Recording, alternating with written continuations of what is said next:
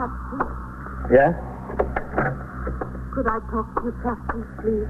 Well, Oh, you're Mrs. Rostek, aren't you? Yes, Mrs. Grostek. Well, it's been a long time. You've still got the store? Oh, yeah. Sure, I got it. When Joe died, I thought maybe I'd sell it, but I couldn't get nothing for a little store like that. I got the store.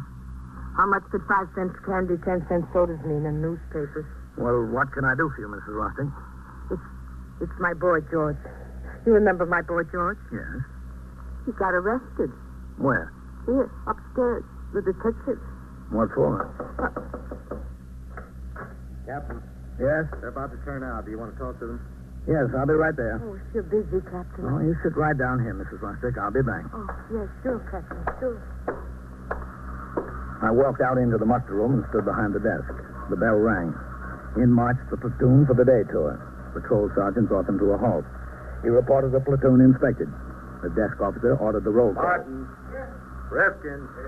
Rose. Shaw. Sutton. Thompson. Savastino. Gonzalez. Captain wants to talk to you. Well, a couple of things, men. We've had an alarm from the Harlem Valley State Hospital. An escaped mental case. His name is Lester C. Trey, age 58, 5 feet 10 and a half inches, 165 pounds. Gray hair, blue eyes, light complexion, medium build, and he walks with a slight limp in his right leg. They say this fellow used to hang out in bar and grills on 2nd Avenue in the 70s before he was confined.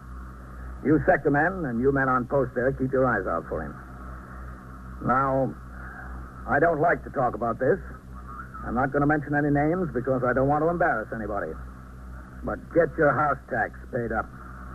Those of you who are delinquent will have forthwith sent to your home. All right, Sergeant. Post the platoon. Platoon, 10, hot. Left, face. Forward, hot.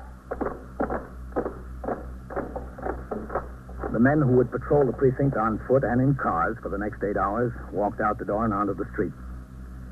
I looked over entries in the blotter. Then I walked back around the desk toward my office where Mrs. Rostek was waiting. 21st Precinct, Sergeant Klein. All right, 671. All right, Mrs. Rostek. Oh, I don't want to take up your time, Captain. That's what I'm here for. What was your boy arrested for? I don't know. Robbery. Tell me what happened. I was asleep 2 or 3 o'clock this morning. I don't know. Mm-hmm. Somebody was knocking on the door. I thought George. I thought he forgot his key. It was 2 men, not policemen, detectives. Yeah. They said, "Where's George?"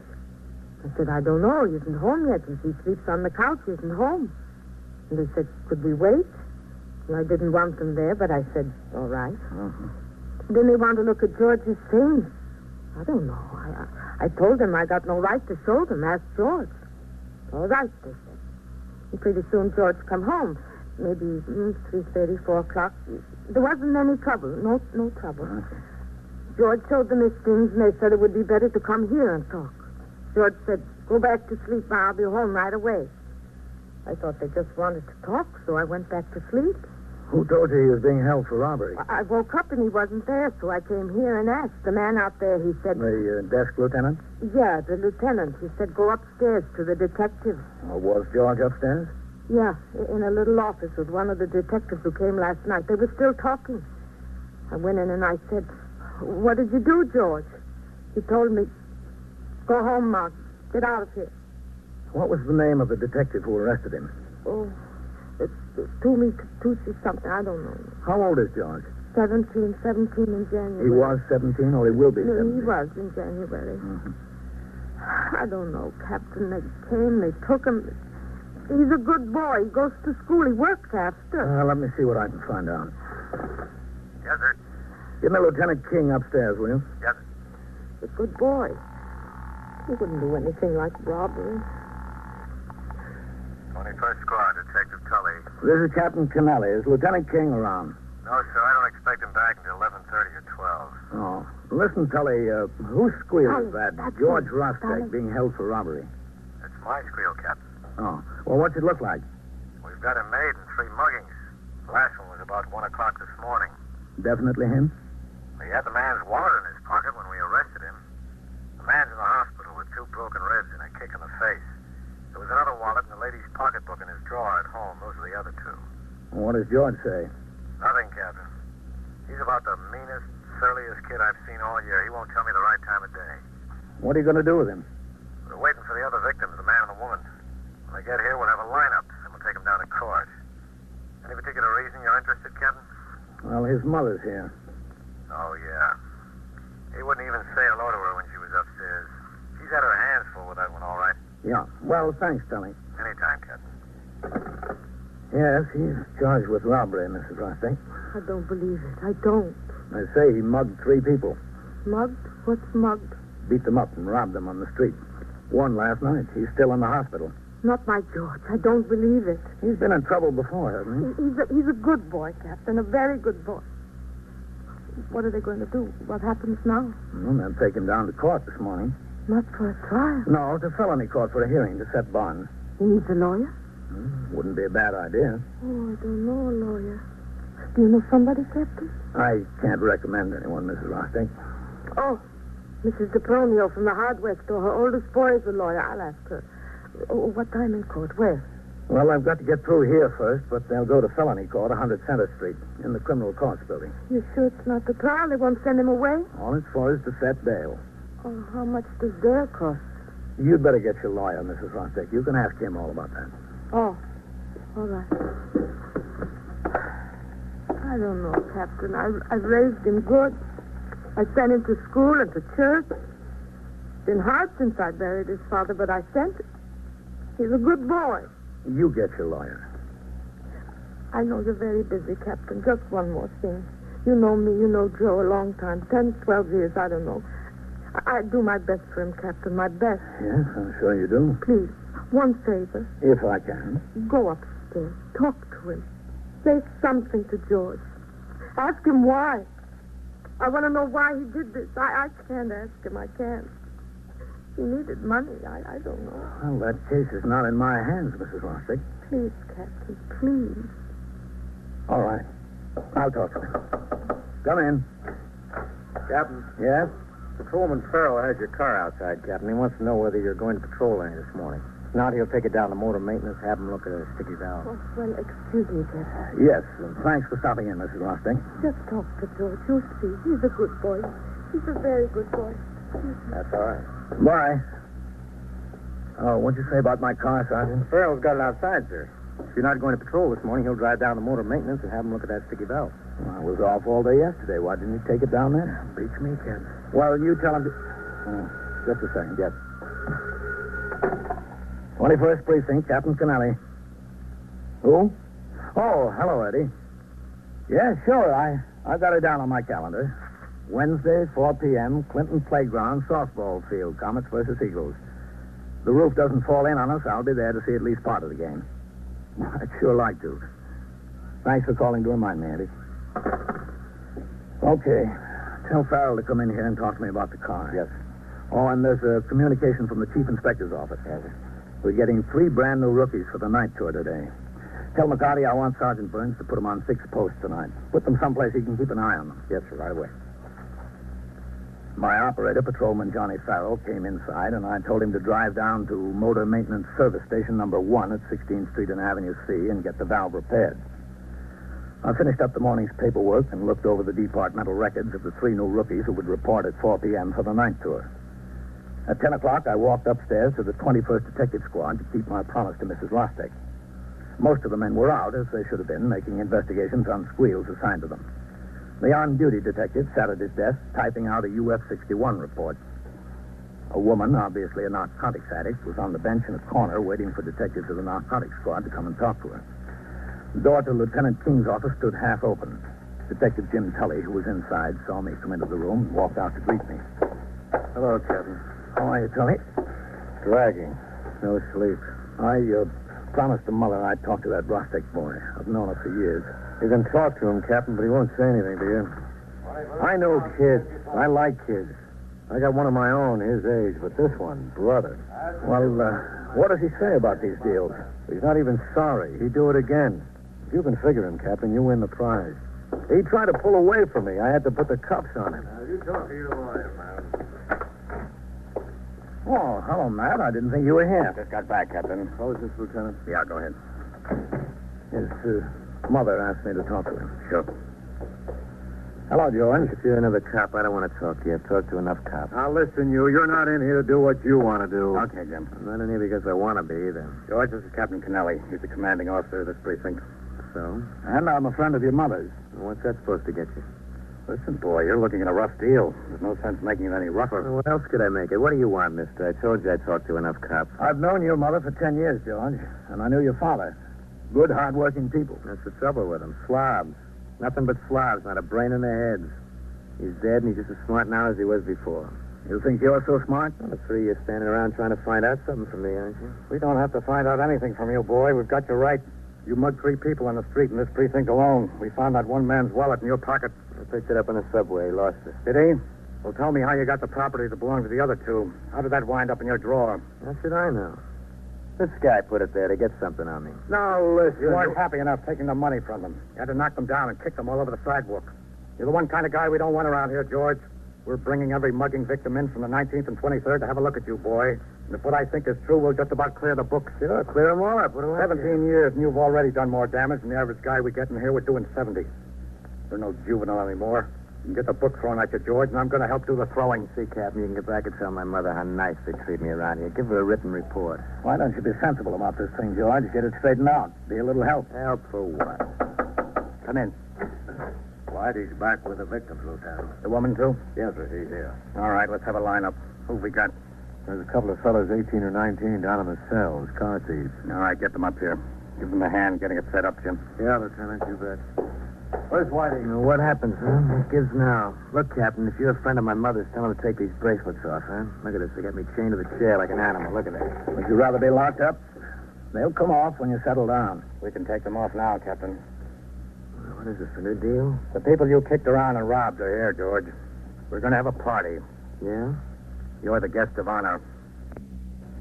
The purpose of a criminal investigation is to arrive at the truth through the accumulation of evidence. Because a police officer is at the scene of a crime only in rare instances, he cannot depend upon his own direct knowledge for the truth. In cases of robbery and assault, the greatest amount of help in arriving at the truth comes from victims and witnesses who can usually identify the assailant on sight. The process of identification is very exact and painstaking for 2 reasons. First, to protect the suspect against erroneous identification if he is innocent, and second, to establish the fact beyond all question if he is guilty. Come in. We're all set for the lineup, Lieutenant. Where are the witnesses, Jim? Across the hall. Hold them there for a minute, I'll tell you. Yes, sir. Would you like to stay around for this, Captain? Yeah, sure. Thanks, man. All right, George, on your feet. Why? Get up.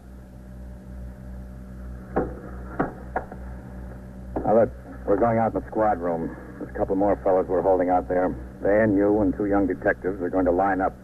And this woman, this Mrs. Brown, and the man, Mr. Clayman, are going to come in one at a time. They were both mugged on the street. What we want to see is, can they pick out the one who mugged them? It's a frame-up. It's all fixed. Is it? I guess it was all fixed that you had Mrs. Brown's pocketbook and Mr. Clayman's wallet at your house. Well, that's possible, isn't it? Look, George, the truth has to come out. Why don't you save everybody a lot of time and trouble? Why don't you save your advice? All right, come on. Okay, let's have the lineup. Yes, sir. All right, you boys, step over here. Over here. Come on. Well, what do you say, George? You can't duck it if you're the boy. Come on, George.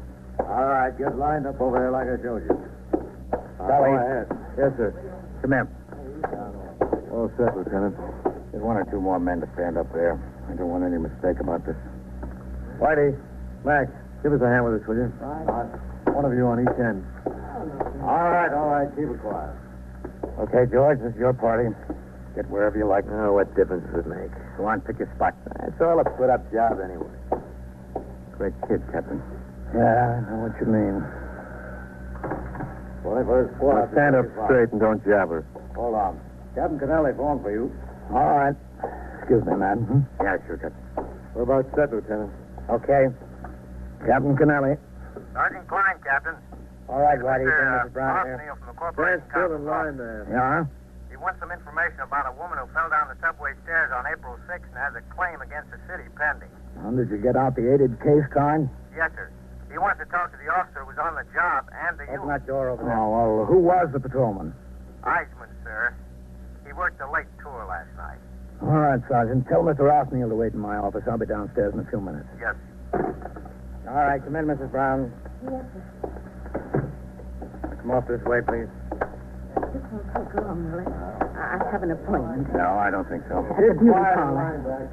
This is Captain Kennelly, Mrs. Brown. How do you do? Hello. I'm Lieutenant King. Hello.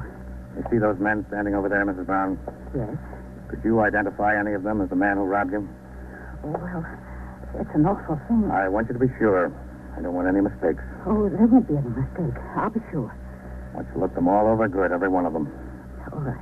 Look them over twice if you have to. Keep quiet. If you see the one, tap him on the shoulder. And now? Yes, now. All right.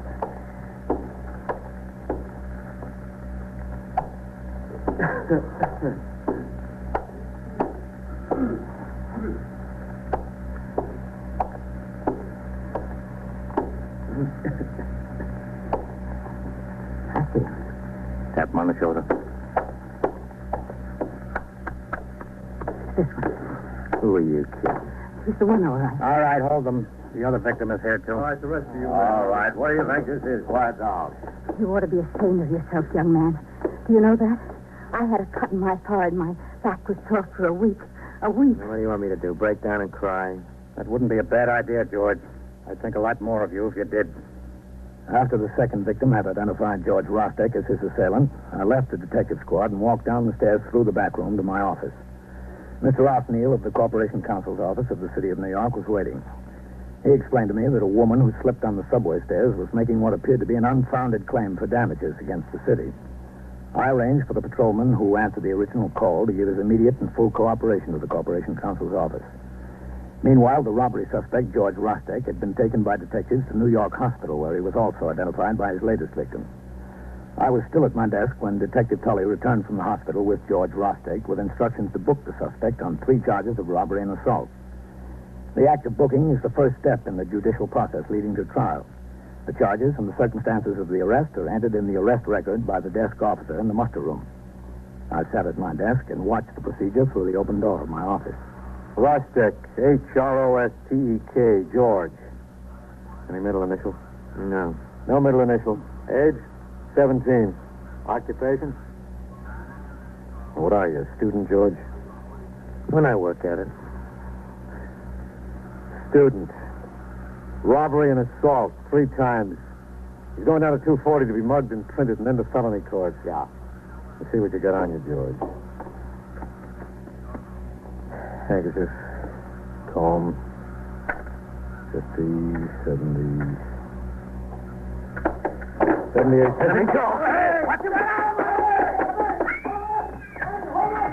It happened faster than it can be told. A citizen, a woman, had opened the front door leading to the street, apparently to make some inquiry or register a complaint. She held the door open while talking to a friend who remained on the sidewalk. The 17-year-old suspect saw his chance and made a break for the door. We were all out the door and onto the crowded street a few feet behind him, but he was young and fast, and he knew the neighborhood. He ran across the street, down the block, and disappeared between buildings. Within minutes, there were over 30 uniformed officers and detectives on the job. The search continued late into the afternoon. No luck.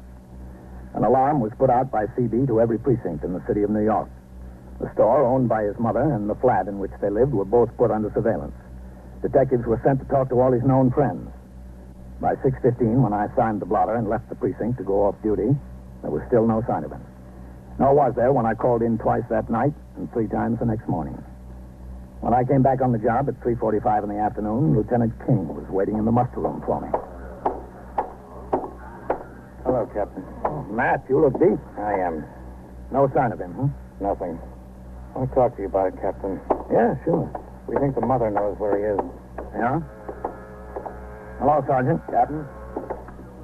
21st Precinct, Sergeant Klein. Yeah. All right. 9-8.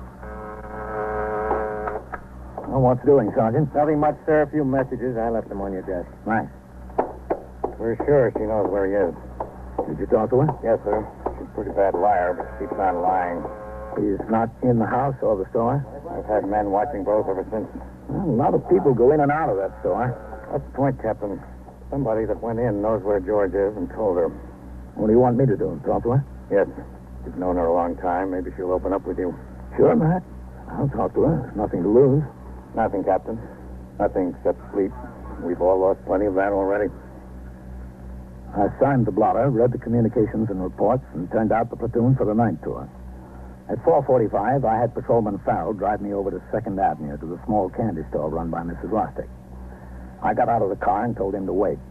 As I crossed the sidewalk, I spotted Detective Jim Tully standing in the doorway 100 feet or so down the block. He'd been on the job 48 hours straight. It was his prisoner. He wanted him back.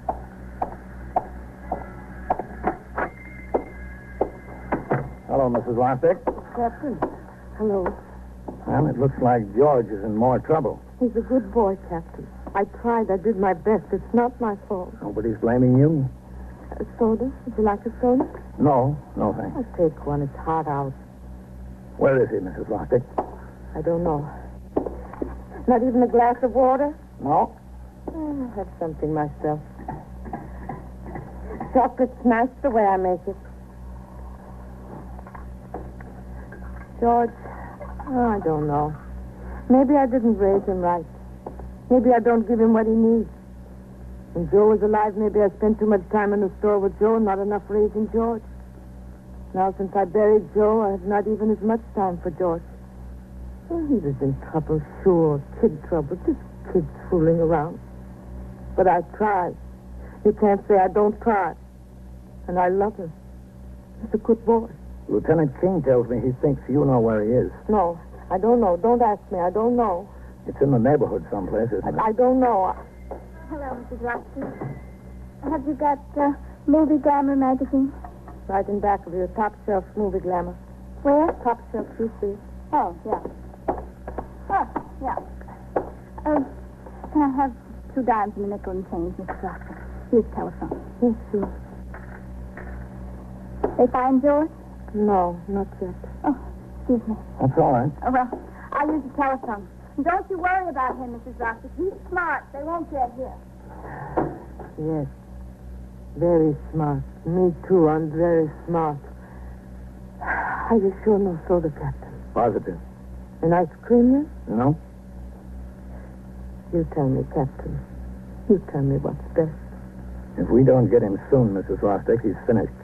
He's young and he's got a chance to get straightened out. A good chance to get straightened out. If we don't get him, he can't do anything but get worse and worse. He's a good boy. He's very good. Worse and worse. So bad he'll never get straightened out. There'll be more muggings. He'll get a gun. He'll kill somebody or get killed himself. Himself? No. That's the way it'll be. The next charge will be murder. The line was busy. So wait and try again. Oh, they're on the phone all the time. What's the use? No, thank you, Mrs. Roxy. Bye. Where is he? I don't know. You want him to get straightened out, don't you? I don't know, but he does, Jonas. Yeah? He's been coming in for money to buy him food. He's hiding in a club room someplace, a club room that the boys have got. I put the money in the magazine, $5. Thanks, Mrs. Rostick. Captain, Yes? he's a good boy, Joe. A good boy. I hope he turns out to be. I looked both ways on the street. I saw that the girl had turned north and was walking slowly away from the store. I followed her until I got to the point where Detective Jim Tully was waiting in the vestibule. Jim. Hello, Captain. That girl, yellow dress and blonde hair. Yes, sir? George is hiding in the clubroom. Stay with her. She'll need you there. Thanks. Who told you, the mother? Yep. I don't get it. She was a clam with us. Why? Because George is a good boy. Get going. You'll lose her. Yes, sir. And so it goes on, around the clock, through the week, every day, every year.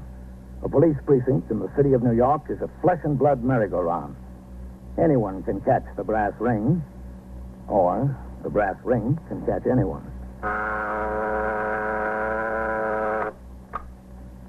21st Precinct, Sergeant Klein. Yes, sir. What's the address? 205? 209. Inside? In front of the shoemakers. What's the trouble there? What do the men have? What kind of a gun? Incidents portrayed on tonight's 21st way did Precinct he occurred go? last How year. far I seem to Names know were now. changed to protect the interests of persons involved. 21st Precinct is presented with the official cooperation of the Patrolmen's Benevolent Association, an organization of more than 19,000 members of the Police Department, City of New York. Everett Sloan in the role of Captain Kennelly, Ken Lynch as Lieutenant King. Featured in tonight's cast were Barbara Weeks, Elaine Ross, Linda Watkins, Lawson Zerby, Bob Reddick, and George Petrie. Written and directed by Stanley Niss. Produced for CBS Radio by John Ives. Art Hanna speaking.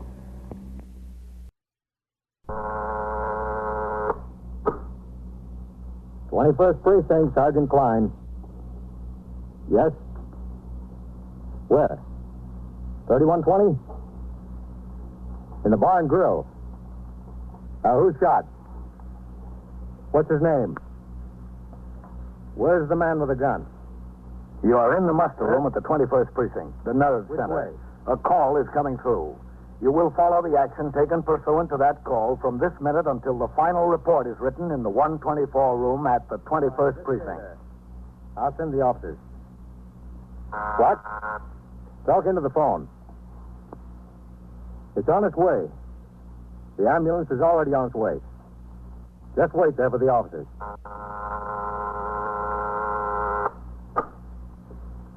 21st Precinct. It's just lines on a map of the city of New York.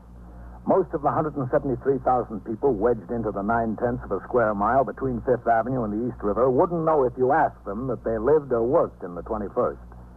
Whether they know it or not, the security of their persons, their homes, and their property is my job. My job and the job of the 160 patrolmen, 11 sergeants, and 4 lieutenants, of whom I'm the boss. My name is Kennelly, Frank Kennelly. I'm captain in command of the 21st. I was working my 6 p.m. to 8 a.m. tour. It was a hot, muggy night. After I turned out the platoon for the late tour, I went on patrol of the precinct with patrolman Johnny Farrell as operator and myself as recorder. At 2:55, we were driving south on Lexington Avenue in the 70s. There were few cars on the street and fewer pedestrians. All right, cut across east on 72nd, Johnny. We'll take a turn up first. Yes, sir. KEA 38. What was the matter with your boy, Johnny? I don't know, Captain. An allergy, the doctor said. 75. A rash like that could be caused by anything. Something he ate or one of his toys or a weed or something. Hard to tell. Yeah, no. And to keep him from scratching. How are you going to keep a kid 5 years old from scratching in his sleep unless you try Well, if there's somebody running. Huh? Where? This side, down on the next block. Oh, yeah. Let's take a look. The man. Pull up ahead of him. Police officer, what's your hurry? No? Hold up. I was running to the police station. Okay, Captain. Yeah? Well, tell me, mister. Hold up, guys. They shot my boss. Where? Bar and grill. He's dead. I think he's dead. And where were you running? The police station. What was the matter with the phone? I don't know. I was so excited, I guess. What's your name? Charlie Burgess. I'm the bartender. Okay, get in the car. Open the door, Farrell. Yes. He looked dead to me. All right, get in, Charlie. You go around, Johnny. Yes, sir. Where is this? The bar and grill, 2 blocks up. Oh, what's the street address? 3120. 3120, Johnny. Yes, sir. The 2 guys were there for an hour almost. Poor Dutch. All right, 620. Go ahead, 620. We picked up a man who reports a robbery and shooting at the Bar and Grill, 3120 Lexington. 3120. That's right. We've got the witness. We're on our way. Okay. You were running to the police station? Yeah, that's right. Police station's in the other direction. 21 car 631 and 632. The address 3120 Lexington. All right, come on, Charlie. Let's go. Come on. I didn't know where the police station was. How should I know? Inside, Charlie. He's over there behind the bar. How come the music? Hold up, guys. Put a couple of quarters in the jukebox. I don't know. There. Is he dead? Yeah, he's dead. Here's the gun, Captain. Over here. All right, let it lay, Farrell. And pull the plug on that jukebox. That's it.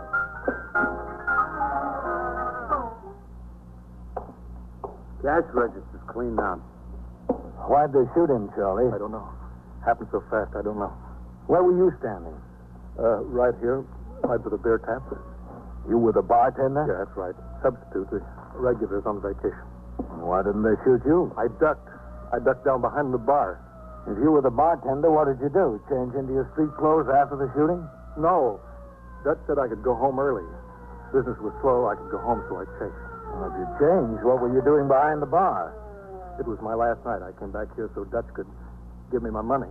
No other customers around when it happened? No, just the two heisters. Hey, what is this, anyhow? That's what we want to know from you, Charlie. What it is. Two sector cars, the sergeant's car, detectives from the 21st Squad, and an ambulance arrived on the scene almost immediately. As required in homicide cases, Lieutenant Matt King, commanding the 21st Squad, was called from his home. Also notified were the Manhattan East Homicide Squad, the Medical Examiner's Office, the New York County District Attorney's Office, the Police Laboratory for latent fingerprint experts, and a police photographer, and such superior officers of the department as were concerned. Premises were completely examined for latent fingerprints and other physical evidence. The apparent murder gun, carefully handled, was tagged for evidence by the laboratory men for ballistics and fingerprint examination. The body of the victim was taken to Bellevue Morgue for autopsy. At 10 minutes to 4 a.m., Lieutenant King brought Charles Burgess to the station house for a detailed account. There in the 21st Squad, he was questioned by Lieutenant King in his office in the presence of Assistant District Attorney Lewis Curley, two detectives, and myself. Now, you said the two bandits were average height. Yes, sir. Tell me what you mean, Charlie, by average height. Average height. They weren't too big. They weren't too small. Would you say they were as tall as I am? A little taller, maybe. About as tall as Captain Kennelly? About, yeah. Yeah, I guess. Both of them? And they were about the same height? Well, one was a little taller than the other. It was only a little. Which one? The one that fired the shot? Yeah, the one that fired the shot, he was a little taller. You told Captain Kennelly on the scene that the other one was a little taller. Isn't that right, Captain? That's what he said. Well, one of them was a little taller. What are you trying to do to me anyway? You're getting a little confused, Charlie. Well, this whole thing is enough to confuse anybody. Here, Charlie. Have a cigarette. Yeah, I could use one. 21st Squad, it shouldn't be confusing if you're giving us the facts. That's all I'm giving you is the facts. Thanks. That's all right. I'm telling you what happened. What else do you want from me? Okay, thanks. Nothing else, Charlie. Well, that was the ME's office with the preliminary report, Lieutenant. Yeah. 2 bullet wounds, one through the right shoulder, the other entered the left arm, went through the chest, and pierced the heart. That was the baby. Stand up a minute, Charlie. Me? Yeah, you. Stand up. Whitey.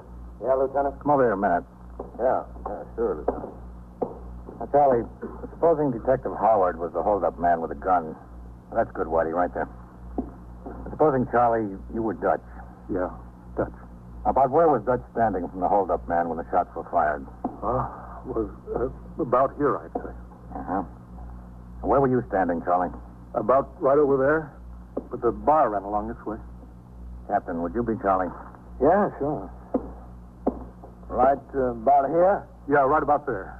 I could show you better if I was myself. I want you to be Dutch. Yeah, Dutch. All right, now the hold-up man fired the first shot. Bang. It hit Dutch in the right shoulder. Yeah?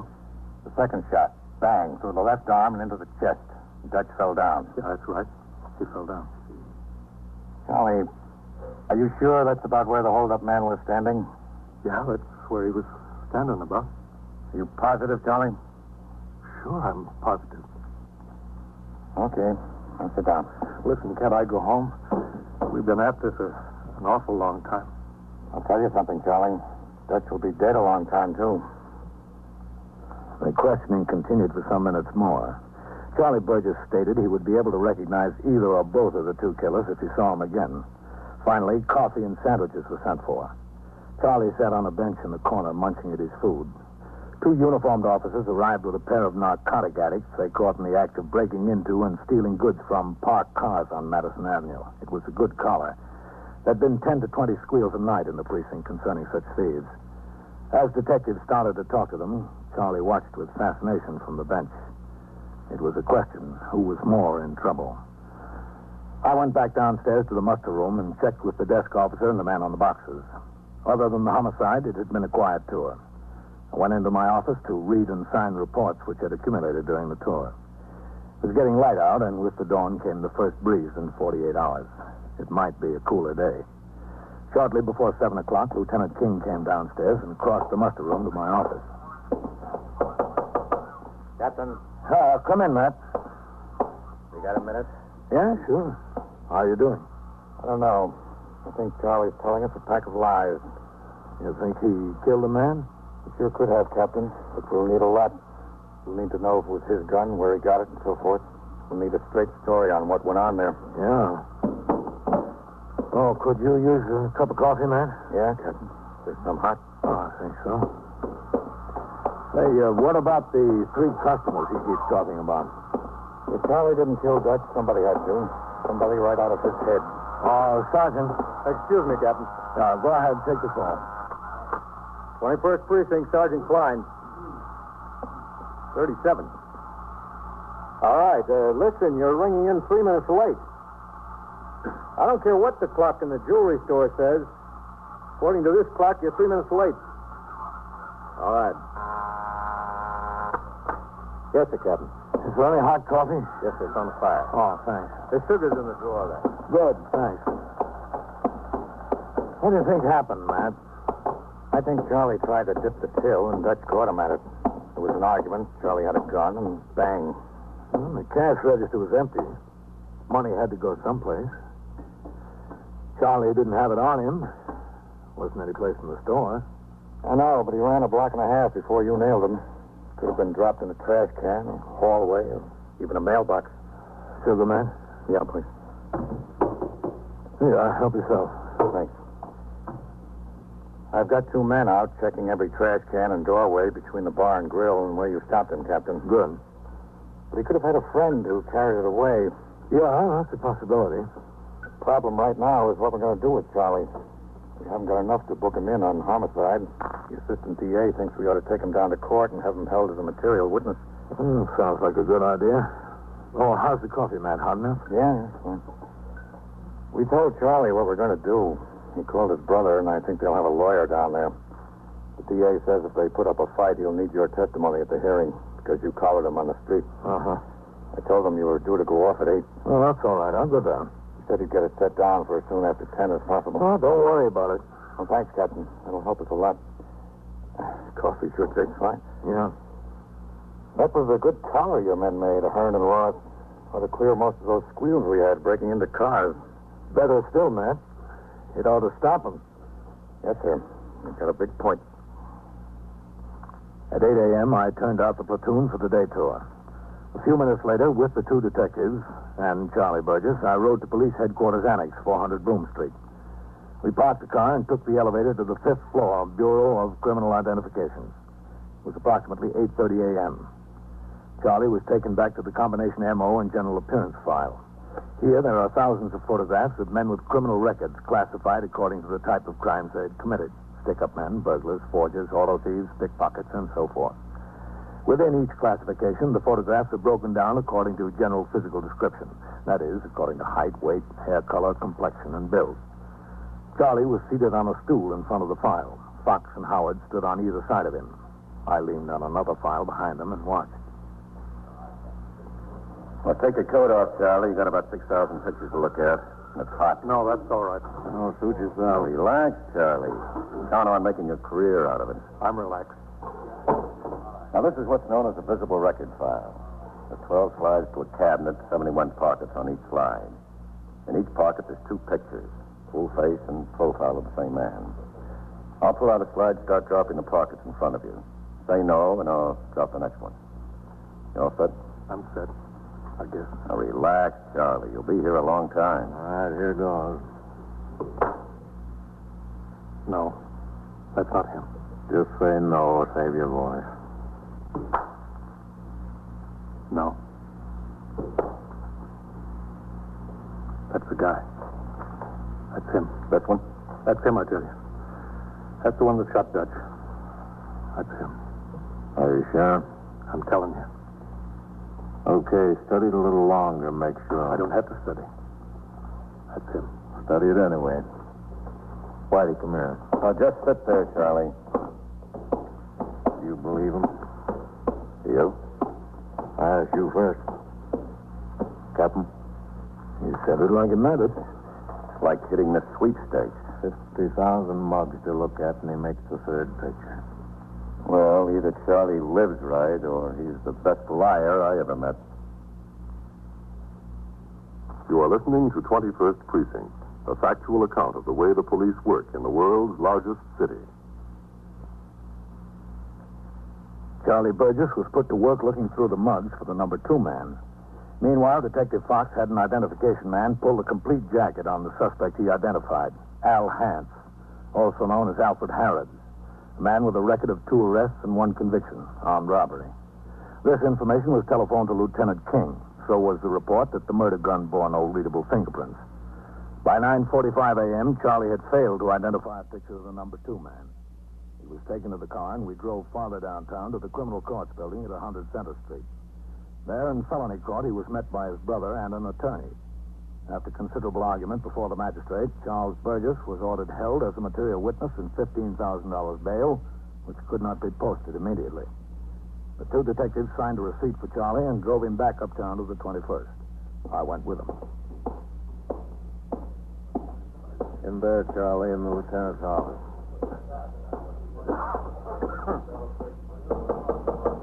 Come in. Go ahead, Charlie. Hello, Captain. Thanks a lot. Oh, that's all right. Shut the door, will you, Fox? Yes. Sit down, Charlie. Look. Sit down. Captain, you were in on this thing before any of us, except Charlie, that is. Do you think you can get him to talk sense? I'll try. Look, I don't feel like talking to anybody. I'm bushed. Well, what do you think we are? I'm really bushed. Can't I get some sleep? Maybe? Maybe. What kind of an answer is maybe? It's as good as the answers you've been giving us, Charlie. You know I wouldn't do nothing like kill him, Dutch. I liked him. I loved him. Like a brother, I loved him. Charlie, there's more murders over love than hate. I'm telling you. Everything stacks up against you, Charlie. You say there were 3 other fellows left the bar right before the holdup. We can't find a trace of them. They were in there. They were in there. You could have used the phone to call the cops. Instead, you ran to the police station. Only you ran the wrong way. I'm from Brooklyn. I only worked there 3 days. I got mixed up. That's natural. Is standing behind the bar in your street clothes natural? No. Why did it happen when there were no customers in the joint, Charlie? I don't know. What do you want from me? Facts, Charlie, just facts. I'm giving you facts. That's all I've been giving you. Isn't it a fact that you waited until all the customers were gone and you pulled a gun on Dutch? No, it's not. Isn't it a fact that you shot him in cold blood with the intention of saying 2 hold-up men walked in? No. And you were running away and ran right into my arms? No, it's not so. It's not so. It's not.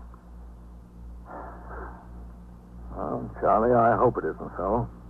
For your sake. Because whoever did do it is going to wind up in the electric chair. That was as far as we could get with Charlie. I left him with Lieutenant King and went downstairs to the muster room. I signed the blotter and left the precinct, not due back on the job until 8 the next morning. In the meantime, Lieutenant King had detailed 2 men to trace Al Hance, the former convict whose picture was identified by Charlie Burgess. From different sources, they learned 2 facts. One, that Hance owned an automobile, a 1949 Plymouth Coupe painted 2-tone green, that Al Hance now lived someplace in the neighborhood of St. Mary's Park, the Bronx. That night and early the next morning, detectives cruised the streets within 10 blocks of each side of this park looking for such a car. At 4 o'clock in the morning, one was spotted parked near the Mott Haven yards of the New Haven Railroad. The registration was checked with the Motor Vehicle Bureau. The car was registered in the name of Al Hance. 2 men of the 21st Squad were assigned to a stakeout. By 8 a.m., he had not shown up. 2 detectives were sent in relief. They watched until 6 p.m. Still, no luck. At that time, Detectives Fox and Howard were sent in relief. They watched the car for 7 hours. That's him, Whitey. There he goes. Let's get him.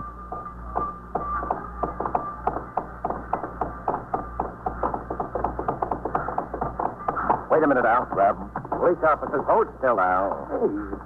Hey, what's the idea? Hold still. He's clean. Listen, what's the idea? What do you want? We want to talk to you, Al. All right, let's talk. What's the beef? What have you been doing for the past week? I've been working. Working for a trucking company. Where? Here in the Bronx. Days or nights? Well, a little of both. And what else have you been doing? Well, I've been dating a girl. Every night?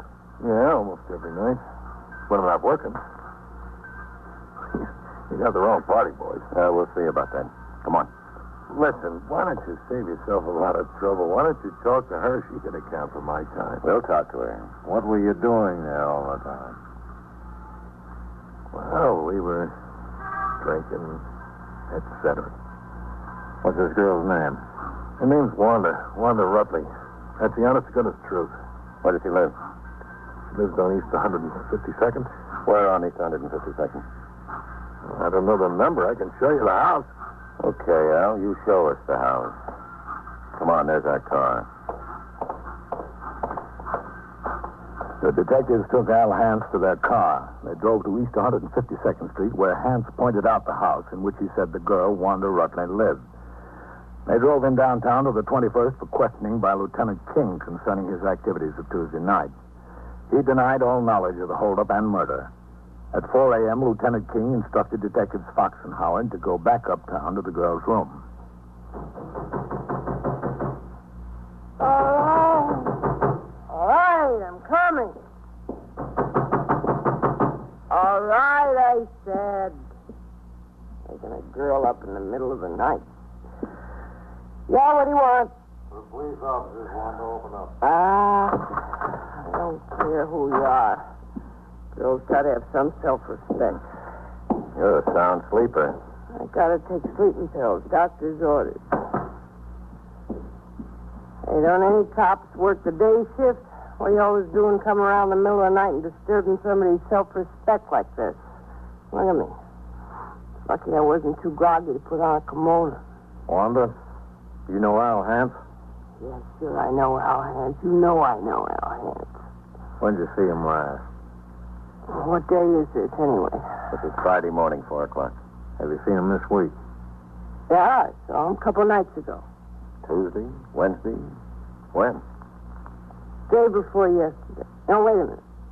What was that, Tuesday? Day before yesterday? That's right. He was here, yeah. Excuse me, I gotta sit down. Go ahead. Oh, thanks. You're very generous. What time to get here Tuesday night? Oh, I don't know. About 9, 10 o'clock, something like that. What time to leave? It was late, very late. About midnight? No, much later. What do you do, anyway? 1 o'clock? No, much later.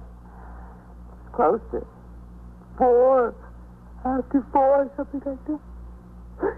Close to 4, huh? I don't know exactly where. It was rather sometime. What was he doing here all the time? Well, we were... Do I have to say? I'll say anyway. We were drinking and we were playing canasta. Canasta. Canasta. We were playing canasta. All right, Wanda. Go in and get dressed. Why? Some people want to talk to you downtown. In the middle of the night. Always in the middle of the night. It doesn't look good, Whitey. Well, that depends whose side you're on. Looks great for Al. For Charlie, it looks terrible. I was on the job at 7:45 in the morning. After I turned out the platoon, I looked over the blotter and arrest records for a picture of what had occurred in the precinct during the night. Lieutenant King walked in the front door. With him were Detective Fox and Charlie Burgess. He told me that after a night of questioning, the girl had verified Al Hance's story in every particular. Now he was about to bring Charlie face-to-face with Hance. With Lieutenant King, I followed Detective Fox and Charlie Burgess through the back room, upstairs, and into the detective squad. All right, Charlie, let's go inside. Captain? Yep.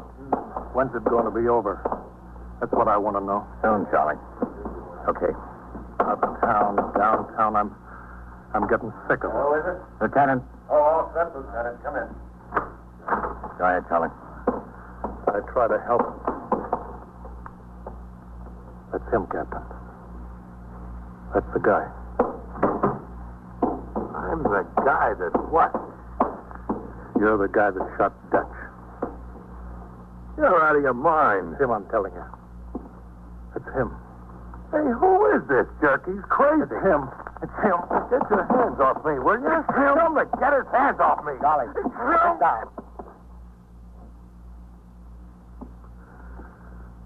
Yeah.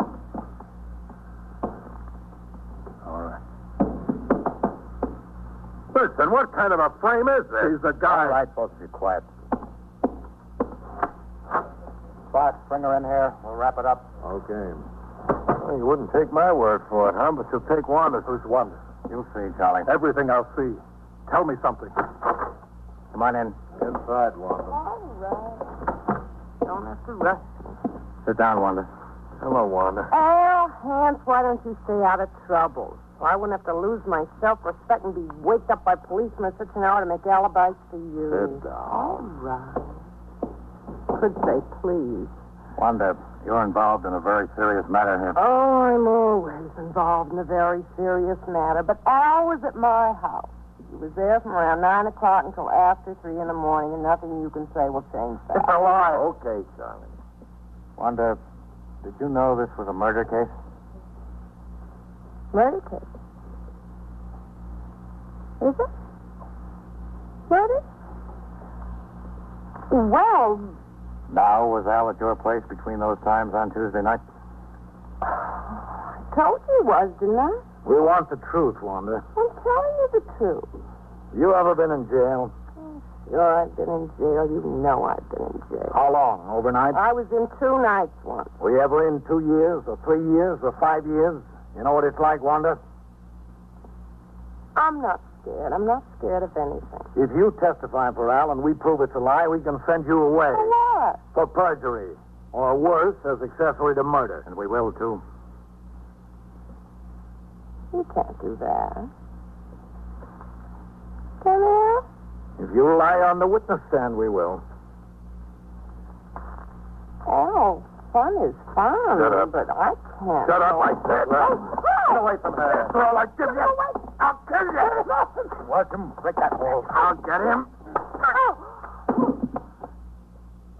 That'll hold. I didn't mean any harm. Honestly, I didn't. He just said that he was in a little trouble, and if I was asked any questions to cover up for him. All right, Wanda, sit I down. didn't mean any harm. I didn't know it was a murder, bee. Sit down. Yeah. Is he okay? He'll come around in a minute. Thanks, Captain. For what? You see? Yeah, we see, Charlie. We're sorry if we gave you a hard time. It's all right, Lieutenant. You guys were just doing your job. I know that. I'll admit it. It looked bad for me. Awful bad.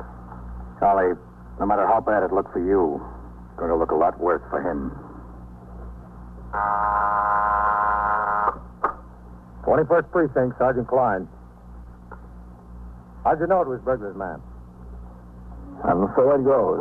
Around the clock, through the week, every day, every year. A police precinct in the city of New York is a flesh and blood merry-go-round. Anyone can catch the brass ring. Or the brass ring can catch anyone.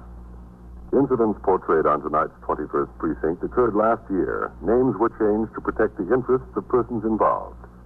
21st Precinct is presented with the official cooperation of the Patrolmen's Benevolent Association, an organization of more than 20,000 members of the Police Department, City of New York.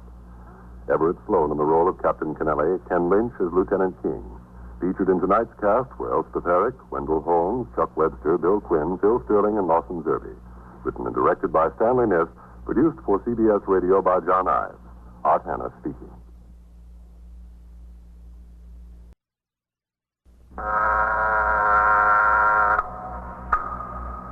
21st Precinct, Sergeant Klein. A what? How do you know something's wrong? How many days haven't you seen him? How do you know he's been in the apartment all that time? You are in the muster room at the 21st Precinct, the nerve center. A call is coming through. You will follow the action taken pursuant to that call from this minute until the final report is written in the 124 room at the 21st Precinct. Do you have a key to get in? What makes you sure it's been bolted from the inside? All right. I'll send the officers around to have a look. Where can they find you? All right. Just stay there. I'll send them right over.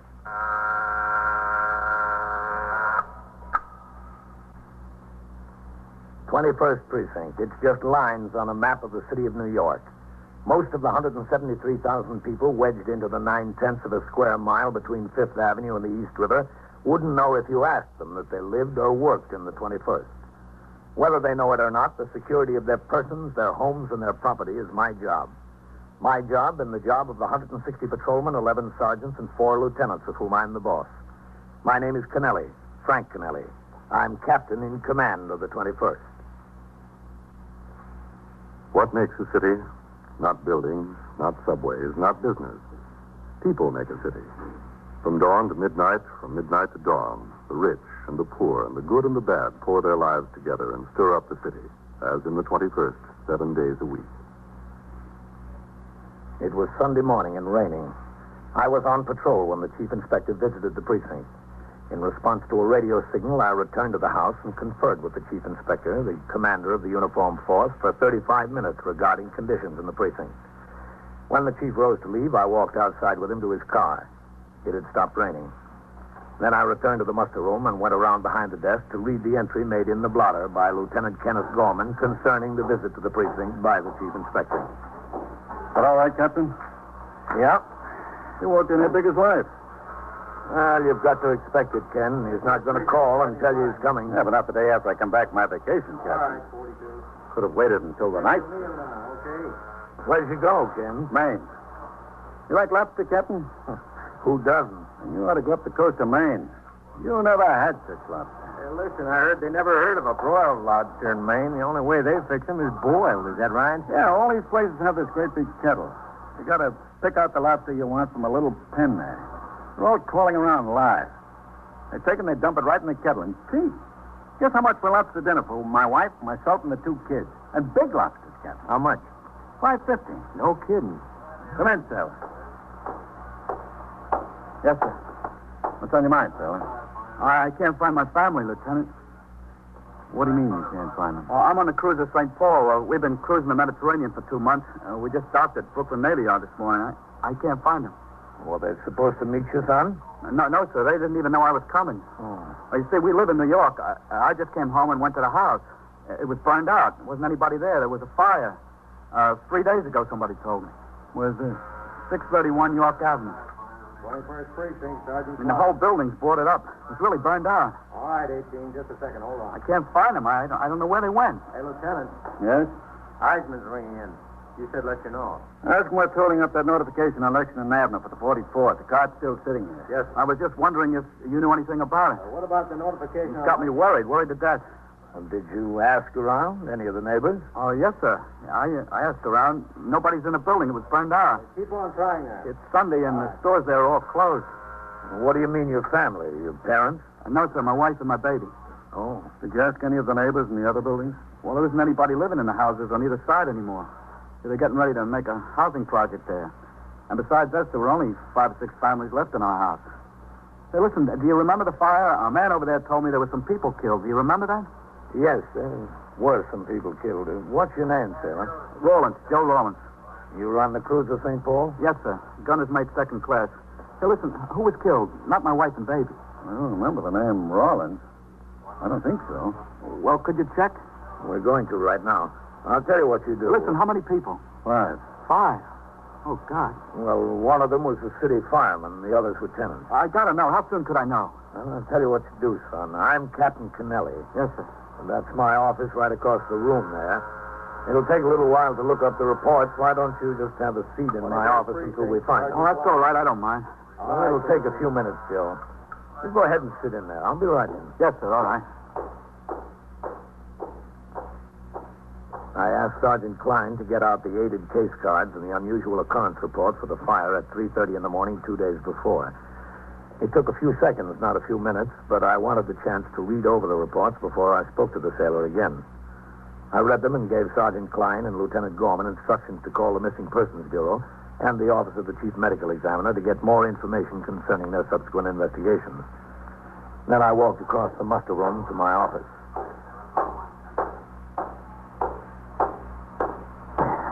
All right, Joe. Well, they weren't killed? Their names weren't listed among the victims. No Rollinses. Oh, man. Sit down, son. Yeah, thanks. Thanks a lot. You don't know what a relief it is, Captain. I know. Have a cigarette, Joe? Thanks. Thanks. Well, where are they? Where could they have gone? Well, that's what we'll have to find out. Do you have any other family in New York? No, sir. My folks are dead, both of them. You see, that was originally their flat there. I was based out in San Diego when I got married. And my father died, and then about a year later, my mother. Mm-hmm. I was about ready for sea duty again, and I was transferred to the Atlantic Fleet, so Doris and me, that's my wife, Doris, we decided the best thing would be to take over my mother's flat. Well, sounds like it was a good idea. Yes, sir. So we brought the baby on east. That was just the beginning of May. How about any close friends she could be staying with? Well, I wouldn't have any close friends. You see, I've been gone for 3 or 4 years, and I just drifted apart from any friends I did have. As far as Doris is concerned, I don't know. I shipped out just a couple of days after we moved back here. I don't know if she made any friends or who. Does she have any family here? No, sir, not in New York. Her folks live in San Diego, just outside of San Diego. She's got a sister in Missouri. Where in Missouri? St. Louis. And her sister's married to a fellow in the insurance business in St. Louis. Got a good job. I don't know where she could have gone. Beats the living daylights out of me. Well, how about her sisters in St. Louis? No, I don't think so, Captain. It's too far, and, well, they only got a small place, 3 kids of their own. I don't think so. I'm sure. That was a pretty bad fire, wasn't it? The building really looked wrecked. Yeah. They don't know how it started. Short circuit, they think. What floor did you live on, Joe? 4th floor in the front. I wonder if she got anything out of there. I had a ball signed by Babe Ruth. I'd hate to lose that. They're getting rare. How old is your baby? 2. She'll be 2 next month. You want to see a picture? Yeah, sure. She's the cutest little thing. Yeah. Josie. That's after me. Josephine's her real name. She is cute. Is that your wife? Yes, sir. That's Doris. Oh, you know where I took that? We had to change buses in Columbus, Ohio. I took that on the state capitol grounds. They got squirrels out there so tame they just walk up and take peanuts right out of your hand. Honest. About how tall would you say Doris is? Oh, I don't know. About 5'1", 5'2", something like that. I don't know. Well, how much would you say she weighs? Oh, about 110, I guess. Why?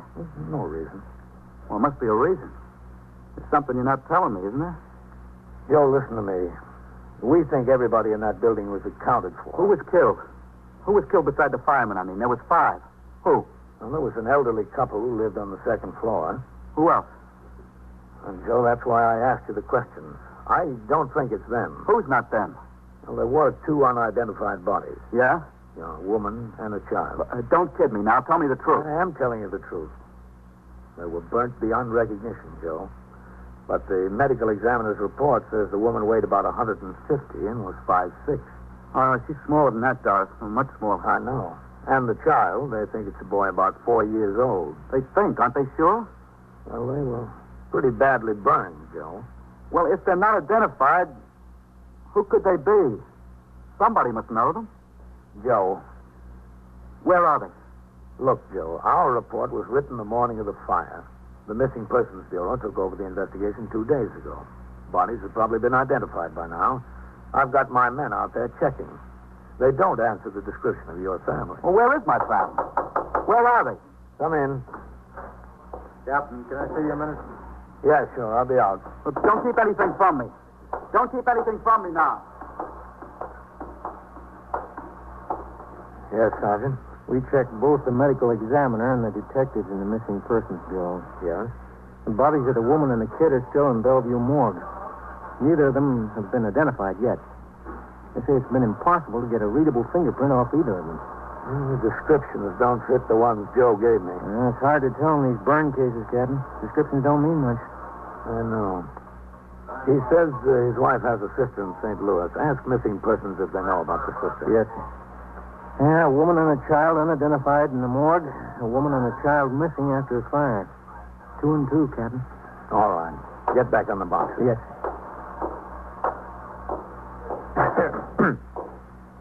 It's them, isn't it? That's what he told you? No, that's not what he told me. Well, then where are they? What happened to them? We haven't any idea, Joe. but we're sure going to find out. A little before noon that Sunday, I put out a call for the patrol sergeant, Timothy Waters. He was instructed to come by the station and pick up the sailor.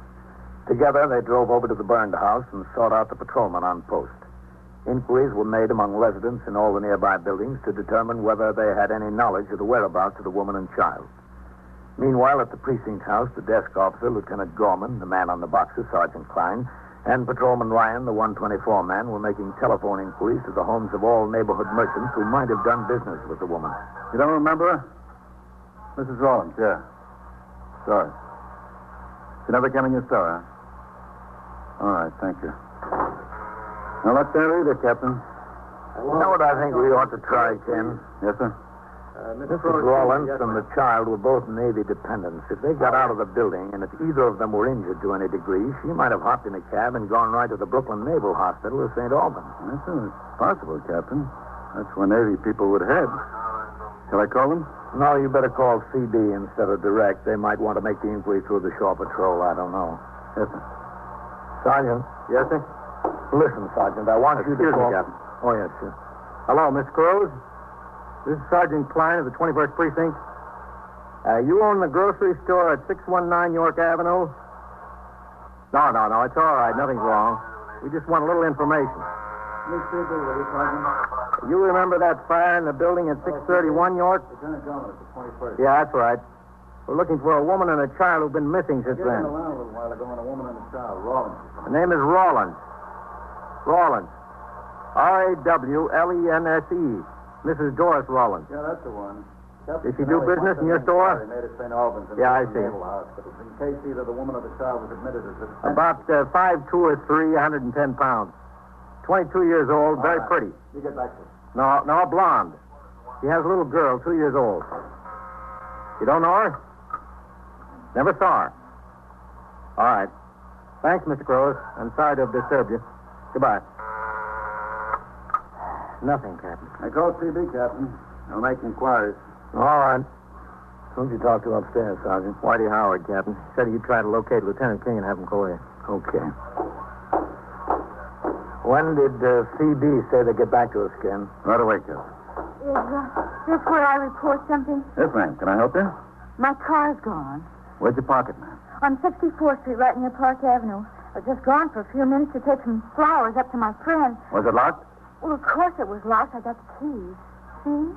The doors and windows, too? Well, everything. I was just gone a few minutes. You're sure you didn't park it someplace else?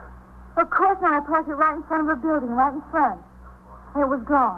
Sergeant, who's catching upstairs? They're all out, Lieutenant. They're busy with the safe and lock squad on a couple of burglaries we had last night. You see that door back there?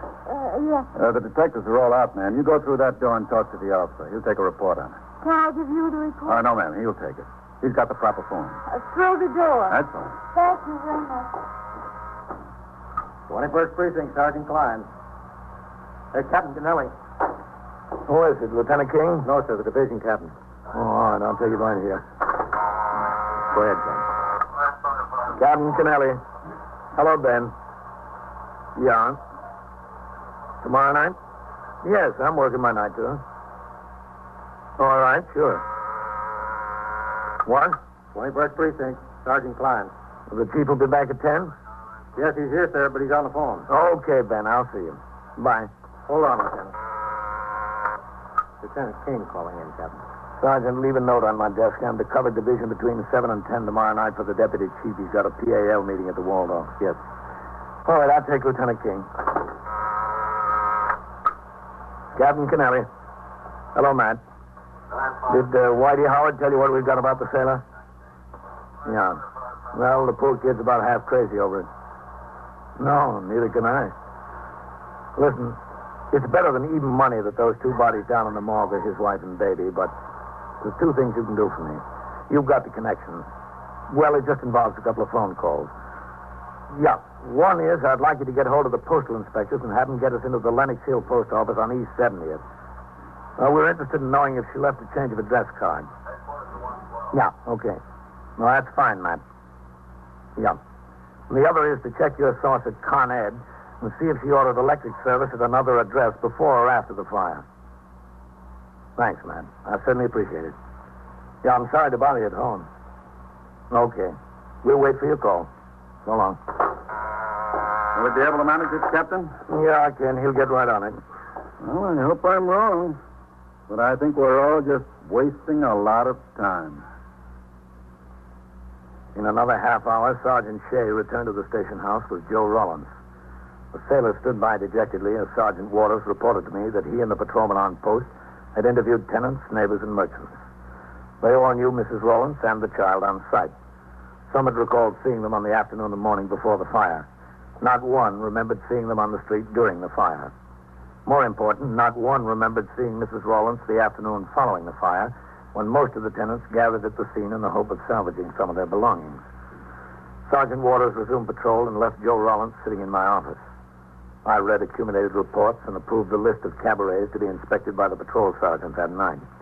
Ellen called, and I made arrangements to meet her in Midtown for dinner. Then I went back to reading and signing reports. Finally, the sailor raised his head. Captain, Yes, Joe? where they got them? And where have they got what? The bodies. Oh. At the morgue, Bellevue. I want to look at them.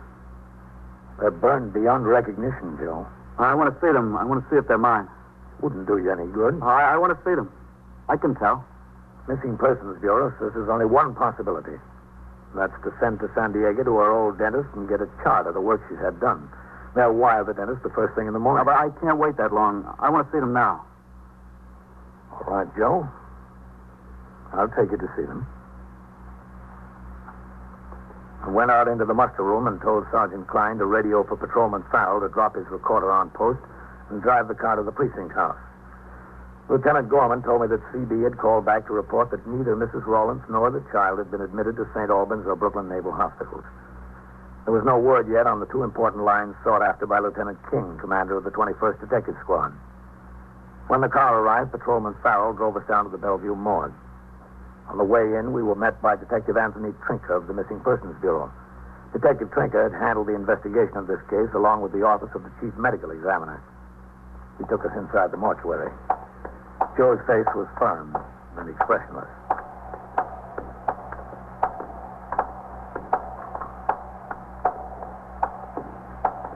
All right. That one, Arthur.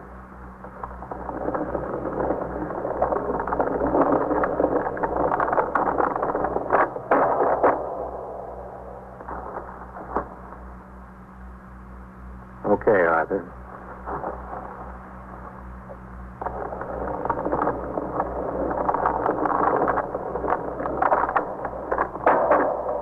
Over here now.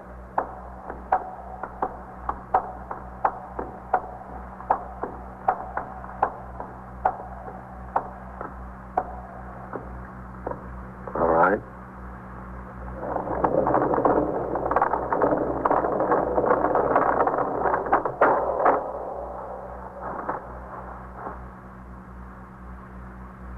They don't even look like people. All right, Arthur. Thank you.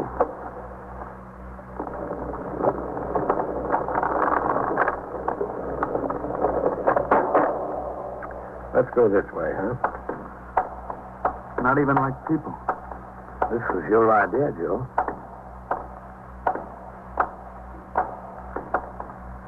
Through there.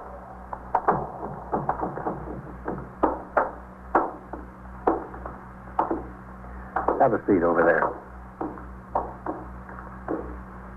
Captain? Thanks, Tony. Joe? Oh, that's all right.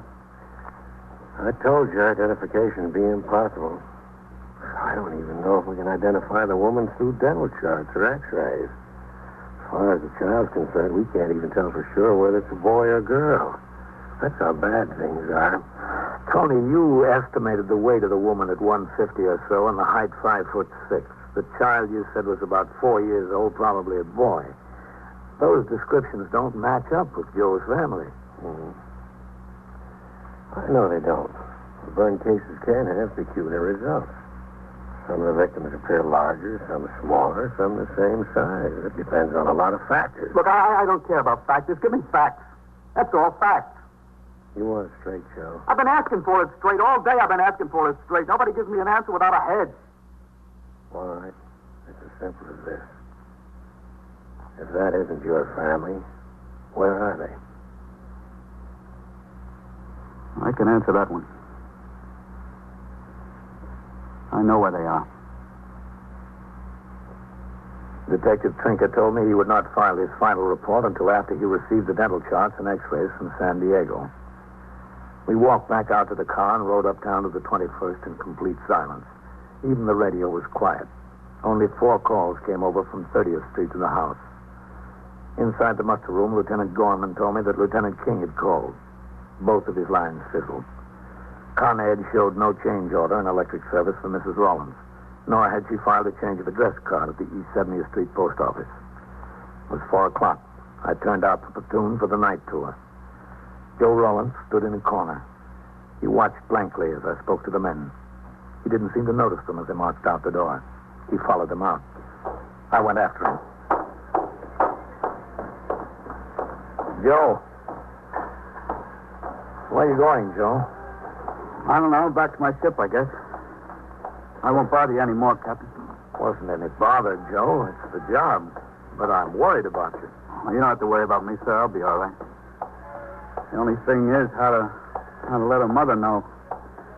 How can I break the news to them? It's got to be done. They're such nice folks. It's just a shame. Yeah. Got to let her sister know, too. You know, we stopped there for a day on the way from the coast. She showed us a real time in St. Louis. Oh, we sure did have fun. We laughed and carried on. Everything was so funny. Very funny now. You've got to give these things time, Joe. Yeah. I think maybe I'll call her sister and then let her sister call her mother. That's the best thing. I'll do it right now while it's on my mind. It's the only way. Get it over with. Have they got a phone in there in that candy store? Yeah. Oh, just one more favor, Captain. You come with me while I call, just so I don't get cold feet. All right. That's what I'm afraid of. I'll get cold feet. Go ahead. I'll get some change. Oh, that's all right. I got lots of change. All right. I'll leave the door open, all right? Sure, if you want. I got her sister's number in my wallet. You know, in case of emergency. You dial 211. That's long distance.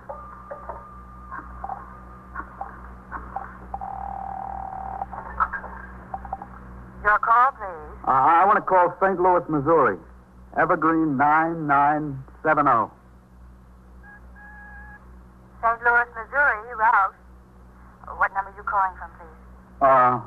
Eldorado 54599. 3155 tandem, dial 2 letters plus the number. I don't know how I'm going to say it, Captain. Deposit $1.50 for 3 minutes, please. Yes, ma'am. 25, 75. No. Thank you. They're ringing. I should have thought of what to say. I don't think anybody's home, Captain. Let them keep ringing. Hello? Hello, this is... Doris? Who is it, Joe? Yeah, honey, it's me. Joe, you should have written. It's her. She's in St. Louis. Well, when'd you get in? What are you doing in St. Louis? I got in this morning. We came about 3 days ago. Oh, gee, it's good to hear you, baby. You don't know how good. Hey, what are you doing there? Bill wired me that Aunt had to have an operation. Oh, yeah? No one to take care of the kids, so I just left in an hour's notice. Oh, how is she? Oh, she's getting along fine. I didn't expect her till September 1st, Joe. I'm sorry. Oh, it's all right, baby. It's all right. How's Josie? Wonderful. Getting bigger every day. She just loves her cousin. How do you feel? Oh, fine. Just fine. Hey, listen, I got some big news for you. You made peace? No, nothing like that. This is really very funny. It's a riot. The house burned down. The house burned down. Joe, what are you talking about? Look, I'll explain it to you when I get there. Joe! Kiss everybody for me. I'm taking the next plane. I'll wire you from the airport. Joe, what about the house? I missed the plane, baby. I'll tell you when I get there. Goodbye. Oh, thank God. Joe, I'm happy for you. I'm pretty happy for myself. Except, Who are the woman and child down there? You've got your problem worked out, Joe. Let us worry about this one.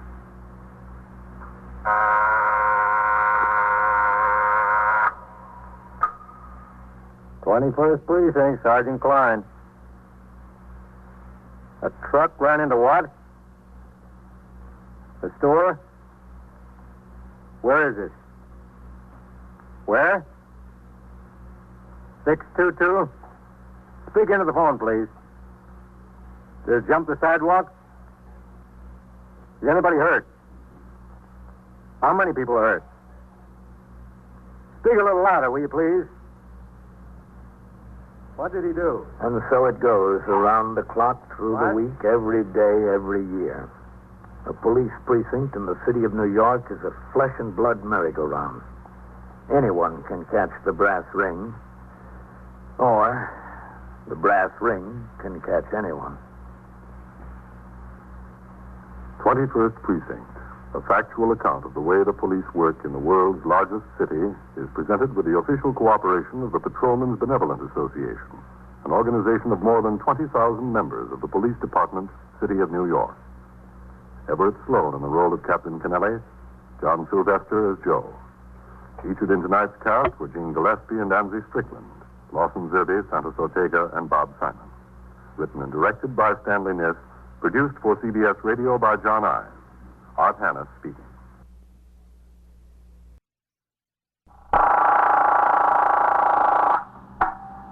'21st Precinct, Sergeant Klein. Who's dead? Who? He was killed. Ah. Where is it? Where? 88 East what? East 70th? Who is this calling? You are in the muster room at the 21st Precinct, the nerve center. What? A call is coming through. You will follow the action taken pursuant to that call from this minute until the final report is written in the 124 room at the 21st Precinct. All right. Just stay right where you are. The officers will be there right away. Yes, right away. They'll take care of it. Yes, right away. 21st Precinct. It's just lines on a map of the city of New York. Most of the 173,000 people wedged into the 9/10 of a square mile between Fifth Avenue and the East River wouldn't know if you asked them that they lived or worked in the 21st.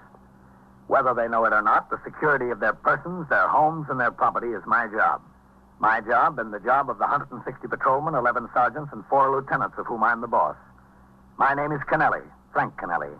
I'm captain in command of the 21st. What makes a city? Not buildings, not subways, not business. People make a city. From dawn to midnight, from midnight to dawn, people pour their lives together and stir up a city where even love can lead to death. I was working my 8 a.m. to 6 p.m. tour. When I arrived at the station house, I signed a blotter and read over reports and communications that had accumulated since I went off duty 24 hours previously. Sharply at 8, I walked into the muster room and turned out the platoon for the day tour.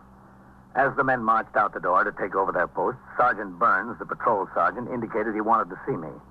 I came around from behind the desk where Lieutenant Gorman was on duty as desk officer and Sergeant Klein on the boxes, and crossed to my office. Sergeant Burns was waiting inside. Morning, Captain. Hello, Sergeant. Well, what is it? Bolney went sick this morning, Captain. Yes, I noticed it on the roll call. What about it? Well, he's been riding in Sector Car 2 with Warren. Yes, I know it. Listen, what's this UF-61 here? It says a radio stolen from a parked car. What kind of radio? And where was the car parked? I can't sign a report like that and send it on to division. Was that on my tour, Captain? Yesterday, yes. Don't you look these things over before they're written up? How did he get by you? Whose is it? Parker. Check his memorandum book and see if he's got the facts himself. If he hasn't, get on his tail. Yes, sir. All right. What about Bolney? Well, he's been riding as a recorder in Sector Car 2 with Warren. Yes. I noticed they hadn't been getting along so well together, always scrapping about who's going to take what pinch and so forth. No complaints to me, but I could see this had been going on. Mm-hmm. I warned them that I'd split them up if they didn't knock off. Well, it kept going on. After the tour yesterday, I told them I was going to put them both on fixed posts today. And Bolney went sick this morning? Yes, sir. Well, how about Warren? He's swinging. You think Bolney's malingering? He looked all right yesterday afternoon, Captain. Did he? Yes, sir. Sergeant Klein. Sergeant, get me the reserve surgeon, will you? Yes, sir. Captain, looks like we've got a bad homicide. Where? The boy's hopping, Captain. I got 4 or 5 calls. All right, I'll be out. Says it looks like we've got a bad homicide. Where's that? I don't know. The board's jammed up. That's right, 8870. Right. That's all we know about it. Call came through CB. I caught it on the air. Okay. I'm sorry, Captain. That's all right. What do we got? It came over the air as a Signal 32 ambulance responding. I rang down to CB and they told me a woman crawled in, the maid apparently. She got to work this morning and found the lady's body. Homicide for sure? She was a little hysterical, that's what they gathered. No name? No, sir, not yet. Well, did you notify the detectives? Yes, sir, just now. That's the press again. They've been burning in here since the call was put out. 88 East 70th, that's a good address. 21st Precinct, Sergeant Klein. Let's take a ride over there, Morty. Yes, sir. Look, you know as much about it as we do. Call didn't even come through here. The detectives are just now on the way. I just know I about gave instructions to the desk officer to reach the surgeon on reserve by telephone with a request to visit the home of Patrolman Bolney, who reported sick under circumstances which indicated he might be attempting to evade disagreeable duty. Then with Sergeant Burns, I drove to 88 East 70th Street, the scene of the reported homicide. The house was a 4-story white stone mansion built early in the century and converted within the last 10 years to an apartment building, 1 apartment on each floor. One of the sector men had been posted at the street door to keep the curious out of the entrance hall. He told us the occurrence did, in fact, appear to be homicide. We went inside and took the small self-service elevator to the 3rd floor. The door to the apartment was standing wide open. The place was magnificently furnished. There were thick wall-to-wall carpets. I went over to talk to the maid who sat on the living room couch. She still wore the hat she had on when she arrived at work. Oh, Miss Edith. I'm Captain Kennelly. She was so beautiful, so beautiful. To walk in the bedroom like that and find her sprawled out, cold. Did you call the police? Yes, sir. I called the police. When I first opened the door of the apartment, I knew there was something the matter. I knew it.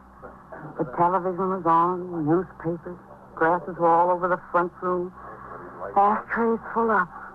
Miss Edith never left anything like that. Looks pretty straightened up in here now. Yes, sir. I turned off the television and picked up a little. Then I walked back to the kitchen. That's when I saw her. The minute I saw her, I knew it. Laying on the floor there in the bedroom, just stretched out. That yellow hair she had all turned everywhere. She always had it so neat. So neat, mister. What's your name? My name? Yes. Doris. Doris Rumsey. Ramsey? No, sir. With an O. My family spell it with an O. Head bashed in like that. Who could do something like that to Miss Edith?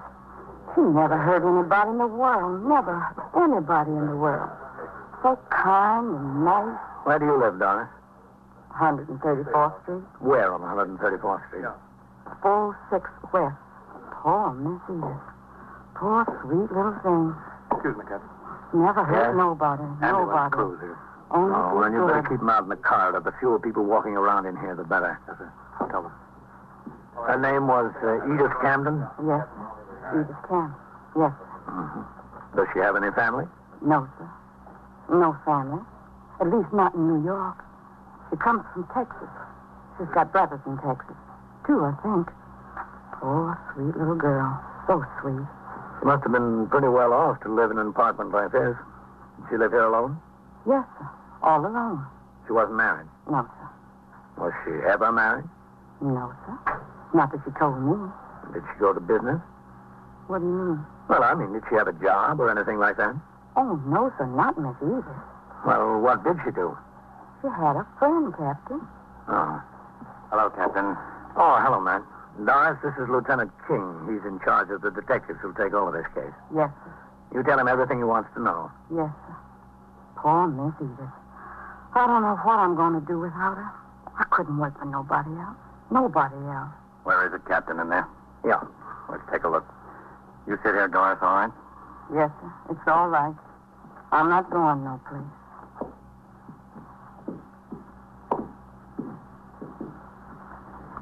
What do you think the rent is on this place, Captain? $400 or $500 a month? Yeah, something like that, I guess. Pretty steep. Not if someone else pays it. In here, man.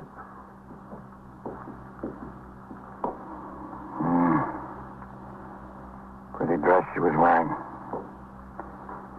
Not torn. She wasn't struggling with anyone. No, it doesn't appear that way. That's what she was hit with, I guess. What is it, do you think? I don't know. It looks like a fire tool to me. Hmm. Who was she? What'd she do, do you know? She didn't do anything.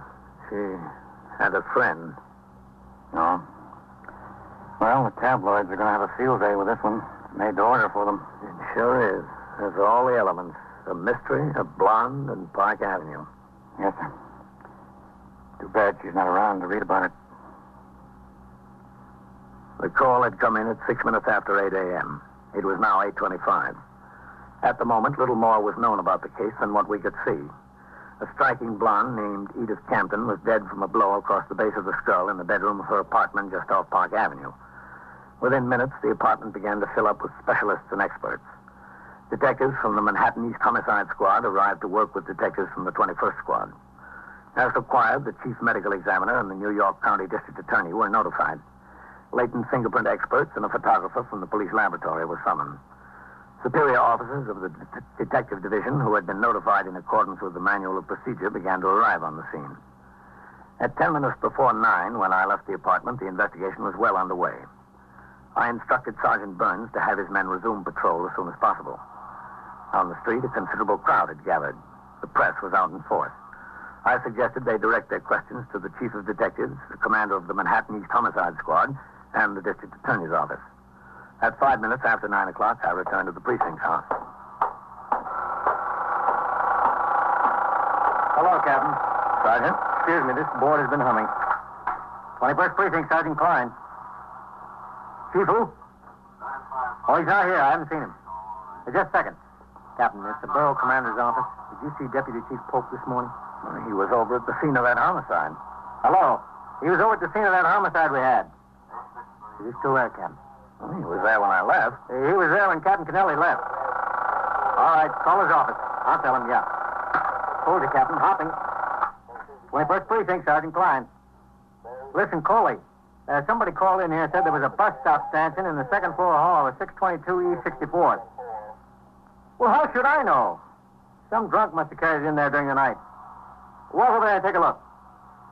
Yeah. All right. How should I know how the stanchion got in the hall? Did you hear from the surgeon on reserve, Sergeant? No, sir, not yet. How does this homicide look? Pretty heavy, Sergeant. Well, that's all we need around here now. Another Lonergan case. What else is doing, Sergeant? A car struck a pedestrian on Lexington Avenue in 60th. Bad? The man got up and walked away from it. Then he decided his back hurt and he went into Metropolitan. Did we hold the driver? No, sir. The man walked out from between two parked cars and right into the side of the automobile. Just given a summons for faulty brakes. 21st Precinct, Sergeant Klein. The detectives are all out. Can I help you? Well, that's what the detectives are all out on, that homicide. No, I don't know anything more about it. Okay. You're welcome. Some guy from the Journal. You'll have that all day, Sergeant. You might as well be ready for it. I know. What's it look like, Captain? What do you mean? Any idea who killed her? Well, I just started looking into it when I left. How was she killed? With a fire tool, apparently. Listen, what time have you got Farrell and Eisman down for their meals? 12:30 to 1 for Eisman, 1 to 1:30 for Farrell, Captain. Well, switch them around because I want the car at 1 to take me downtown to Division. Yes, sir. Let Eisman take his meal at 1 and put him on post until Farrell gets back with the car. She was supposed to be a pretty good-looking head, Captain. Yeah, I imagine she was. And one of those fellows in the press told me she won a beauty contest in Texas 7 or 8 years ago. That's how she first happened to come to New York. Judges picked her unanimously. Texas Venus, they call her. Did they? I wonder what the judges would have called her if they'd seen her this morning. Homicide is, of course, the most serious crime on the books. But it's not very often that detectives are called upon to deal with a murder mystery typical of detective fiction in which the guilty party must be singled out from among a number of known suspects. Nearly all homicides fall into two other categories. Either they're crimes committed in the heat of passion with the killer readily identifiable and easily apprehended, perhaps within minutes after the act, or they're felony murders committed during the course of robbery, burglary, or rape, in which case the killer seldom had any previous connection with the victim. In the case at hand, there was an element of mystery. At 20 minutes past 10 a.m., I had finished reading and signing reports and communications. Captain Kennelly. Sergeant Klein, Captain. The surgeon on reserve is ringing in. Dr. Van Teller? Oh, all right. Hold on, Captain. Captain Kennelly. Hello, Captain. Dr. Van Teller, Chief Surgeon's office. Yes, Doctor. I called at the home of Patrolman Boney. He was in bed.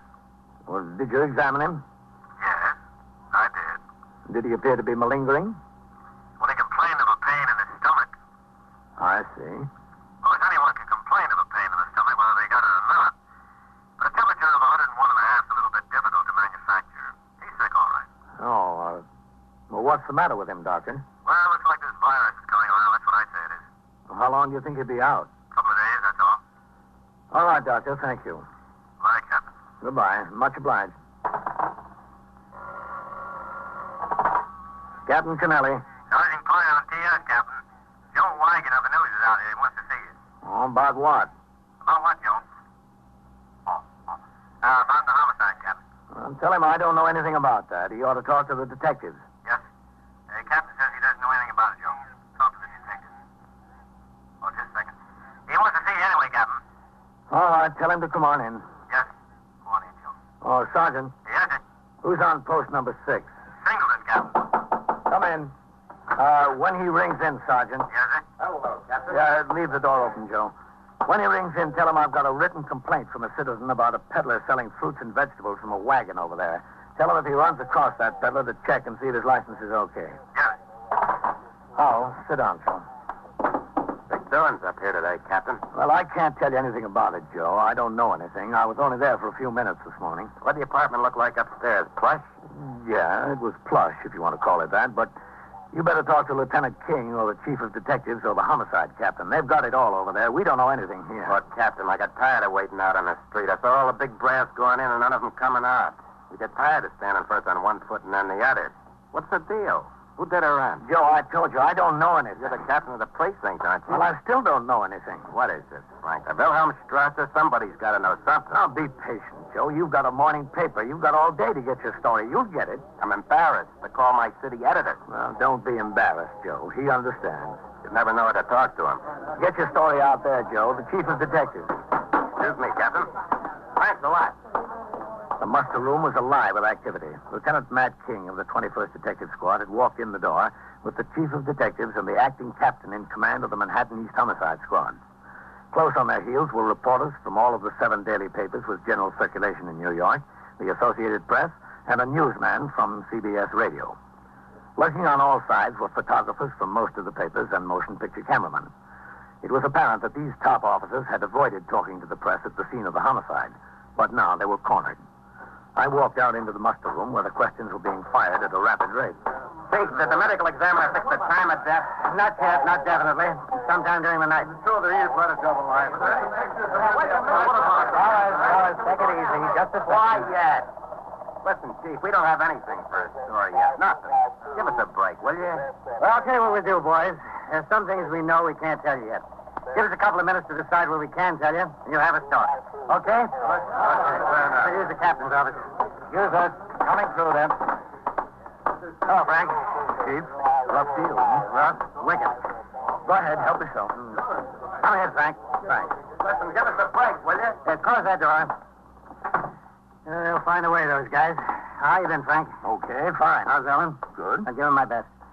Well, I guess I'll have to tell those boys something, Matt. They're entitled to their story. Yes, sir, but I'd like to keep quiet about the boyfriend for a while. I don't think there's any point putting him into it yet, Chief. No, neither do I.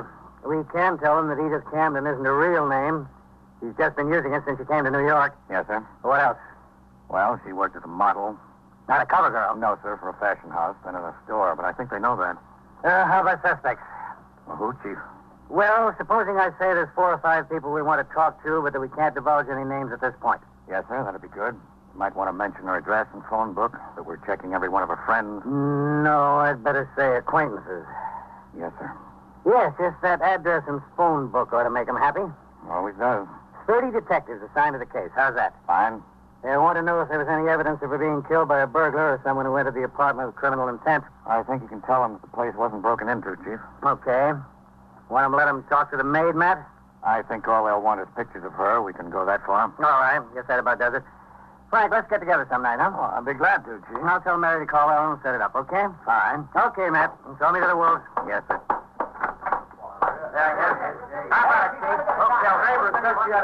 right, fellas. Give him a chance. Give him a chance.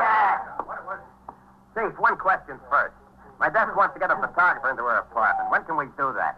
Sometime early this afternoon, just as soon as the technicians from the police laboratory get finished. What time? What time, Matt? 1:30 at the latest. Quiet. All right, boys, this is the story. We've got 30 men on the job. At this moment, we have no more idea than you do who the killer is. However, there are 4 or 5 people with whom we want to talk about this. Now, in addition to that, Miss Camden had a telephone and address book. A little black book. What color is it, Matt? Baby blue leather. Hey, boy. Now, in addition to the 4 or 5, we'll be in touch with every person listed in her phone book in order to get some idea of her movements yesterday and last night. As I told you before, the ME's office has not yet reported So the press finding had in their regards to story. the time of death. All that could But I be can tell you divulged this. without hindrance to the Killer investigation was given to them. In a few minutes, the reporters hurried out of the precinct house to find telephone.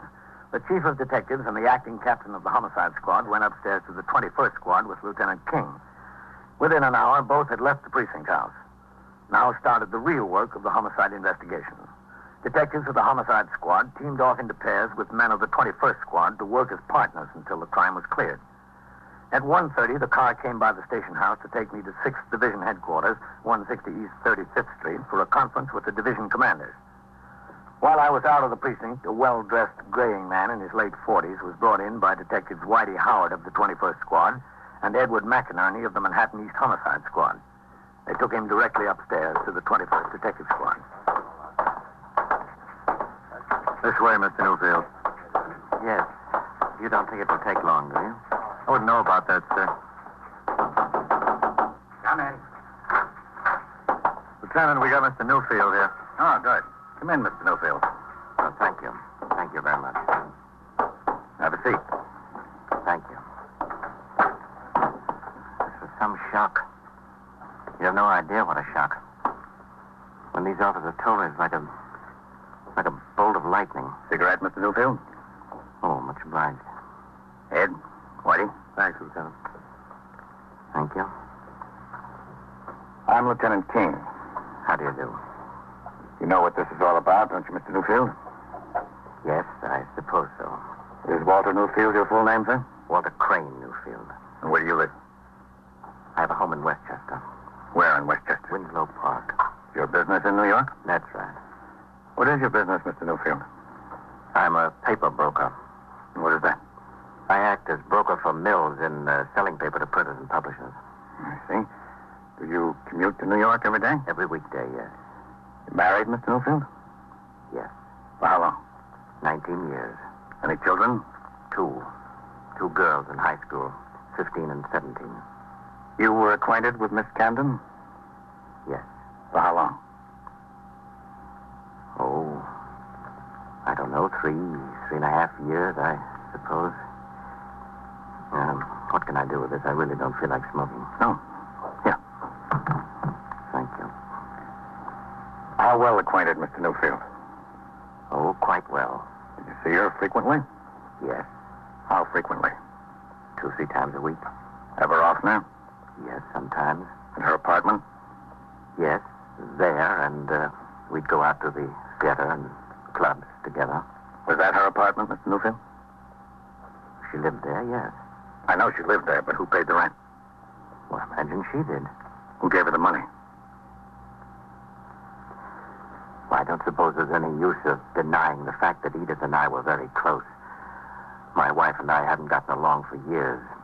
Someday I hope to marry Edith. That's the way it is. I couldn't help it. A man needs some sort of life. You paid the rent? Yes. When did you last see her, Mr. Newfield? The night before last. You didn't see her yesterday? No. Or last night? No. Were you in New York yesterday? Yes. Where? I was at my office until 5:15. And then?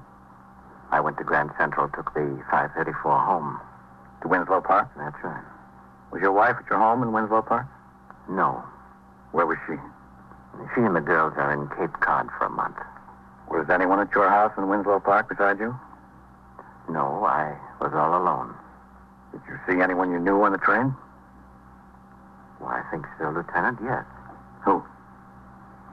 Well, I don't recall at the moment. I have to think about that. Sure, go ahead. Think about it, Mr. Newfield.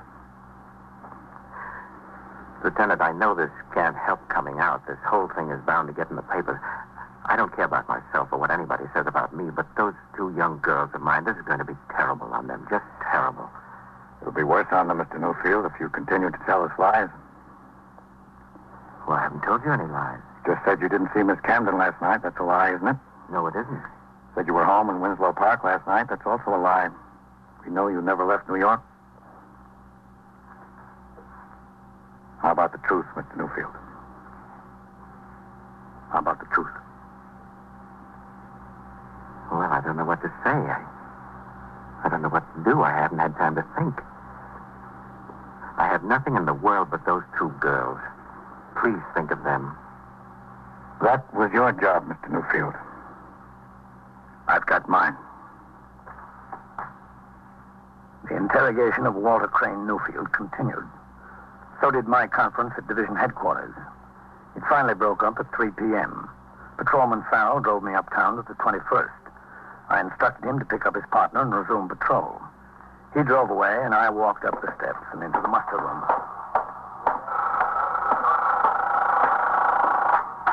21st Precinct, Sergeant Klein. All right, 17.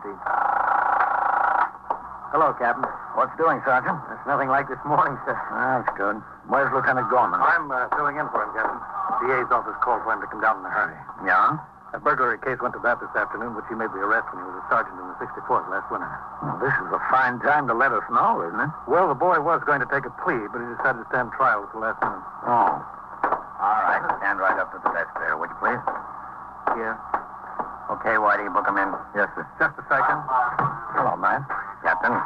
Walter Crane Newfield. Matt? Yes, Captain? What's this? That homicide. Middle name is C-R-A-N-E, Crane? Is that right?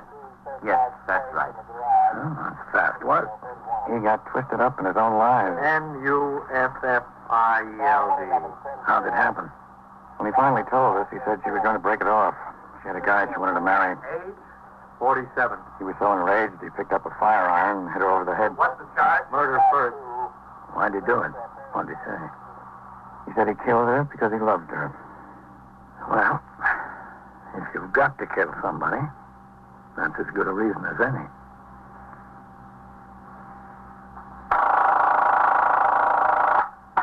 First Precinct, Sergeant Klein. Stole your what? Your safe. Where is it? And so it goes. Around the Well, clock, like- through the week, every day, every year. A police precinct in the city of New York is a flesh and blood merry-go-round. Anyone can catch the brass ring. Or the brass ring can catch anyone. 21st Precinct, a factual account of the way the police work in the world's largest city, is presented with the official cooperation of the Patrolmen's Benevolent Association, an organization of more than 20,000 members of the Police Department, City of New York. Everett Sloan in the role of Captain Kennelly, Ken Lynch as Lieutenant King.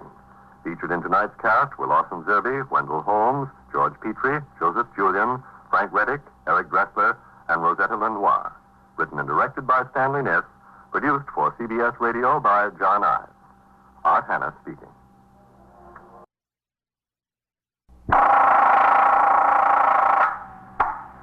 First Precinct, Sergeant Burns. Stole your what? Your safe? Well, where is this? Where on Lexington? What is it, a store? You're in the muster room at the 21st Precinct, the nerve center. A call is coming through. When did you discover? You will follow the action taken pursuant to that call from this minute until the final report is written in the 124 room at the 21st Precinct. All right, the officers will be right over there. That's right. Just stay there. The officers will be right there.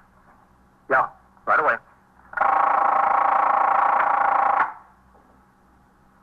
21st Precinct.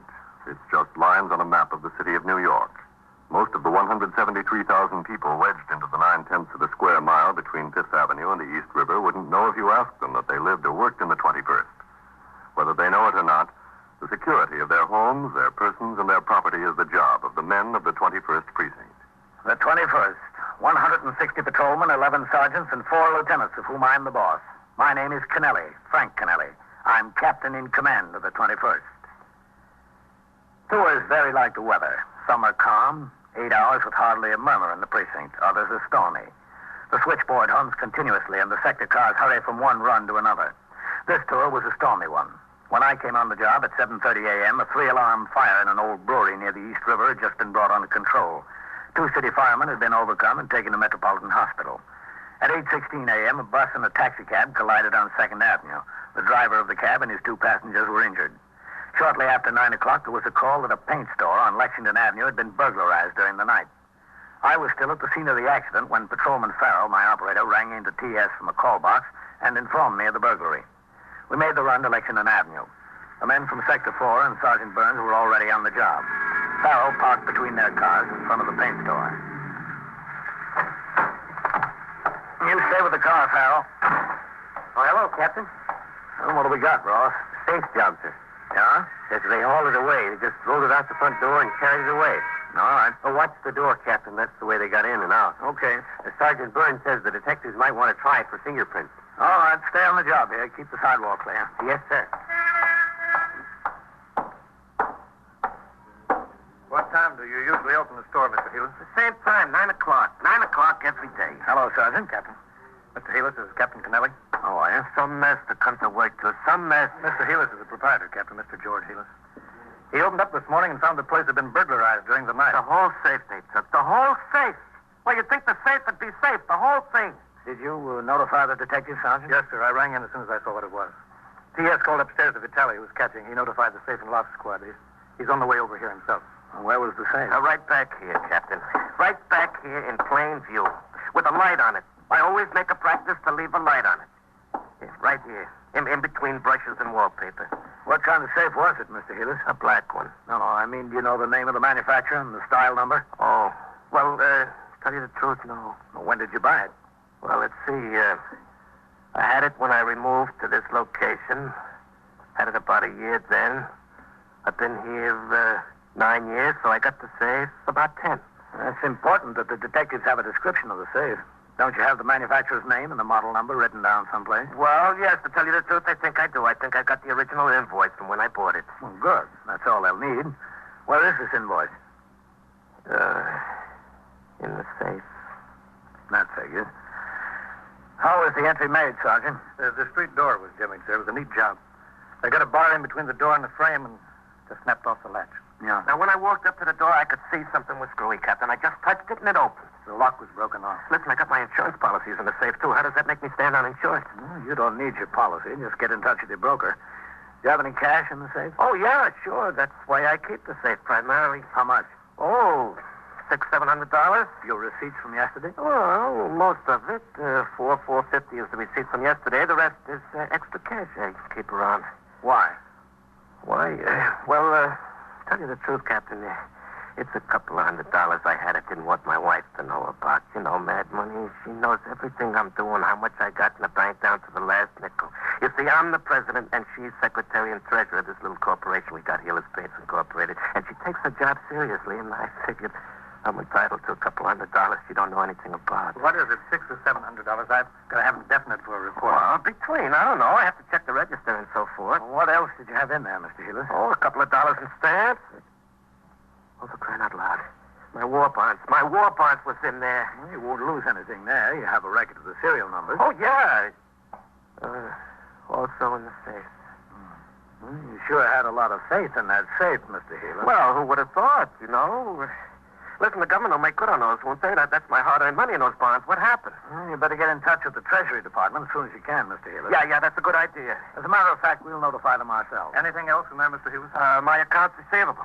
Listen, how much chance is there of getting them back? I mean the bonds and the accounts receivable. I don't care about the cash.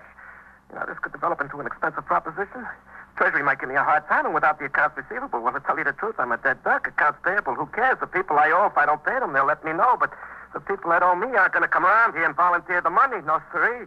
You think I can get it back, Captain? The contents? Besides the cash, I mean? You probably will, Mr. Heelis. All they want is the cash. Your ledgers and war bonds won't do them any good. Oh, that's good news if it only comes true. What'd they do, Sergeant? Roll it along here? Yes, sir. You can see the tracks. Right down here and out the door. Must have had a pickup truck or a car waiting. A car? Well, they couldn't get that safe into a car. You know how big that safe is? Why, it comes up to here. I mean, up to here.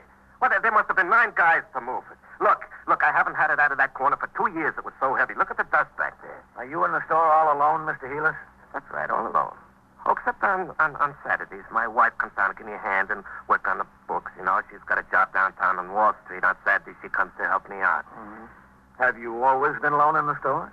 Well, yeah, for the last 3 or 4 years. I used to have help, but it got more than the traffic could bear. I couldn't keep them. I always had their problems, plus my own. I figured it didn't pay. 12 guys there must have been to roll that safe out of here. Believe me, it was this big, and heavy. Now, who could that be on the phone? It's a fine time to call. You better answer it, Mr. Heelis. Well, it's a fine time for business as usual. Go ahead. Yeah, excuse me. Some deal, huh, Captain? It is some deal. I had to jimmy the door. They had to roll the safe out here across the sidewalk and onto the truck. Where was the patrolman on post? Beats me, Captain. Hello, Hillis Street. What time do you think they broke in, Sergeant? They closed the store at 6 o'clock. Didn't open up until 9 this morning. It could have been any time in between. All right. Sergeant, send forthwith to the men who are on post here for the night tour and for the late tour. I want them both in my office by noon. Yes, sir. I want to know why they didn't see this burglary in progress, or at least discover that the door was jimmy. Hey, listen, Captain, that telephone's for you. For me? Yeah, I answered it, and somebody says, who's the cop in charge there? It was some dame. And I said, there's a captain here. And she said, let me talk to the captain. All right, where is it? Yeah, back there on the counter, right next to the cash register. Okay. You don't need all those men here, Sergeant. Get some of them back on patrol. Yes, sir. All right. Captain Kennelly. Are you in charge of the cops there? Who is this? Well, that's not important now, Captain. And if you want to talk to me, it's important. Well, look, if you really want to know who it is, I'm the guy that got the safe from there. Is that so? Yeah, that's so. I want to make you a little proposition. Well, I don't know whether I want to talk about a proposition with you. Well, whatever we talk about, let's make it fast. I don't want to give you a chance to find out where I'm calling from. All right, I'll make it fast. What do you want? I want the combination. You don't want much, do you? Look, we've been trying to get into that thing all night. We've been trying to rip it. We've been using a torch on it. All we want's the dough, that's all. Well, that's very nice of you. The deal is you give it the combination. I know he's got a lot of other stuff in there he wants besides the money, but that's all I want, the money. Well, what's your proposition? Give it the combination, we'll leave the stuff where it can be picked up without getting hurt. We'll leave the whole safe. And if you don't get it? If we don't get it, the safe winds up the bottom of the river, and Heelis never sees anything else he's got in there. That's fair, isn't it? How fair can you get? All right, just hold the phone a minute. No, I don't Talk hold it the over phone. I'll call you back. Captain who? Captain Kennelly, 21st Precinct. I'll call you back there. Hello. Hello. What's the trouble, Captain? That was the burglar. The burglar? Did you say that was the burglar on the phone? Well, that's who he said he was. Oh, what does he want? He wants the combination to the safe. Well, that's a lot of nerve. What does he think he is? He can't get it open. He said if he gets the combination, you'll recover everything else in the safe except the money. All he wants is the money. If he doesn't get it, the whole thing goes to the bottom of the river. You mean I could get my accounts receivable and my war bonds back? Well, that's what he said. Well, who cares about the money? I'm covered with insurance for that. I'll go along with him. I'm inclined to do that. Well, I don't know whether I am, Mr. Heelis. Now, look, whose stuff is it? I got a lot to lose. We'll talk it over with the detectives. We'll see what they want to do about it. I've been a long time in this job, Captain. I never heard of anything like this before. You learn something new every day, Sergeant. Every day in the year. Within a few minutes, detectives of both the 21st Squad and the Safe Loft and Truck Squad, the central office specialists who handle safe burglaries on a citywide basis, arrived at the scene. Sergeant Burns gave them such information as he had collected, and I told them of the phone call from the man who purported to be one of the burglars. The detectives took over the investigation, and Sergeant Burns instructed his men to resume patrol. I returned to the precinct house. Lieutenant Gorman told me he had sent forthwith to the homes of Patrolman Coley and White. These were the men who were on post number 6, which included the burglarized paint store during the preceding night and late tours. Both men were en route from their homes. I went into my office to read and sign reports and communications which had accumulated since I was on duty previously.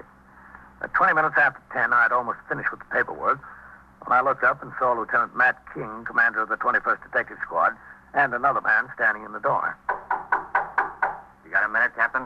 Yeah, sure, Matt. Come in. How are you, Captain? Fine, man. This is Detective Andy Sawyer of the Safe and Loft Squad. Oh, I'm glad to know you, Sawyer. Yes, sir. Sit down. Matt, sit down. Thank you. Pull that chair over.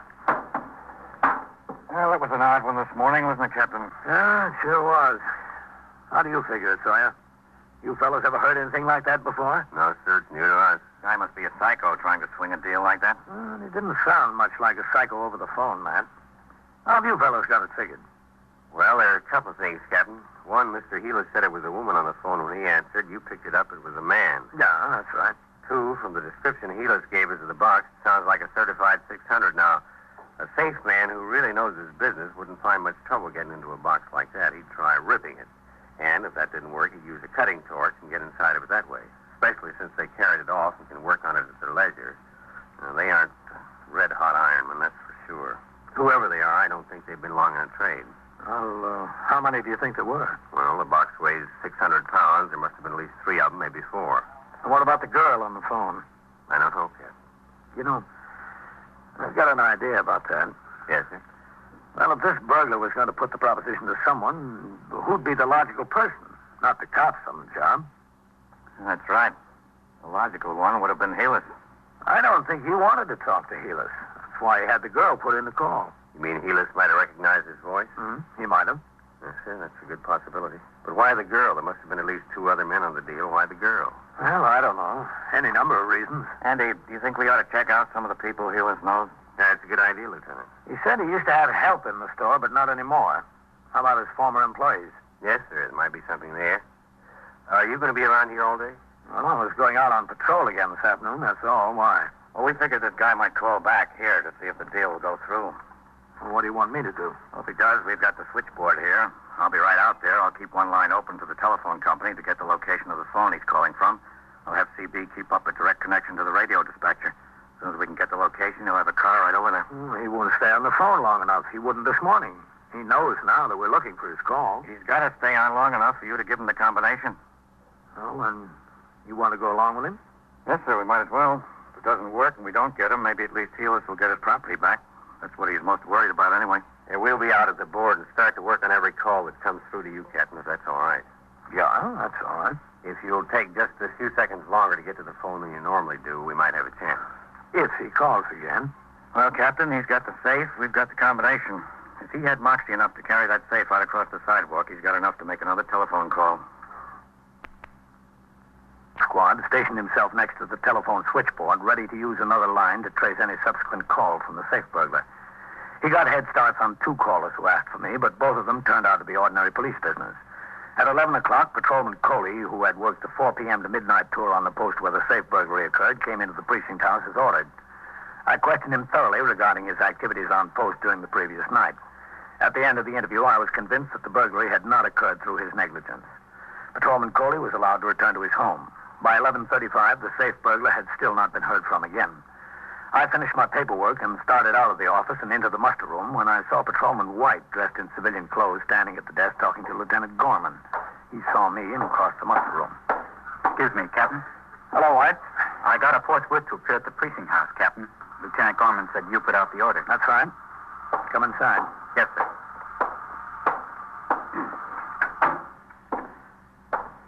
You were assigned to post number 6 from midnight to 8 a.m.? Yes, sir, that's right. Are you familiar with the paint store on Lexington Avenue run by Mr. George Helis?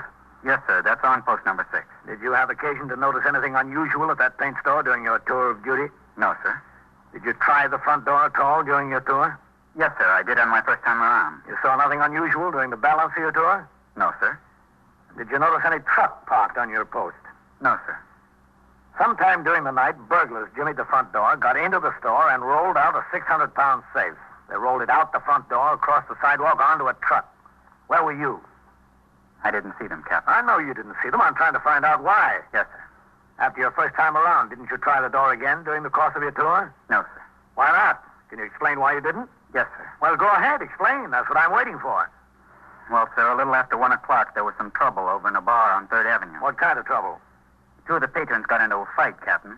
One of them hit the other over the head with a beer bottle. This man was hurt pretty bad. I had to go to the hospital with him. Oh. What time did you get back on post? At 2:23, Captain. Well, did you start around again? Yes, sir. Did you try any front doors? I started to, Captain, but it was along about that time that the alarm hit for this fire in the old brewery on the river. Yes? Well, Sergeant Collins drove by, sir. He instructed me to leave my post and go over to York Avenue. What did you do there?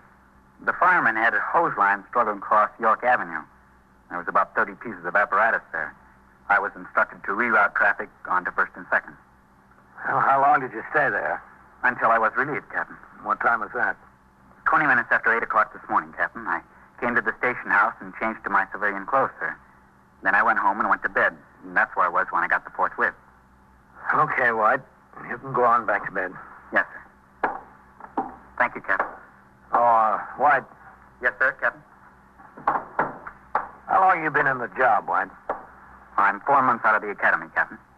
Do you know what Rule 107 is of the rules and regulations? I think so, sir. Well, what is it? Charges will be preferred against any patrolman who shall, through neglect of duty, fail to discover, report, and take appropriate action in connection with any act or conditions on his post requiring police attention during his tour of duty. Good. Don't forget it. No, sir, I won't. Okay. Go on home. Yes, sir. Thank you, Captain. Leave the door open. Captain Kennelly. Sawyer, Captain, there's a call coming through for you. I think it's our boy. Oh, all right. If you'll hang up, sir, let it ring 3 or 4 times. All right.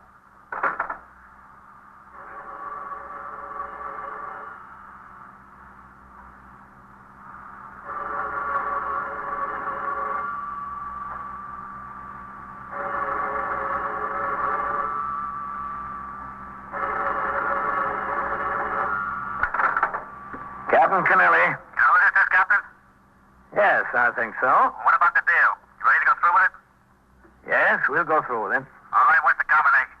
Now, wait a minute. First, I want your assurances that you're not going to throw that safe in the river. The man wants his property back. You'll get it back. Well, I just wanted to make Listen, sure. I know that what you're trying to do. You're trying to stall for time. I'm not going to stay on this line long enough for you to trace the call. Believe me, now I'm not. What's the combination?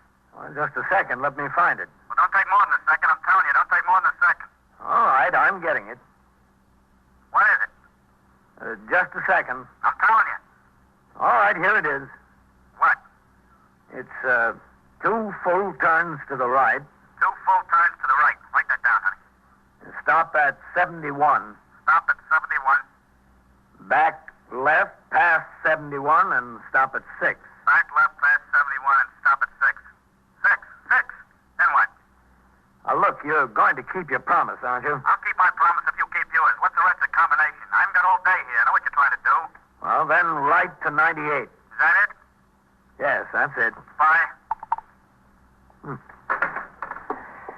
I think we've got a chance, Captain. Well, I couldn't keep him on the phone any longer, Sawyer. He knew what we were up to. We made it, Captain. Good. That girl was with him again. Apparently she was standing alongside of him, taking down the combination as he repeated it back. It was from a pay station. Ah, that figures. Drugstore on Astoria Boulevard. A car from the 114th Precinct's on the way. Well, that's fine. Maybe they'll make it. I'll call the squad out there and ask him to take a look, too. Okay. I'll do it from the board. Oh, excuse me, Lieutenant. That's all right. Go ahead. We got the call, Lieutenant. Did you talk to him, Captain? Yeah, I gave them the combination. They traced it to a pay station and a drugstore on Astoria Boulevard. Yeah, he's probably gone by now. Yeah, a car is on the way, and Sawyer's calling out the 114th squad and have them go take a look, too. Astoria, huh? Ah, that's right. You know something, Captain? I've had Vitale and Novak over there talking to that Mr. Heelis for the better part of the morning. Yeah. We've been going on the possibility that maybe your suggestion is correct. The man didn't want to talk to Mr. Heelis on the phone because he might recognize the voice. They asked him all about former employees and friends and relatives, anybody that he knew that was familiar with the store or worked there. Oh, did you get anywhere? No place much, but one thing came out. What's that? Heelis' wife has a brother who's been in a little trouble. Oh, is that so? Yeah, he did one bit for grand larceny. He's been out for 2.5, 3 years. Hasn't gotten jammed up again since. Heelis said his brother-in-law used to clerk at the store on Saturdays once in a while. You know, just help him out a little bit. Yeah. Said he wasn't much account as a clerk. Didn't know varnish from enamel. Said he hasn't seen his brother-in-law in about 7 or 8 months. Doesn't think his wife has either. Well, that's nothing in itself, is it? Heelis would know his brother-in-law's voice over the telephone. Yeah. And his brother-in-law might think that Heelis is a pretty good mark. Well, it's a possibility, but you still don't have much, man. Do you know where he lives, the brother-in-law? Where? Astoria. Well, I guess you want to talk to him. Yes, sir. I guess we do.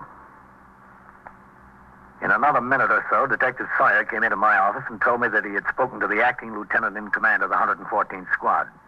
2 detectives from there were en route to the drugstore on Astoria Boulevard to see if they could locate the caller. It was determined that Detective Sawyer, accompanied by Detective Vitale of the 21st Squad, would go to Astoria and talk to the brother-in-law of the victim, Lee Goring. The fact that the brother-in-law lived in Astoria and had a criminal record was considered more than a coincidence.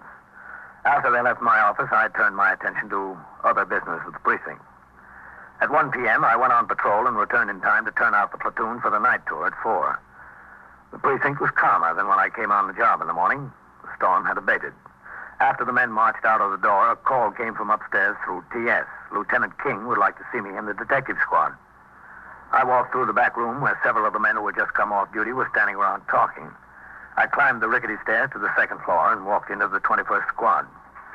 I saw Detective Sawyer sitting on the edge of a desk talking to a small, blonde young woman.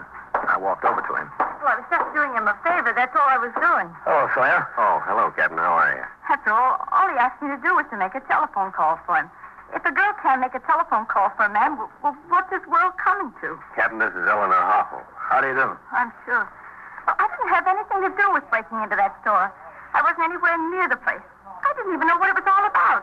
He asked me to do him a favor, that's all, and I did. I didn't know what it was all about. He asked you to write down the combination, too, when he got it from the captain here. You knew what that was all about, didn't you?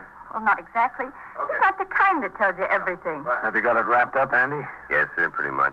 Vitaly and I went out to this house in Astoria. We found the brother-in-law out there and her. I told you, I was just visiting. That's all I was doing. I was just visiting. We took a look in the garage, and what do you think was there? The safe? Yes, sir, the safe. I didn't know it was in there. I don't look in garages. Why should I look in a garage? I was just visiting him, and he asked me to do a favor. You can't kill somebody for doing a favor. Where's the lieutenant? In his office? Yes, sir. I didn't know what it was all about. That's the honest to goodness truth. Yes. Captain Kennelly. Come in, Captain. Thought you'd like to meet this man, Captain. You've talked to him over the phone. Lee Goring. Look, what are we waiting for? You got the safe, you got me. Book me, get it over with, will you? I'm tired. Because you were up all night last night? Because I was up all night last night, yeah. Wasn't a very smart thing to do, break into your brother-in-law's store, was it? That was smart enough. The stupid thing was leaving the safe in my garage. I should have found someplace else. Did you find out who was with him on that deal last night, Ben? Yes, sir, he's told us. Sure, I told you. I told you everything. Why should I keep anything back? They walked out on me. You think I want to be in and them out? Not me, brother. I weak and easy. When I go down for the third time, I take everybody with me. Why'd you pick on your own brother-in-law? I wanted to keep the money in the family. That was thoughtful, wasn't it, Captain? Yeah, very. We're sending a truck out after the safe, Captain. I'm kind of anxious to see it. Sawyer told me they clawed at it, hacked at it, and burned it with a torch, tried to knock the knob off. Couldn't make a dent in it. Must be a pre-war safe. Did they build them like that today? Who's got a chance with one of those things? And it's work. You know that's work? To get it out of the store, onto the truck, and out to the garage, then to go to work on it. You know we worked on that thing from 3:30 this morning till almost 8. We couldn't make a dent in it. Is that when you got the bright idea to call me? Yeah. Came over to New York, walked down the other side of Lexington Avenue to see what kind of rumble it was from the job. I saw all the cops' cars parked out in front. I went in the candy store and called. Who was with you, just Eleanor? Yeah, that's right, just Eleanor. I had the idea out in the garage, but the other boys thought I was crazy. They wouldn't have any part of it. I said to them, look, I'm not 2 feet from where all that money is, not 2 feet, and I can't get my hands on it. If you don't want any part of it, get out. I'll go it myself. So they got out. All that work and not a dime out of it. That's what gets me. Back-breaking work. You going to bring them in here, those boys? I'd like to see the looks on their faces. They take a fall, don't get a dime out of it. I'm laughing. It's a big joke. All right. Come in, Mr. Hewlett. Yeah, sure. I'm Lieutenant King. How are you? I'm pleased to know you. Lee, I don't know what to say. Say hello. I'm ashamed of you, Lee. Really ashamed of you. My own wife's brother to do such a thing. What do you want from me, George? I did it. What am I going to do? Say I'm sorry? You would really throw the safe from the river, your own brother-in-law's accounts receivable in bonds at the bottom of the river? I can understand how you would do it to me, but your own flesh and blood is my wife. George, don't knock yourself out. Why did you do it, Lee? Why didn't you come to me if you needed money? I needed money, but who needed a song and dance with it? Captain, do you understand it? I don't. A grown man, look at him. In his trade, he can go out and make $20, $25 a day. $25 a day, and he's got to get himself in trouble again like this. What's the answer? $25 a day. Well, Mr. Helis, the answer seems to be that he prefers night work.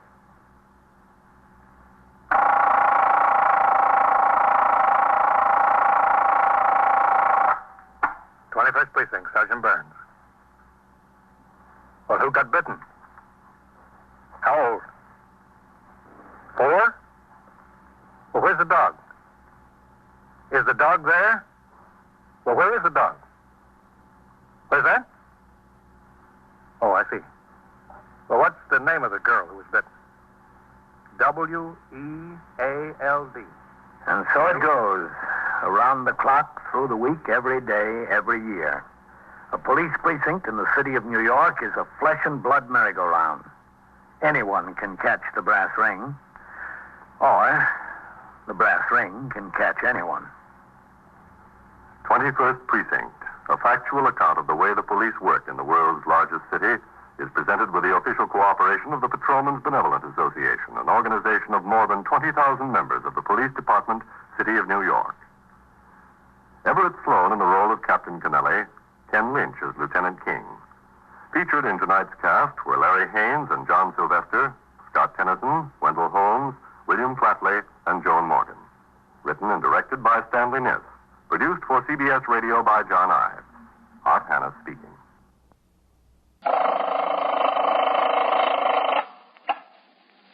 21st Precinct, Sergeant Klein. Well, who got bitten? Owl? 4. Where's the dog? You are in the muster room at the there? 21st Precinct, the nerve center. A call is coming through. You will follow the action taken pursuant to that call from this minute until the final report is written in the 124 room at the 21st Precinct. All right. You just wait right there in the emergency room. Yes, right there. I'll have an officer come over. Yes. Right away.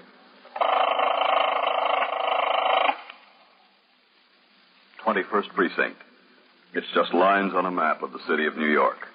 Most of the 173,000 people wedged into the 9/10 of a square mile between Fifth Avenue and the East River wouldn't know if you asked them if they lived or worked in the 21st. Whether they know it or not, the security of their homes, their persons, and their property is the job of the men of the 21st Precinct. 21st Precinct, 160 patrolmen, 11 sergeants, and 4 lieutenants, of whom I'm the boss. My name is Kennelly, Frank Kennelly. I'm captain in command of the 21st. It was 3:55 p.m. when I came into the precinct house for my night tour, which would keep me on the job until 8 the following morning. As I signed the blotter, Sergeant Burns, who was filling in as desk officer, told me that acting superintendent of buildings of the department was in the house making a routine inspection. After I turned out the platoon, I went upstairs and found the acting superintendent of buildings on the 3rd floor. I called his attention to the cracked plaster in the hall ceiling on that floor and to the fact that during the last winter the radiators failed to heat the floor comfortably. On the way down, I showed him the worn condition of the stairs from the 2nd floor to the back room, and as we came out into the muster room, I told him about the plumbing difficulties in the cells. Well, thanks, Captain.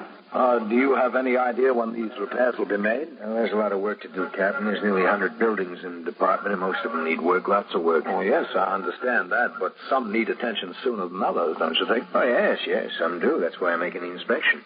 Well, this muster room, for instance, it hasn't been painted since 1941. Did you realize that? Captain, you know I'd like to do everything, and I'd like to do it right away, but there's been only so much money appropriated. Well, it's been a pleasure, Captain. Sign the blotter and get on my way. A little bit behind schedule. I still have to visit the 23rd this afternoon. Where were you? Mr. Balney wants to sign the blotter, Sergeant Burns. Step on around the back of the desk, Mr. Balney. Right over here, Mr. Balney. Well, thank you, Captain. That one's got whiskers. I used to use it myself. Ring it on time. What's doing, Sergeant? Oh, nothing much, Captain, except that young fellow over there is waiting to see you. Who is he, do you know? He says his name is Weald, Harold Weald. Said it was personal. I told him you were busy. He said he'd wait. He wouldn't tell either me or Sergeant Burns what was on his mind. Excuse me, Captain. Yeah, go ahead. 21st Precinct, Sergeant Klein. Well, thanks for all your courtesies, Captain. I'll try to get something done, I promise you that. Oh, sure. What, ma'am? Absolutely necessary, Mr. Balney, that we get sufficient heat up on the 3rd floor. No one can work up there. Listen, madam. Well, it's a long time until winter. Please, madam. Yes, it was a long time since last winter, too. That's when I reported. Madam, you have my word, Captain. There'll be someone here within 2 weeks. That's a civil action, madam. If he owes you money, we can't collect it. You better see your lawyer. Oh, I'll talk to that fellow that's waiting, Sergeant. Yes, sir. If you can't afford a lawyer, go to the Legal Aid Society. The Legal Aid Society. Mr. Weald? Yes, that's right. Captain Connolly? Kennelly. Oh, I'm sorry. Oh, that's all right. Well, what can I do for you? Well, listen, Captain, I'm sorry to bother you, but I got an awful problem. It's my kid. Well, what's the trouble? Well, she got bit by a dog. When was this? Friday morning. Where? In the playground there, 62nd Street, York Avenue. How old is she? 4. She's 4. Excuse me, Captain. Yes? Division captain is calling in for you. Oh, all right. Thanks, Sergeant. I'll take it in my office. Yes, sir. Come in, Mr. Wheel. Yeah, thanks. My mother takes her to the playground almost every day. Go ahead. Thank you. Have a seat there. I didn't think there was anything to it. Excuse me a minute. Oh, yeah, sure. Captain Kennelly. Hello, Denny. Oh, just fine. When? Well, just a second. Let me look at my chart. Yeah, I'm working Monday. Where? All right, I'll be there. Okay, so long. How'd you happen to get bitten, Mr. Wheel? Well, I wasn't there personally. I was working. Mm-hmm. What do you do? Me, I'm a driver for the Ace Taxis. I should be on the job now, but I thought I'd better take off the afternoon and get this straightened out. Yeah. How bad was the bite? Well, bad enough, I guess. He got her in the thigh, He really dug in. Did she get medical treatment? Oh, yeah. My wife said the lady with the dog was very nice. Janet, that's my wife. She got kind of excited at first, but doctor fixed it up, said nothing serious. So I forgot the whole thing, until I got a call from my wife this afternoon. Uh-huh. What happened then? Well, my wife was all excited. She called my dispatcher, left word for me to call her. When I did, she said somebody had been around from the Board of Health. Told her they couldn't get hold of the lady with the dog, and if they didn't by tomorrow morning, she'd have to bring the kid down for rabies shots. There's 22 shots. It takes 22 days. Well, where does the woman with the dog live? In this precinct? I don't know whether it's in this precinct. It's Mrs. Charles Whitney, 190 Sutton Place North. That's in this precinct, yes. So I took a walk over there before. It's a big apartment house, very expensive. I started to go in. The doorman asked me who I wanted, so I told him the whole story. Mm-hmm. He buzzed up to the apartment. There wasn't any answer. He told me a policeman had been around 2 or 3 times today and the day before. Policeman couldn't find anybody there either. Is he from here, that policeman? Yes, that's right. In dog bite cases, there's a 480V notice to be served on the owner. Mm-hmm. A notice to deliver the dog to the ASPCA for observation. Well, anyway, I got to talking to the doorman, and he said he thought sure somebody was home because the elevator man heard the dog barking in the apartment when he went up there on the floor for something else this afternoon. Oh, is that so? Well, I'm only going by what the doorman said the elevator man said. Now, look, the lady was very nice, but I don't want my kid to go through any 22 shots. What's more important, the dog or the kid? What do you think, Mr. Wheel? Well, I know what I think. The important thing is what you think. That Mrs. Whitney, her husband, is a big-shot judge, the doorman told me. You sit here, Mr. Wheel. Well, I'll sit here, but is that going to get me action? That's what I want, action. That's what you're going to get. I'll be right back. Sergeant Burns. Yes, Captain? What are you doing about a 480V on the dog bite case? All right, is that this one on Sutton Place North, Captain? Yes, that's the one. What are you doing about it? Well, it's still hanging, Captain. Lieutenant Snyder said he had a man go by there 3 times during the day tour. There's nobody home. Well, did they go upstairs and see? I don't know about that, Captain. He just said it was still hanging. They haven't been able to serve it. I gave it to Singleton and told him to try as soon as he got over there. You know who that is? That's Judge Charles Whitney. Yes, I know. Now, listen, the father of the child the dog bit is in my office. He's been told to bring the child down to start a series of 22 rabies injections beginning tomorrow morning, unless that dog is delivered today. There doesn't seem to be anybody home, Captain. Well, the father says the doorman told him there was somebody home. Now get on it. Yes, sir. I went back into my office and told Mr. Wheel, the father of the dog bite victim, that we would make a further effort to serve the 480V notice on the owner of the dog. I advised him to return to his home and promised that we would notify him later concerning any results we obtained.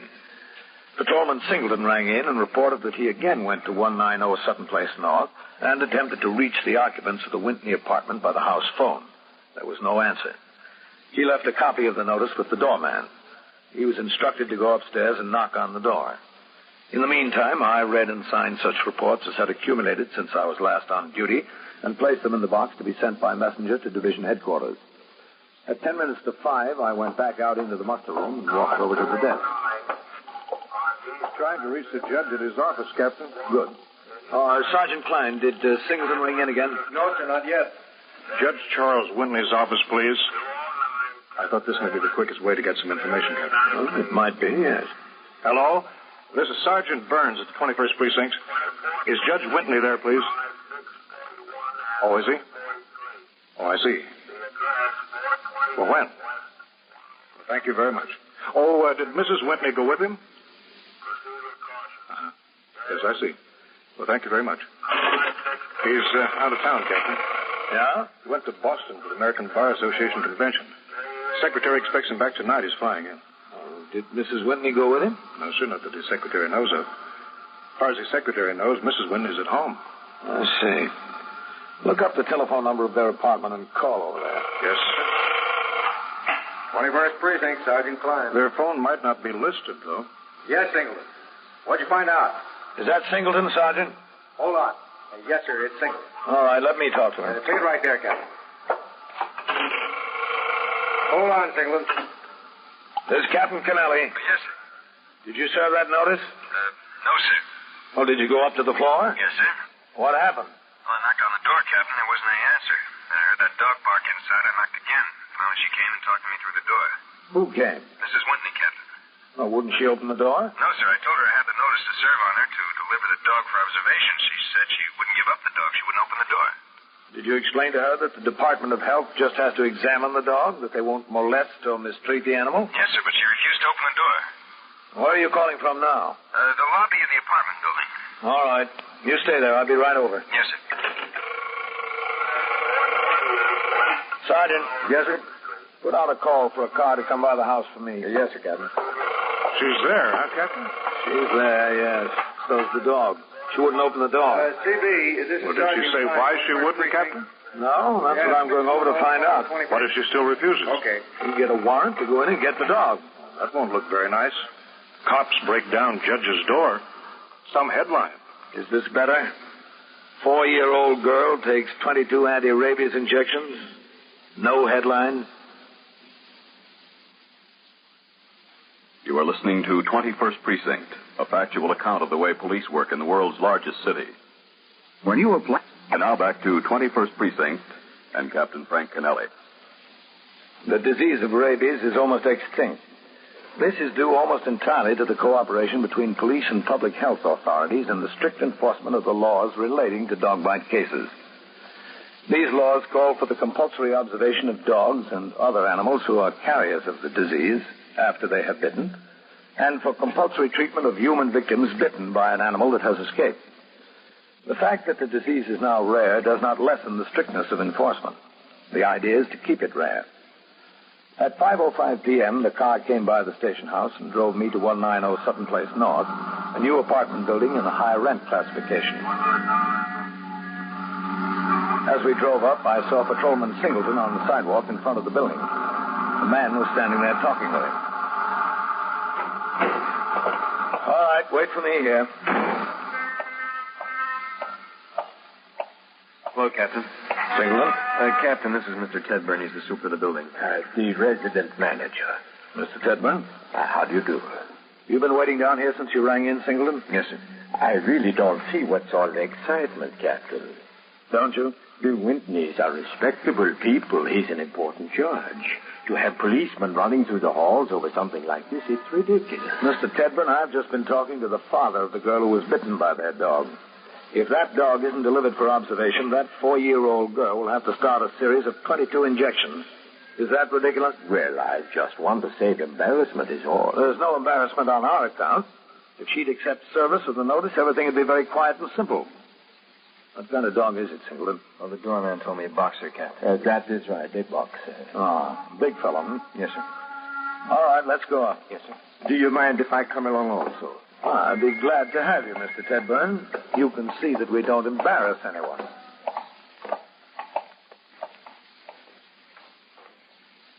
The doorman held the door open for us, and we walked into the foyer of the building. It was decorated in black and white. On the elevator, Singleton directed the operator to take us to the 14th floor. When we got off, Mr. Tedburn led the way to apartment 14B. No one was in the hall. Either the neighbors on the floor didn't know what was going on, or they didn't care. This is it. Shall I ring, Captain? Go ahead. Yes, sir. There it is. Try again. Yes, sir.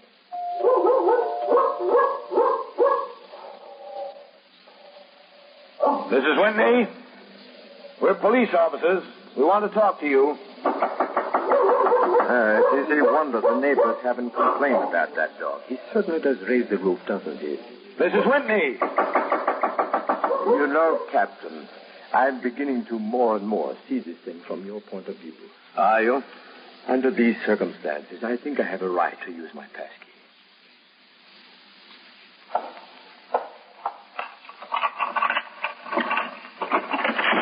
Oh, she's got on the door chain. Quiet. Mrs. Whitney, please. Wait, close the door, please. I want to talk to you, Mrs. Whitney. You can't take him. I won't let you. I'm not going to take him. I want to talk to you, that's all. Jeff, quiet. Now, come on. Where's she going? I don't know. She's coming back.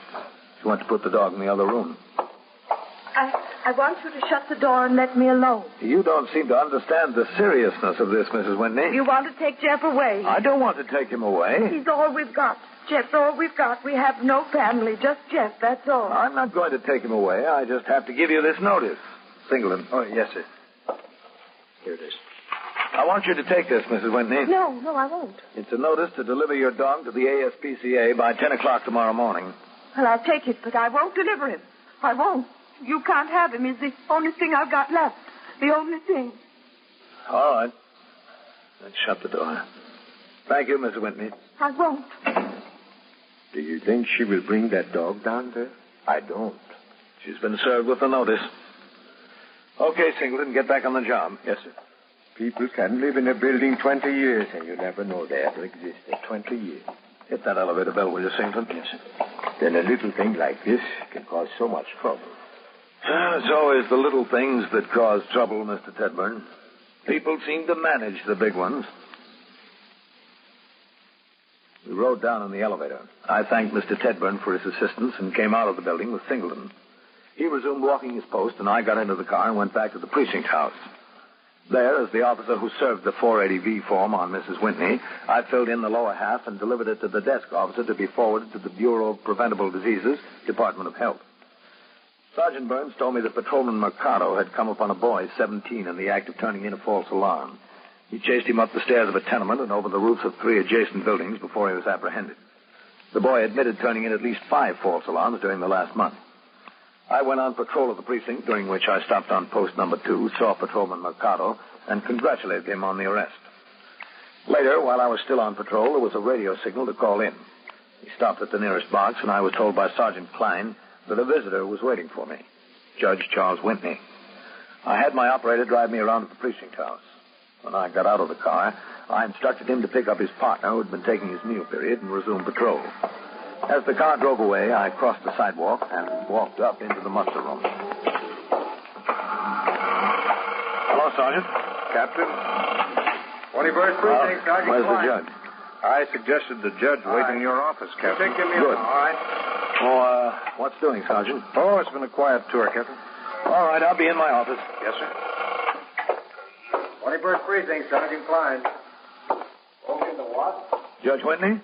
Oh. Hello, Captain. We've met before, haven't we? Yes, I think so, at some dinner. Oh, yeah. Well, sit down, Judge. Thank you. I just got into LaGuardia from Boston an hour ago. Yes, sir, I know. I understand you were over to the apartment, Captain. Yes, that's right. We were there. And I'm sorry if we found it necessary to be a little insistent with Mrs. Whitney, but I don't have to tell you the law in these dog bite cases, Judge. If I wasn't able to effect service the way I did, I would have been required to get a warrant and break the door down. I hope you were able to explain that to Mrs. Whitney. Captain, I haven't been able to explain anything to Mrs. Whitney. She wouldn't open the door for me either. Wouldn't she? No. I came home from the airport and went upstairs and tried my key, and she had the chain on the door. Wouldn't open it. Wouldn't even talk to me. Building manager came upstairs and told me what had happened. Well, I'm sorry, Judge. Well, it's not your fault, Captain. I don't blame you. I should have seen it coming Perhaps I even knew it was coming, and I couldn't bring myself to believe it. What's that, sir? A breakdown. I should have seen it the night I left for Boston. It was the same night that Jeff bit the child. Oh? He's a boxer, you know, so we named him James J. Jeffries, Jeff for short. Mm-hmm. I told her before I left that she would probably be called upon to deliver the dog for observation. And I should have seen from her attitude then that this was going to happen. I was in a hurry to catch the plane. She was all right until then. I understand she was fine when the dog bit the child, that she took the mother and the child to the emergency room, paid the bill, so forth. Yes, that's the report we got, too. But the minute I mentioned the possibility she might have to turn Jeff over for observation, she changed. What was the reason for the change, you know, John?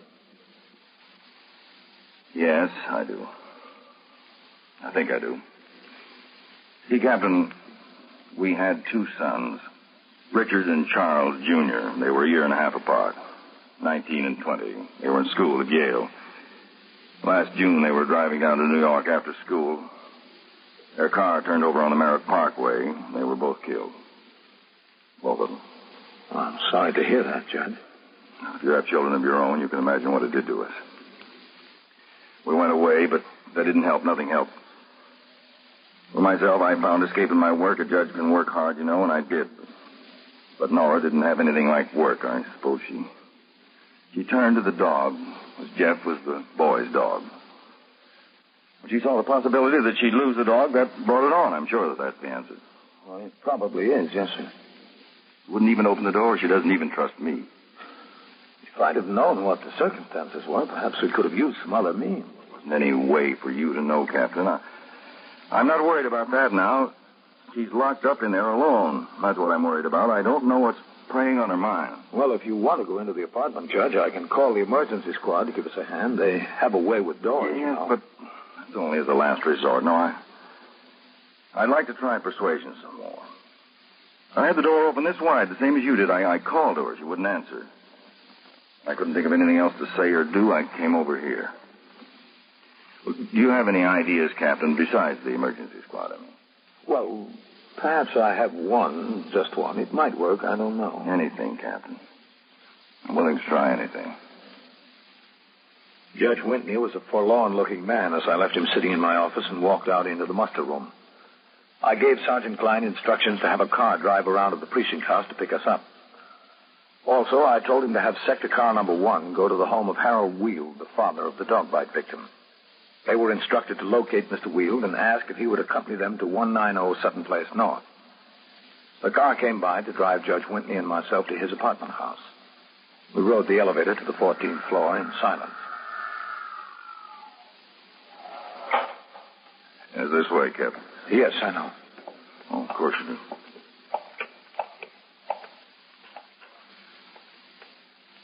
Well, I'd suggest you try your key again, Judge. Yeah, that's a good idea.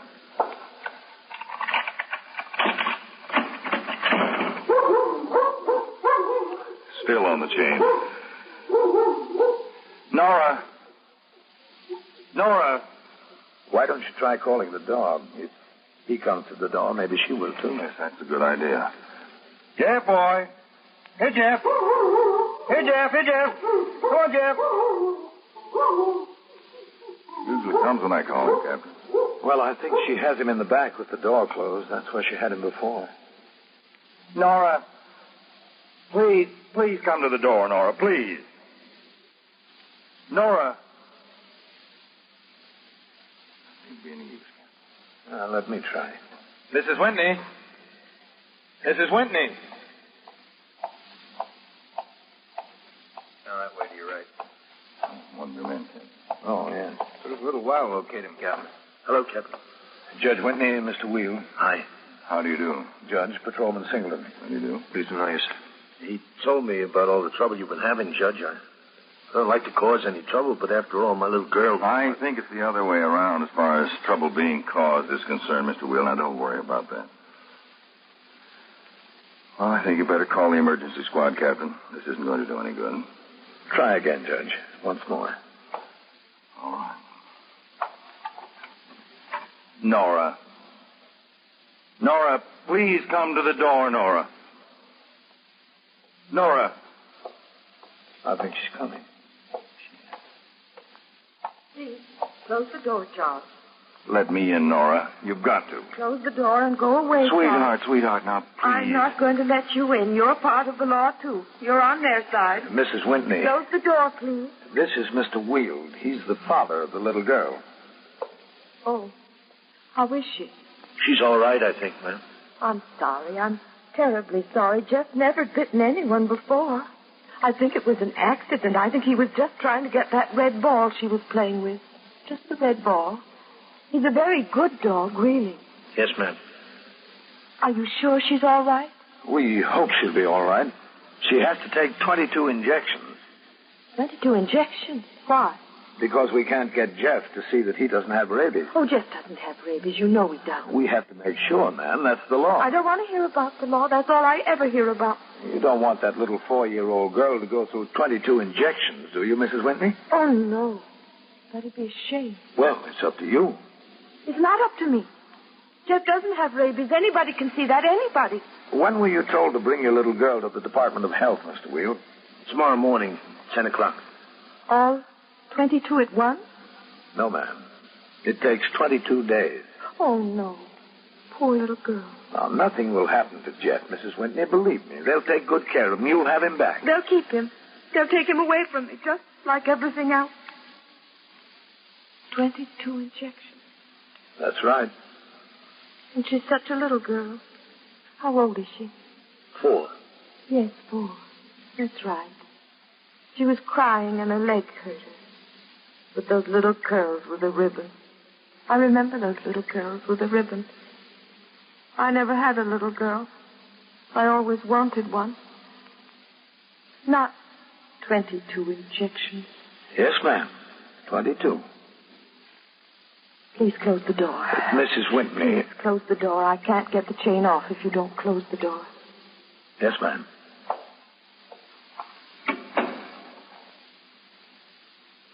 What's she waiting for? All right. Take it easy.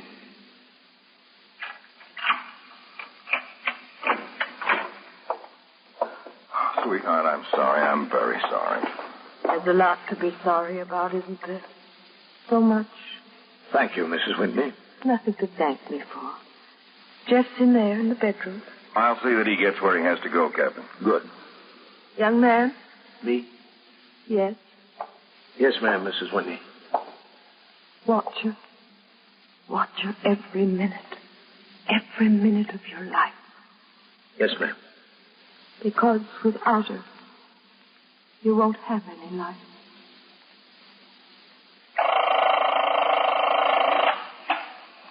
'21st Precinct, Sergeant Klein.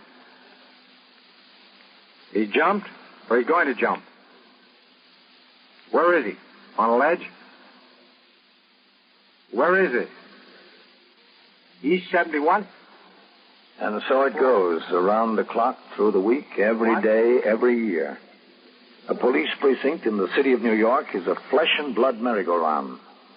Anyone can catch the brass ring, or the brass ring can catch anyone. 21st Precinct, a factual account of the way the police work in the world's largest city, is presented with the official cooperation of the Patrolmen's Benevolent Association, an organization of more than 20,000 members of the Police Department, City of New York. Everett Sloan in the role of Captain Kennelly. Featured in tonight's cast were Lawson Zerbe, Wendell Holmes, Bill Zuckert, Don McLaughlin, Barbara Weeks, Bill Lipton, and Donald Bain. Written and directed by Stanley Niss, Gaylord. 21st Precinct, Sergeant Klein. He jumped or he's going to jump? Where is he, on a ledge? Where is it? E71? What floor? You are in the muster room at the 21st Precinct, the nerve center. A call is coming through. You will follow the action taken pursuant to that call from this minute until the final report is written in the 124 room at the 21st Precinct. Yes, sir. I'll send assistance right away. Right away. You just stay there, wait for the officers. Yes, sir. 21st Precinct. It's just lines on a map of the city of New York. Most of the 173,000 people wedged into the 9/10 of a square mile between Fifth Avenue and the East River, wouldn't know if you asked them that they lived or worked in the 21st. Whether they know it or not, the security of their homes, their persons, and their property is the job of the men of the 21st Precinct. The 21st, 160 patrolmen, 11 sergeants, and 4 lieutenants, of whom I'm the boss. My name is Kennelly, Frank Kennelly. I'm captain in command of the 21st. I was working my day tour, 8 a.m. to 6 p.m. When I returned from patrol of the precinct at 2:20 p.m., the desk officer, Lieutenant Snyder, told me he had received word from the district attorney's office that 9 of my men, Sergeant Collins and 8 patrolmen, had been instructed to appear before the New York County grand jury at 10 the following morning. All had been at the scene when a gang of 5 safe burglars were apprehended 3 weeks earlier. I took the teletype communication concerning this matter and went upstairs to Lieutenant King's office in the 21st Detective Squad on the 2nd floor. Come in. Hello, Matt. Come in, Captain. How are you, Captain? Oh, all right, except for this communication we got. What communication is that? This. Matt, there were 4 safe and loft squad detectives there and 4 of your men when that collar was made. They don't need any of my men to make a case. For the trial, maybe, if it goes to bat, but not before the grand jury. I don't think so, Captain. All of those men are working the day tour tomorrow. Take 9 men away and it'll really knock a hole in my platoon. Well, that's a mistake, Captain. Some assistant down there probably told his clerk to get all the police witnesses to the grand jury, and he did. We'll get it straightened out. Come in. Captain, Sergeant Fry on PS calling you. Oh? He's on 1. Taken out my desk, Captain. Thanks, Coleman. Captain Kennelly. Sergeant Klein, Captain. How soon will you be downstairs? In a few minutes. Can you come right away, Captain? It's important. All right. I'll be right there. I left the 21st squad and went downstairs through the back room where the attendant was sweeping up. He nodded at me, and I nodded back. I stepped out into the muster room. Lieutenant Snyder was talking to a couple of complainants who stood before the desk. I walked over to the telephone switchboard. 21st Precinct, Sergeant Klein. All right. You take your meal now. What is it, Sergeant? Got a piece of bad news, Captain. Yes? What? A woman called in here from Queens. She said she was a neighbor of Sergeant Burns and his wife. Yes? She said that Mrs. Burns just got a telegram from the Army. Their boy was stationed at Fort Devens. He was killed in an accident this morning. That's too bad. A neighbor said she was calling from his house. Doctor's there for Fred's wife. They think you ought to come home right away. Where is he? On patrol, Captain. All right, you better call him. Yes. Communications Bureau, Patrolman Nelson. This is Sergeant Klein at the 21st. Would you have 651 call the 21st? Yes, sir. How did it happen? Did they know? No, sir. Just a telegram notifying them so far. Neighbor said it didn't say much. Mm-hmm. 651, call 21st Precinct, K. 651. 11. How old was the boy? About 19, 20. He was their only child, wasn't he? Yes. His name was Fred, too. Fred Jr. Always talking about that kid. They loved to fish together. It's all he used to do when he was swinging or working the night tour. Go fishing with his boy. What do I say to him when he rings in, Captain? I'd rather not be the one to tell him. Have him come into the house. I'll talk to him. Yes. 21st Precinct, Sergeant Klein. This is Lieutenant King, Sergeant. Would you tell Captain Kennelly that was a mistake? None of your men have to appear at the grand jury tomorrow. Yes, sir. I'll tell him. Okay, thanks. It was Lieutenant King, Captain. They don't need any of our men for the grand jury tomorrow. Oh, good. 21st Precinct, Sergeant Klein. Sergeant Burns, box 18. Oh. Hello, Fred. Come into the station house, will you? What's doing? Captain wants to talk to you. What's the matter? Just come in, will you? All right. Tell the skipper I'm on my way. I'll be on in 5 minutes. And don't eat things that disagree with you. He's on his way, Captain. He'll be here in 5 minutes. Send him into my office. Yes. A large part of a policeman's job is conveying bad news. Hardly a day goes by that we are not required to notify a wife or mother, a father or husband that someone close is dead or sick or in serious trouble. These notifications are difficult enough when total strangers are involved. Telling a man you've known and worked with that his only son is dead is twice as hard. I waited in my office. I tried to read over a few of the reports that had accumulated, but my eyes turned automatically through the open door into the muster room. Finally, I saw Sergeant Burns walk in. He approached the desk, talked for a few seconds to Lieutenant Snyder. Sergeant Klein busied himself filing aided case cards. When Sergeant Burns crossed the muster room toward my office, my attention turned to the file of reports in front of me. Captain? Come in. Yes, sir. Shut the door, will you, friend? Lieutenant Snyder says you wanted to see me, Captain. Yes, that's right. Sit down, friend. Yes, sir. Yes, sir? I've got some bad news for you, Fred. What kind of bad news, Captain? A neighbor of yours called in. Nothing happened to Ruth. My wife's all right. She's all right, yes. It's your boy. What happened to him? The Army sent a wire. He was in an accident. He's dead. Yeah? I'm sorry, Fred. Are they sure? For sure it was Freddie? Well, all we know is what your neighbor called in and told us, Fred. That's all. How's this happen? What kind of an accident? Where? I don't know, Fred. Dear God. What am I going to do? How am I going to tell Ruth? She knows, Fred, the wire came to your home. Oh, yeah. Yeah. 19 years old, that's all. Just 19 years old. When he got out of the Army, he was going to try and get on the cops. I told him all the time, you don't want that, get into something where there's more money. But it made me feel good that he wanted to get on the cops, like I was setting a good example.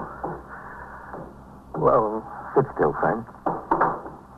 Thanks, Captain. Thank you. You stay in here. Poor Ruth. Oh, there's a doctor with her, Fred. She'll be all right. Oh, yes, that's good. It's going to be kind of rough on her. She's got nobody else besides me and him. That's all she's got, Captain. Just me and him. Just me now. Just me. You stay in here, Fred, or if you want me to stay with you. No, sir. That's all right. You don't have to stay. All right, Fred. Whatever you want. What I want, I gotta have. I'll be outside. Yes, sir.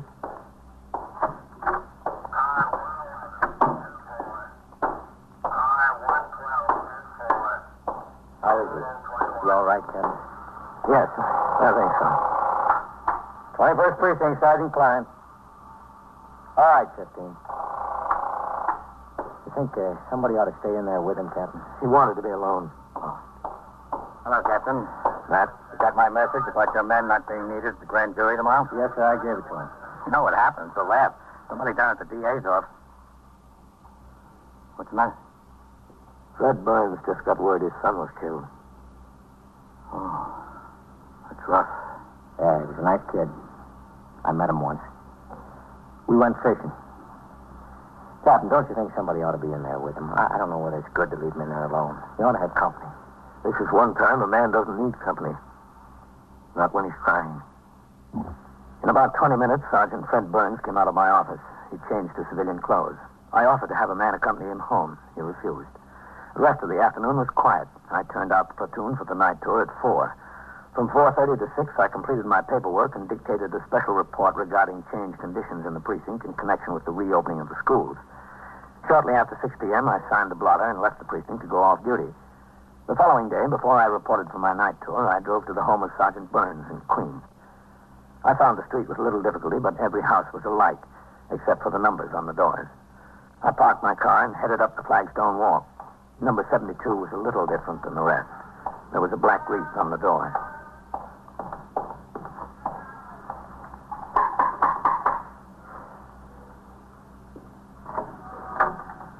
Hello, friend. Oh, Captain. Come in. Thanks. I hope you'll excuse the way things look around here. Oh, yeah, sure. With all that's happened and Ruth so broken up, there hasn't been much chance to get things straightened out. They brought him home late last night. For a while, she's all right, Captain, and you know, I can't blame her. I feel that way myself. I understand. Ruth, this is Captain Kennelly. You have my deepest sympathy, Miss Burns. It's awful. It's awful. Yes, ma'am. Captain. He was going to be 19 next month. Raise a boy and see him like this in your own living room. He just got made corporal just the day before. Rough. Army sent that flag along with him, having 2 soldiers come over for the funeral. Army's been very nice about the whole thing. CO called me up on the phone last night and told me how the whole thing happened.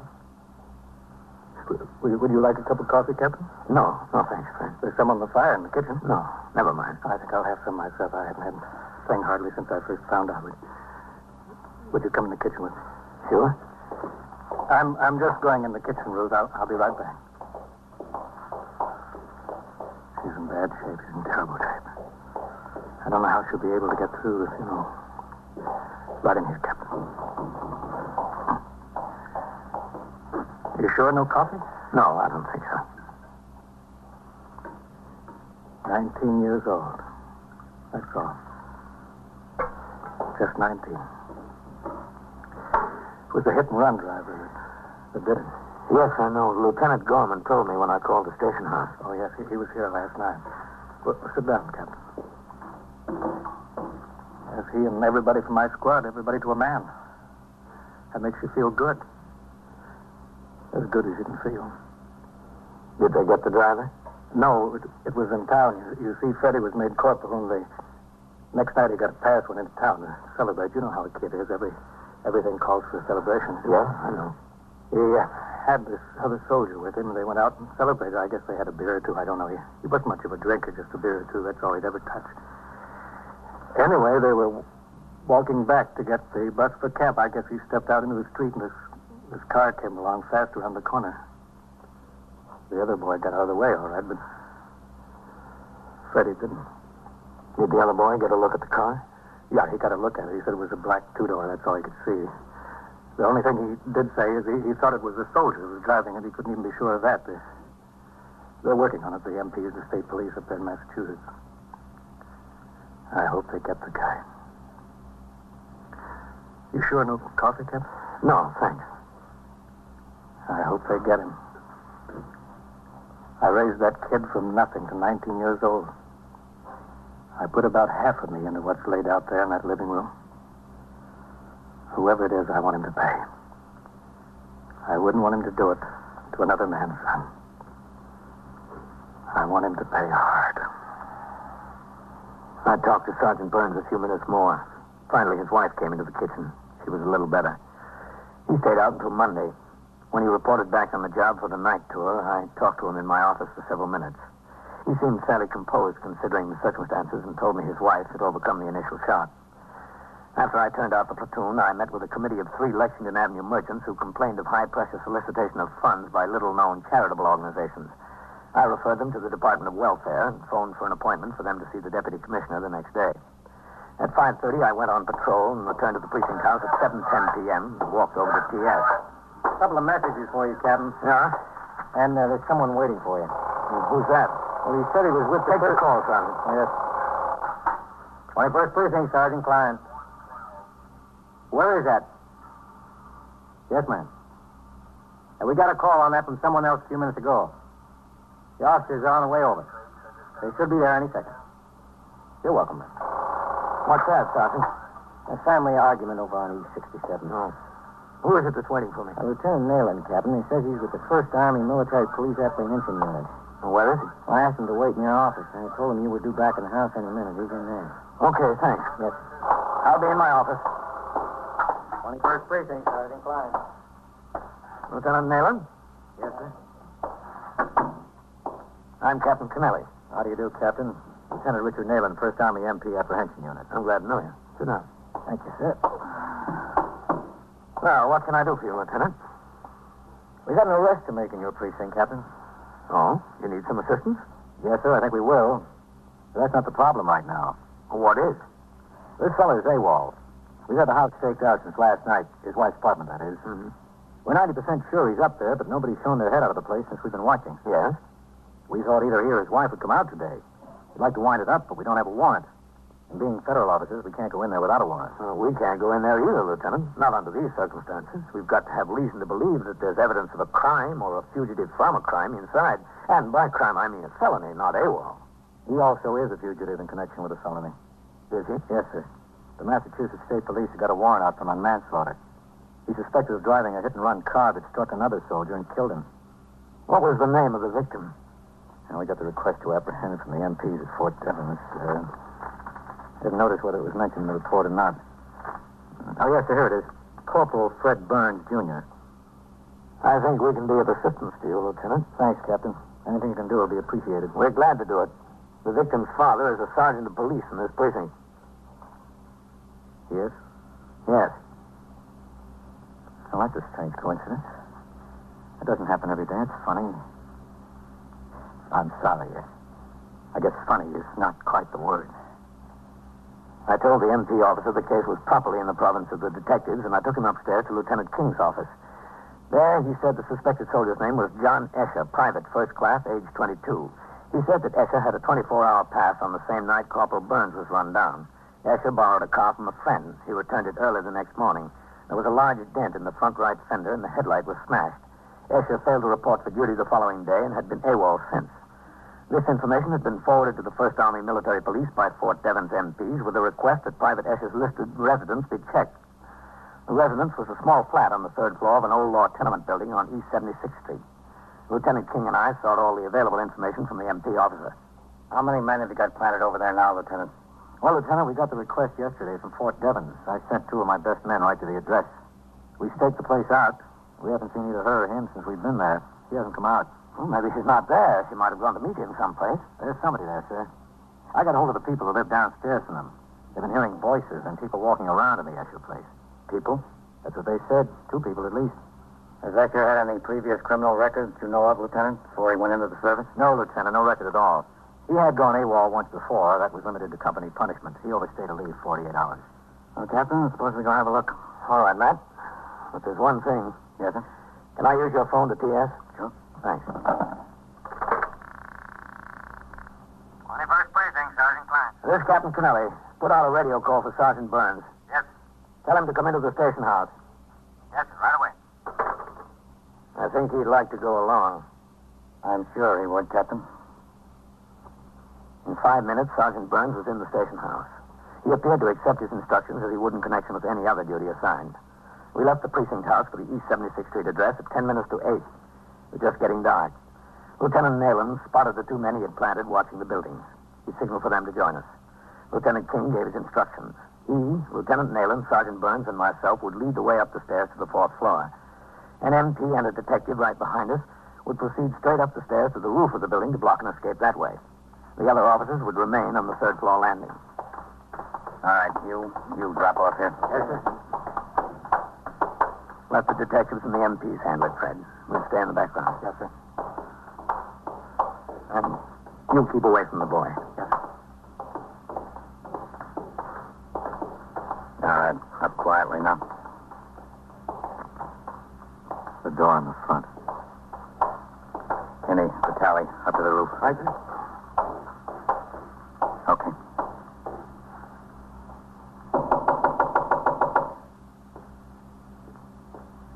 They're in there, I hear them. Yes? Who is it? I want to talk to John. John isn't here. And I want to talk to you. Open the door. I'm a police officer. What do you want? Open up or I'll kick it in. Open up. All right.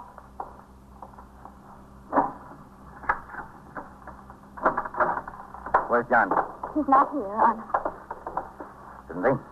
All right. He is. But please, he's scared. He's scared half to death. He told me about the accident.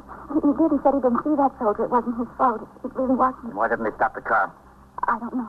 Where is he? He don't know why either. He just didn't, that's all. Where is he? In there. In the bedroom. Is he armed? Does he have a gun? No, he doesn't have a gun. All right. Wait a minute, please. I don't know what's the matter with him. He's sick, I think. He came home and he wouldn't leave the house. He wouldn't let me leave, not even for food. He hadn't had a thing to eat all day. He's sick. I know he's sick. All right, you stand there. You take care of her. Let's get him.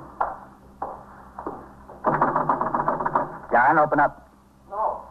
Stay away from that. Open the door. Stay away, I'm telling you. He said he'd jump out the window. That's what he said. John? All right, let's push it in. Give me a hand. Okay, Lieutenant. Go on, friend. Yes, sir. Together. Now. Stay away. Again. Now. Warning. Once more. Quick. Don't come any closer. Get out of that window, boy. What are you trying to prove? Don't come any closer. I'll jump. I swear I'll jump. That's 4 floors down to the street. I know what it is. Don't come any closer now. I'm warning you. Don't. Now, look, John. Stay where you are. Well, he really will. He told me he would. We can stay here all night, John. We've got all the time in the world. Stay there if you want. If you come any closer, I'll jump. I swear I will.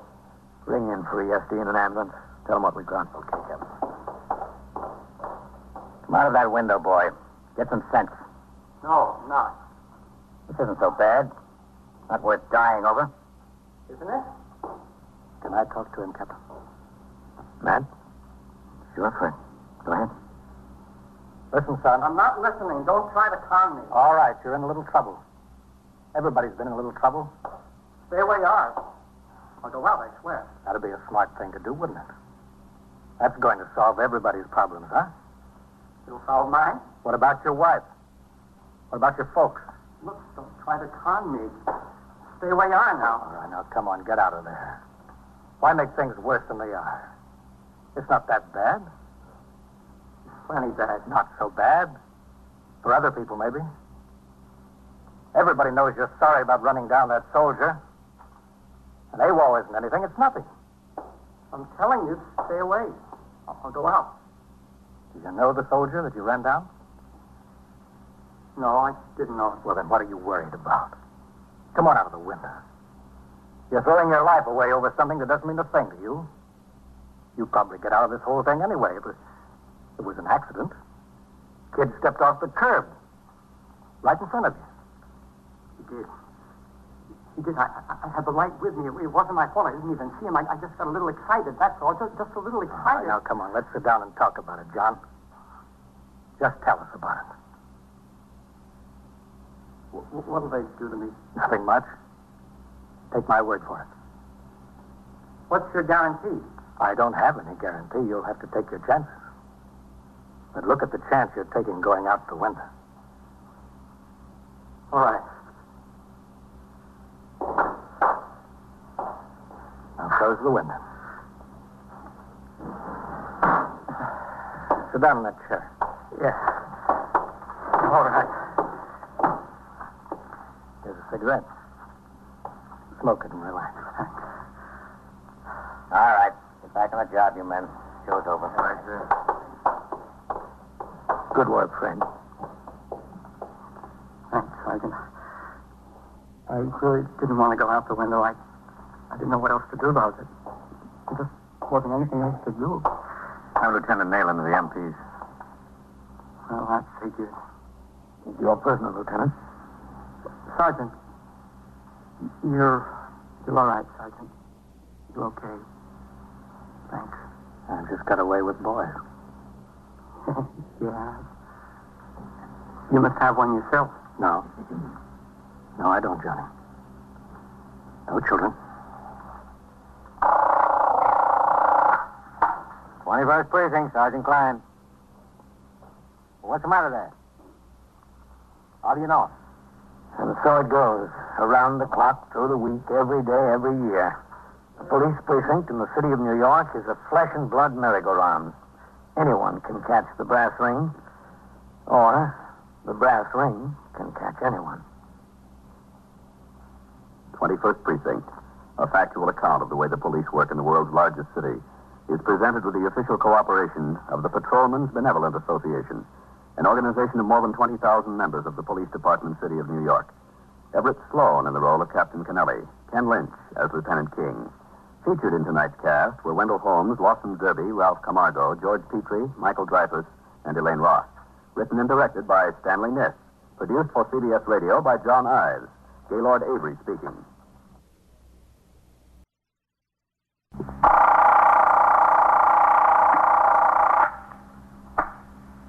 21st Precinct, Sergeant Klein. What's the matter with him? How do you know he's dead? From what? Where is this? You're in the muster room at the 21st Precinct, the nerve center. A call is coming through. You will follow the action taken pursuant to that call from this minute until the final report is written in the 124 room at the 21st Precinct. All right. You just wait there for the officers. No, right there. I'm sending him now. You just wait there and show them where he is. All right, thank you.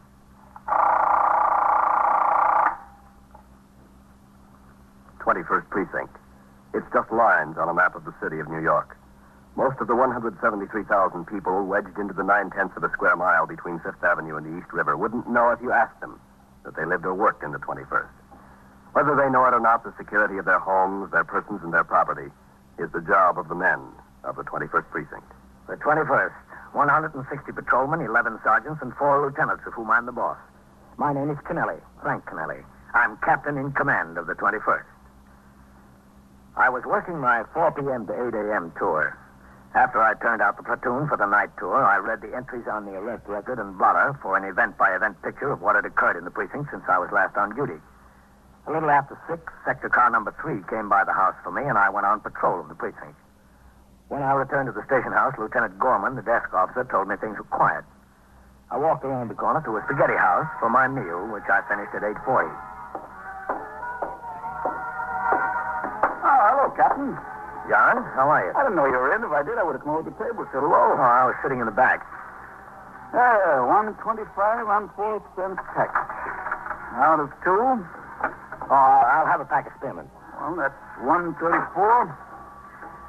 You been seeing many ball games, Captain? No, not this year. 35, 40, 50, and 2. Me neither. You know, I couldn't whip up any enthusiasm this season. I'm a Yankee fan. I'm a Yankee fan from way back. But 8, 10, 12, 14 games out in front, how can you get excited? Just the point where they're the whole league. Yeah, it's got to be close to be interesting. But at least the series might be interesting. Who do you pick? I think the Brooks will take them. You do? They never have yet. Well, that's some ball club. Well, yeah, they look like a ball club in their league, but wait till they get up against some competition. Well, wait, I'll walk out with you. I want to get a peek. Ralph, keep your eye on the front, huh? I just want to take a look at the box scores. They clinched the pennant, you know, but there's no harm in checking on the batting averages. Yeah. You going to see any of the series games, Captain? It's a little bit too rich for my blood. Yeah, that's $10 a reserve seat routine. That's a little rich for anybody's blood. Yeah. Look at that fella. He's turning the fire alarm. Hey, you. Hold up there. Wait a minute. You, wait a minute. I'm not going anyplace. Where's the fire? There isn't any fire. What'd you pull the hook for? Because I wanted it. Where's the fire, Captain? There isn't any fire. I'm a police officer. What's your name? Brighter. Hal Brighter.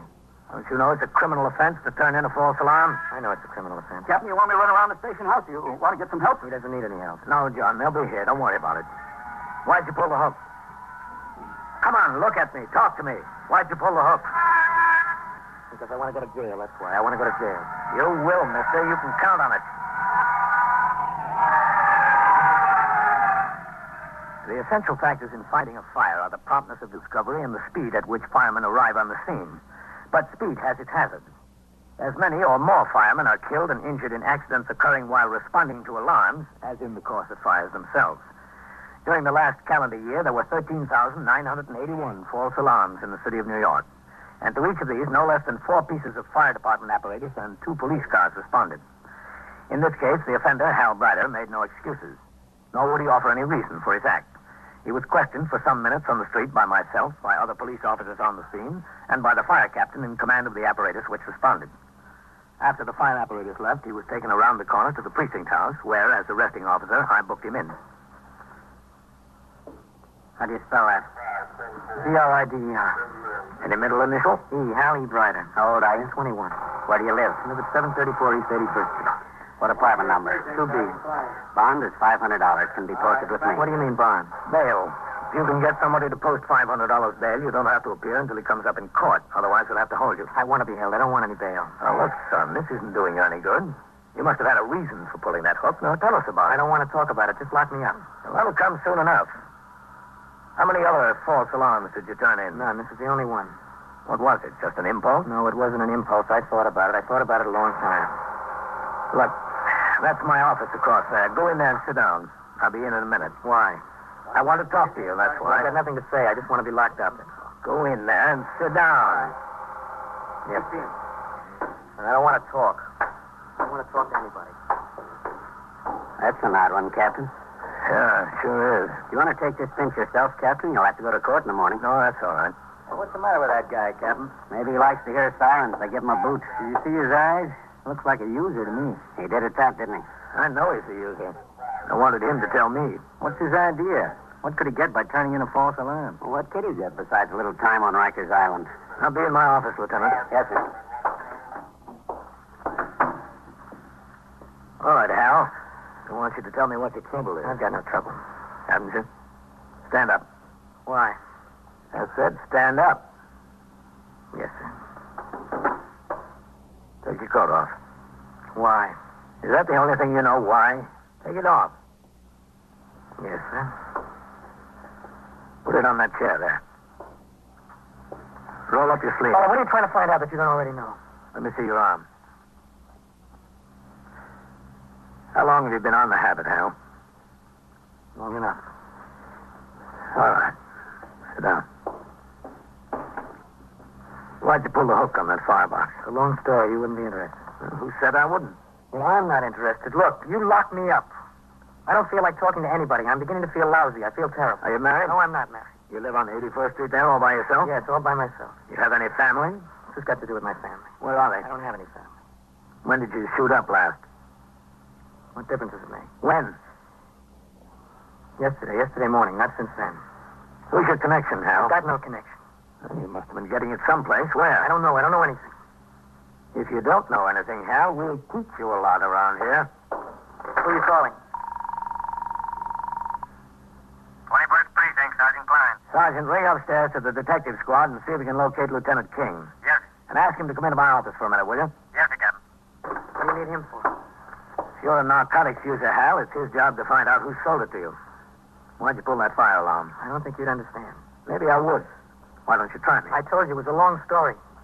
It's cold in here. You know that? It's awfully cold in here. Now, I'm beginning to feel terrible. Really terrible. I'm sick. Put your coat on. Yeah, thanks. That ought to help a little. You work, Hal? You got a job? Yes, I did have. I did have until the day before yesterday. What happened? I got fired. Why? Why do you think? How'd you get the habit? You should have known better than that. You look like an intelligent boy. I'm very intelligent. Top 10 in my class. A big deal. How'd you get hooked? Well, it was this girl. What's her name? It doesn't have anything to do with it. I thought I could kick the habit anytime. First it was just once in a while and maybe 2 or 3 times a week, and then it got to be a regular fix every day. Every day. Where is this girl? I don't know where she is. I lost track of her someplace down the line. I don't know what happened to her. I haven't seen her in 5, 6 weeks, a couple of months. Listen, I gotta loosen my tie, Captain. It's getting awfully warm in here. You don't mind if I loosen my tie, do you? No? Go right ahead. Thanks. But I was buying 2, 3, 4 caps a day. See, I had a good job, but it was beginning to cost me $40, $50, $60 a week to support the habit. It was too much. It was way too much, and it was getting so I couldn't get halfway through the day. I imagine you couldn't.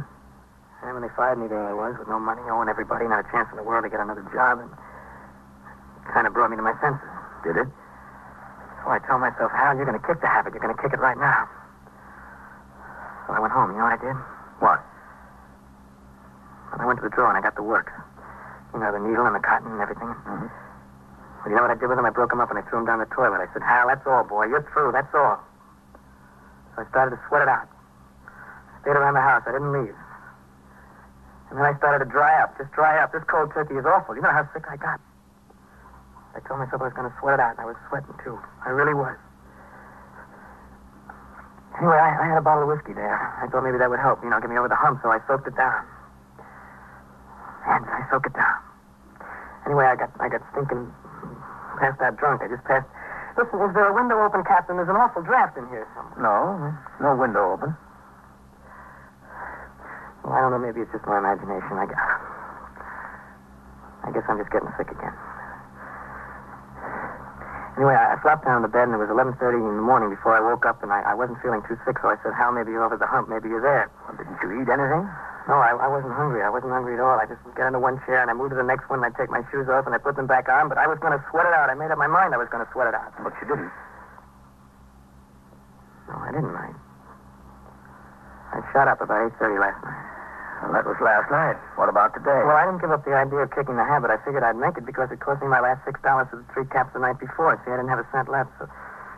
Well, anyway, I didn't care how sick I got. I really stuck it out. I really stuck it out till about 8 o'clock. And then I thought I'd better go out and get some air. See, that's what I needed, some air. So I went down the street and I started walking, and it was getting worse all the time. It was just worse and worse. And I walked by where my connection hangs out. I just walked by. See, I didn't even stop. You didn't have the money. Well, that's true, but I went right by him anyway. See, I was feeling terrible. It was real bad. And I walked down the street and I saw this car. And you know, it was in the back seat. There was a fur coat. And all kinds of things kept going through my head. Hal, get the coat, put it in soak, get money for a fix. Well, you know, I walked around the block 3 times past that car, and the last time I stopped, and I was just about to open the door, see, and I stopped, and I said, Hal, what's the matter with you? You know what you're doing? This is what you said wouldn't happen to you. You're not going to be a thief like everybody else on the habit, so I just walked some more, and I thought, Hal, if you're in jail, it's cold turkey, and there's no questions asked. So you pulled the hook on the fire alarm? Yeah, that's right, I pulled the hook. To get in jail? Yes, sir, to get in jail. Well, Hal, that's the only thing you were right about. Upstairs together to wait arrival of detectives from the narcotics squad who would interrogate the boy in an attempt to learn his source of the drugs. At 9:30, a car came by the precinct house and took me down to 86th Street and York Avenue, where one of the candidates for mayor in the forthcoming election was speaking to a rally. The crowd was neither large nor disorderly. After the rally broke up, I resumed patrol of the precinct. At 11:30, I returned to the precinct house. As the sector car drove away, I walked up the worn front stoop into the muster room. 21st Precinct, Sergeant Klein. Hello, Captain. Sergeant? All right. 11. Yeah. Now watch it there, Captain. Huh? Ain't sweat. The Mendicant squad just dumped 6 moochers in here. Were they picked up in this precinct? Yes, sir. Seems there was a migration from the Bowery. They came up in a lump. Oh, Captain. Yes? There's a young woman waiting for you. No? Where? She said she'd be right back. She asked if there was a phone here that she could use, and I told her there's no public phone in the precinct house. She'd have to go to the candy store down the block. Who is she? She's the sister of that boy who turned in the false alarm. Oh. How about him? What happened? He's back in the cells, Captain. A couple of men from the narcotics squad showed up and talked to him upstairs. Nat King came down with him. He said they're through with him. To lock him up. And did she talk to her brother? Yes, sir. When the detectives brought him downstairs. She talked to him for a while in the back room. Then she said she'd like to wait for you. See if you can get me Lieutenant King on the phone, will you? Is he upstairs? Yes, Captain, I think so. Excuse me. Yes, sir. Step right up to desk. What can I do for you? I want you to send a policeman home with me, will you? Well, what's the trouble there? Well, I tell you, my landlady won't let me into my room. Why not? Well, she claims I'm 2 weeks behind on my rent. She said I'm locked out till I pay up. Well, are you 2 weeks behind? Well, it's not the point, is it? The point is, does she have a right to keep my clothes? That's not our job to get your clothes back, mister. That's between you and the landlady. Lieutenant King's on his way downstairs, Captain. Oh, Okay, well, thanks. Excuse me. Oh, that's all right. I didn't mean to interrupt you. No. Well, can't you send somebody over there so she'll be at least reasonable? I don't care about the room. I can get a million rooms, but I want my thing. That's a civil action, mister. You'll have to get out a summons on her and let the magistrate work it out. Well, I owe her the rent, all right. That would count against me, wouldn't it? Oh, there's Lieutenant King, Captain. Okay, thanks. Well, the point is, I don't have a clean shirt to wear to work tomorrow. Matt? Hello, Captain. How did you and the narcotics squad make out with that boy? Well, I came uptown to talk to him. I had him in my office for nearly an hour. Not so good with him. No? No, sir, he wasn't carrying. Didn't have a thing on him. While they were talking to him, I sent Novak and Howard over to have a look in his room. They couldn't find the works or any junk over there. Well, he told me he disposed of the works. Yes, I know. He wouldn't open up to us about his connection. But from what he told you about where he was walking, right by his connection, he said. Yeah, that's right. And from where he saw the car and from where he pulled the fire hook, they've got a pretty good idea on just about the location his connection hangs out. They're checking around to see if they can spot him. Well, what about the boy, meanwhile? Well, there's no narcotics case against him, Captain. They thought the best thing to do was go ahead and charge him with a false alarm. Might get 6 months out of that. Couldn't do much better, even if they did have a case. Okay, Matt, thanks. We'll go out and get a sandwich. How about you, Captain? No, much obliged. I've got a whole folder of reports in there. Oh, that's his sister. Just came back in. Yeah, they told me she wants to talk to me. Mrs. Reigate. This is Captain Kennelly. How do you do, Captain? How are you? I'll be back a little later, Captain. Okay, man. See you then. They said you wanted to talk to me, ma'am. That's right. If you have a minute. In my office. Yes, sir. I suppose you know it's about Hal. Yes, I know. Mrs. Reigate? Yes, that's right. This is Joan Reigate. Do you want to have a seat there? Yes, thanks. How did you find out about this? Well, I have a friend that lives in the same building as Hal. Right across the hall, as a matter of fact. Mm-hmm. When the detectives came to look in his apartment before, my friend called me on the telephone. They told my friend that Hal was arrested. He was over here. Where do you live, Mrs. Reigate? In Hempstead. You know, Long Island. Mm-hmm. Well, my husband stayed with the children, and I took the car and drove on in. I don't know what I could do, but I came anyway. Did you know your brother was a narcotics addict? No, I didn't. Not until tonight. Didn't you know something was wrong? Well, not exactly. We haven't seen him all summer, not since the middle of June. He used to come out to the house every other week or so. He likes the kids. He just adores them. Well, I thought he was busy and didn't have time. You know how it is. How bad is it, Captain? You read about people getting cured. I was just wondering what he can do. What I can do. Well, anything can be done. It's up to him. Yes, I know. Well, we don't have much money. My husband has a small store out there. He's just getting started in business. We don't have too much, but anything I can do to help out, I'll be glad to. What about your parents? Where do they live? In Jersey. My father's dead. My mother remarried. She remarried a man with 3 young children. He couldn't go there. That would be impossible. I don't think she'd want him. I don't think she ever wanted him. Either of us. It's funny. She didn't want either of us, and now she's got 3 that aren't even her own.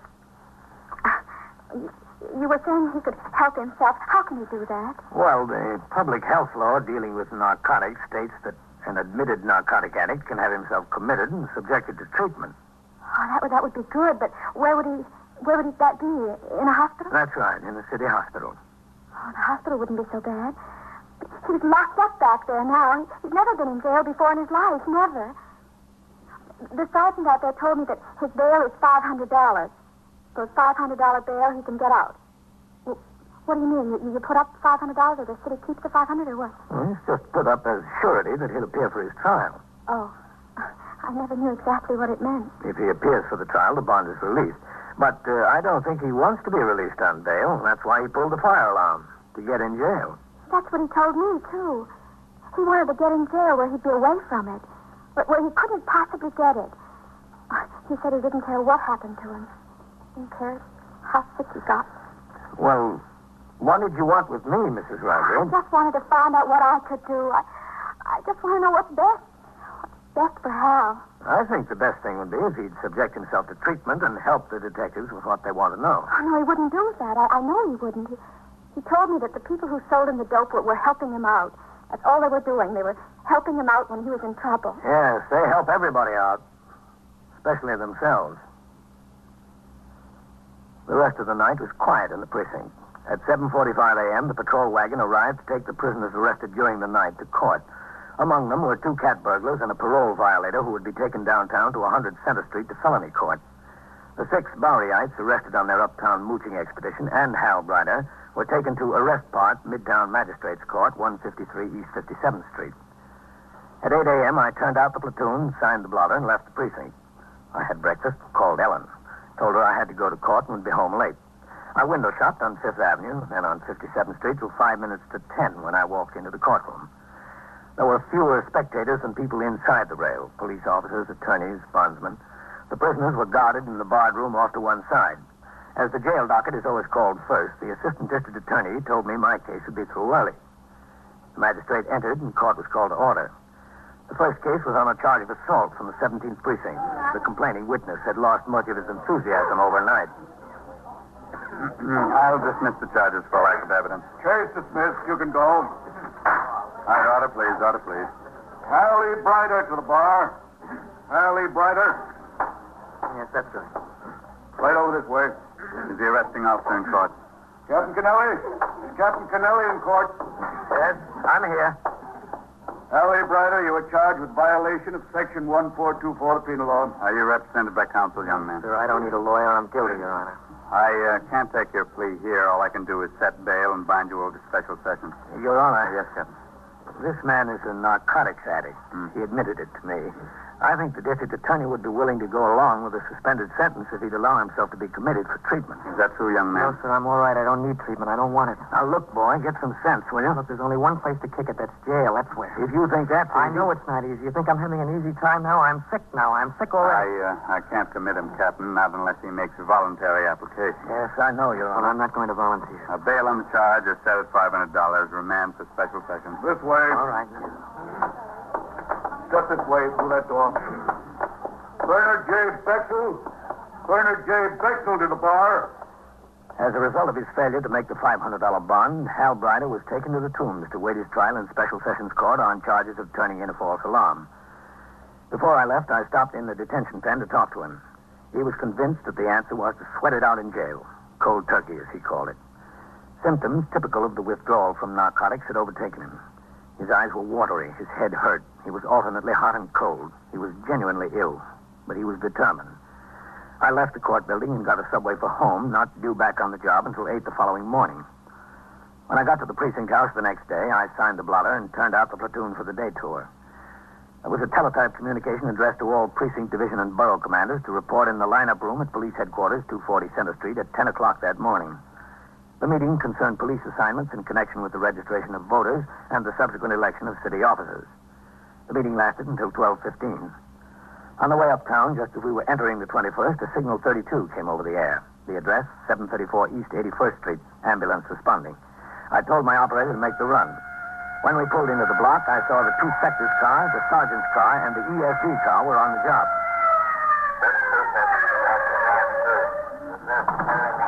All right, let's keep the sidewalk clear, Farrell. Have these people move on. All right, police officer. Coming through there. Police officer. All right, let me through there. Oh, hello, Captain. What have we got, Sergeant? DOA.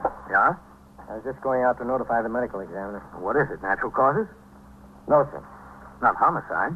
No, sir. You know who he is? He's your friend, the false alarm kid.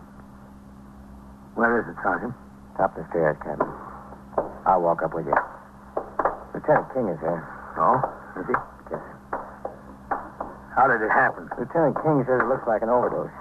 There was a hypodermic needle and 4 or 5 empty capsules around.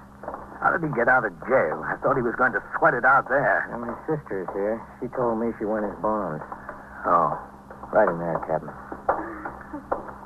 He's in there. She went down to visit him at the Tombs yesterday afternoon. She paid a bondsman $25. He got out last night. In there.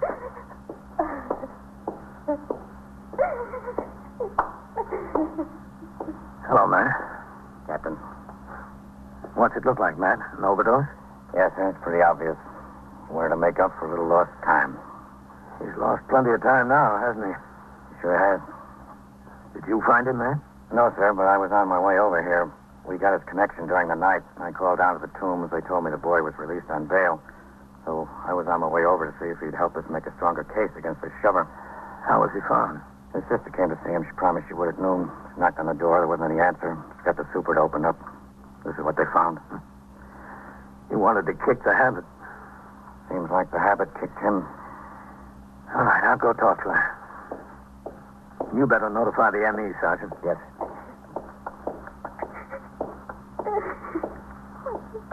Mrs. Reigate?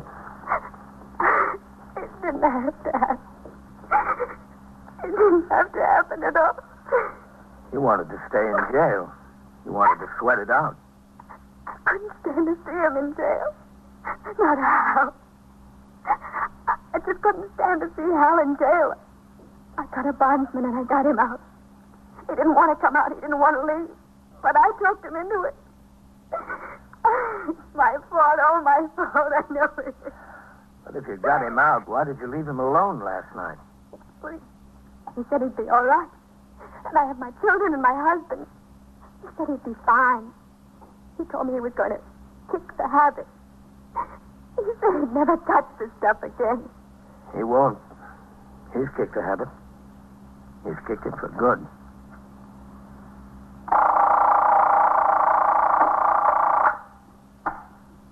"21st Precinct, Sergeant Klein." "You what? Smell gas. Where is this? E71? At what floor? You haven't found where it's coming from." "That's right. Get the people out. See if you can locate where it's coming from." And so it goes, around the clock, through the week, every day, every year. A police precinct in the city of New York is a flesh and blood merry-go-round. Anyone can catch the brass ring, or the brass ring can catch anyone. 21st Precinct, a factual account of the way the police work in the world's largest city, is presented with the official cooperation of the Patrolmen's Benevolent Association, an organization of more than 20,000 members of the Police Department, City of New York. Everett Sloan in the role of Captain Kennelly, Ken Lynch as Lieutenant King. Featured in tonight's cast were Robert Reddick, Lawson Zerby, Jack Orison, Bill Smith, Raymond Edward Johnson, and Madeline Sherwood. Written and directed by Stanley Niss, produced for CBS Radio by John Ives. Gaylord Avery speaking.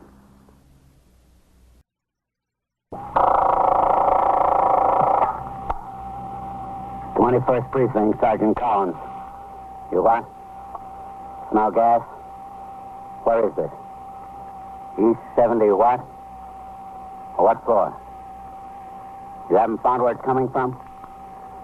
That's right. Get the people out. See if you can locate where it's coming from." No, that's all right. We'll take care of it." You're in the muster room at the 21st Precinct, the nerve center. A call is coming through. You will follow the action taken pursuant to that call from this minute until the final report is written in the 124 room at the 21st Precinct. "You'll have assistance right away." "Yes, sir, right away." No, just stay where you are. The officers will be there right away." 21st Precinct. It's just lines on a map of the city of New York. Most of the 173,000 people wedged into the 9/10 of a square mile between Fifth Avenue and the East River wouldn't know if you asked them that they lived or worked in the 21st. Whether they know it or not, the security of their homes, their persons, and their property is the job of the men of the 21st Precinct. The 21st, 160 patrolmen, 11 sergeants, and 4 lieutenants, of whom I'm the boss. My name is Kennelly, Frank Kennelly. I'm captain in command of the 21st. It was Tuesday morning. I'd been on the job since 8 when I turned out the platoon for the day tour. After I read and signed reports, I went on patrol of the precinct with Patrolman Farrell as my operator. As we turned off Park Avenue into 72nd Street, a signal 32 came over the air. 618 East 75th Street. Ambulance and emergency squad responding. Sounded like a gas case. I told Farrell to make the run. When we turned into the block, I could see that sector car number 1 was on the job. So was the sergeant's car. There was no sign of either the ambulance or the ESD car. 618 was a 5-story tenement building. A few passers-by and neighbors were beginning to gather on the sidewalk. There's the spot, Farrell. Pull in. Yes, sir. All right, let's go. Right with you, Captain. That's either ESC or the ambulance coming now. Yeah. Keep the sidewalk there, Farrell. Keep them off the stoop. That's all right, folks. Will you let it go, yeah, huh? Will you please get off the stoop? Dig here, Farrell. Yes, sir. Boy, I can smell like gas out here. It's sick. Farrell. Yes, sir. Keep people away from those doorbells. Yes, sir. Now, look, I told you to get off the stoop. Sergeant Collins. Who is it? Captain Kennelly. Second floor, Captain. All right.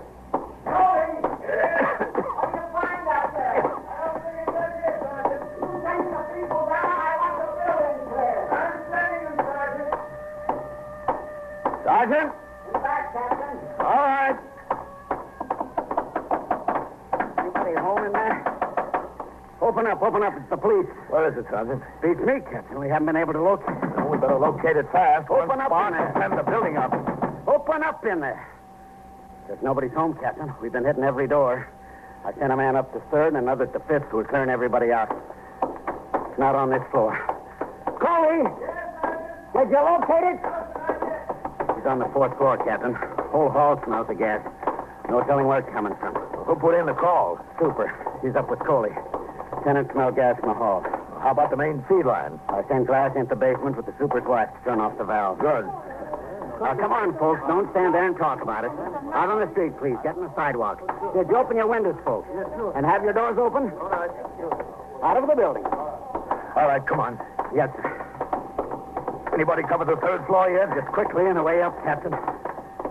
I told those people to clear out, not them. Let's try that one. Smells pretty strong here. Police officers, open up in there. Police officers, open up. This could be it, Captain. Open up. Coley. Come on down here. Bring the super with you. Well, this is it, I'm sure. What do you want to do, Captain? Push the door in? Yeah. All right, let's go. Together. Again. Now. Is that it, Sergeant? You think so, yeah. Let me see if I can kick it. Go ahead. Try it again. Yep, this is it, all right. Keep low. Coley, hit that window. I'll get this one. Yes, sir. Sergeant, get the stove. I got it. They're shut off, Captain. How's the other window, Coley? Sure, Captain. This looks like the culprit, Captain. Yeah. Coffee boiled over. Put out the flame. Sure ruined a good coffee pot. Well, that looks like about it. Coley. Yes, sir. Take a look in that room. See if anybody's in there. Yes. Let's try this one, Sergeant. Only one burner was on, Captain. Looks like an accident. Nobody in here. Coley, anybody in that room? Yes, sir, nobody. Well, the ambulance and the EFD just got here. You can head them off, Sergeant. We don't need them. Yes, sir, right away. Say, Coley, where's the super? I left him out in the hall, Captain. Well, I want to talk to him. Yes, sir. Let's give this room a chance to air out. Who is it down there, Phil? Yes, Sergeant. Mr. Champisi. One EFD in the ambulance. We won't need him. Coffee boiled over. Nobody hurt. Yes, sir. You want to see me? Yeah, this is Captain Kennelly, Mr. Philip Champisi, Superintendent. Glad to know you. How are you? Real mess this turned out to be. Real mess. Well, it could have been worse. I headed off the ambulance and the EFD, Captain. Good. Hey, listen, was it necessary to kick the door in? Look at that. The panel is split. The lock is busted. Ain't worth much of anything now. What do you expect us to do, Mr. Champisi? There might have been somebody overcoming here, or a spark could have blown up the building. Well, that's all well and good, but I'm the one that's got to explain to the landlord. I'm the one that's got to ask him for a new door, new hardware. This could never be fixed, never. Even the frame is shot. Look, what's the name of the tenant here? The tenant? Yeah. Oh, the tenant is a fellow named Harrods, Alfred Harrods. Listen, is any damage inside? Just to the coffee pot. Oh, well, that ain't the landlord's. That's his, Harrods. None of these flats furnished. Tenants got to furnish their own furniture and furnishings. Where is he? What do you mean, where is he? Where'd he go? Well, listen, as long as he pays his rent, he can come and go as he pleases. I don't keep track of him. Can we take a look inside? I just want to check for sure there's no damage. I got to call the landlord, give him the whole story. I guess it's pretty well cleared out by now, huh, Captain? Yeah, I'd imagine. Landlord's going to hit the ceiling about this door. Still smells pretty bad of gas in here. Oh, it's all right. You don't have any idea where this tenant could be. Well, I told you. Did you call the police? Yeah, that was me. Mrs. Truro on the fourth floor come down and knocked on my door. She said she smelled gas in the hall, you know. Well, I came upstairs and I checked immediately. Sure enough. Well, I couldn't tell where it was coming from, though. I had the same trouble as you, so I called. Mm-hmm. Well, who knows what could happen in a situation like that? You got to call. Don't look like there was any damage to the stove, huh? Listen, Mr. Champisi, this whole thing was very lucky. Yeah, very lucky. New door. The place could have been blown sky high. I want you to call the station house when this tenant gets home. I want to send an officer over here to talk to him about going out and leaving a pot of coffee on the fire. Talk to him myself. Well, you call the station house. Yeah, okay, I'll call. Hey, Coley. Yes, sir. Go downstairs and tell Farrell he can let the tenants up now. It's all over. Yes, sir. He should be given a piece of somebody's mind. Where does he work? Well, I don't know. He's a salesman, I think. He sells things. Yeah? What? Well, I don't know. I never asked him. He paid up 2 months' rent in advance when he moved in, so I wasn't too curious. Now, how long has he lived here? Oh, 3-4 weeks. You know he had a phone put in? It's the only phone in the building. Besides mine, which the landlord stands good for. If a guy can afford a phone, I don't worry too much. Did you see him this morning? No. No, I don't budge out of my place, not unless I have to. I still smell a little gas in here, Captain. Well, check that burner again. Yes, sir. Looks off to me. It is. Well, open up the oven. Yes, sir. Well, what do you know? Hey, that's a fine thing to keep in the oven. Papers. What is it, Sergeant? Policy slip. Let's see that. No wonder the guy looks like a millionaire. Just in cash, Captain. Hey, is all that good? It's good. I never saw so much money in a lump. Looks like we've got a policy drop, Sergeant. Yes, sir. Well, listen, I didn't know what the guy did. Don't hold it against me that he lived here. Tenant is a tenant until he proves himself otherwise. Coley. Yes, sir. Let's see what else we can find around here, Sergeant. Yes, sir, Captain. Give Sergeant Collins a hand. Yes, sir. Let's start over here. You never know about some people. Numbers game in my building. You just never know. On discovery that the flat in which there had been a gas leak was occupied by a person in apparent violation of the gambling laws, I instructed Sergeant Collins to notify the desk officer at the 21st, who in turn would notify the office of the division commander, so that plainclothesmen responsible for the enforcement of gambling laws would be sent to the scene to investigate. As this notification was being made, a more thorough search of the premises was conducted by patrolmen Coley and Farrell under my supervision and in the presence of the civilian witness, Philip Champisi, the superintendent of the building. In a closet were found 2 electric calculating machines and tally sheets, in addition to the policy slips and the cash. 80, 800, 20, 35, 45, 6, 7, 8, 9, 50. 1, 2, 3, 4, 5, 6, 7. Like a gold mine. $2,857, Captain. All right, Coley.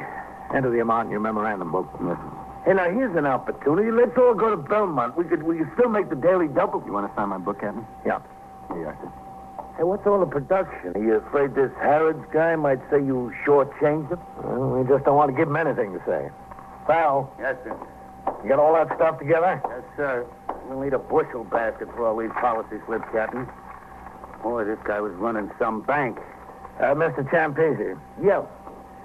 What happens to all the money? Oh, it gets turned over to the property clerk until the court determines who's the rightful owner. Well, listen, could you give me some consideration? You know, if I didn't put in the call, you never would have found it. When did you say this Mr. Harrods moved in here?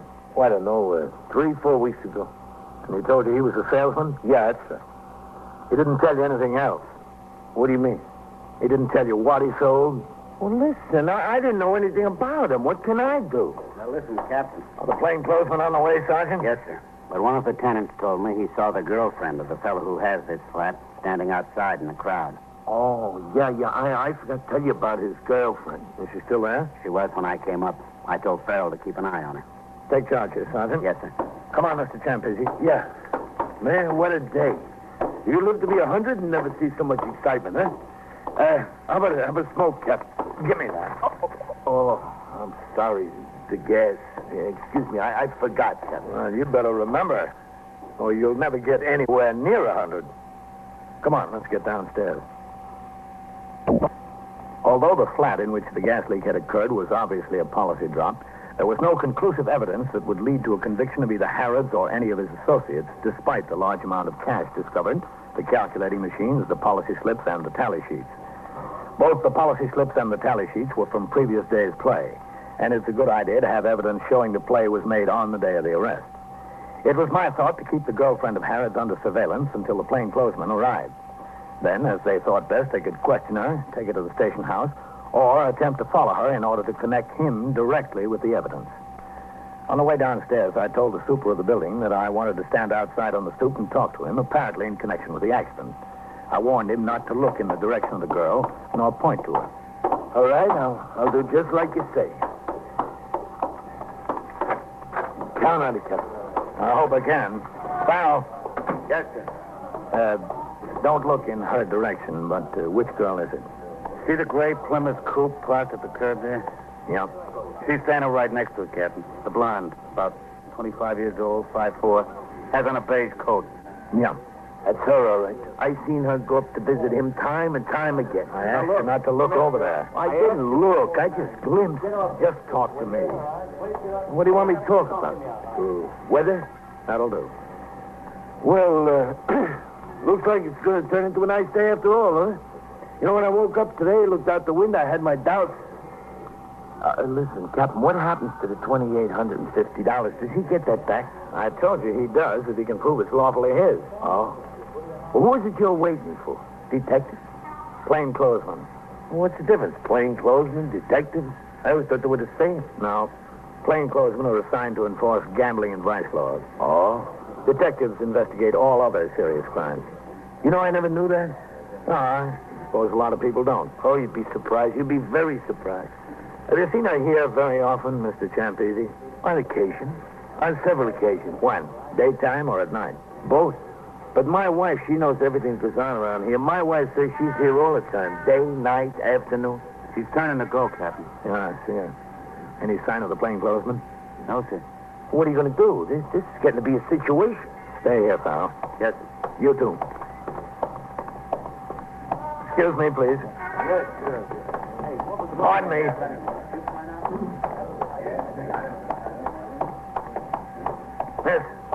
Miss, wait a minute. Me? Yeah. What's your name, miss? Who are you? I'm a police officer. What do you want to know my name for? I want to know. Gloria. Gloria Nathan. Who's your friend in that building? What building? 618 East 75th? I don't think I have to tell you that. It's Al Harrods, isn't it? No, it isn't. Well, who is it then? Nobody. Well, why were you standing outside there? Well, I was just curious. I'm entitled to be curious when there's excitement going on. It's Al Harrods, isn't it? He's your friend. No. You came by to see him this morning. When you were walking down the street toward the place, you saw the police there. You were worried. You found out the gas leak was in his place. Listen, I don't know any Al Harrods. I told you that. I was just standing there because I was curious, that's all. Look, Gloria, you don't want to get into trouble, do you? I won't get in trouble. You will if you keep telling me one lie after another. What can you do to me? You can't do anything to me. Would you mind walking back to the building with me? Of course I'd mind. Well, let's walk back anyway. I haven't done anything. I don't see why you're picking on me just because I was curious. Well, there's a few things we want to get straightened out. If you want to get something straightened out, that's no business of mine. What's it got to do with me? Mr. Champese. Person is entitled to be curious. You call me, Captain? Yes. Is this young woman a friend of Al Harrod's? Yeah. He's a friend of his. I seen her go up there. That's a lie. Plenty of times. I never even heard of any Al Harrods. The plainclothesman, Captain. This is getting to be ridiculous. You're telling him? Hello, Captain. Thomas, how have you been? Fine. Understand you struck gold. That's right. Look, all this is well and good, but what do you want with me? I've got a right to know. Sure, you've got a right to know. We're going to take you to the station house. One of the plainclothesmen went upstairs to take charge of the premises, while the other accompanied the young woman, Gloria Navin, and I to the station house. A policewoman was sent for to make a search of the suspect.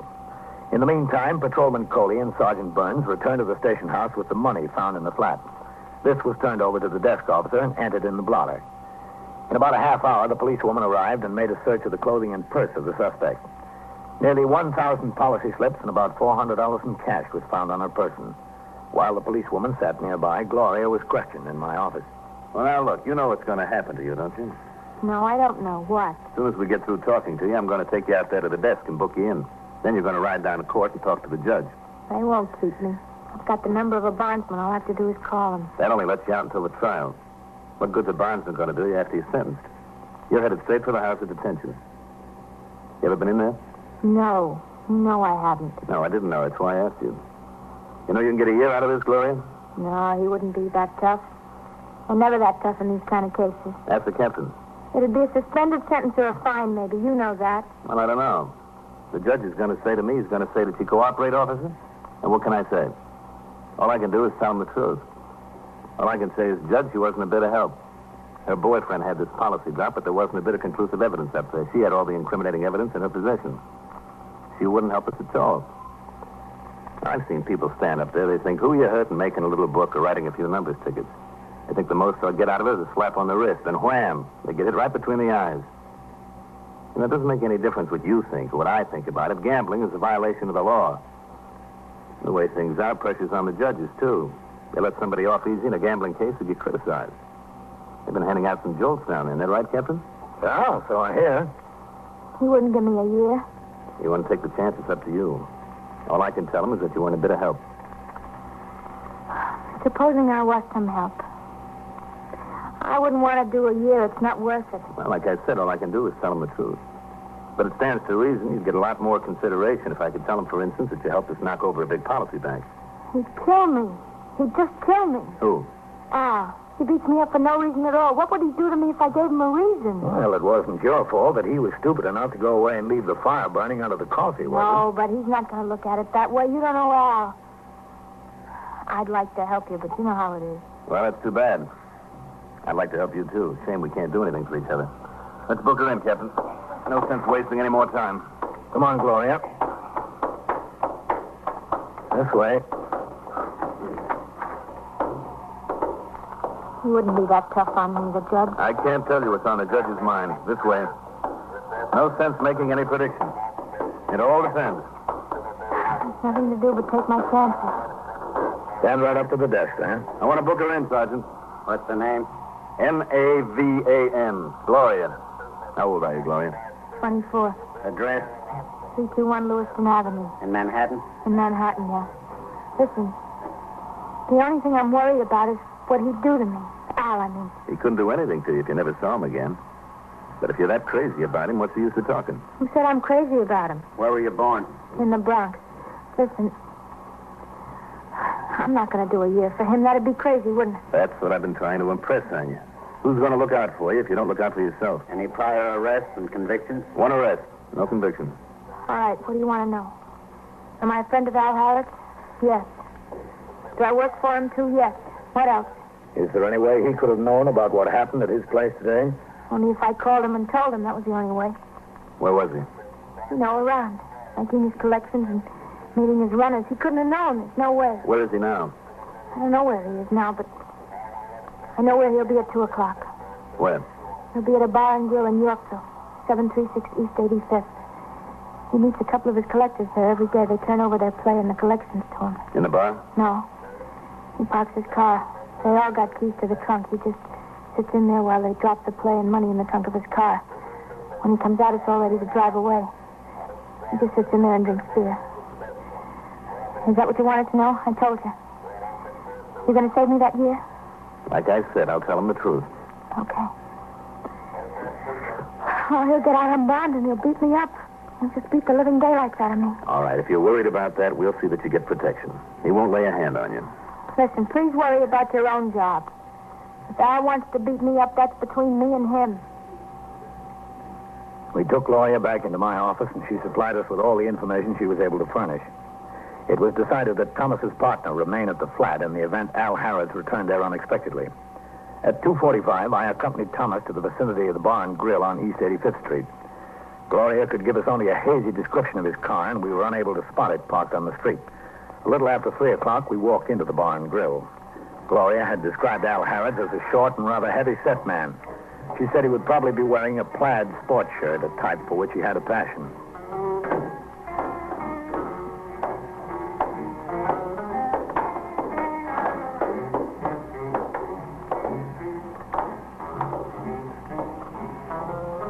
There's a fellow in a plaid shirt back there in the booth. Al Harrods, did she say? That's the name he used. Al Board, Captain. I've been wondering where he was the last couple of months. You know him, huh? Real well. Oh, hello, Al. Oh, hi. Stand up, Al. Hey, listen, I'm clean. Come on, stand up. All right. That's the way. I guess you are clean. You could have taken my word for it. You know, I was just thinking about you the other day, Al. Oh, were you? I sure was. This is Captain Kennelly. Hello. How are you? You don't mind if we sit down, do you, Al? No. Help yourself. Thanks. Plenty of room. Captain, did he say? You're a cop, too? That's right. What have you been doing with yourself lately, Al? I haven't seen you around. Well, you know, that last 90 days in Rikers Island cured me. And I said to myself, Al, it's on pay. Hang up. That's no hotel in the mountains over there on Rikers Island, you know. Dump the racket. How you getting along? Fine. Just fine. Live around here? No, I'm over Jersey now. What are you doing here? You still working out of this division? That's right. You too, Captain? He's commander of the 21st Precinct. No kidding. Captain, this Al is an example of how a good boy can turn out to be an honest citizen. You stick him a couple of times, and he learns the racket doesn't pay. You're living in Jersey, Yeah, that's right. You working? Oh, yeah. I'm breaking my back every day. Working for my wife's brother over there. He's got a poultry business. You don't say. Yeah, up the crack of dawn every day.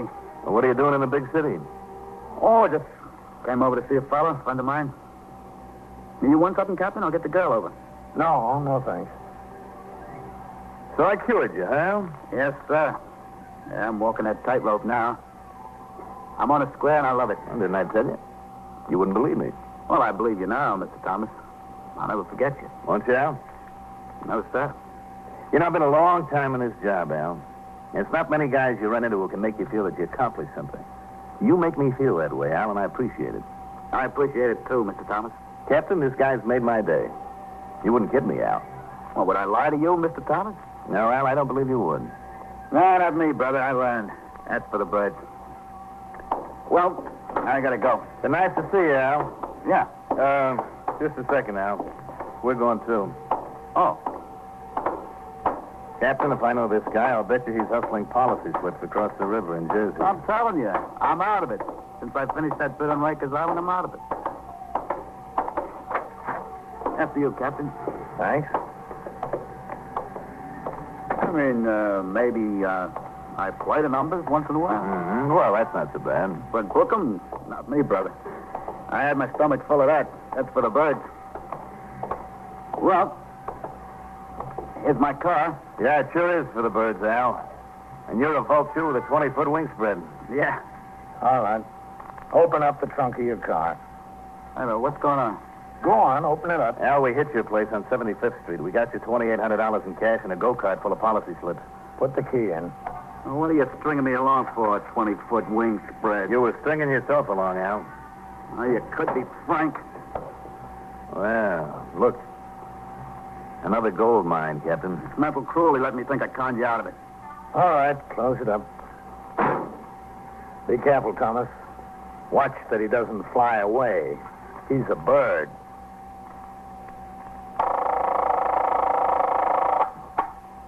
'21st Precinct, Sergeant Collins.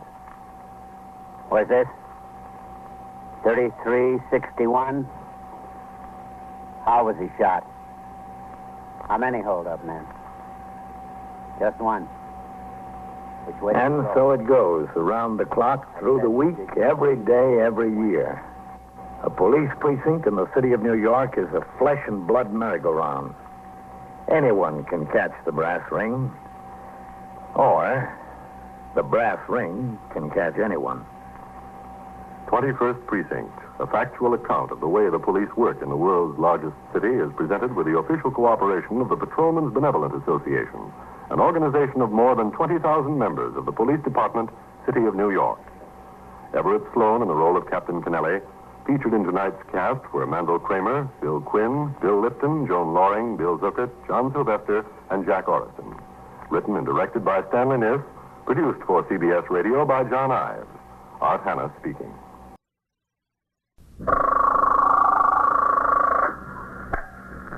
21st Precinct, Sergeant Klein.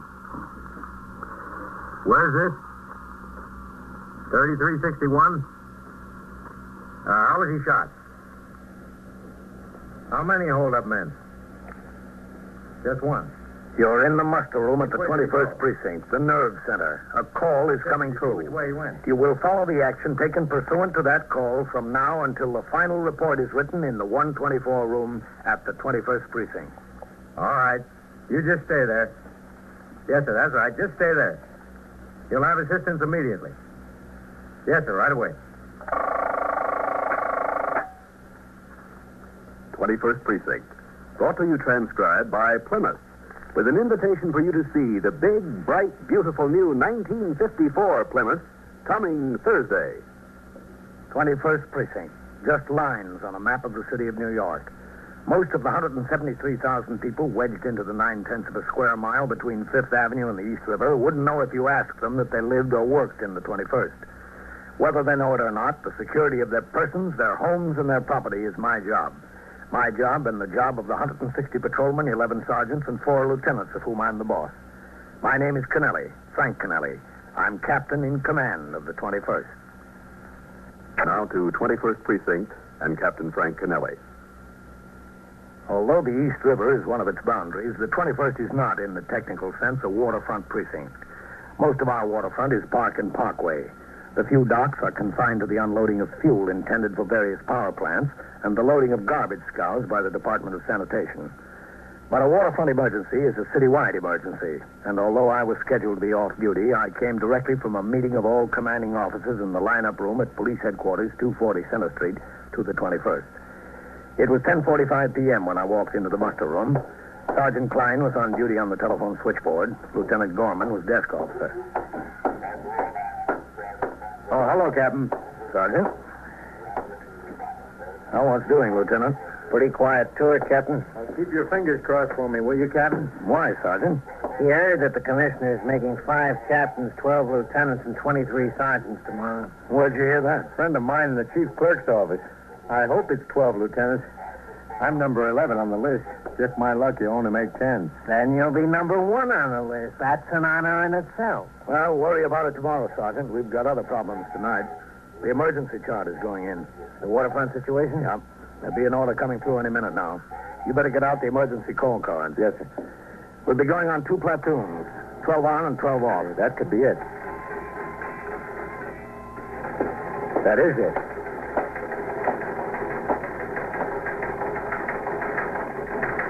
Here the UF-73 card.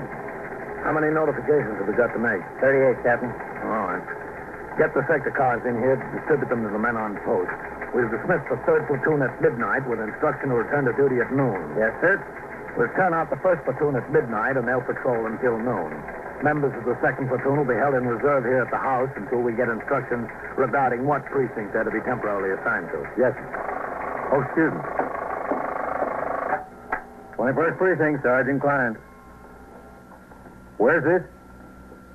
3361? How was he shot? How many? Just one? Where'd he go? Where? All right. There'll be assistance there right away. Robbery and shooting, Captain. Okay, get a car to take me there. Yes, sir. Hello, CB. Sergeant Klein at the 21st. At 3361 Lexington Avenue. Now, as well as the citywide emergency, there was an emergency within my own precinct. The Communications Bureau dispatched sector cars 3 and 4 to the scene of the shooting and sent an ambulance from Metropolitan Hospital. Sergeant Klein on TS, as he was required in such cases, notified the 21st Detective Squad. He was told that Lieutenant Matt King, commander of the 21st Squad, was on patrol with 2 detectives and had undoubtedly responded to the radio signal. While I waited for sector car number 1 to come by the station house for me, I gave my instructions regarding the distribution of the UF-73s to the 38 members of the force residing in the 21st. These notification to report cards would be given to the sector men and men on post for delivery to the homes of members of the force attached to other commands.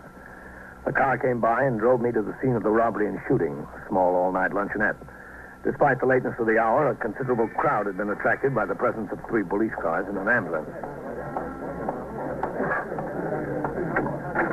Come in, Captain. What have we got, Sergeant? A stick-up. 1 man. He shot and killed the counterman. Mm-hmm. The victim's name is Ventella, Louis A. The hold-up man went around behind the counter to get the money. Ventella started to fight with him. 2 shots and he fell. He was dead when the ambulance got here. I notified the ME. He's on his way. After he shot him, the stick-up man threw the gun down, ran out. There it lays. Who are those people Lieutenant King is talking to? Witnesses, Captain. They were in the place when it happened, the 3 of them. The lieutenant was out on patrol and heard the radio call. Yeah. Well, you don't need all of these men here, Sergeant. Get some of them back on patrol. The emergency chart is in effect at midnight, and notifications have been made. Yes, sir. Sector car number 3, white. All I'm asking you to do is tell me... Oh, hello, Captain. Man? Are you a captain? Is a captain higher than a lieutenant? Yeah. I make a perfectly straightforward statement, Captain, and this lieutenant won't believe me. Now, Sarah, dear. Don't Sarah me. We'll go over it again in a minute, Mrs. Tressiter. If you just sit down in that booth for a minute. Well, that's the way it is. Sarah, please. A lot of thanks you get for your cooperation. How many witnesses were there, Matt? That's Mr. and Mrs. Tressiter and that fellow there. Mm-hmm. Did you talk to him? I'm afraid he's not in a talking condition, Captain. You think you can tell me your name now, mister? What's my name got to do with it? All I want is another cup of coffee, black. That's all I want. What's your name? My name is Arthur J. Bookham. The J, believe it or not, is for January. Yeah, that's right. I was born in January, so my mother... Did you see what occurred here tonight? Yeah, what? Did you see what occurred here tonight? Yes and no. No and yes, that is. All I wanted was a cup of coffee, black. All right, Mr. Bookham, just sit here a minute. Well, he's going to be a big help. Where's my Yeah, coffee? he sure is. All right, Mrs. Tressiter, now we can talk. It's certainly about time. I told you not to Sarah me. Now, Mr. Tressiter, how old would you say this man was? Oh, I couldn't say exactly. Somewhere between 25 and 35. Closer to 25. You told me he was 5'8" or 9 inches tall. Who told you that? Not me. I distinctly said he was at least 6 feet. My husband said he was 5'8" or 9. That's all he was, Sarah. He was 6 feet if he was an inch. He weighed about 160. I couldn't say what he weighed. I'm not judge of that. About 160. Blonde hair. Yes, sort of balding, very thin on top. Oh, Sarah, it was my impression he had a full head of hair. Where'd you get that impression? Well, I saw him. Well, when he went behind the counter, he wasn't that far from me. He was balding. I made a distinct point of remembering. But Well, Sarah... we got it straightened out, folks. Let's not worry about that point now. Matt, can I see you for a minute? Yeah, sure, Captain. When I say he was balding, why? The victim is going to be more help. Listen, Matt. You know the emergency chart is in. Yes, I heard. We've got about 40 notifications to make. Wouldn't hurt you any here if I pulled off Sergeant Collins and his operator and got them back on patrol. That'll leave you two of my men. All right? Sure, that's fine, Captain. Good. Well, looks like you've got a rough job here, Matt. Those witnesses aren't going to be much help. No, sir, not much. At least they agreed on one thing. With a man. Before I left, two detectives from Manhattan East Homicide arrived to aid the 21st Squad in their investigation. Also on hand in another few minutes were an assistant district attorney, a deputy medical examiner, fingerprint and ballistics experts from the police laboratory, and a police photographer. The investigation was well underway when I was called to a meeting at division headquarters. At 2:40, I returned to the 21st and went on patrol. When I returned to the station house, I went to sleep on the couch in my office. At 7:30, the attendant woke me up according to instructions I had left. Brought in a cup of black coffee from the sergeant's locker room and the morning papers. The two tabloids played the homicide very big. I drank the coffee, then I went to the washstand to shave. Go in. Morning, Captain. Oh, Matt. You get any place with your witnesses? Oh, hardly any place at all. Mr. Arthur J. for January Bookham never was any help, and Mr. and Mrs. Tressiter are awfully confused. Oh, sorry, Matt. What'd you say? I said Bookham never was any help. By the time we got a straight story out of Mr. and Mrs. Tressiter, it was too late to take them downtown to BCI to look at mugs. They're coming in today, all of them. Well, how about fingerprints? Or the gun? Well, no fingerprints that could help us, but there might be something to the gun. Yeah? It was purchased and registered by a machine shop in Yonkers. The night watchman is a retired cop. He carries it on the job. The gun was stolen out of his locker last week. Any idea who stole it? Yes, sir. A fellow quit his job in the shop that same day. A fellow named Joe Arridge. He's the one I'd like to talk to. Any reason outside of the fact that he quit his job? Yes, sir. He did a bid once before for armed robbery. Oh, that sounds good, man. You got an address on him? We've got an address, Captain, but he's not there. Hasn't been for a week. Excuse me. 21st Precinct, Captain Kennelly.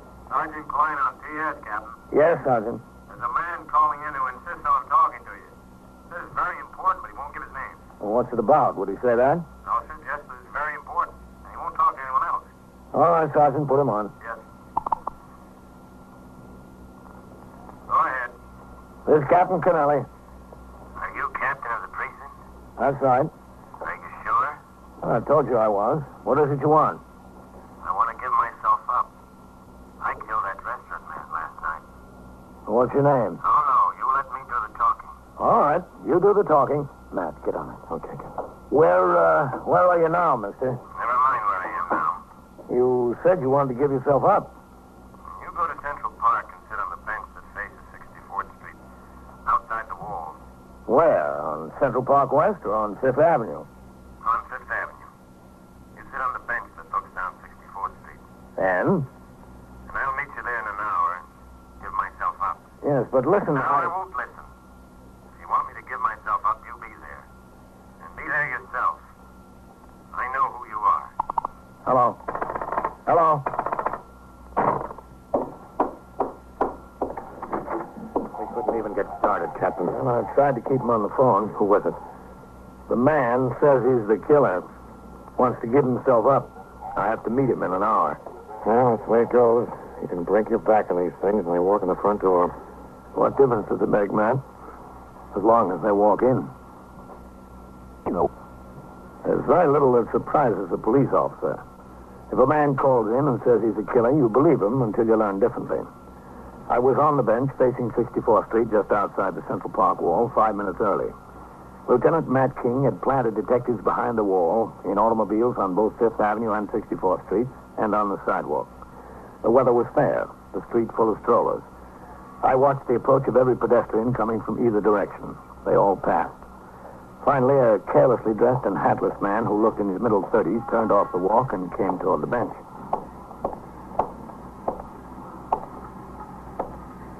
Excuse me. Yes? Do you mind if I share this bench? Well, if you're that captain, I'm the man you're waiting for. Oh? May I? Yes, go right ahead. Thank you. It's a beautiful day. Just beautiful. But I still want to give myself up. I couldn't sleep a wink last night. My conscience. To think of that helpless soul lying in a pool of blood. What's your name? My name is Audley. Selwyn Audley. I don't know how I could have done it. I came from such a fine old family. It must have been a compulsive reaction. What did you do with the knife? What knife? The knife you stabbed him with. Oh, that knife. I threw it down the sewer. I don't remember where. I haven't any idea. Do you remember how many times you stabbed him? Several times. Again and again and again and again. I don't know. You should remember. Who are you waving to, please? Oh, just some friends of mine. I stabbed him again and again and again. I was covered with blood from head to foot. Everything okay, Captain? Yeah, just fine. How do you do? Matt, this is Mr. Selwyn Audley. How are you? He says he stabbed that counterman to death. In cold blood. I belong in jail. Oh? Well, we have a nice jail for you, Mr. Audley. You do? Of course. I know where you're sending me. You're not sending me to jail. You're sending me to Bellevue. Well, we'll go talk it over, Mr. Audley. I proved to them I was all right. I proved to them I was fine. You can't fool me. I've been there before. Oh, that's good, Mr. Audley. You know your way around. The police are always interested in help from citizens, but sorting the useful information from the irrelevant often takes hundreds of man-hours of investigation. On the way back, Lieutenant King told me he had obtained mug shots of the principal suspect, Joe Erridge, from the Yonkers Police Department and had sent for the 3 witnesses in the case for a further interview. Detectives of the Homicide Squad and the 21st Squad had paired off and were now at work trying to locate the suspect. At the station house, I walked around behind the desk to sign the blotter. How long do you think they'll keep the emergency chart in, Captain? Until the trouble gets settled. Thank you, Captain. Did those promotions come through yet, Sergeant? No, sir, not yet. Well, it's early. You don't think they'll hold them up because of the emergency, do you? They might. You got any idea where you'll be attached if you're made? No, sir, I haven't any idea. But in the Bronx someplace, I hope. If I could save 20 or 25 minutes traveling time each day, that'd be a help. Hey, listen, where am I supposed to go? What do you mean, where are you supposed to go? My wife, she told me the detective called and said I was supposed to come down here. I was supposed to... Mr. Bookham, you were a witness to a homicide last night. Why didn't you do the decent thing and sober up so you could help the detectives out this morning? My dear sir, if I was like this then and I was sober now, how could I remember what happened when I was like this, huh? Would you answer me that? Shall I call upstairs and have them come get him, Captain? Come get me and take me where? Don't lean on the desk. Can't you read the sign? Read it? I can't even see it. All right, I'll take him up, Sergeant. Where's up? I keep asking you that question, and I cannot get a satisfactory answer. I just simply cannot get a satisfactory answer. Well, Mr. Bookham, that puts us both in the same boat. Neither can we. I took the witness through the back room and helped him negotiate the narrow and worn stairs to the second floor. Inside the office of the 21st Squad, I walked him straight to Lieutenant King's door. Captain Kennelly. And friend. Captain Kennelly and friend. Hello, Captain. Well, here's your witness, Matt. Good morning, Mr. Bookham. Good morning, good morning. It's a wonderful morning. It was, Mr. Bookham. Well, what do I do, huh? Tell me what I have to do, and I'll pitch right in. I'll just pitch right in. I think you ought to go home and pitch right in bed. Hey, I just got up. Howard, Novak. Yes, Lieutenant. See that Mr. Bookham finds a comfortable place to wait until we need him. Go sit over there, Mr. Bookham. Over here? This way, that way. Everybody's pushing it. Well, too bad, man. I've got Mr. and Mrs. Tressiter inside, Captain. I think they'll be helpful. You got time to come in? Yeah, sure. Mr. and Mrs. Tressiter, you remember Captain Kennelly from last night? Yes, of course. Good morning, Captain. Good morning. Captain, I've told Mr. and Mrs. Tressiter that we have a suspect in mind in connection with what happened last night. You've got him in mind, or you've got him in jail. So far, just in mind. That's two different things. I know. Well, I have a half dozen photographs here. I'd like you to look at them and see if you can identify the man who held up the restaurant and shot Mr. Van Tellen. If you have his picture there, I'll identify him. All right? Richard? Oh, Sarah. You know what you said. All right. Lieutenant, you remember that last night there was some question between Sarah and myself. I thought the man had a full head of hair, and she said he was balding. Yes, I remember. You remember, too, Captain? Yes, I remember. Well, after we got home, we had some discussion on the subject, and I came to the conclusion that Sarah was right. He was balding. Well, we'll see about that. Now, Mr. Trester, I'm going to ask you to look through these pictures and see if you can identify the man. Would you please? Yes. No, not this one. This is not at all like him. No. Well, this one has a full head of hair. That couldn't be him. Well? This one. As sure as I'm sitting here, this is the one. Richard. We'll get to him. You're positive, Mrs. Tressiter? I told you. I'm sure as I'm sitting here, yes. All right, thank you. I have the pictures, please. Yes. Thank you. Now, Mr. Trester, I'm going to shuffle these. Yeah. Richard, now don't make a fool out of me. Mr. Trester, would you please look through these pictures and see if you can identify the man who shot Mr. Van Tellen? Yeah. There you are. Well, it's not this one. He wasn't even sure he got a good look. Yes, I was. No. Have you been in the police department very long, Captain? Yes, ma'am. Quite a long time. No. Do you enjoy your work? This is him. This is the man. Which one? Let's see, Mr. Trester. This one. Thank you. Well, I see we agree, Richard. At last, we agree on something. I just picked out the man that did it, that's all. Well, I thank you both. You've been very helpful. Helpful? A murder's solved. It's all over. Not quite, Mr. Trester. We've still got to find the man. After the identification of the suspect's photograph by two witnesses, Lieutenant King assigned 4 additional detectives to the job of tracing Joe Erridge. He told me that with the help of Yonkers detectives, his men were checking on all the known friends and acquaintances of the suspect in that community just beyond the New York City limits. A few minutes later, I returned to the muster room. The teletype was clattering away. Both Sergeant Klein and Sergeant Collins were reading the communication as it pounded out. The promotions are coming through, Captain. Oh? What'd they make? 5 captains and so far 6 lieutenants. Calm down, you're in. I'll believe it when I see it. Hope, that's a friend of mine. We were partners in the 10th for a while. What do the orders say? Code Signal 19. The following sergeants have been promoted to the rank of lieutenant. Are transferred and assigned as indicated to take effect immediately. All are instructed to report to the office of the chief clerk at 9 a.m. for the issuance of lieutenant's shields and swearing-in ceremony. Collins? I'll take it, sure. It's like waiting for a baby. 21st Precinct, Sergeant Collins. That's 1, 2, 3, 4, 5, 6, 7, 8. All right, you take your name. Sawyer, that's another friend of mine. He got what he wanted. The squad. Did they get to you yet? No, not yet. This is number 10 coming. Oh, there you are. Congratulations, Lieutenant. Oh, thanks. Let's see what the job is. Signed to 11th Division headquarters. That's plain clothes work. Oh, I don't know whether I wanted that. You got it, though. Well, at least the job's near home. Congratulations, Lieutenant. Thanks, Captain. I'm sorry to leave this job. Really sorry. The teletype machine continued to pound out promotions and went through a list of 23 patrolmen made sergeants. One patrolman from the 21st, Glass, was made and transferred to the 44th. As is customary, both men were relieved of their duties for the rest of the day in order to secure the uniforms and insignia of their new rank in time for the swearing-in ceremonies.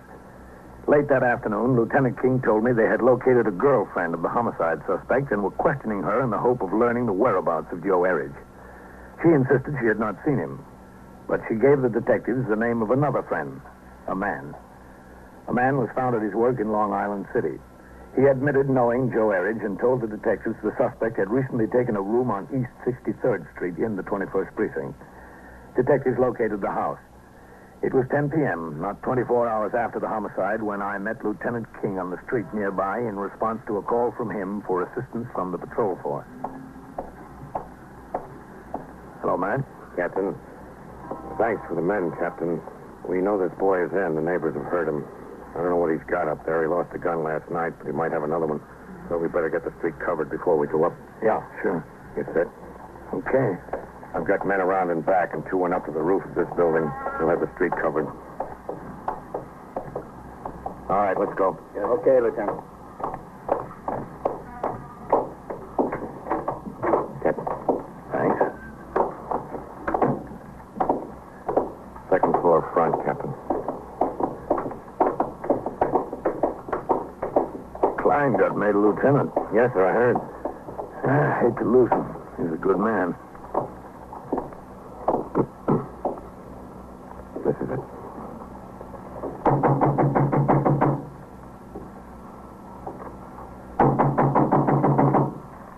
Who is it? Police officers, open up. Get away from there. Open up. Get away. Get away. Get back. I'll kick it in. Get away. Stay away from me. There he goes. Out the fire escape. Hold up there. Come on down, Joe. Now on your right. There he goes. He's going up. Come on down. Stay away. Get him, Matt. You hit him. Come on. Yep. He's down, all right.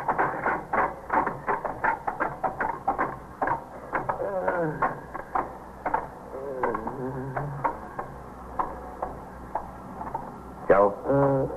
What do you want? What do you want from me? Where you got him? Where are you hit, boy? Inside. Right inside. What a deal. How'd I ever get in such a deal? Sergeant Collins? Yes, sir. Bring in for an ambulance. Yes, sir. Don't pay. Just don't pay. Yeah, you're right. The only trouble is, you found it out a little late.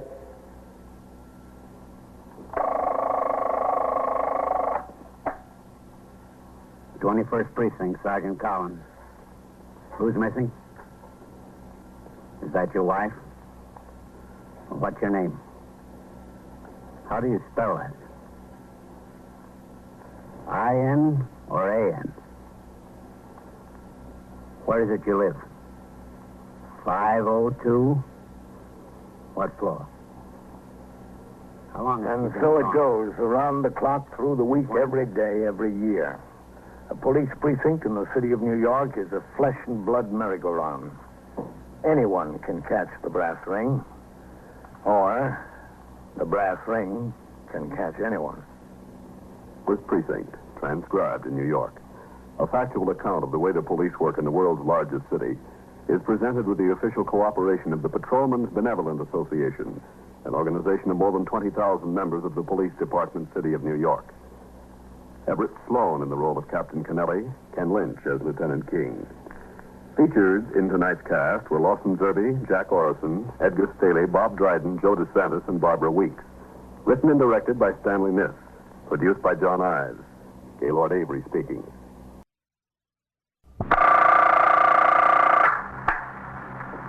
21st Precinct, Sergeant Waters. Where? Well, how do you know he was killed? Now, where is this? Between 3rd and Lexington or 2nd and 3rd? Well, who found him? Oh. Looks like he what? You are in the muster room at the 21st Precinct, the nerve center. A call is coming through. You will follow the action taken pursuant to that call from this minute until the final report is written in the 124 room at the 21st Precinct. Now, look. The officers will be there right away. Well, keep everybody from there if you can. That's right. Keep them back. The officers will be right there. You just stay around until they come. 21st Precinct. It's just lines on a map of the city of New York. Most of the 173,000 people wedged into the 9/10 of a square mile between 5th Avenue and the East River wouldn't know if you asked them that they lived or worked in the 21st. Whether they know it or not, the security of their homes, their persons, and their property is the job of the men of the 21st Precinct. The 21st, 160 patrolmen, 11 sergeants, and 4 lieutenants, of whom I'm the boss. My name is Kennelly, Frank Kennelly. I'm captain in command of the 21st. It was 10 minutes after 8 a.m. I signed the blotter after I turned out the platoon and left the station house at the end of my night tour after having been on duty since 4 o'clock the previous afternoon. The morning was dark and chilly, and it appeared that we were in for some snow. I walked to the corner and up Lexington a half a block to the barber shop.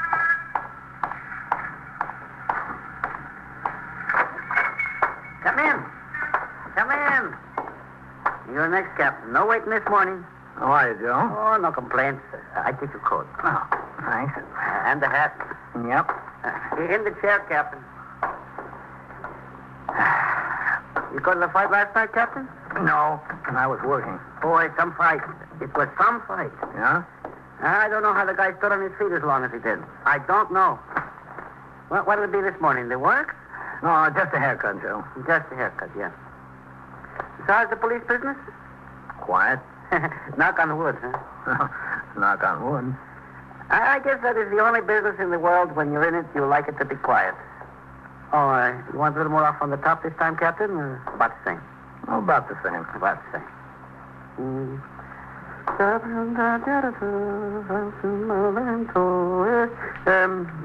You come into work or going? Oh, I just signed out. Oh. I never could get straight how you worked. Days, nights, what? Oh, I've been on the job since 4 o'clock yesterday afternoon. I was off at 8, and I'm not due back until 8 tomorrow morning. Mm-hmm. And then what? Until 6 tomorrow night. Boy, some hours. Especially that 4 in the afternoon to 8 in the morning deal. Like the fighter last night. How could you stand on your feet? It's not so bad, Joe. If things quiet down about 3, 4 o'clock in the morning, I get a little sleep on the couch in my office. It's not like being home in the bed, believe me. I believe you, Joe.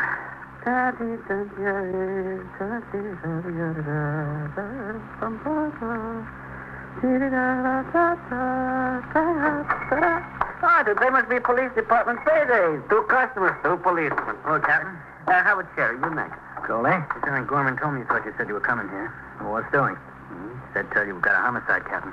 Where? 78th Street near 3rd Avenue. Homicide? What's that, murder? Unidentified male, about 35 years old. Shot? They don't know yet, Captain. DPM has a street cut open for a new sewer connection there. Men came to work this morning, found the body at the bottom of the hole. Looks like a ride job. Some people... Hey, Joe, take this thing off, will you? How can you go out unfinished? I'll be back. It would be a good idea, believe me. Are you in a car or on foot, Coley? Take the car, too, Captain. Oh. I was instructed if you were here and wanted to take a ride over there to drop my partner on post and drive you. I want to go, yes. I helped you with a coat, Captain. Thanks, Joe. What time did the call come in, Coley? Oh, about 14 minutes after 8, Captain. Don't forget to come back, Captain. I'll be here. Okay, because walking around like that, you're no recommendation for my work. I drove to the scene in sector car number 2 with Patrolman Coley.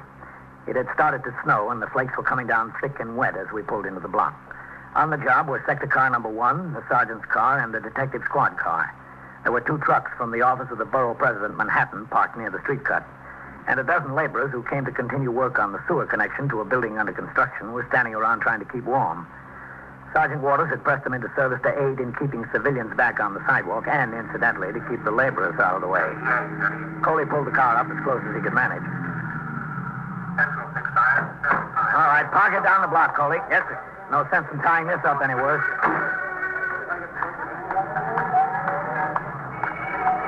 Excuse me there, will you? Police officer coming through here, huh? Sergeant Waters? Hello, Captain. What's it look like? Well, there he is, down the hole. All right, mister, I told you to stay behind a barricade. Now stay behind that. Who found him? The laborers came to work on his sewer connection at 8. One of them spotted the body and that foreman rang in. Uh-huh. Now look, mister, I'm not going to tell you again. Well, the detectives got on the job fast enough, didn't they? Yes, sir. I'll go talk to Lieutenant King. Look, you're no better than anybody else. Stay behind that barricade. Hello, Matt. Hello, Captain. What do we got, man? Looks like homicide, all right, Captain. Who is he? No idea yet. We're waiting for the medical examiner and a photographer. Should be here any minute. Is that how we found him? Yes, sir. Right down there at the bottom of the trench. Well, this is a pretty busy street. Surprising somebody didn't notice him before 8 o'clock. Where was the man on post? Oh, I thought that too at first, Captain, but that slip's only 2 feet wide and about 4 feet deep. From the side, somebody'd have to get almost to the edge of the trench to see the body. Nobody passed close to this edge because of that dirt piled on both sides. Mm-hmm. No one could see into the hole from that end because of the wooden barricade there along the sidewalk. That motor compressor blocks the view at the other end. No idea how long the body's been in there. No, sir. The crew quit working at 4 o'clock yesterday afternoon. Any time between dark last night and dawn this morning. I got the names and addresses of all the BPM crew, Lieutenant. Good. Oh, hello, Captain. Vitaly? The foreman wants to know how long it'll be before they can get on the job here. You better tell him it'll be an hour at least. We're waiting for the medical examiner, the homicide squad, and the photographer. Yes, sir. I'll tell him. What makes you so sure it's homicide, Matt? He could have been drunk, fallen in there. You haven't had a close look at him, Captain. He got it working over. He couldn't have gotten banged up that way falling into the ditch. He was thrown in there. Probably dragged out of the car and dumped. Any sign of a gunshot wound? He might have been shot. We can't tell from the position the body's in. We'll know more about that when we can move him.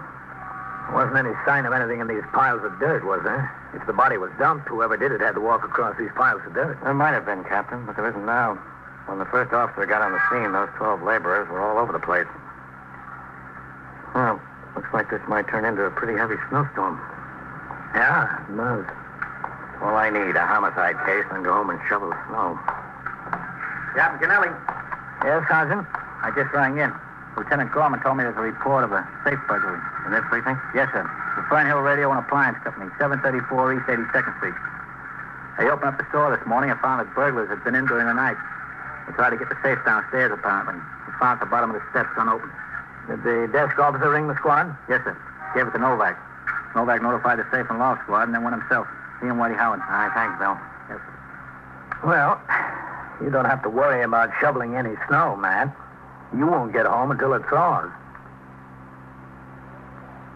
You are listening to 21st Precinct, a factual account of the way police work in the world's largest city. Moving to Friday nights. After this evening's program, listen for these police cases at their new night and time, beginning 1 week from this Friday.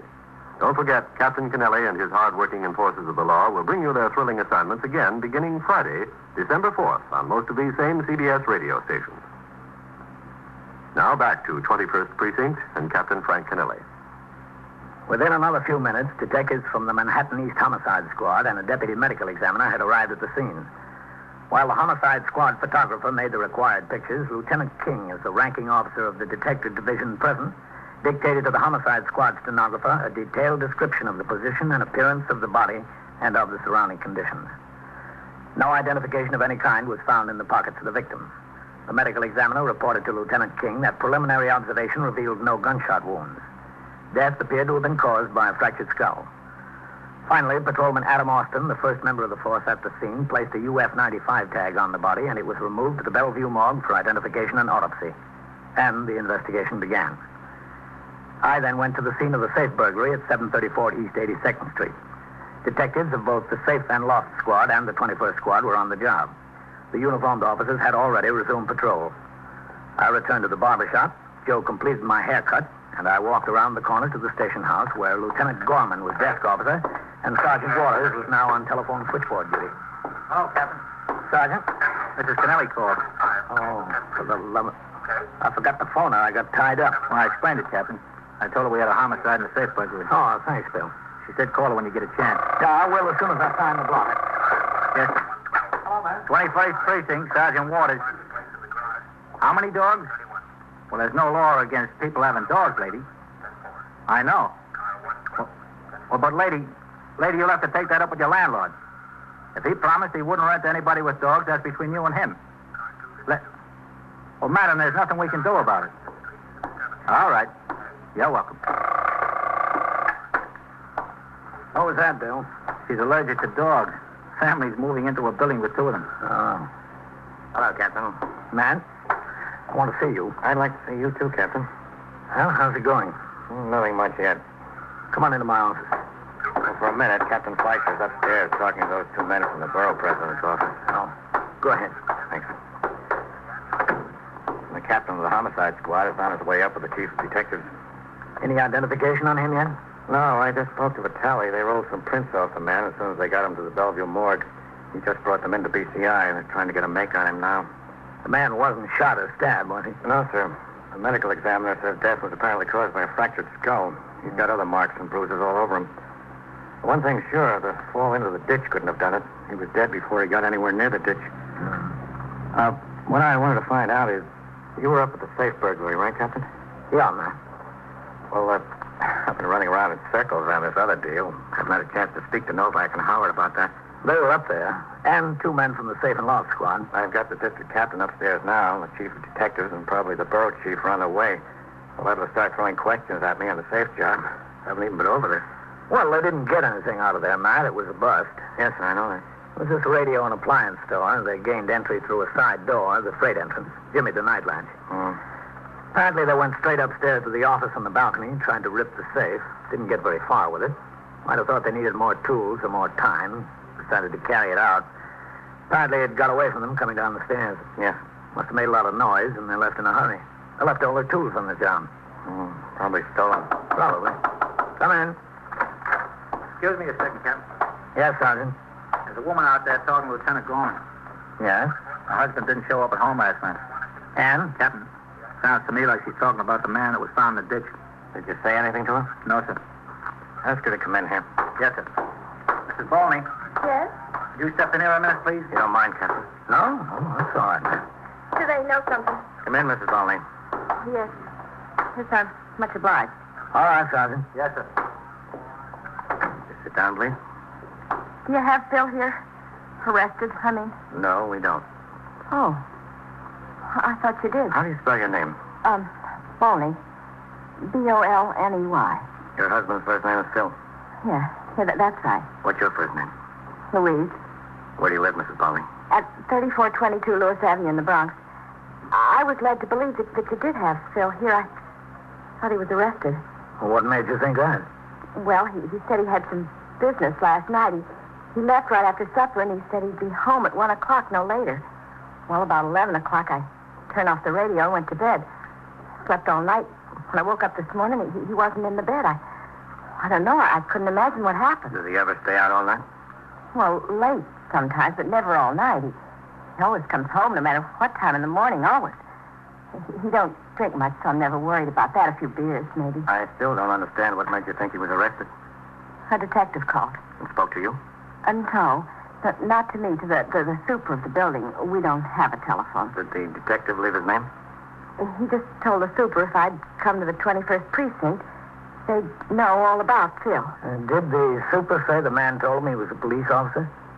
Well, I don't know, but what else could he be? He said, come to the 21st Precinct. Mrs. Bolney, how old is your husband? 34 in March. Do you know his height? How tall he is? Well, not so tall, maybe 4 or 5 inches taller than me. About 5'9". About 5'9", yes. Listen, don't you know anything? I mean, who'd call and say such a thing? And Phil not coming home. Has your husband ever been arrested? Well, he's been in a little trouble, yeah. What kind of trouble? He was away. Where? Sing Sing.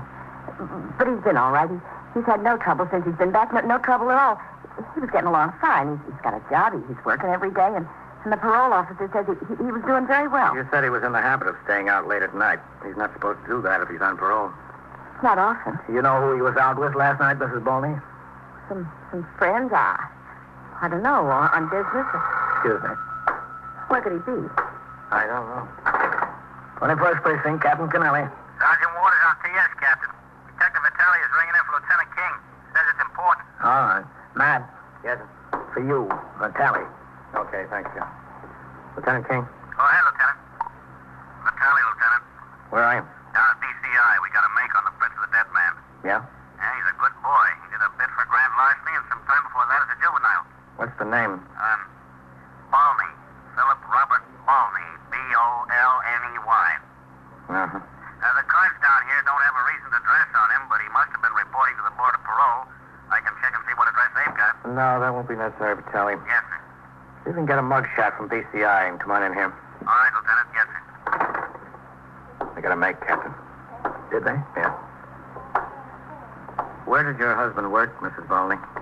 On the docks, on the west side, along Sherman. Have any idea who he might have gone out with last night? Oh, no, not exactly. He has lots of friends. Which friend in particular do you think he might have been with last night? Well, he did say something. What? About Red, about having to go someplace with Red. You know, on business. Red who? I don't know his last name. He talks about this Red all the time. If there's somebody that works with him. You know, Doc Wallopin. Would you know this Red if you saw him? No, I never met him. I only heard Phil talk about him. Listen, if you don't have him arrested here, Phil, I mean, where is he? Where could he be? You think maybe he went right to work this morning? No, Mrs. Balney, I don't think so. I'm pretty sure we know where he is. Well, this is a fine time to tell me. Why didn't you tell me before? Well, Captain, why didn't you tell me? We just found out about it. Well, where is he? Down at Bellevue, we think. What's he doing down there? Oh, is he sick? Oh, is he in... He's not dead. Yes, he is. I'm sorry. After a few minutes, Lieutenant King took Mrs. Balney upstairs to the 21st Detective Squad.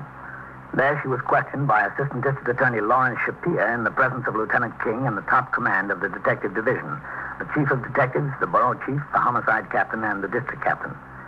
She was able to give no information other than the fact that she thought her husband might have been in the company of a friend named Red. Nor could she suggest a reason this Red or anyone else would want to murder him. At 11:30 a.m., Mrs. Balney was driven to the Bellevue morgue to identify the body of her husband. I remained in my office and cleaned up some paperwork that had hung over. A little after 12, the top command of the Detective Division signed the blotter and left the precinct.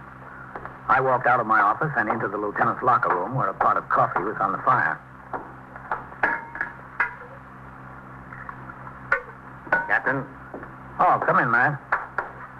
Well, I guess there won't be much snow to shovel whether I'm home or not. Stopped? Yeah. How about a cup of coffee? Yes, thanks. Grab a cup.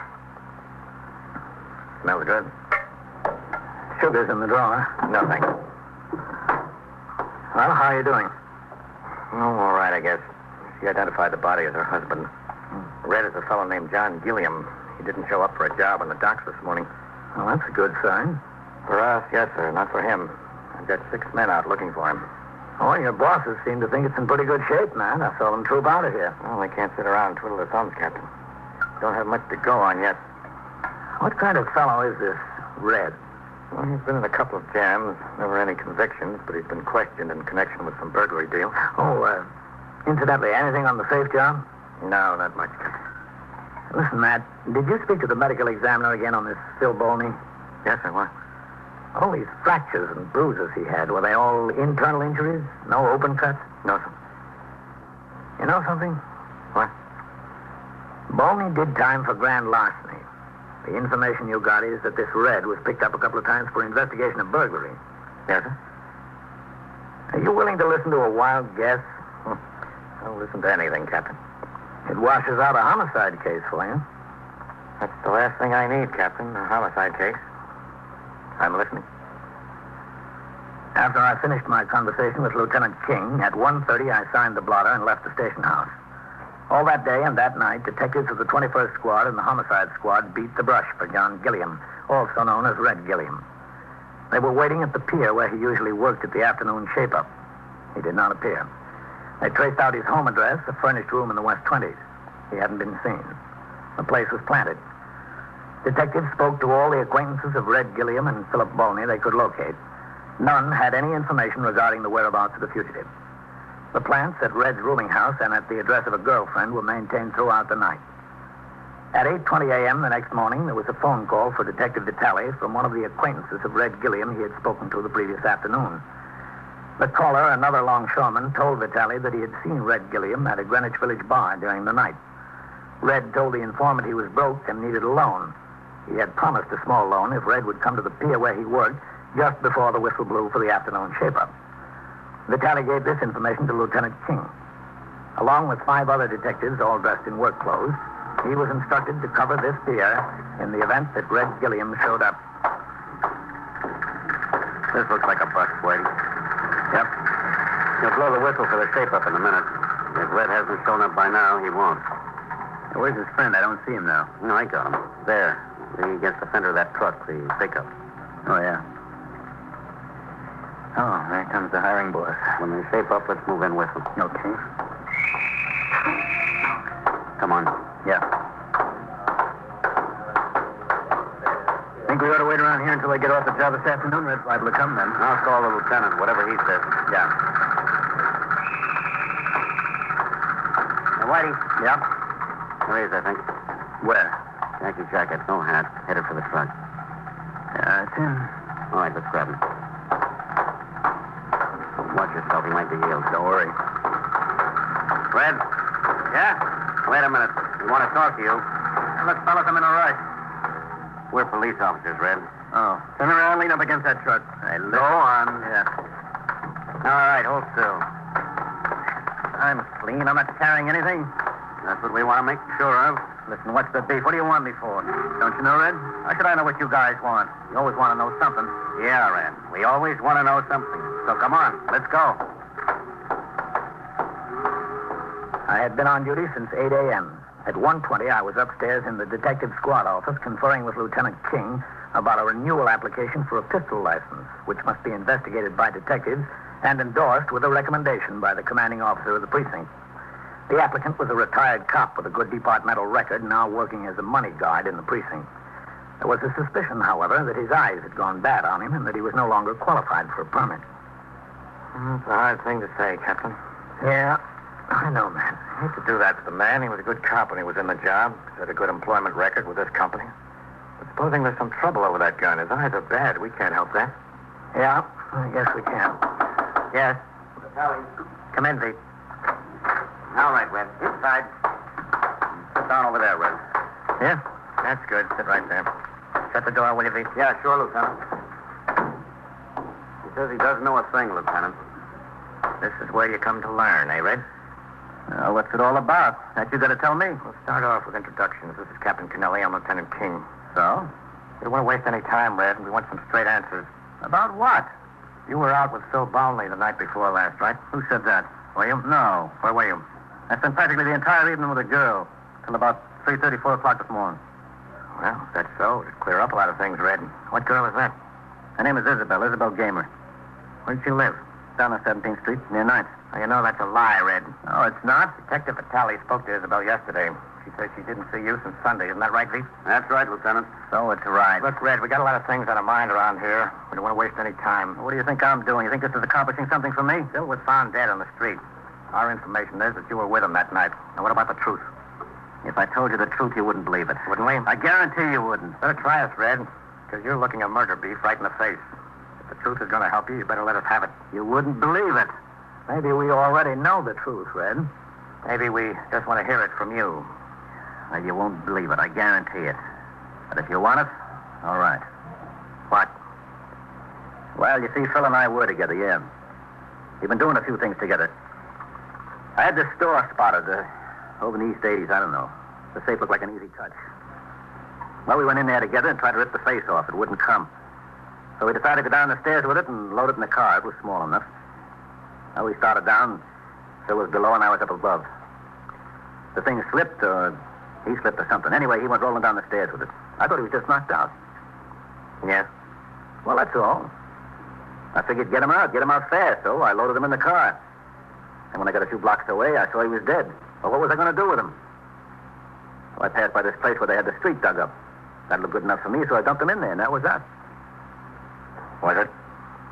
Well, there you see, you wanted the truth. That's it. Where does it get me? Did you call his wife? Yeah, the next morning. I figured she's got to know. She's got to find out at least. Well, don't look at me like I was an idiot. That's what happened. That's exactly what happened. It's the truth. It's the honest to goodness truth. If I had a stack of Bibles, it wouldn't be any more the truth. I didn't kill him. I didn't lay a finger on him. We knew it, Red. We believe you. Do you? Why shouldn't we? Captain had it figured the same afternoon. The whole thing sounds so screwy, so nuts. To get caught in a set of circumstances. Red, you're caught in a little bit more than a set of circumstances. You're caught in a safe burglary. 21st Precinct, Sergeant Waters. What'd you say about a gun? Oh. To get a license to carry one. And so it goes, around the clock, through the week, every day, every year. A police precinct in the city of New York is a flesh and blood merry-go-round. Anyone can catch the brass ring, or the brass ring can catch anyone. 21st Precinct, a factual account of the way the police work in the world's largest city, is presented with the official cooperation of the Patrolmen's Benevolent Association, an organization of more than 20,000 members of the Police Department, City of New York. Everett Sloan in the role of Captain Kennelly, Ken Lynch as Lieutenant King. Featured in tonight's cast were Louis Van Ruten, Bill Lipton, Harold Stone, Les Damon, and Julie Stevens. Written and directed by Stanley Niss, produced for CBS Radio by John Ives. Art Hanna speaking. 21st Precinct, Sergeant Collins. What do you mean robbed? Held up? Where is this? The what bar and grill? Oh. What's the address? Yeah. Did they have guns? How many? You're in the muster room at the 21st Precinct, the nerve center. A call is coming through. You will follow by transcription the action taken pursuant to that call from this minute until the final report is written in the 124 room at the 21st Precinct. All right, just wait for the officers. They'll be right there. Yes, right away. They'll be right there. 21st Precinct. It's just lines on a map of the city of New York. Most of the 173,000 people wedged into the 9/10 of a square mile between Fifth Avenue and the East River wouldn't know if you asked them that they lived or worked in the 21st. Whether they know it or not, the security of their homes, their persons, and their property is the job of the men of the 21st Precinct. The 21st, 160 patrolmen, 11 sergeants, and 4 lieutenants, of whom I'm the boss. My name is Kennelly, Frank Kennelly. I'm captain in command of the 21st. It was 2:20 p.m. I had just returned from patrol of the precinct, and I was in my office speaking to a photographer who had his studio near the station house in regard to arrangements for making new individual pictures of the members of my command, which are required for departmental files every 5 years. And here are some samples of my work, Captain. Oh, excuse me a second, Mr. Bell. Oh, sure. Go right ahead. 21st Precinct, Captain Kennelly. Sergeant Collins on TS, Captain. Yes, Sergeant. The paychecks are here, Captain. All right. Tell Lieutenant Pope to assign a man to make distribution. Yes, sir. I'm sorry, Mr. Bell. Oh, that's perfectly all right, Captain. The samples. Oh, yeah. This is the size we require, isn't it? Yes, that's the exact size. Mm-hmm. Well, looks like you do very nice work, Mr. Bell. We try, Captain. Well, what do you think you'd have to charge each man? Let's see.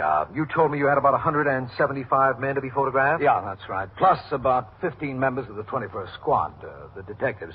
I imagine most of them might want to take advantage of the convenience. Well, to be perfectly honest with you, Captain, I'd be willing to give a very good rate to make the pictures and hope to make my profit in case any of the men want to buy prints for their own personal use, the enlargements. Oh, well, that's understandable, but I don't want you pressuring anyone around here to buy prints. Oh, no, I won't. Oh, what do you think you charge each man? Well, let's say $2. And included in that, I would furnish them with one glossy, the same size as the official picture. All right. That sounds fair enough, Mr. Bell. Good. We'll get you a room to work in on the 3rd floor. Oh, fine. Come in. Excuse me, Captain. Come in, Sergeant. Signal 30 just came over the air. Uh-huh. 3rd Avenue near 68. An armed robbery at a bar and grill. Bartender and customers are holding a suspect. All right, I'll go. Captain, Mr. Bell, Sergeant Collins will take you to see Patrolman Archer. He's the 124 man. Sergeant, tell Archer to get Mr. Bell set up and going with the photograph. Yes, sir. I'll get a car in for you, Captain. All right, you do that. Cassidy. Yes, Captain. Are you going over to that armed robbery? Yes, sir. Goldman and I. Do you want to ride? Yeah, okay. Never mind the car, Sergeant. I'll go over with the detective. We're parked right on. My. You certainly move fast around here, don't you? When things happen fast, you move fast. Well, I guess that's life. Yep. Life and then some. We were at the scene of the holdup within 5 minutes. Patrolmen Owen Kenny and Ernest Pagano in sector car number 3, the first to arrive in response to the radio signal, had taken custody of the suspect being held by the bartender and 2 customers. She was a young woman, hardly 20 years old. The victim and witnesses had told Sergeant Waters and other officers that the young woman, in the company of 2 men, also in their 20s, came into the place shortly after 1 o'clock and ordered drinks. When the lunch hour rush had dwindled to 2 patrons, the men got up from their booth, walked to the bar, flashed a gun, and held up the place. They took $230 from the cash register and fled, leaving the young woman, who said her name was Edith Hargrave, seated in the booth. Detectives Cassidy and Goldman began the investigation, and Edith Hargrave was taken from the scene of the holdup to the 21st Squad, where Detective Cassidy was in the process of making her fingerprints. All right, honey. It's not that bad. Just hold the handle limp and let me do the work. Don't stiffen up like that. I'm trying. That's it. Limp. Now give me the whole hand. Limp. That's it. Relax. Okay, that's all. Wash up over here. Where? Over here, Edie. Yes. There's soap and there's towels. Yes, sir. What about the lieutenant? Is he still tied up? Yes, he is. Just plenty of that soap, Edie. That stuff comes off hard. Yes, sir. Very hard. Want to change your mind about anything, Edie? What do you mean, change my mind? There's towels. I mean about how you told us you were never arrested before. I never was. Use the towels. Your hands will get chapped. Never was. Honest. All right, we'll see. Honest. Well, like for everything, there's always got to be a first time in there. In the trash basket. Okay, Edie. Come on. Yes, sir. Oh, I can take my purse, can I? Sure, bring it along. You're sure now before we get any farther? All right, sit down here. Yes, I'm sure. Here, Edie, sign this card here. What is it? What am I signing? It just says that you verify that these are your fingerprints. Oh. Where am I going now? To jail? No, not just yet.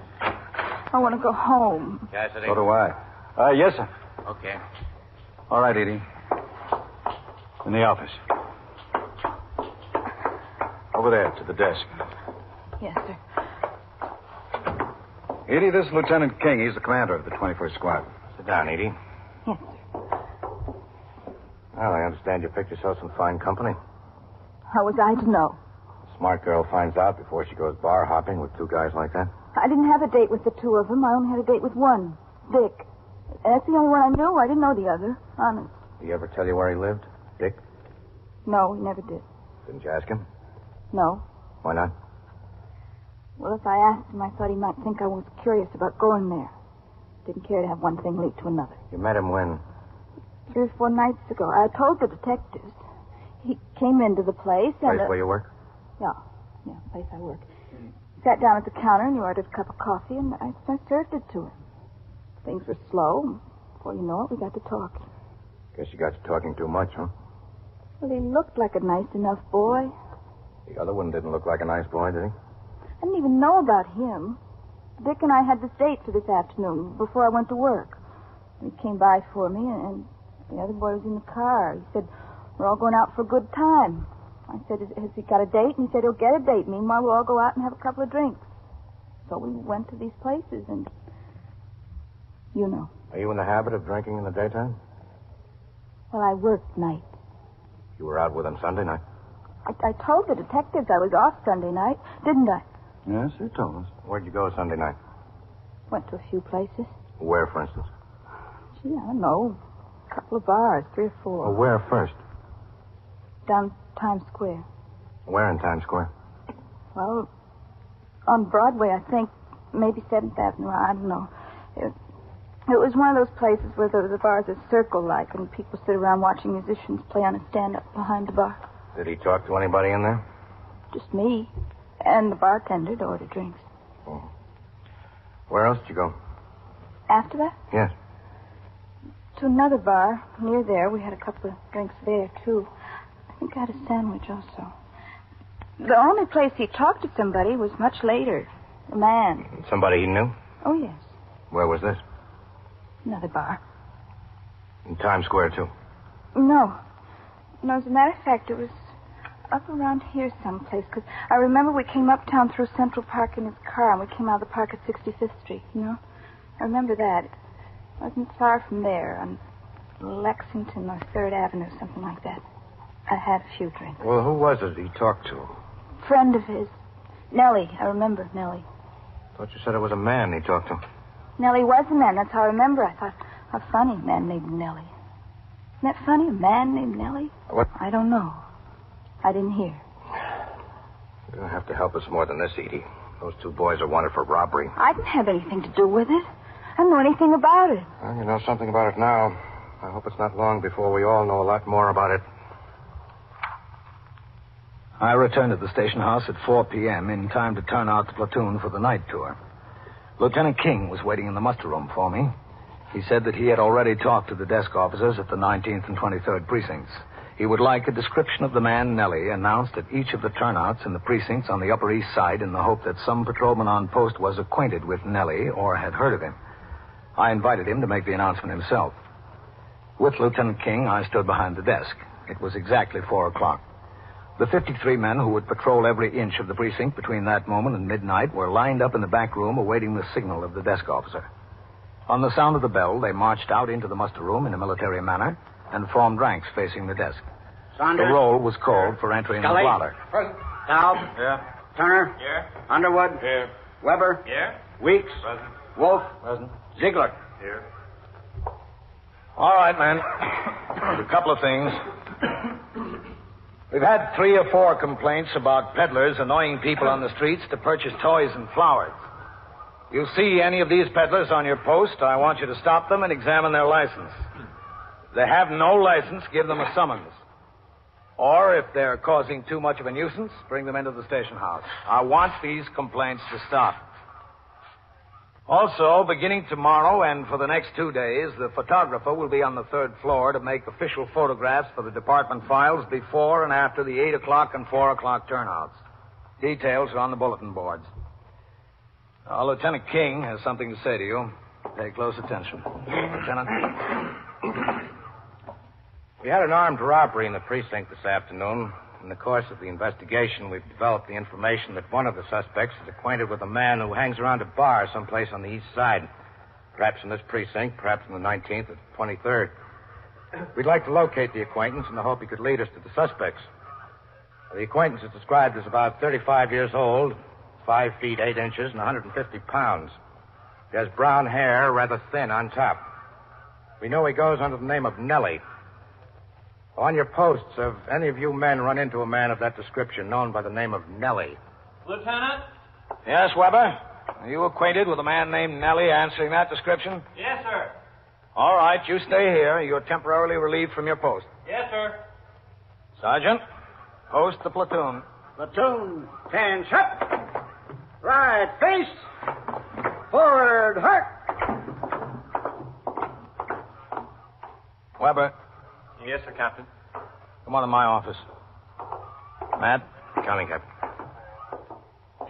Okay. Go ahead. Yes, sir.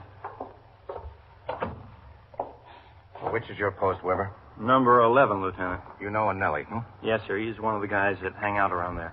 Has he ever given you any trouble? No, he stays pretty clear of me, Captain. What does he do? He says he's a mechanic. He might be working at it, I don't know. Hangs around 2 or 3 bars there every night. Uh-huh. Had some information that he was hustling policy slips once a couple of months ago. Reported it, and the plainclothesman checked him out. Nothing to it, I heard. I do know he's done time. Oh? For what? Receiving stolen goods, Lieutenant. Recently? A couple of years ago, he got out. Wouldn't be surprised if he still gets into a deal once in a while. That's not his real name, is it, Nellie? No, sir, it's a nickname. His name's Bevan. Nelson Bevan. Mm-hmm. Captain, could we borrow Weber to work with us tonight? Oh, sure, Matt, if you need him. I'd like to send him up there with either Cassidy or Goldman to look around for Nellie. Know where he lives, Weber? No, sir, just where he hangs out. All right, that's good enough. We'll find him. Okay, Weber. Change into your civilian clothes. You got your work cut out for you. You are listening to 21st Precinct, a factual account of the way police work in the world's largest city. Men, we're offering you an opportunity to study the various operations and applications of the Mannheim Slide Rule. Well, perhaps this offer wouldn't appeal to the average clerk, journalist, or administrative specialist. But to the man engaged in technical or scientific work, it would mean something. If he were not already familiar with the Mannheim Slide Rule, he would be interested. He'd want to know how he could take advantage of the offer. He'd know that a working knowledge of the Slide Rule would be of considerable help to him in his job. He'd learn that the person to see is his education officer, who would tell him that the course in the application of the Mannheim-type Slide Rule is offered by USAFI. He'd fill out an application to enroll in the course and take the first step toward power through knowledge with USAFI. Yes, he'd do that, if he were smart. Now back to 21st Precinct and Captain Frank Kennelly. As instructed, Patrolman Weber changed to his civilian clothes to assist detectives in their search for Nelson Bevan, also known as Nellie. While Detective Goldman sought information on Nellie through other means, Patrolman Weber took Detective Cassidy to the bars where he thought Nellie was a regular patron. The proprietor of one place told the officers that Nellie was indeed a steady customer and that he came into the place late almost every afternoon between 5 and 5:30. The two officers took a booth in the back of the place and waited.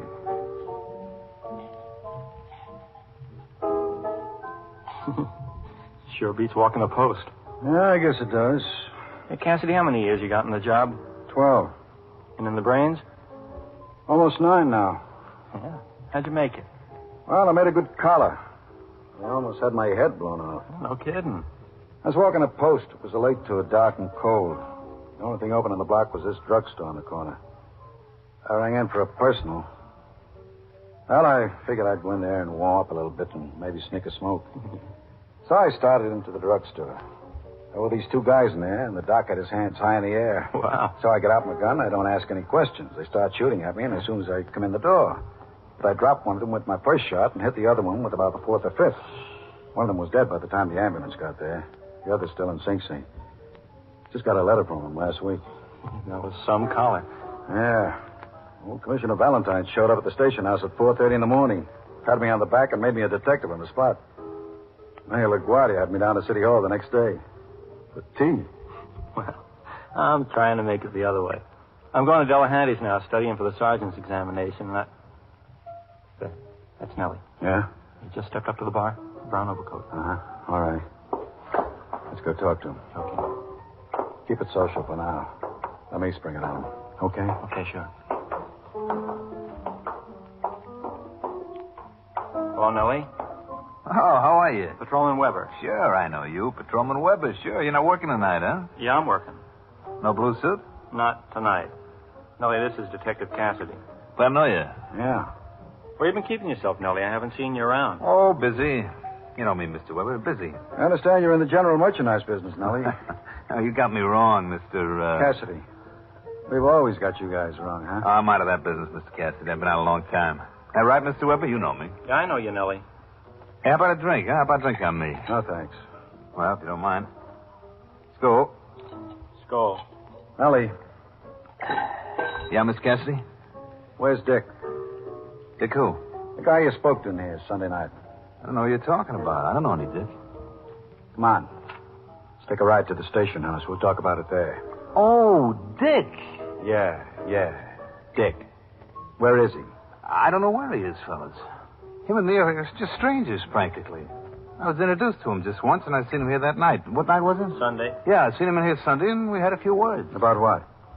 Time of day. We just passed the time of day. Is that all? Yeah, you know. Hello, how are you? What's new, that's all. Come on, Nellie. Wait a minute. Where is he? I don't know where he is. That's the honest to goodness truth. I don't know a thing about him. I don't even know his last name. What do you want from me? What did he want from you? You know the kind of reputation I got. He had a ring and a watch he wanted to realize something out of. I told him I wasn't in that kind of business anymore, and that was that. How did you meet him? Some guy pointed him out to me. What guy? What guy? I don't know what guy. I know a million guys. Just one of those things. I was standing on 2nd Avenue one afternoon last week, and he walked up to me. He asked me to come over and sit in the car, so I did. He had these things he showed me, and I told him I didn't want any part of them. What, is this guy hot, Dick, this Mr. Weber? Burning. Good thing I didn't have anything to do with him. What kind of car? It's a Hudson, I think. A tan Hudson. It's 49 or a 50, something like that. Well, that checks, Cassidy. Everything I tell you checks. You know me, Mr. Weber. Yeah. You know me from way back. Too far back. Where is he? I don't know. That's the honest to goodness truth. Where does he hang around? How should I know where he hangs around? All I know about him is what I told you. I've seen him only that twice. Once when we had the merchandise, and once that Sunday night. I don't know him from Adam otherwise. I know nothing about him. You give me a stack of Bibles, I'll swear. I still wouldn't believe you, Nellie. You wouldn't? Come on, let's go in. Is that trip necessary? Yeah. Can I at least finish my drink? Go ahead. Well, skull again. Skull, Nellie. It was 5:45 p.m. when I signed the last report in my folder and put it in the letterbox with the other reports and communications to be picked up and taken by the precinct messenger to the 6th Division office at 160 East 35th Street.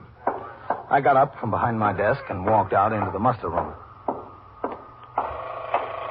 Yes, sir, Captain? Go ahead, take the call. Yes, sir. 21st Precinct, Sergeant Collins. Yeah, Coley. Listen, walk around and talk to the owner of that dress store at 613 before he closes. Remind him again to set his burglar alarm correctly. We don't want to make another run there during the night. Yeah, all right. Yes, sir, Captain. I'm going to sign out, Sergeant. Yes, sir. Well, what time are you going out on patrol tonight? Sergeant Rosen is going to relieve me on TS at 8 o'clock, sir. All right. Take a turn by that ballroom on York Avenue sometime during the night. Make sure they've corrected the conditions we talked to the manager about, all right? Yes, sir. And leave a report for yes, me. Sir. All right, Nellie. Step right up there. Where, here? That's all right. Hello, Weber. Captain? Sergeant, would you bring up to Lieutenant King for me? Yes, sir. Oh, you found him, huh? Yes, sir. What kind of job is finding me? Who was hiding? Lieutenant King. Think I was the hottest guy in New York. Cassidy's here. He wants to talk to you. Okay, Cassidy. Take it over there, huh? Good job, Weber. Thank you, Captain. We got Nellie, Lieutenant. Yeah, downstairs. He hasn't been much help to Cassidy, though. Who said I haven't? I can't tell him what I don't know. What do you want me to do, kid him? Yes, sir. He's here. I don't kid anybody. Yes, sir. I'll ask him. Thanks, Sergeant. Okay. Captain, Lieutenant King wants to know if you've got a minute. Oh, what's the trouble? Didn't say. All right, I'll come up. Okay, Nellie, let's go. Pillar to post. I'm going to the detective, Sergeant. Yes, sir. So I get shoved around. Pillar to post. We'll try to make it post to pillar, Nellie, just so things don't get dull. We walked out of the muster room and into the back room where 2 motorcycle patrolmen from motorcycle precinct number 1 were sitting at the table going over summons stubs preparatory to informing the desk officer of the summonses they had issued motorists in the 21st Precinct. Then we climbed the rickety stairs to the 2nd floor and walked into the 21st Squad office. All right, Nellie. Sit down right there on the bench. Listen, Mr. Cassidy, you got any idea how long I'm going to be here? Why? I got a business appointment. What kind of business? On a bench, huh? Yeah. Sit down. That's what you want. Captain, am I supposed to stay around here, or do you want me back on my post? Well, you see what Lieutenant King has to say, Weber. Yes, sir. Whatever he wants. Hello, Captain. Thanks for coming up. Oh, it's all right, man. Weber, good job. Thanks, Lieutenant. Keep him there a minute, Cassidy. Yes, sir. Captain, it's that Edith Hargrave. Oh? We checked out her prints. She's never been in trouble. I'm sure she's telling a straight story about this fellow, Dick. Uh-huh. Her boss called me. He says he knows you. A fellow named Audley. Runs a restaurant up on Lexington Avenue in the 80s. Oh, yes, I know him. She waits tables there. Audley said he'd vouch for her. What kind of a guy is he? He's all right, man. Been in business there a long time. He's never had any trouble that I know of. He's okay. Edie, you remember Captain Kennelly? When can I go? Can I go soon? I will see. You'd know this, Nellie, if you saw him, would you? I told you I would. All right. Walk over to the door there. Let me know if you see him sitting outside. Really? I want to go home. See him? Yes, on the bench. That fella. That's him. All right. Cassidy, bring him in here. Yes, sir. Sit down, Edie. Oh, excuse Excuse me, Captain. Oh, it's all right. All right, Nellie. Inside. Till the post. Shut the door, Cassidy. Yes, sir. This is Lieutenant King and Captain Kennelly. Nellie Bevan. Gentlemen? Know this young lady, Nellie? She looks familiar, I'll say that. She was with Dick on Sunday night when he met you. Was she? You know I won't. All right, Nellie, you can save yourself a lot of trouble. We want Dick and the guy he was with. We want them in a robbery this afternoon, and we think they're right for 5 or 6 more. Now, where is he? I said I know where he is. I don't know him that well. Look, mister, I don't want to waste any time with you. You told the officers he drives a 1949 or 50 Hudson painted tan. If you know that much, you know a lot more. How could I know a lot more? I seen the car. You know where he stays. He told you where he stays, didn't he? No. Well, where do you think he stays? What, do you want me to speculate? Yeah, speculate. We'll go from there. Well, once in a conversation, he said he parked his car at nights near that museum over there. You know, on the west side, right off the park? Museum of Natural History? Yeah, that one. So? So if he parks his car there at night, he must stay around there someplace, don't you think? I don't know what to think, Nellie. We'll see what we can find out. The interrogation of Nelson Bevan, also known as Nellie, continued. Meanwhile, Lieutenant King had Patrolman Weber take the girl Edith Hargrave to a restaurant for a meal. After listening to the questioning for some minutes, I went downstairs, signed the blotter, and left the precinct to go off duty. At the end of an hour, Lieutenant King had gotten no more information from Nellie on the whereabouts of the suspects. He concluded that Nellie knew no more. It was decided to trace the suspects by attempting to locate the car parked on the street in the vicinity of the Museum of Natural History, located on the west side of Central Park between 77th Street and 81st Street. Inasmuch as this location was out of the 21st, the commanders of both the 20th and 24th detective squads were called. Each furnished 2 detectives, and with 4 men from the 21st, the search of the streets began later that night. Because of his work on the case so far, Patrolman Weber continued temporarily as the partner of Detective Cassidy. Shortly before midnight, they were cruising on Columbus Avenue looking for a 1949 or 1950 Hudson painted tan. Suppose we go up to the corner, take a right, and come back in the next block. Okay, Weber? Yeah, sure. We might be batting our brains out for nothing. Wouldn't be smart for them to hold on to that car any longer. They know we've got the girl. You give them credit for being smart, leaving her in the bar like that, taking her along on a robbery. Some of them get smart at strange times. Take a right, huh? Hey, Cassidy, look up there. Go on, straight through. 49 Hudson. Pull up ahead of it. Yeah. Let's have a look. I'm right with you. Of course, I grant you that not everybody owns a Hudson, but there's a few of them around. Yeah. Fill the hood. It's warm. Well, I'll try the door. Uh-huh. Well, what's the matter? This could be the car. Girl said she remembered a little blue knob on the steering wheel, like that one. Whoever left it here must be coming back for it. Yeah? There's a bottle of whiskey under the seat. Half full, too. Well, what now? Suppose you ring in to Lieutenant King. Yeah. Tell him what we've got. I think it's a car. Ask him to check out the registration, see if there's an alarm out for the car. Yeah, there's a candy store on the corner. Good. Use the phone in there. I'll keep my eyes on the car. Okay.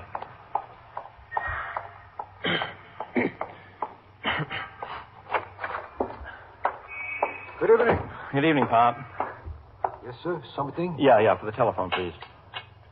For the telephone. Stay open all night. What do I get? Telephone customer. The telephone. On the wall. Yeah, thanks.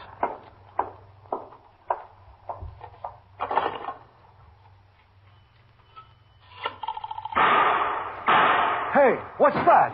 I'm a cop. Get help. Hey, listen. Cassidy!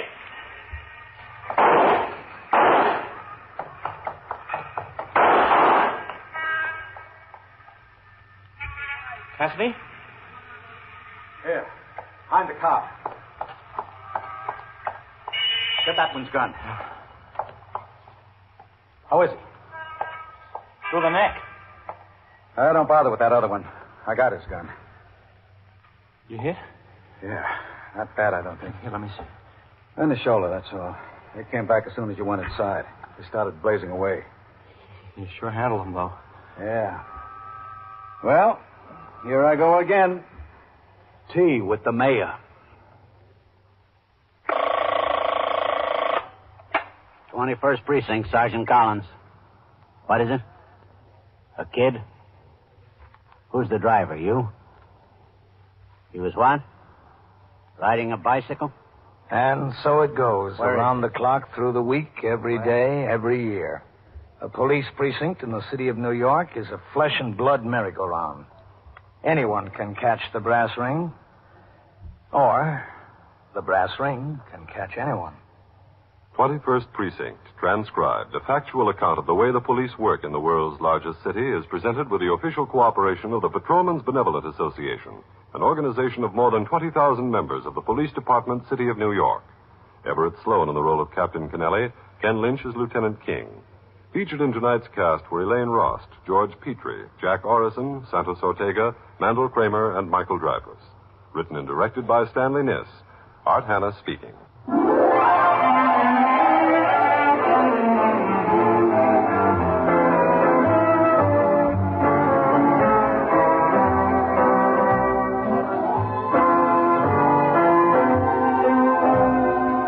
This is the United States Armed Forces Radio and Television Service.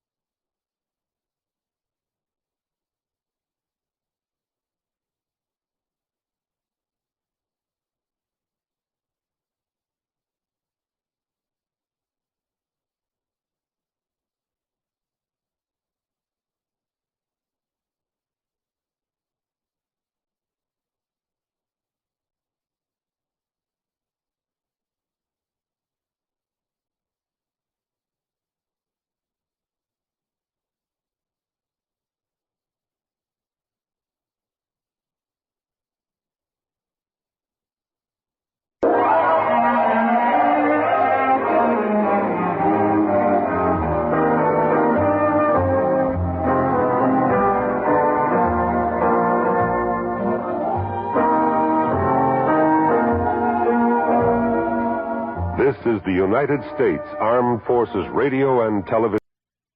Where is the girl? 16? Where is it? Yeah. East 75th and the Bait. You're in the muster room at the 21st Precinct, the nerve center. A call is coming through. You will follow by transcription the action taken pursuant to that call from this minute until the final report is written in the 124 room at the 21st Precinct. All right. The officers are on their way over there now. You wait outside for them. Show them where it is. An ambulance, too. An ambulance is coming. All right. They'll be there right away. 21st Precinct. It's just lines on a map of the city of New York. Most of the 173,000 people wedged into the 9/10 of a square mile between Fifth Avenue and the East River wouldn't know if you asked them that they lived or worked in the 21st. Whether they know it or not, the security of their homes, their persons, and their property is the job of the men of the 21st Precinct. The 21st, 160 patrolmen, 11 sergeants, and 4 lieutenants, of whom I'm the boss. My name is Kennelly, Frank Kennelly. I'm captain in command of the 21st. I was working my night tour, 4 p.m. to 8 a.m. It was a cold, windy night, and I was on patrol in sector car number 2 with Patrolman Edward Farrell as operator and myself as recorder. It was about 11:30 p.m., and I had instructed Farrell to drive west on 75th Street from 1st Avenue to Lexington, and then return to the station house where I was due to turn out the platoon for the late tour at midnight.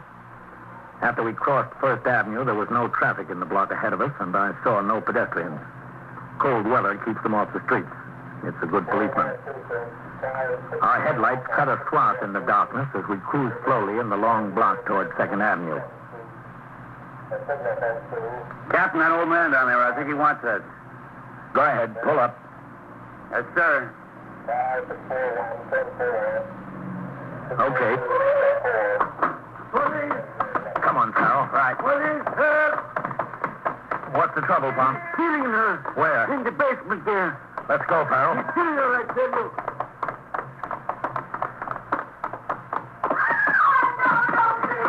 Down there. Watch the step. I got my light. All right, hit the door. Get away from her. Get away. Kill you. Right there, head. Come here. I'll kill you all. Hold still there. I mean, get up against there. Get the nippers on him. Let me out of here. Stay still, I said. All right, I got him. Let me go. You've got enough trouble now, mister. Stay still or you've got plenty more. He's all right now, Captain. All right, get those hands against the wall. Get them up there. Yeah, all right, okay. Okay. Sit down on the floor. He said sit down on the floor. All right, yeah. Don't kill her yet, I'll kill her. You won't kill anybody, mister. Watch it, Farrell. That's it. Let me take a look at her. Stay still. No, don't, please. It's all right. I'm a police officer. He hit me. Oh, my side. He hit me in my side. She's only a kid, Farrell. All right. How old are you? 16. My side. My side is killing. My face. All right, just take it easy. We'll get help. Watch him, Farrell. I'm going to call in for an ambulance. I got him, Captain. Is everything okay? Come on upstairs, Tom. Yeah, okay. You know that girl? Yeah, sure, the Truro girl from my building. This building? No, the next building, that one, 4th floor here. You know him? No, I never seen him. She live with her folks? Her folks, yes. All right, you go upstairs and tell them, okay? Yeah, tell him. All right, I go. Car 681 to Central, K. Car 681, proceed. At 388 East 75th Street in the basement. E753, K. That's right, an assault case. Send an ambulance and assistance, K. Okay, 681, 21st Precinct. The address? 388 East 75th Street, car 634-635, signal 32. The ambulance is responding, K. 634-10-4. Car 635. Within a few minutes, in response to the radio signal, sector car number 4 and the sergeant's car were on the job. When the call was heard on the radio monitor by the desk officer at the station house, he notified the 21st Squad, and Detectives James McLeese and Louis DeLuca hurried to the scene. As we waited for the arrival of the ambulance, the assailant, Joe Packus, sat on the floor in a corner of the basement with his back against the wall under the guard of Patrolman Farrell. The victim's mother had been summoned from the apartment. She tried to comfort the girl. Anita, my baby, my baby. He wanted to kill me, Mom. He tried to. Oh, my baby. Oh, Mrs. Truro, don't touch her, please. baby. Where's the doctor? She's gone. Now, the ambulance is on the way. Well, where is it? Mrs. Truro, you'd better stand over here. No. It'd be better for her. Go on, Mom. Go on, baby. Mrs. Truro, Yes, all right. the ambulance will be here right away. Sergeant. Yes, sir? My poor baby. Yes, sir, Captain. Stay here with the girl. Yes, sir. Is that the ambulance, that siren? Yes, I'm sure it is. Let's go over here, Mrs. I Truro. don't like to leave her. I don't like to leave my baby. How old is she? 16, just 16. Will she die? She won't die. No, I think she'll be all right. Excuse me, Captain. Oh, yes, McLeese. This is the girl's mother, Mrs. Truro, Detective McLeese. I'd like to ask you 2 questions, Mrs. Truro. Yeah, anything. That's the ambulance? Yes. Good. Oh, my poor baby. This fellow, this Joe Packus, He said he's known her for a long time. Oh, 6 months, maybe 7. But she don't want anything to do with him. He comes around to the house. He scares us all. He brings a bottle of whiskey. He sits down in the kitchen. He says he wants to marry her. She don't want anything to do with him. But we're scared. Well, then why didn't you call the police? I said once I would. I said, get out or I call the police. He said, what would the police do to him? Nothing. He'd come back and tear up the house. So I didn't call. He'd come. Anita would lock herself in the bathroom. We were all scared. Well, where was she tonight? Did she have a date with him? Oh, no. She went to a girlfriend's on First Avenue. We do our homework together. She's a good girl, Anita. She goes to school. She wants to learn. She wants to learn to go to business. All right, bring it in. They take her where? To a hospital? Yes. What hospital? Could I go? Yes, you can go. Tell me, what was he doing? Was he waiting for her on the street? I guess. I don't know. I want to help. Let's leave it to them, Mrs. Toro. They know what they're doing. All right, easy. Easy. Oh, Put her on. my baby, my poor baby. Mama. Oh. All right. Take it out. Oh. Come to the house. He said, where is she? I said, out. He sat down with a bottle of whiskey for 2-3 hours. I was scared. Now watch the turn there, easy. Right. All right, Liz. Up with her. He said he'd kill her. He'd kill me. I was glad he went. Easy now. Keep it high. Can I go with her, can I? Sergeant. Yes, sir? See that Mrs. Toro gets over to the hospital. Yes, sir. Oh, wait for me. You can talk to the mother later, can't you, McLeese? Oh, yes, sir. Right now, I want to talk to that bum over there. All right, you men. Don't stand around here. Get back on patrol. How's he doing, pal? All the steam's out of him, Captain. He's no trouble. All right, you get on your feet. Why? First, hey, get on your feet. McLeese. Yes, Captain. What's your name? Packius. Joe Packius. How do you spell that? P-A-K-U-S. And where do you live? East 81st Street. 816. What do you do to justify your existence? What do you mean? Have you got a job? Yeah, I work. Where? Different places. Contractors. I'm a plasterer. How old are you? 27. 27, huh? Yeah. Well, you grow gray by the time you're through with this one, mister. I'll teach you to leave that family alone. I'll teach you to stay away from 16-year-old girls. I want to marry her. I love her. A fine way to show her you love her, isn't it? Almost killing her. You're no good. You're plain no good. I was a little drunk. That's a great excuse, isn't it? You get half in the bag and you think you own the world. Well, I'll show you what you own. You don't own any part of it. You don't even own your own time. All right, Mike. Take it easy. He should be in the hospital, not her. That's enough. Joe, what are you coming around here making trouble for that family?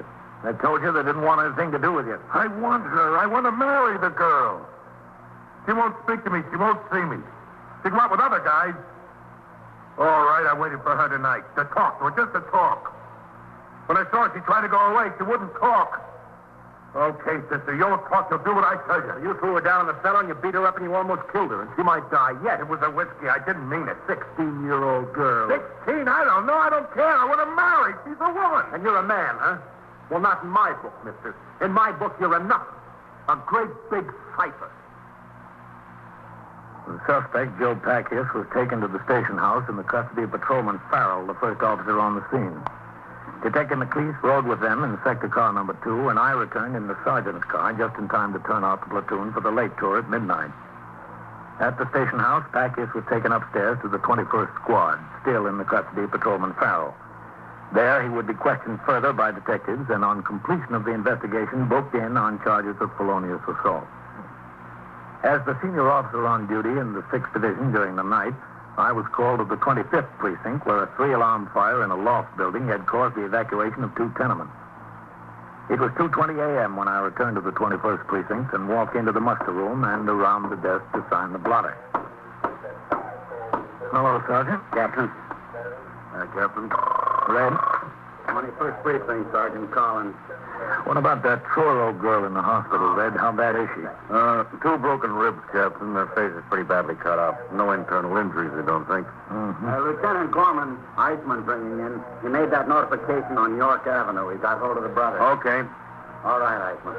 Did they book that Joe Packius yet, Red? No, sir, not yet. They still got him upstairs.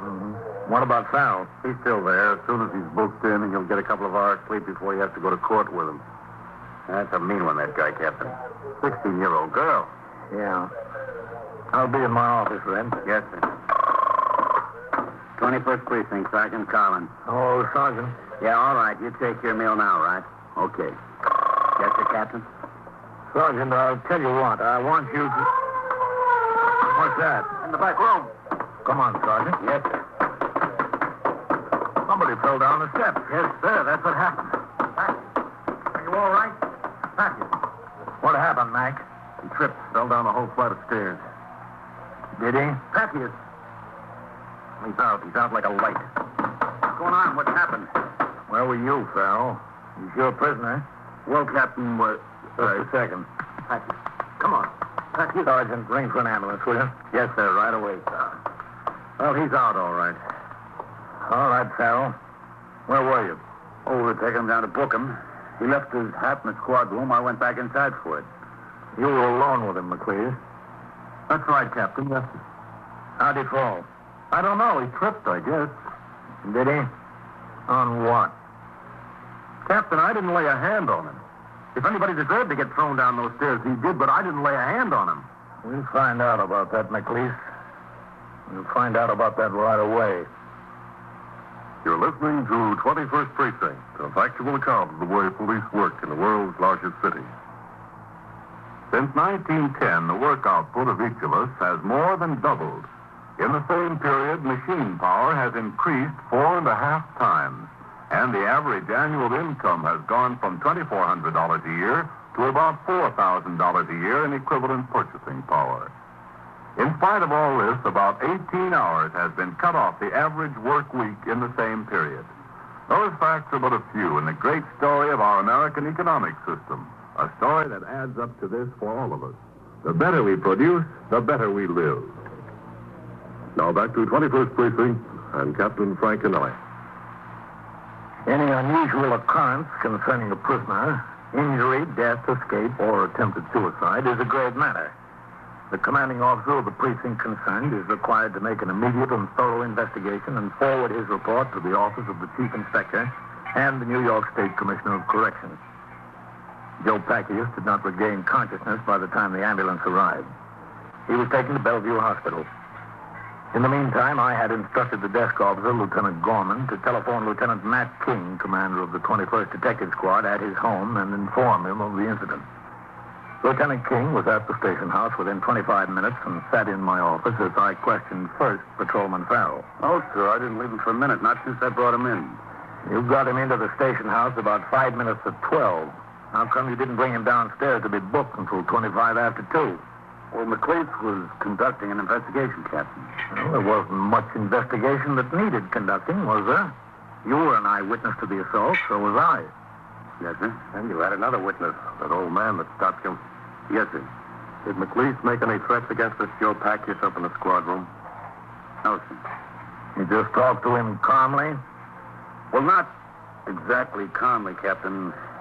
McLeod didn't think much of the guy. Who did? Did either you or he use any violence in the squad room? No, sir. Well, then when you started downstairs to book him, what happened? Well, we came out of the squad room and into the hall. I had Packius by the arm. As soon as we got outside, McLeod said his hat. We left his hat inside. Whose hat? Joe Packius. Didn't Packius say anything about it? No, sir. I guess he forgot. So you went back for his hat? Yes, sir. That was your prisoner, Farrell. You weren't supposed to leave him. But it was just back in the squad room. We were out in the hall. I didn't really leave him, Captain. And when you came out with the hat, Packius was down at the bottom of the stairs. Yes, sir. You were in the squad room with Packius all the time, between about midnight and 2:25? Yes, sir. Was McLeod? No, sir. Where'd he go? Well, when we first got there, he printed Packius. Then we went into your office, Lieutenant. McLeod started to question him. He didn't touch him, you said? No, sir. He got awful mad at him, but he didn't touch him. And then about 1 o'clock, McLeod went out. Where'd he go? I don't know, Captain. He said he'd be back. We'd book him in when he got back. I just sat there with Packus until he came back about, 10 minutes after 2. Any more questions, man? No, sir. All right, pal, that's all. Yes, sir. You can go on home. Packus won't be going to court tomorrow. How is he, Captain? Oh, we're waiting to hear. Yes, sir. Thank you very much. Pal. Yes, sir. Tell McLeish to come in here. Yes, sir. Well, Matt, looks like a rough spot, doesn't it? It sure timed out right. Yep. I'm kind of anxious to hear what Packus has to say. He was unconscious when they took him out of here. He was unconscious when they got him to the hospital. We might not get to hear what he has to say, eh, Captain? Doesn't look good for him, Matt. It was an awful wallop on the head he took. Come in. Yes, Captain? Oh. Sit down over here, McLeish. Yes. Hello, Lieutenant. McLeish, sit down. Yes. Well, you got yourself in a jam, huh? I'm not in any jam, Lieutenant. What do you call it? Excuse me. Sure, sir. 21st Precinct, Captain Kennelly. Sergeant Collins, Captain. Lieutenant Gorman would like to talk to you. Okay. Go ahead. Captain, Yes, Fred. the doctor down at Bellevue just called back. Yes? That Joe Packus has a possible fractured skull. Possible, that's all they know? Well, they're making x-rays now. Yeah. He didn't regain consciousness? No, sir, not yet.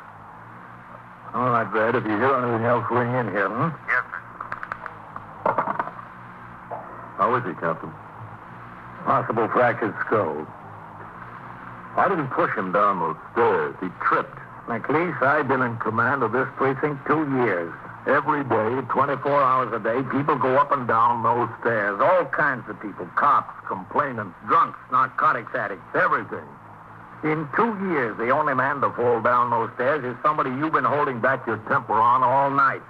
From top to bottom, he fell and fractured his skull. I didn't lay a hand on him, Captain. And it happens just when you send the only possible witness back into the squad room for a hat.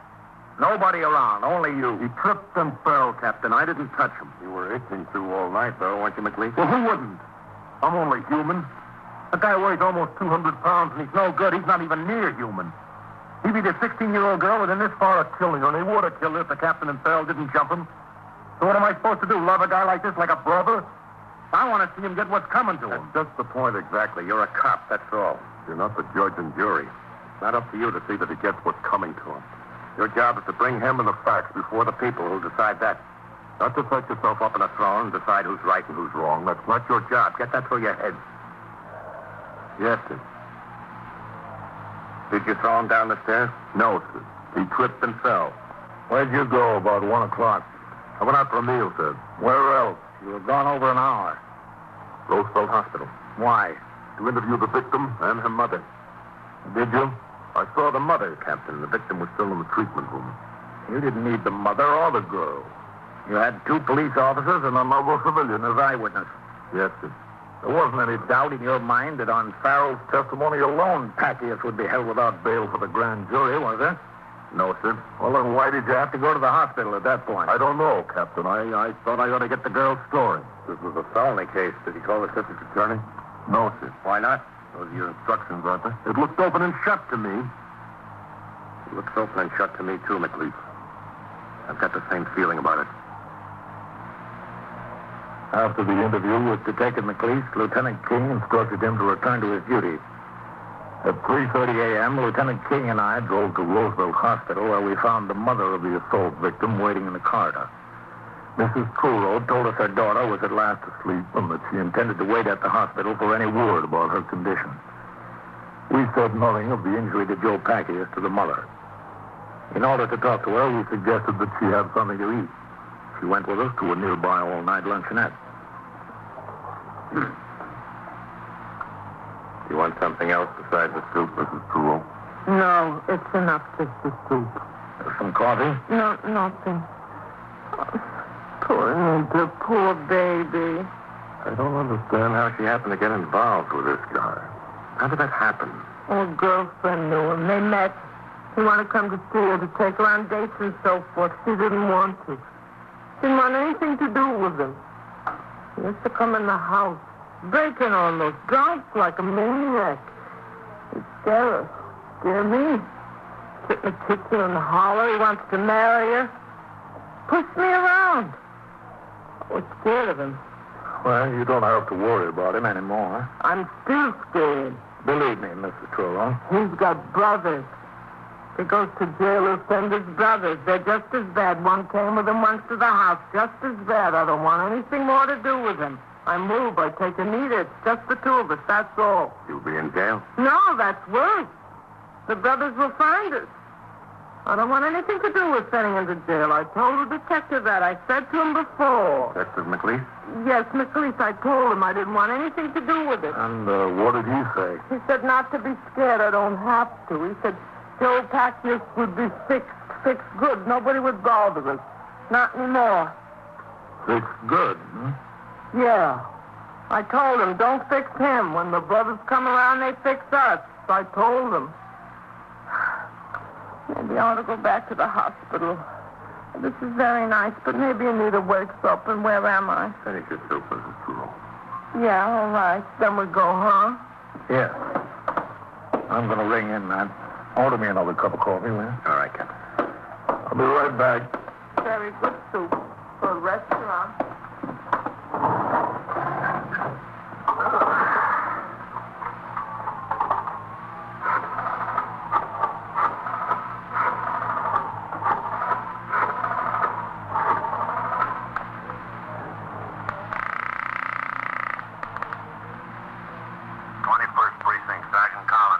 Captain Canelli, Sergeant. Oh, yes, sir. Gorman wants to speak to you, Captain. He tried the hospital. We left there. Put him on. Yes, sir. Captain Canelli, Lieutenant. 21st Precinct, Lieutenant Gorman. Yes, Red. Captain, I got a call from the Department of Correction man at the prison ward in Bellevue. Zacchaeus isn't dead. No, sir. Far from it. He's regained consciousness. The doctor says if you want to talk to him for a few minutes, it'd be okay. No fractured skull or concussion, just a bad bump. He's okay. We took Mrs. Truro back to Roosevelt and then drove downtown to Bellevue Hospital. We drove into the grounds at 30th Street and Franklin D. Roosevelt Drive and parked the car. The prison ward on the second floor of I Building is under supervision of the Department of Correction. Upstairs, we were admitted through the barred gates and directed to the room. Thank you very much. It's over there. Yes.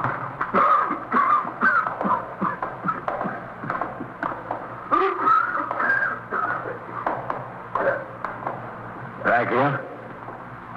Who are you? We're police officers. I want to see my lawyer. It's the only one I want to see. You'll see your lawyer. Wise guys, that's all you are, a bunch of wise guys. Wise guys, huh? What does that make you, beating up a 16-year-old girl, a big hero? I want to see my lawyer. Tell us how you came to fall down the stairs. My lawyer. It's the only one I'll tell. I don't want nothing to do with you guys. You've got something to do with us. You've got plenty to do with us. Tell us about how you got hurt. Go ahead. Hit me. See what it'll get you. Nobody's going to hit you. Laying here on my back. Hit me. Go on. I'll get more. Get more what? Money, that's what. You get nothing but years, Joe. I'll get money. I got a bushel basket full. I'll sue the city. I'll take them over the coals for that kind of treatment. What kind of treatment? Never mind. I'll take it up with my lawyer. What about slapping that girl around? What do you think your lawyer can do for that? Nothing. I ain't worried. I'll take only half the money I'm going to sue for, and the city will be glad to get off the hook. I'll get off with nothing. I'll buy a car, and I'll go to Florida. You've got great ambitions, Joe. I guess we'll pin a medal on you, too, huh? I wouldn't be surprised. I'll talk to my lawyer about it. I got the city dead to rights. They can't do that to a guy and get away with it. You don't seem hurt so bad, Joe. Yeah, well, the pain's killing me. What makes you think you're entitled to sue the city? Those stairs, from top to bottom. Look, the detective said you tried to break away from him and missed the top step. That's a lie. Well, what did happen? Oh, no. You take that up with my lawyer. But I wasn't trying to break away. Don't let him tell you I was. He's lying. I don't think so. I wasn't. I was walking down as quiet as you could. There was this thing sticking up, caught the heel of my shoe. That's the city's fault, ain't it? I tripped and I went down to the bottom. I looked at those stairs, Joe. That's not what happened. Tell us the truth now. I caught my heel. I caught it on the step. I fell. I tripped on something that was sticking up. I tripped and fell. The city has to pay for that, don't they? That detective wouldn't tell you what happened. He don't like me. He don't want me to collect. Doesn't he? Like he never beat up a woman. Big man. Get him to tell you the truth. We will, Joe. Come on, man. Yes. How long, Joe? Get him to tell you.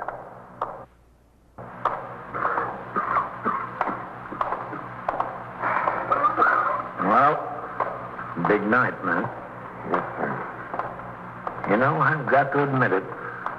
I thought McLeese gave him at least a little help down those stairs. Captain, I was sure of it.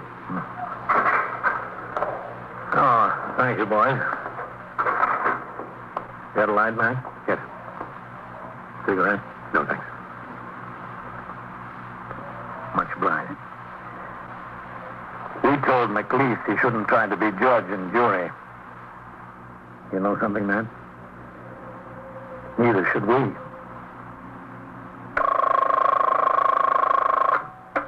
"21st Precinct, Sergeant Collins. What do you mean, robbed? Held up? Where is it? The what, bar and grill? Oh. What's the address? Yeah. Did they have guns? How many men? How many? Well, which way did they go? Were they in a car? What kind of a car? What kind? What color? And so it goes, around the clock, through the week, every day, every year. A police precinct in the city of New York is a flesh and blood merry-go-round. Anyone can catch the brass ring, or the brass ring can catch anyone.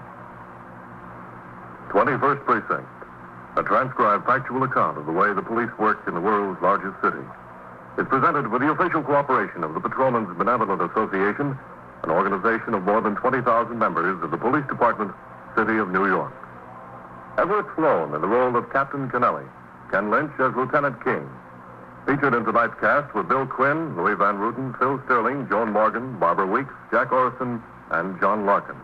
Written and directed by Stanley Niss. Produced for CBS Radio by John Ives. Bob Hall speaking.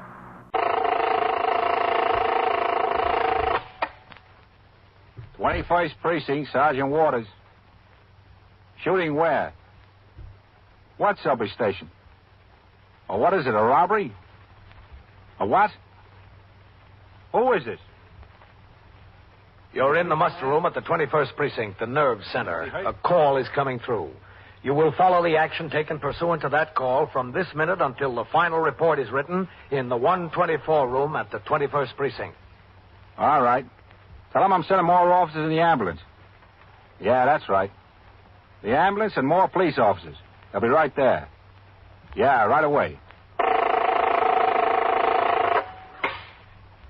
21st Precinct. It's just lines on a map of the city of New York.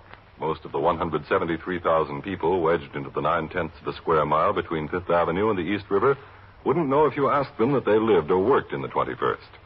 Whether they know it or not, the security of their homes, their persons, and their property is the job of the men of the 21st Precinct.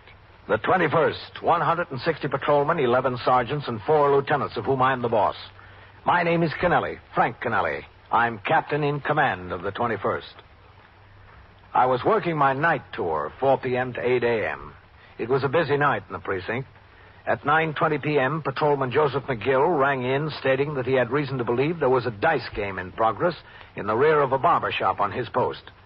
The desk officer, Lieutenant Harry L. Snyder, conveyed this information to me, and I instructed him to notify the 6th Division plainclothesmen, whose job it is to enforce the laws relating to public morals in the 21st and other precincts of the division. At 5 minutes after 10 p.m., Deputy Inspector Elias Zimmerman and 4 plainclothesmen arrived in the precinct to act on the information. With the assistance of Patrolman McGill, 2 men from Sector Car Number 2, and myself, the suspected premises were raided.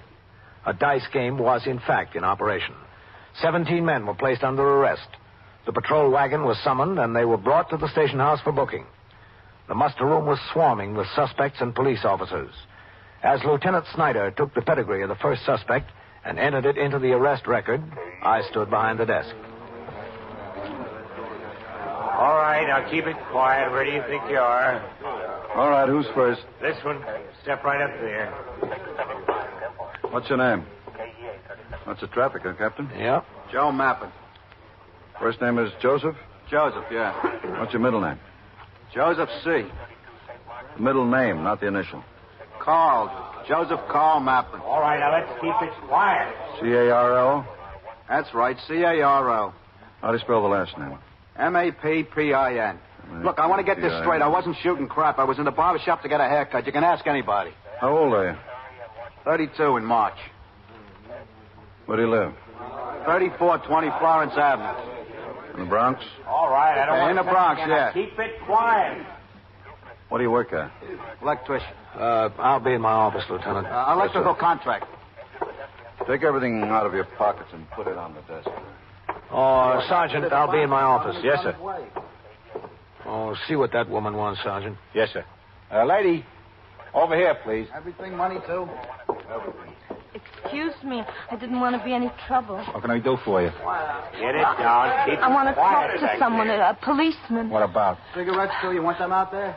Well, I don't know how to... Excuse me. Yes, all right. 21st Precinct, Sergeant Waters. How much I got there? $52.20. Lieutenant Snyder's busy now. What'd you find there? Yeah? All right. Wait just a second, will you? It'll be just a minute, lady. All right, don't worry. Keep it quiet. Captain, would you mind handing me that aided card on the desk there? Which one? That's it, sir, right there. Here you are. Thanks, Captain. He's in Roosevelt Hospital with a possible fractured leg. A right leg. You take the call, Sergeant. I'll talk to the lady. Yes, sir.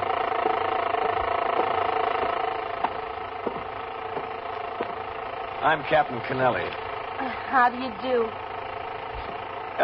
It's awfully busy here. Supposing you step into my office, All right. My wife lives in the 67th precinct. Hold on a minute. I don't mean to be any bother. 21st precinct. In here, please.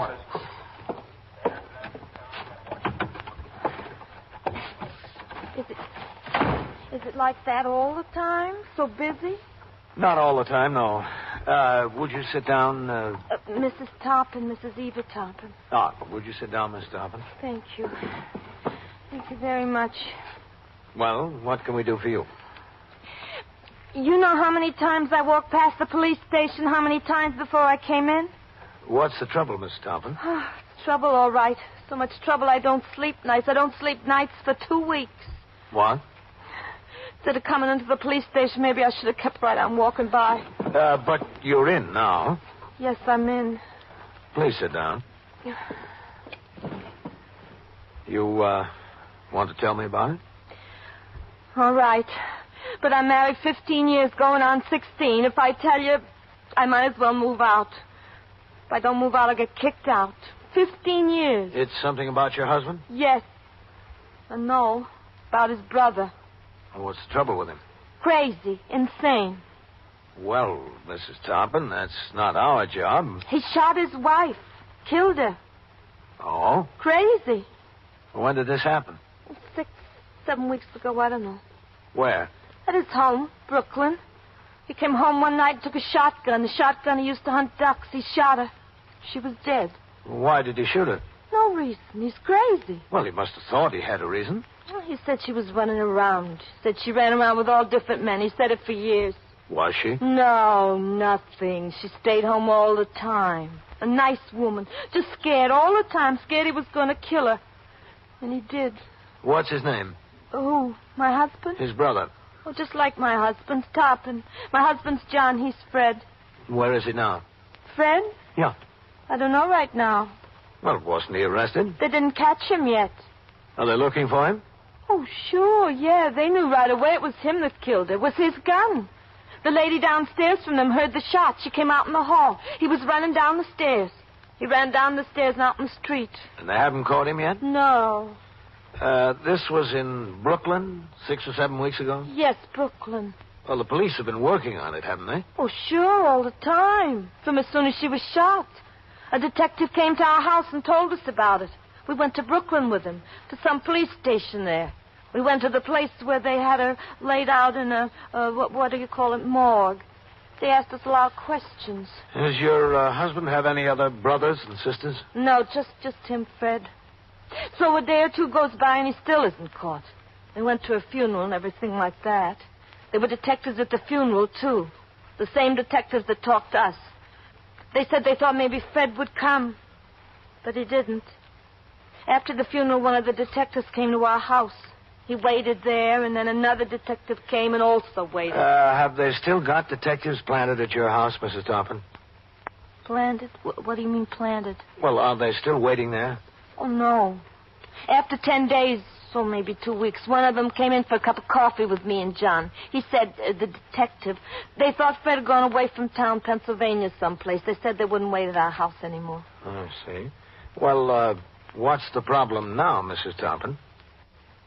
The problem is John heard from Fred. Oh? Fred called John on the telephone at his place of business 2 weeks ago. Didn't John call the detectives? No. Well, why didn't you? I didn't know. I didn't know till the day before yesterday. I went to put money in the savings account. I saw $200 was taken out. $100 once and $100 again. When John came home, I showed him the bank book. He told me his brother called him on the job and told him he needed money. He called him twice for money, and twice he went to the bank and got it out. $100 each time. Why didn't he get in touch with the detectives? He wouldn't do anything against his brother. Oh, but you said he's out of his mind. I say he's out of his mind, yes. The detectives say he's out of his mind. Everybody says he's out of his mind. Everybody except John. John don't believe it. He sticks up. His brother could kill 3 wives and rob 4 banks, and to John he'd still be all right. It's a loyalty. Stick up for the family.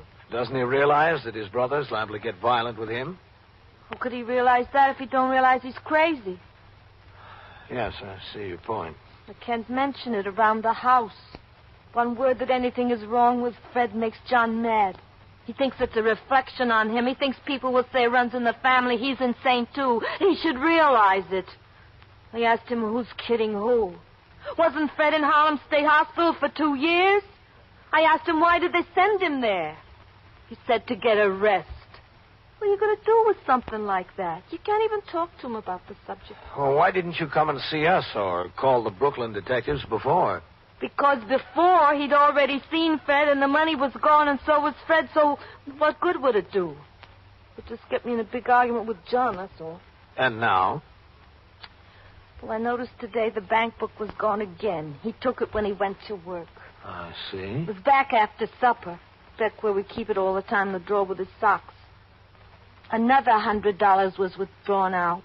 You think he saw his brother during the day? No. Why not? Because also after dinner he went to paint the pipes under the sink.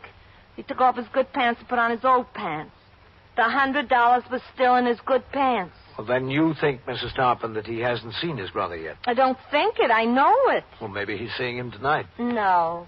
Tonight, right now, he's playing 7-card rummy with a neighbor in the neighbor's flat downstairs. Where did you say you were going? 36th Street, to the movie. That didn't make him suspicious? Why? Whenever he plays rummy, I go to the movies. I see. What time does he expect you home? 11:15, 11:30, when he finishes the rummy game. All right. In the meantime, I'd like to take you upstairs to talk to the detectives here. If you want, all right. Now? Yes, please. Mm-hmm. Captain. Yes? I don't want you to think this is because John took $300 from the bank to give to his brother. I didn't say I thought that. $300 takes a long time to save. To give it to a maniac that goes around killing wives is not right. I'm loyal also, but there is a time and a place to do the right thing. That's what I made up my mind. Enough is enough. Don't worry about it, Mrs. Toppin. He won't draw any more out of the bank. You are listening to 21st Precinct, a factual account of the way police work in the world's largest city. When you sign up for a course or series of courses with the United States Armed Forces Institute, you're getting the same education normally available in civilian schools and colleges. USAFE is under the direct supervision of an office of the Deputy Assistant Secretary of Defense for Education and Manpower, with outstanding civilian educators who work with military leaders in the formulation of plans for USAFE. A civilian agency evaluates and makes academic credit recommendations for USAFE courses. This aids schools and colleges in granting credit for educational work done with USAFE. As a result of this cooperation, USAFE courses are based on those available from civilian institutions as well as the needs of the armed forces. So, increase your power through knowledge with USAFE. Now back to 21st Precinct and Captain Frank Kennelly. I took Mrs. Tarpon upstairs to the 21st Detective Squad and into the office of Lieutenant Matt King, commanding officer of the squad. There she went through substantially the same story she had told me. As Lieutenant King and one of his detectives began to question the woman in greater detail, I left and walked down the worn stairs through the back room and out into the muster room. The crapshooters were still being booked at the desk as I went into my office and closed the door. At my desk, I dug deeper into the pile of reports and communications to be signed in time for the precinct messenger to take them to division headquarters with the morning mail. Yeah? Oh, come in. I'll keep it quiet. Hello, Matt. Oh, what's going on out there? It's like a convention. It is. Convention of crapshooters. Oh? How many of them did you bag? 17. Sit down, Matt. Thanks. Is that all? The others are plainclothesmen from division. Oh. Well, Lieutenant Snyder is going to have writer's cramp before he's finished with that hole. Yeah. Say, what do you think of this Mrs. Tarpon story, Matt? It looks pretty good, Captain. Oh? I called out to the 62nd Squad. Uh-huh. They had such a case. Fred Tarpon, the husband of the dead woman, is still a fugitive. The squad commander wasn't there. His assistant was on the job. He told me they suspected the man might turn up at his brother's. As a matter of fact, I remembered they spoke to me a month or so ago that they were going to put a plan on an apartment building here in this precinct. Well, where are you going from here, man? Well, it's their case, Captain. This acting Lieutenant Eric Hertz I spoke to and a man from Brooklyn West Homicide are on the way over now. What are they going to do? Put a tail on the husband to see if he takes the money to Fred? Well, we thought we might do that at first, Captain, but we decided over the phone to pick him up tonight. Well, why? If this John Tarpon is anything like his wife says, you're taking a chance. He might just shut up. The other way, it'd probably lead you to Fred. Well, we thought it out pretty much, Captain. He might have had a date to meet his brother today and missed him. We could tail him around for 2 or 3 weeks before they make contact again. Yeah, maybe, man. Well, what I want to see about, Captain, is I sent DeLuca Novak over to the flat a little while ago to pick up Mr. Tarpon and bring him in. The wife's upstairs. Thought maybe I could talk to him in here for a few minutes before I took him up to the squad, if you're not too busy. Yeah, that's all right, man. I told the sergeant on TS to ring in here when they get back to the house with him. Or I can wait out in the muster room. No, stay where you are. Oh, Mrs. Tarpon told me he was playing cards in a neighbor's flat. Yes, sir, she told me. I got the name and location from her. Oh, I got something I want to show you. Hmm?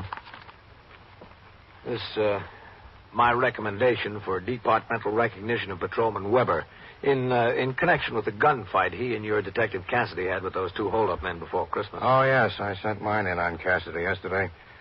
You ought to get commendations out of it, don't you think? Well, I think a commendation for Weber. Cassidy ought to do better. He ought to get honorable mention out of it. I wouldn't be surprised if he did. Excuse me, man. Yes. 21st Precinct, Captain Kennelly. Sergeant Waters on TS, Captain. Is Lieutenant King in there? Yeah, he's right here. DeLuca Novak are here. He asked me to stop them when I got back to the house and ring in here. All right, hold on. Matt, DeLuca and Novak are out at TS. Well, ask them to come in, Captain, if it's all right. Sergeant, have them come in here. Yes, sir. In the captain's office. And, Sergeant. Yes, sir.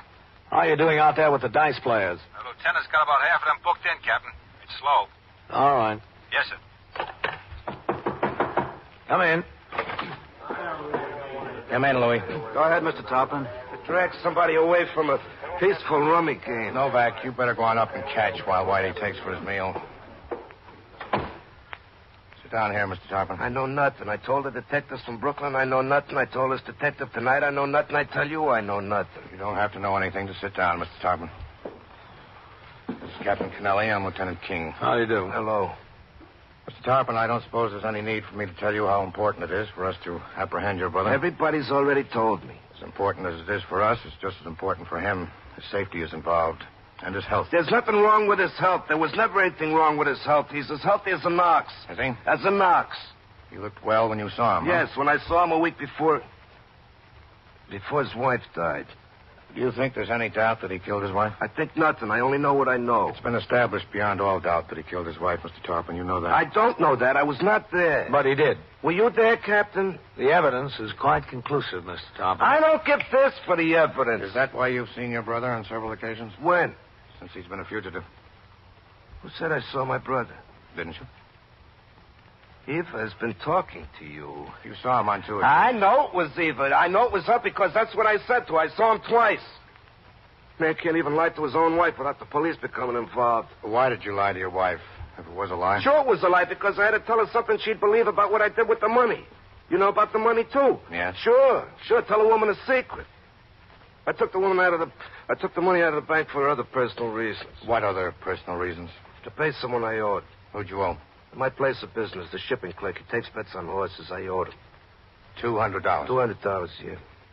And why'd you draw it out of the bank $100 at a time if you owed him $200? Because I told him I'd pay him $100 at a time. To settle the $200 you owed? That's right. 1 and 1 is 2.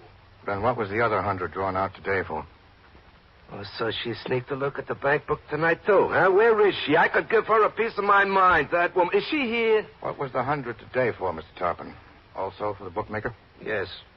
But you only owed him $200. I was trying to win back the $200, so I lost another $100 also. $300 altogether. That's what you paid him, is that right? $300, yes. Except I didn't pay him the last $100 yet. I still have it in my pocket. Do you want to see? No, that's all right. What's the name of this shipping clerk?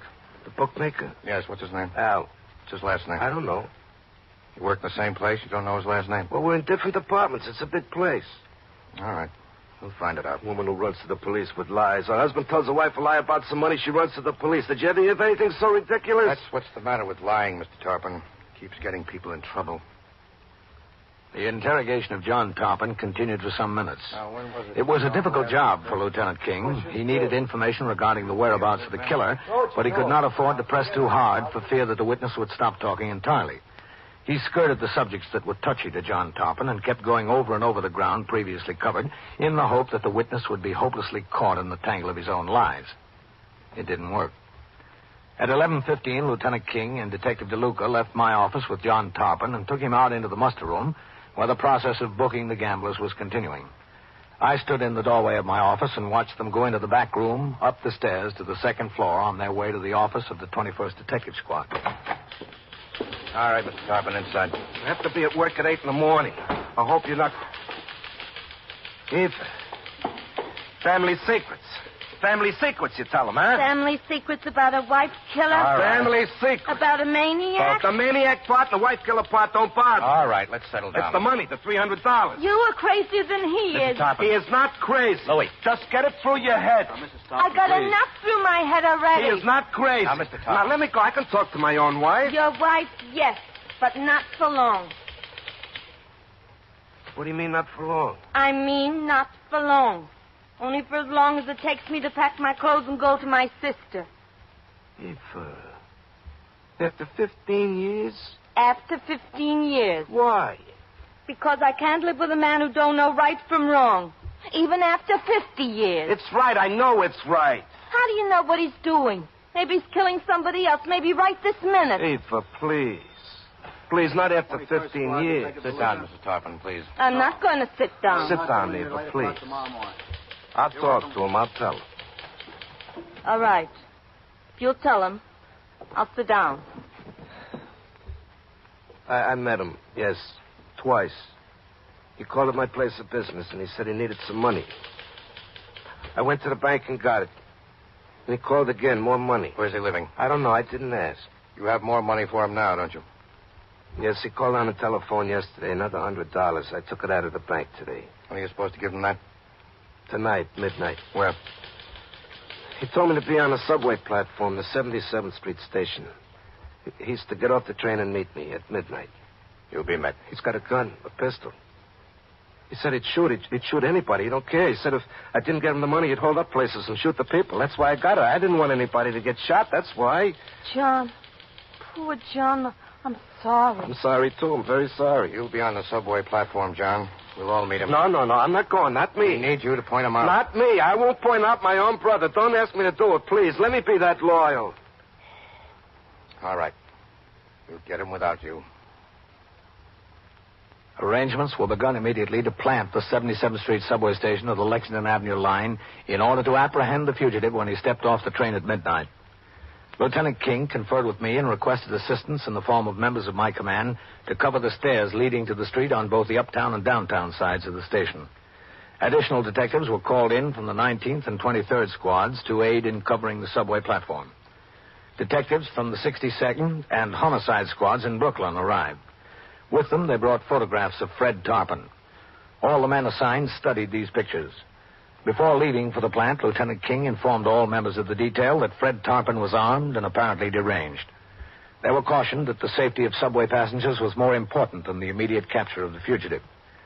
At 20 minutes to 12, the detail proceeded to the subway station in several squad cars. Patrolmen in uniform were posted out of sight to avoid suspicion. Detectives were posted near the change booth, at turnstiles, and at frequent intervals along the 100-yard underground platform at which the trains pulled to a stop. Other detectives were assigned to board each train as it stopped at the preceding station. We waited. Several locals stopped at the station. Several express trains went through on the inside track. No one resembling the fugitive had gotten off a train by 12:10. Here comes another train, I think, Captain. Looks like an express, Matt. Yes, sir, it is an express. Well, the local shouldn't be far behind it.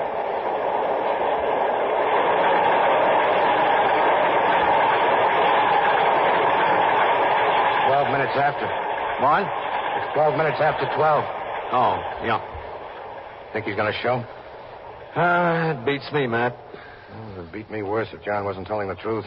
If he was supposed to meet his brother some other time, some other place. Wait a minute. Here comes the local. Yes. Looks like everybody's set. Better be on this one or the next one if he's coming.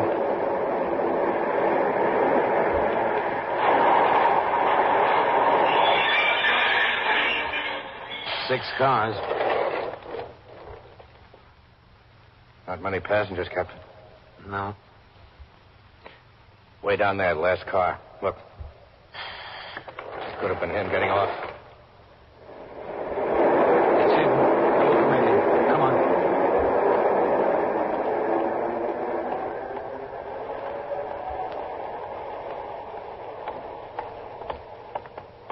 He's going to talk to him. Cried out loud. Lou, watch it! Come on. There he is. That way. On the track. He jumped on the track. Lou, you all right? You got me with one in the neck. Ring in for an ambulance. Come on, Captain. Ring in for an ambulance. Ring in for an ambulance. He's on the track. Look out jumping down, Captain. All right. Watch the third rail. There he goes. Hold up there. Hold up. He's crossing over. Watch it. Hold it, Matt. I'll see if I can stop him. Get out. Get out. He's on the downtown side. Come on. There he is. Hold up, mister. Let's cross over, Matt. Train coming. Train coming. Train coming. Watch it, Captain. Downtown Express. You see him? There he is, across the tracks. Get out of the way. Watch the train.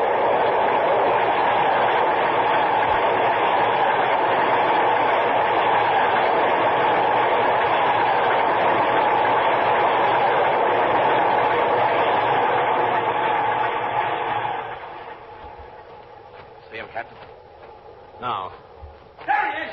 Come on. Stay away from me. Come on.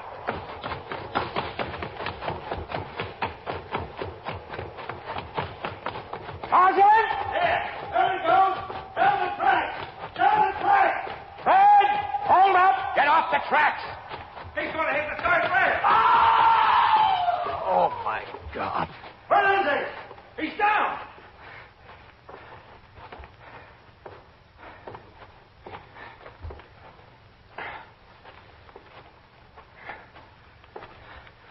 Watch him.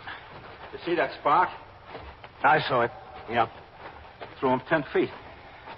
How'd you make it so fast, Sergeant? Across the track up above. Watch him now. Grab his gun. Got it. Fred. Fred. He's had it, I think. How is it? Everything okay? It's okay. Well, at least one thing, Matt. What, Captain? He did his brother a favor. He won't have to plead insanity in court.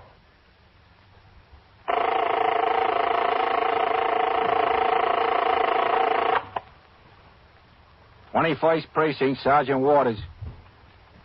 Well, where was the car parked? The 61st and what? Were the doors locked?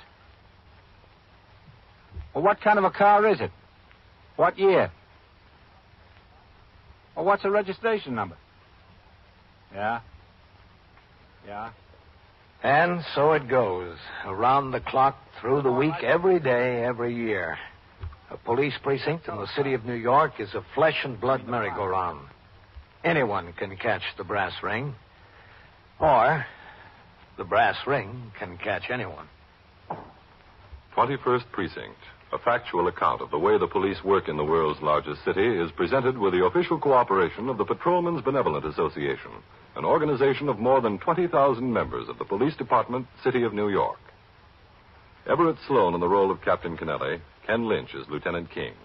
Featured in tonight's cast were Barbara Weeks, Scott Tennyson, Santos Ortega, Larry Haynes, John Sylvester, and Harold Stone.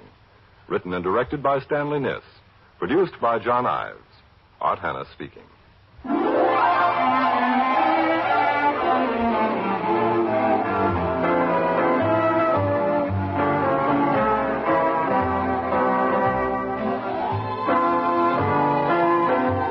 This is the United States Armed Forces Radio and Television Service.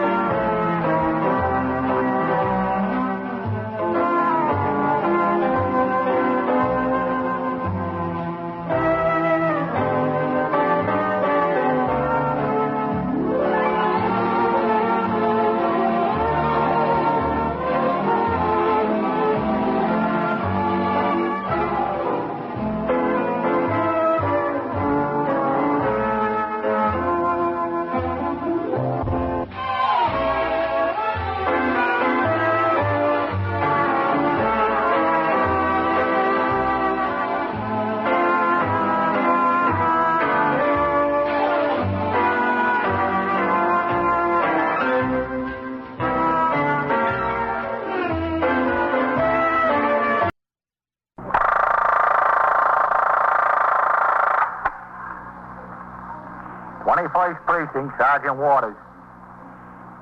Where was the car parked? 61st and what?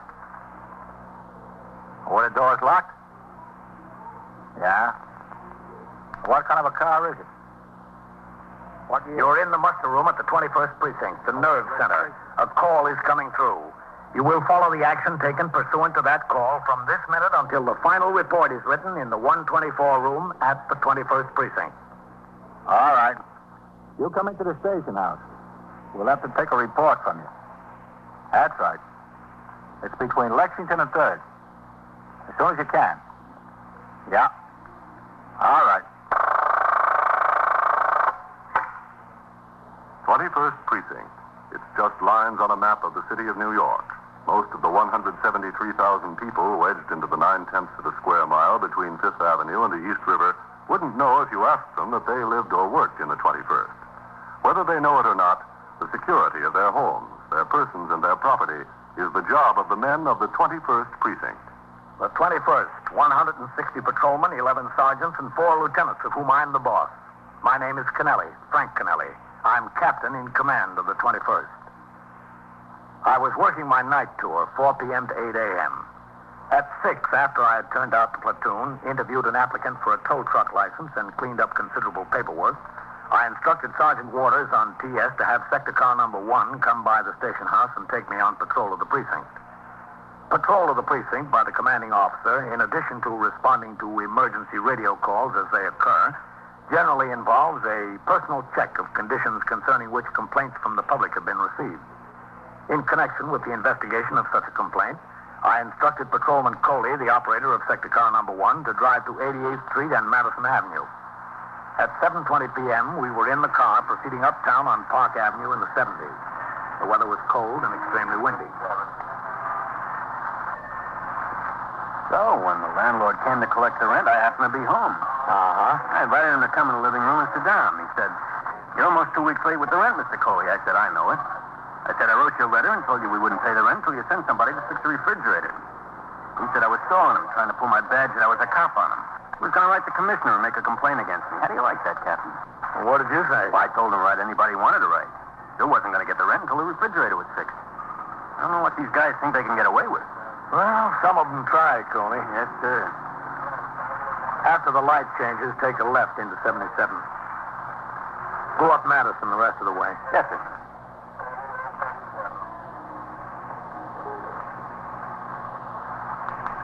Captain. Yeah? What do you think of those two guys in the Cadillac there? Yeah. They look so good to me. They're sure making an effort to act calm, aren't they? Yes, sir. When the light changes, take off behind them. We'll get a look at the registration plate.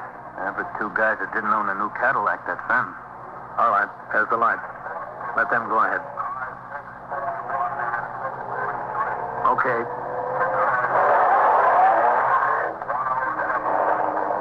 Illinois car. I don't remember any Illinois Cadillac in Milan.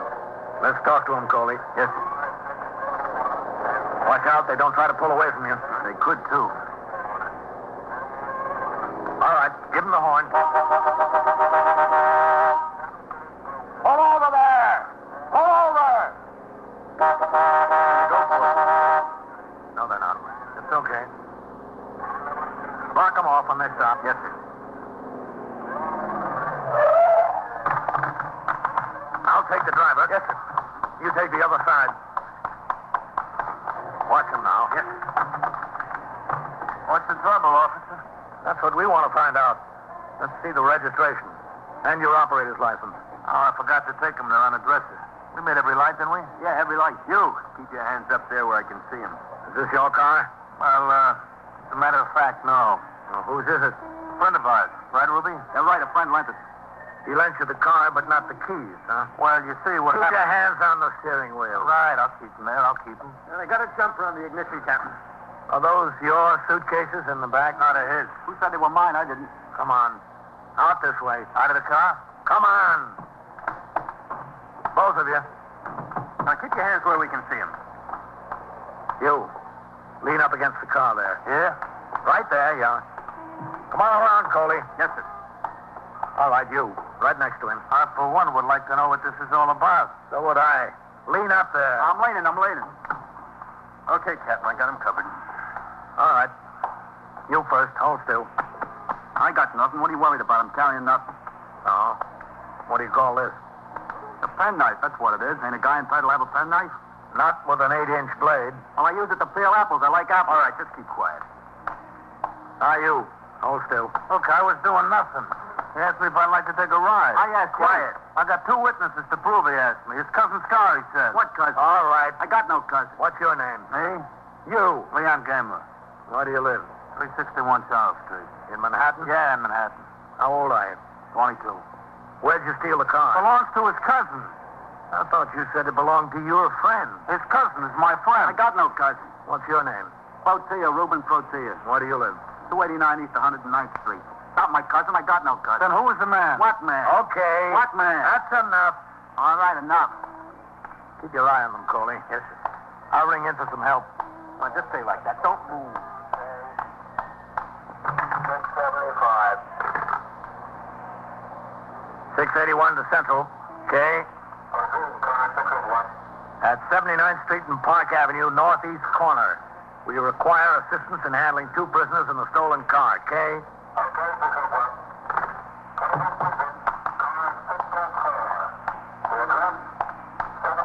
Okay, Coley, they're sending another car over. Yes, I did nothing. Nothing. Don't say my cousin. I got no cousin. Go for a ride. Get some air. That's all I was invited to do. Well, you've got another invitation now, mister. To a party. You're giving it.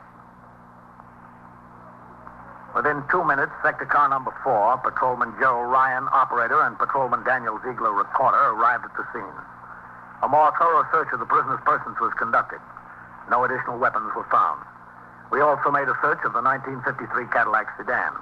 The ignition had been jumped to enable the thieves to start the car without a key. Although the favorite tool of car thieves, a beer can opener, was found on the floor of the car, there were no marks on any doors or windows indicating that the car had been broken into.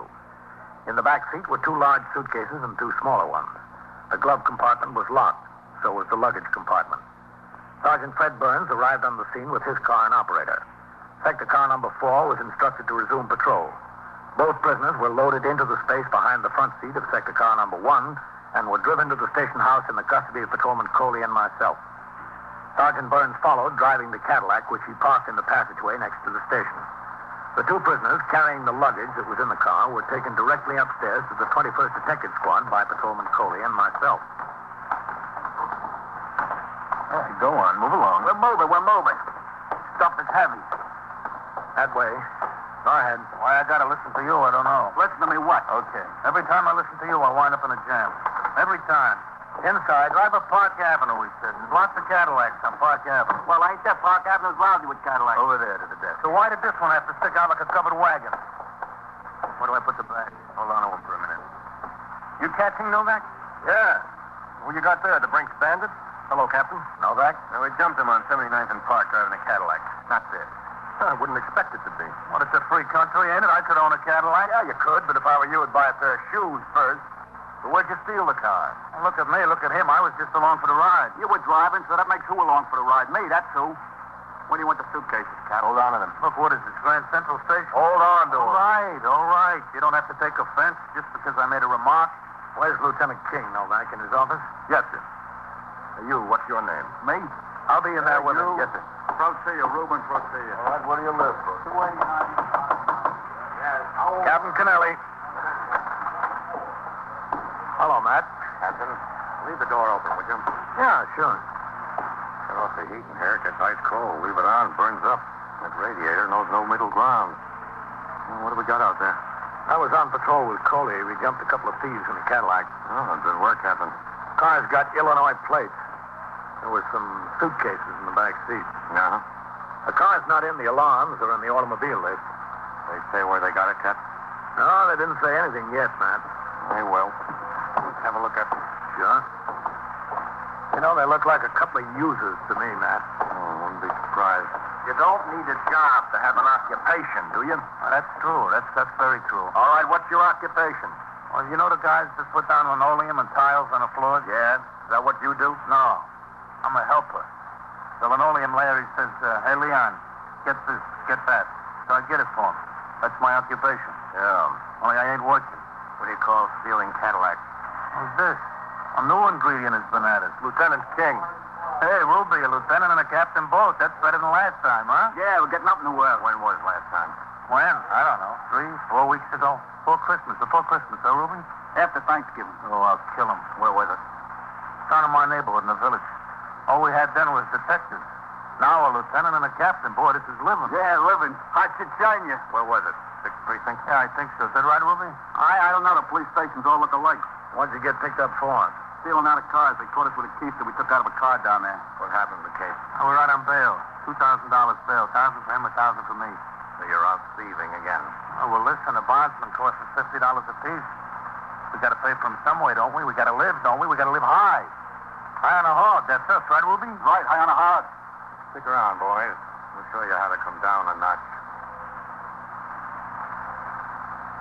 You are listening to 21st Precinct, a factual account of the way police work in the world's largest city. Detectives of the 21st Squad, under the supervision of Lieutenant King, began to make a case of grand larceny automobile against the 2 suspects, Leon Gamer and Reuben Protea.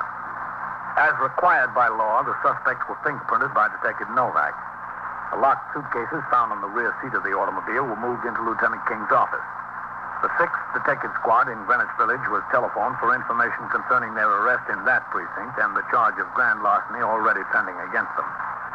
Although it was obvious the car had been stolen, no report of the theft was in the alarm, nor had one been received by the Communications Bureau. As frequently happens, it appeared that stolen property had been recovered before the owner was even aware it was missing. While the arresting officer, Patrolman Coley, kept one suspect under guard in the squad office, the other, Leon Gamer, was questioned by Lieutenant King in his office in the presence of myself and Detective Novak.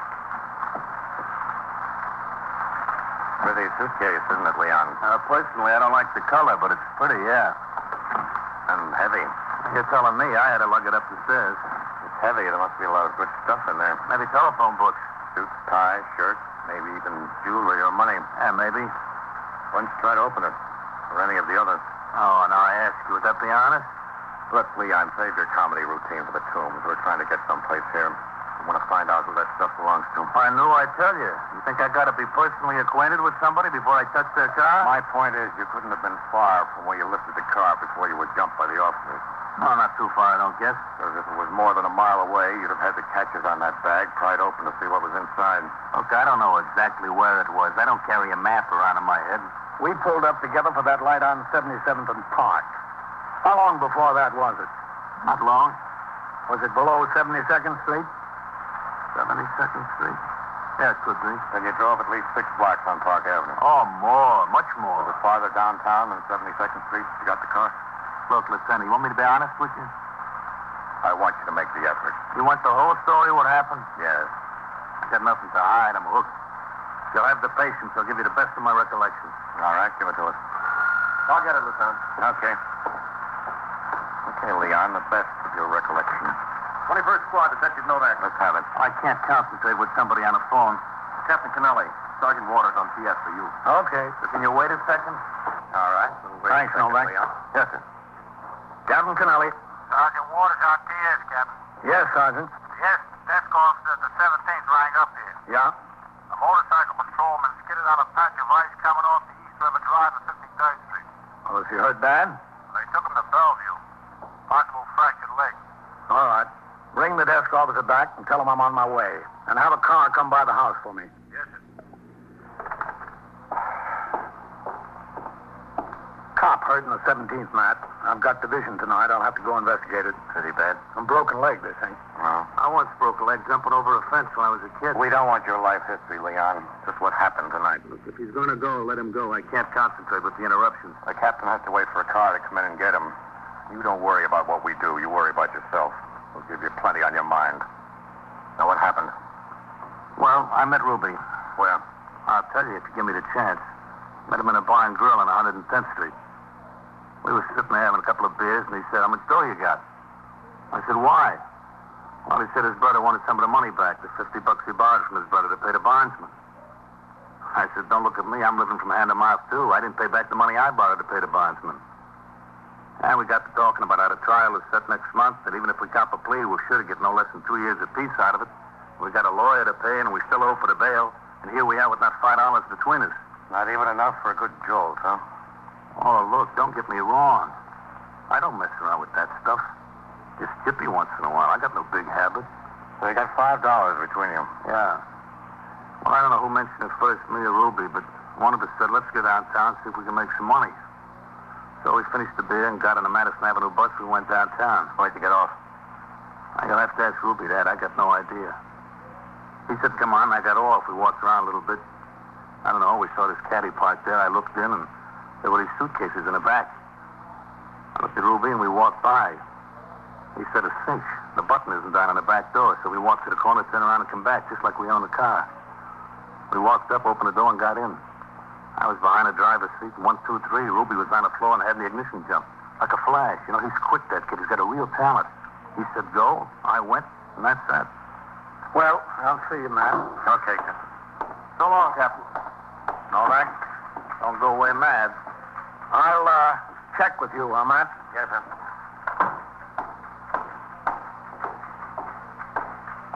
Well, looks like you'll have to go to court in the morning, Coley. Yeah, step for us? Can't you keep quiet for 2 seconds? Well, I try. Don't say I don't try. Had a dentist appointment, but that won't be hard to cancel. All right, I'll leave instructions with the desk officer that you're to go on reserve after you get those 2 books in. Yes, sir. Thanks, Captain. It was a good collar. Hey, what gives in there? What's he telling him? You'll get your turn, Ruby. Well, see you later, Tony. Yes, sir.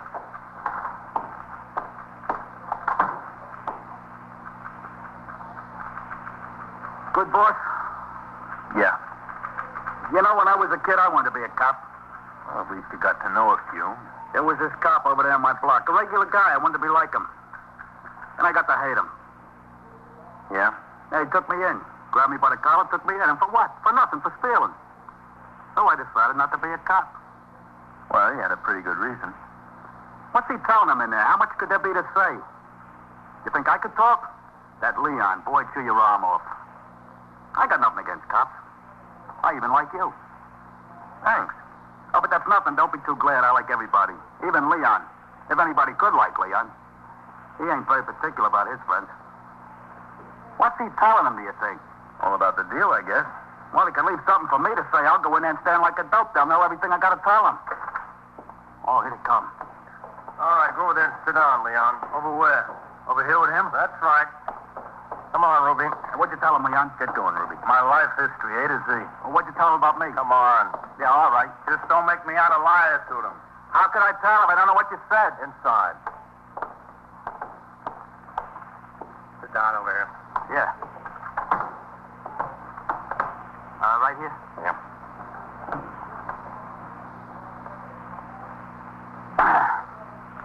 I want a lawyer. You can have 1 million lawyers. I can't afford 1 million. All I want is one. All right, we'll call whatever lawyer you want. Tell him to be in felony court at 10 a.m. tomorrow. Felony court, that's downtown? 100 Center Street, Criminal Courts Building. All right, talk to me after I talk to my lawyer. Right now, I got nothing to say. Well, Leon had plenty to say. Well, that's his business. I don't care. He sure thinks a lot of you. I can't say vice versa. Thinks you're the most talented boy he knows. Doesn't think anybody can snap a lock on a car, get in, and jump the ignition as fast as you. Did he say that? Yeah. That's nice of him, you know. Said he can't think of a thief he'd rather work with. I didn't think Leon had a compliment in his body. 12 seconds is your record. Nah. Break open the door, jump the ignition, start the car in 12 seconds. Nah, not 12. I could maybe 15, not 12. That's what he said. Well, you know, Leon ain't no slouch either, you know. Of course, I handled that caddy tonight, but I seen him turn some fast tricks, too. Between us, I guess we could get in almost any lot. Any lot. Oh. Well, we'll give you a new challenge, Ruby. Yeah, what's that? Sing Sing. You try the locks up there. By 8:45, no alarm had come through on the Cadillac sedan with Illinois license plates. Lieutenant King had been in touch with both the auto squad and the correspondence bureau of the central office. It was agreed that if the owner were not heard from within another hour, a telegram would be sent to the Illinois State Highway Patrol at Springfield with a request that the name of the owner be ascertained and a check made at the residence.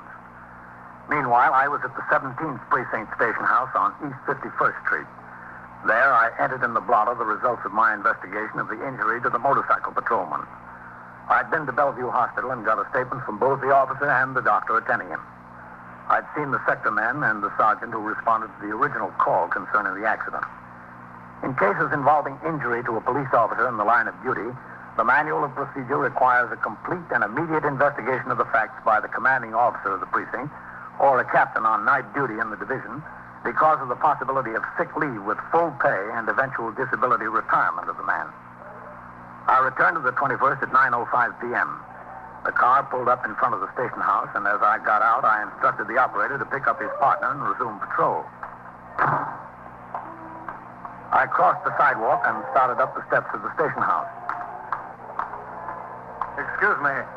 Yes? This is the police station, isn't it? That's right, yes. Go ahead, Alicia. Seems nothing is safe anymore. Nothing. Thank you very much. What's the trouble, sir? Go ahead. Thank you. I want to talk to the person in charge here. Well, I'm the captain in command of the precinct. Will I do? I'm sorry, I didn't see your insignia in the dark. Didn't you? Oh, what an old, smelly building, Edward. Are the police stations in Chicago this old? How would I know? Captain, our car's been stolen. Oh? Has it? he just told you it had. What kind of car? A Cadillac sedan. You said you were from Chicago? Yes, that's right, Chicago. Captain, it's absurd the way criminals are allowed to run around on the streets of New York. To steal our car from practically under our nose, that's no way to treat visitors, is it? Well, sir, I don't think thieves stop to find out if their victim is a New Yorker or a visitor. They're out to steal, not discriminate. I don't believe you told me what your name was. Private. Edward J. Private. I'm Captain Kennelly. And Mrs. Private? How do you do? Mrs. Private. Well, if you're in charge, sir, how can we get some action? Our luggage was in the car, you know. We were leaving for Florida tonight, driving to Philadelphia tonight, starting out the first thing from there in the morning for Palm Beach. You have no idea what this does to our vacation. No idea. I can imagine, Mrs. Private. Would you excuse me just a second? We're not going to get the runaround, are we? No, sir. I've got to go over to the desk and sign the blotter. You just wait here. I'll be right back. Hello, Captain. Sergeant. A couple of messages for you. All right, I'll sign the blotter. Yes, sir. 21st Precinct, Sergeant Waters. What was that, mister? I didn't hear you. The bartender what? Were you speaking to the phone? Oh, he wouldn't sell you anymore, huh? No, there's nothing we can do to him. We ought to pin a medal on him. Well, you better not worry about drinking any more tonight. Better go on home and go to sleep. Yeah? Well, go on home and go to sleep. I'm sure you will. You got those messages, Sergeant? Yes, sir. I saw those people hook you as they came in the door, Captain. You want me to bail you out with them? No. No, thanks, Sergeant. This one I want to handle myself. Yes, sir. All right, Mr. and Mrs. Twyford, we'll go upstairs to the detectives, all right? This way, please. A lot of good it'll do. The car's gone for good.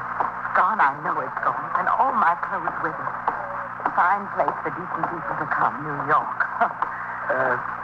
Did you lock your car when you left it? Why, of course we locked it. Through here, please. Thank you. You know, even if it was locked, 4 suitcases on the back seat look pretty attractive to thieves. It was a sedan, you say? 4 doors. You might have locked 3. Upstairs, please. I'm positive I locked all 4 doors. I always do. Uh-huh. Where was the car parked? On 61st Street near Park Avenue. After I finished some business, we checked out of the hotel. We were going to this restaurant, Les Cargot. Do you know it, Captain? I've been in there, yes. That way, please. The most absurd thing in the world. Just absurd. You'll never get anything back, anything. Right here. Oh, thank you. Mr. Pileford? No protection. There's no police protection at all. Well, if that's a complaint, Mr. Pileford, you're talking to the wrong man. I'm responsible for the police protection here. You should complain about me, not to me. Maybe I will. Over here, please. Hey, Leon, here comes the captain back again. Hi, Cap. Just sit there and be quiet. Are those men criminals? They're suspects, Mrs. Pileford. Oh. Novak, is Lieutenant King in? Yes, sir, he is. Thanks. Captain Kennelly. Inside, please. Yes. This is Lieutenant King, Mr. and Mrs. Edward Twyford of Chicago, Illinois. Oh? How do you do? Mrs. Twyford. Lieutenant, Mr. and Mrs. Twyford are looking for some fast action. Their car has been stolen, and some luggage. I see. I don't know what we can expect, but I want to... Do you have the registration for your car, Mr. Twyford? Don't you believe that I own it? Oh, yes, I believe it. Just like to see your registration. It's to be a question of who gets investigated, the victims or the thieves. Oh, there you are. Mm-hmm. Thank you. Do you mind looking on that table behind you? What? Is that your luggage? Edward, it is. Have you got the car, too? Yes, we've got it. Well, Edward, some of it's missing. There was more. The trunk, in the trunk, there were 3 more bags. What about that? You've got the keys to the trunk in your pocket. We haven't touched it. The other bags are still in the luggage compartment. The car's not damaged, is it? No, not a scratch. Huh? We've got the thieves. Those 2 boys outside. You saw them. Yeah, well, does everything look all right, Alicia? Yes, I think so. I think so. But this vanity case has a little scratch on it. Oh, does it? Sorry. But it might have been there. Well, I suppose that covers everything. Not quite everything, Mr. Private. No? You might say thank you. Oh, I'm sorry. Thank you, Captain. We're really deeply obliged. You're welcome, Mr. Private.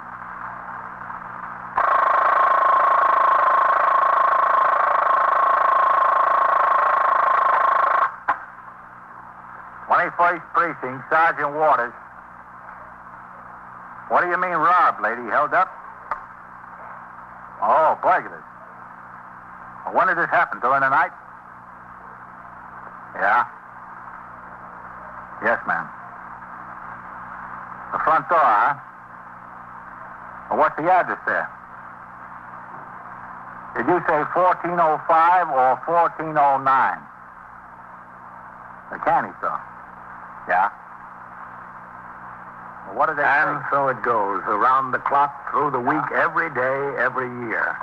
A police precinct in the city of New York is a flesh and blood merry-go-round. Anyone can catch the brass ring, or the brass ring can catch anyone. 21st Precinct, a factual account of the way the police work in the world's largest city, is presented with the official cooperation of the Patrolmen's Benevolent Association, an organization of more than 20,000 members of the Police Department, City of New York. Everett Sloan in the role of Captain Kennelly, Ken Lynch as Lieutenant King. Featured in tonight's cast were Ethel Everett, John Sylvester, Bill Lipton, Mandel Kramer, John Martin, Wendell Holmes, and Harold Stone. Written and directed by Stanley Niss. Produced for CBS Radio by John Ives. Art Hanna speaking.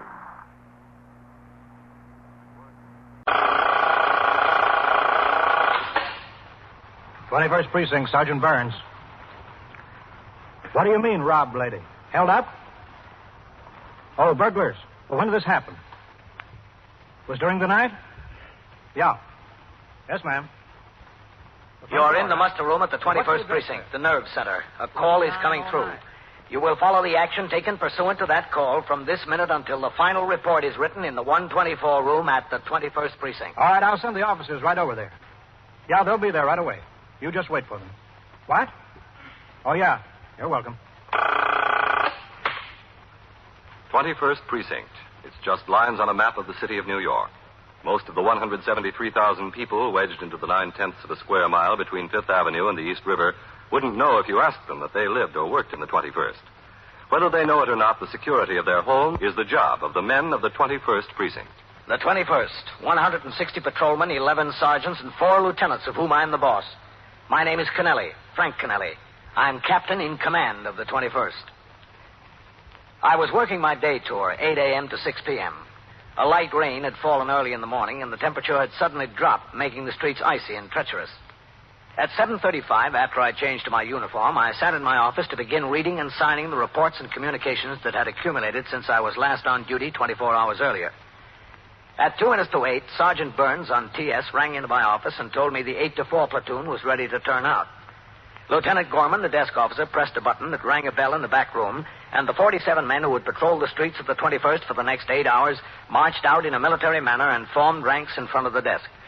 As I walked out of my office, I crossed the muster room and went behind the desk where the roll call for entry in the blotter was being made by Lieutenant Gorman. Turner. Here. Underwood. Here. Weber. Yes. Weeks. Present. Wolf. Yeah. Ziegler. Present. You want to take over, Captain? Yeah. All right, men. A few things. We have instructions to assist the borough president's office in a survey of certain street conditions. Each of you will take note of any street opening now in progress on your post. You will talk to the foreman in charge of the job and ascertain what public utility or city department has opened the street, for what purpose, and the approximate date and time the repairs will be completed. All this information will be entered in your memorandum books, and at the end of the tour will be transferred to a UF-20A and turned in to the desk officer. The streets and sidewalks are icy and dangerous today. In cases that so require, you will call the attention of householders and storekeepers to their legal obligations to remove ice from the sidewalks. That's all. Sergeant, post the platoon. Platoon, touch, hut. Right, face. Forward, hut.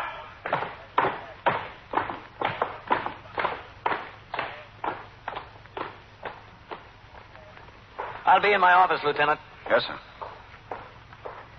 Sergeant. Yes, sir? Go ahead, take the call. Yes, sir. 21st Precinct, Sergeant Burns. Would you excuse me, please?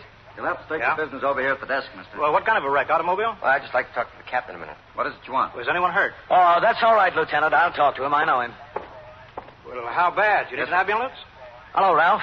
What can I do for you? Captain, how are you? Oh, I'm fine. When did you get out of the service? Oh, 2 or 3 months ago. Yeah? I'm in business again over at 690 East 70th. I opened a little radio and TV repair shop. Well, what hospital? Oh, yes. I think I passed the place. I didn't know it was yours. The officers over there right away.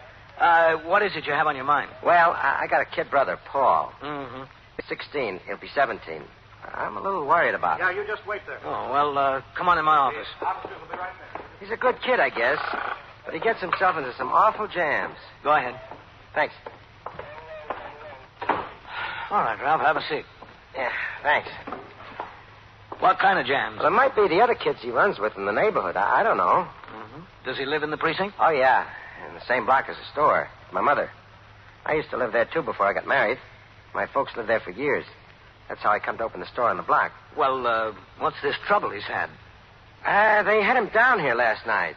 Yeah, who? The detectives, he said. They came around to the candy store. He hangs out with the other kids, and they picked him up. They brought him in here and talked to him a while. And then they let him go home.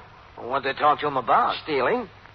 I don't think he'd done anything like that, though. What does he need it for? He doesn't need to steal. Well, what specifically did they talk to him about? About some flats in the neighborhood that had been broken into. And a store. Florist over on 2nd Avenue. One of the kids ran over and told my mother he'd been arrested. She got all excited and called me on the telephone at home.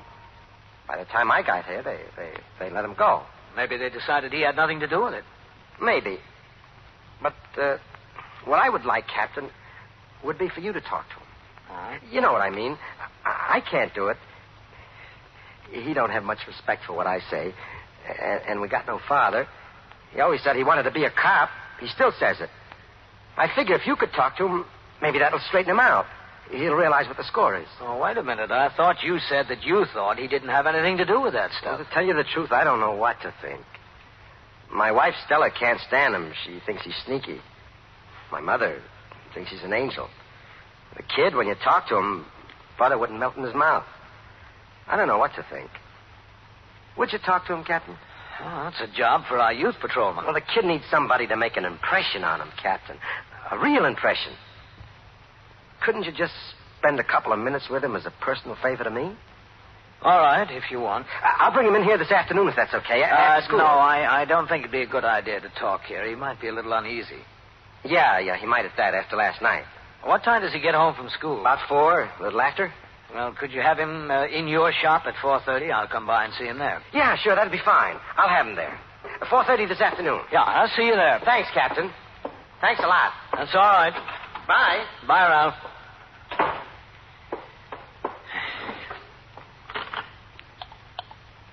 21st Precinct, Sergeant Burns. Sergeant, ring the detectives for me. Yes, sir.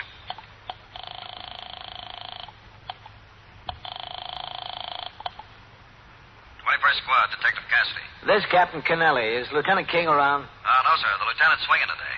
Oh, yes. Look, somebody was talking to a boy up there last night about some burglaries. Paul Hance. Can you find out for me who was handling those squeals? Yes, sir. It was me, Captain. What did you want to know? Well, what about it? Was he right for them? About breaking into the flats, I don't know for sure, Captain. But that kid was inside the florist shop for sure. Oh, why'd you turn him out?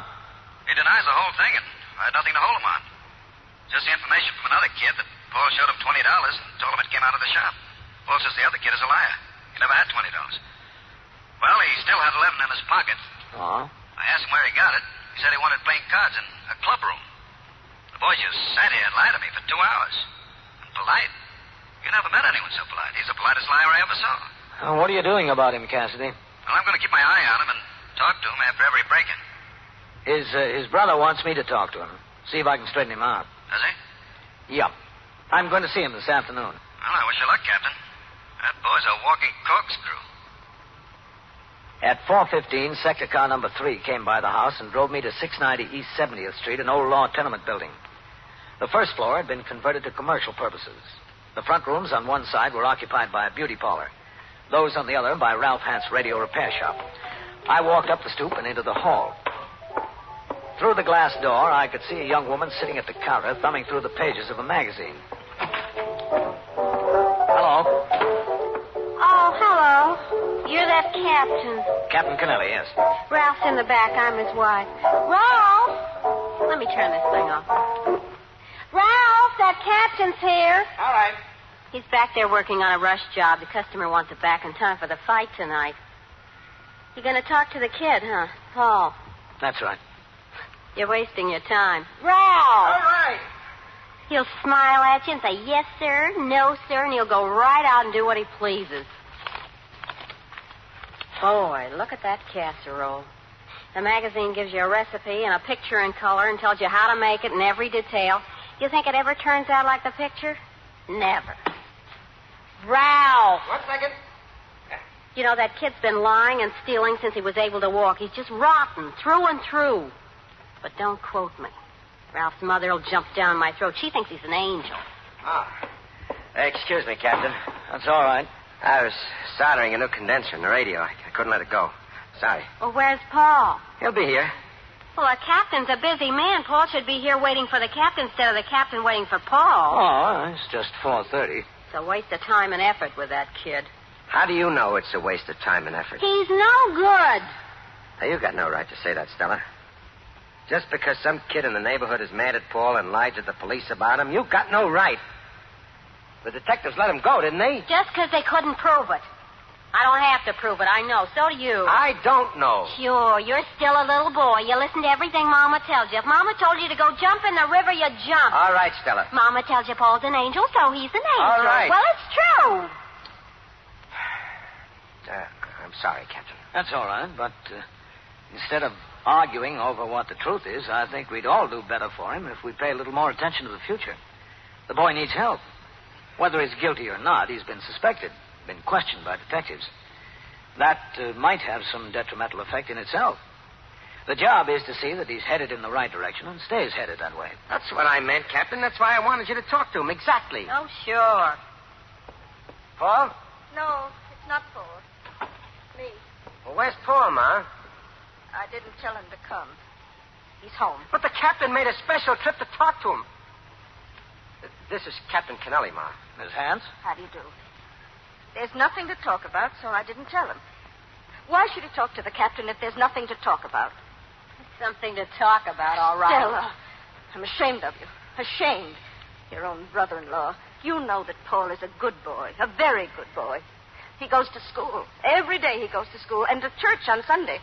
He's a good boy. Why, he would never do anything like that. Go ahead, convince yourself. I don't need to convince myself. I know my own sons. I know them better than anybody. Well, there wouldn't be any harm in speaking to him, Mrs. Hans. There's been plenty of harm already. To take a nice boy like that to the police station, to ask him all kinds of questions, to make a criminal out of him. No one can make a criminal out of him, Mrs. Hans. He's got to do that himself. A good boy like that. You know what it is, don't you? It's the neighborhood. No matter how good a boy he is, if he grows up in this neighborhood, he hasn't got a chance. You don't give him a chance. I wouldn't say that, Mrs. Hans. Look at Ralph. He grew up in exactly the same place. He seems to have turned out okay. Very little is written or said about one of the most important members of our armed forces. But he's accustomed to doing his work without fanfare or publicity. That's because he has a very personal relationship with the men around him. He's their chaplain. He hears their problems and gives them advice. He joins a couple in marriage, christens their children, gives them religious counsel. His job doesn't begin with reveille and end at taps. It's a 24-hour job when he's needed by the sick or wounded or imprisoned. No matter what his faith may have been before he joined the chaplain's corps, he's prepared to help men of any faith in their religious activities. To him come the most personal thoughts of the men he serves, for religion is always a personal thing.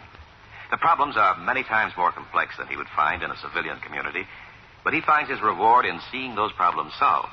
The emergency furlough he's been able to arrange for a man with illness in the family.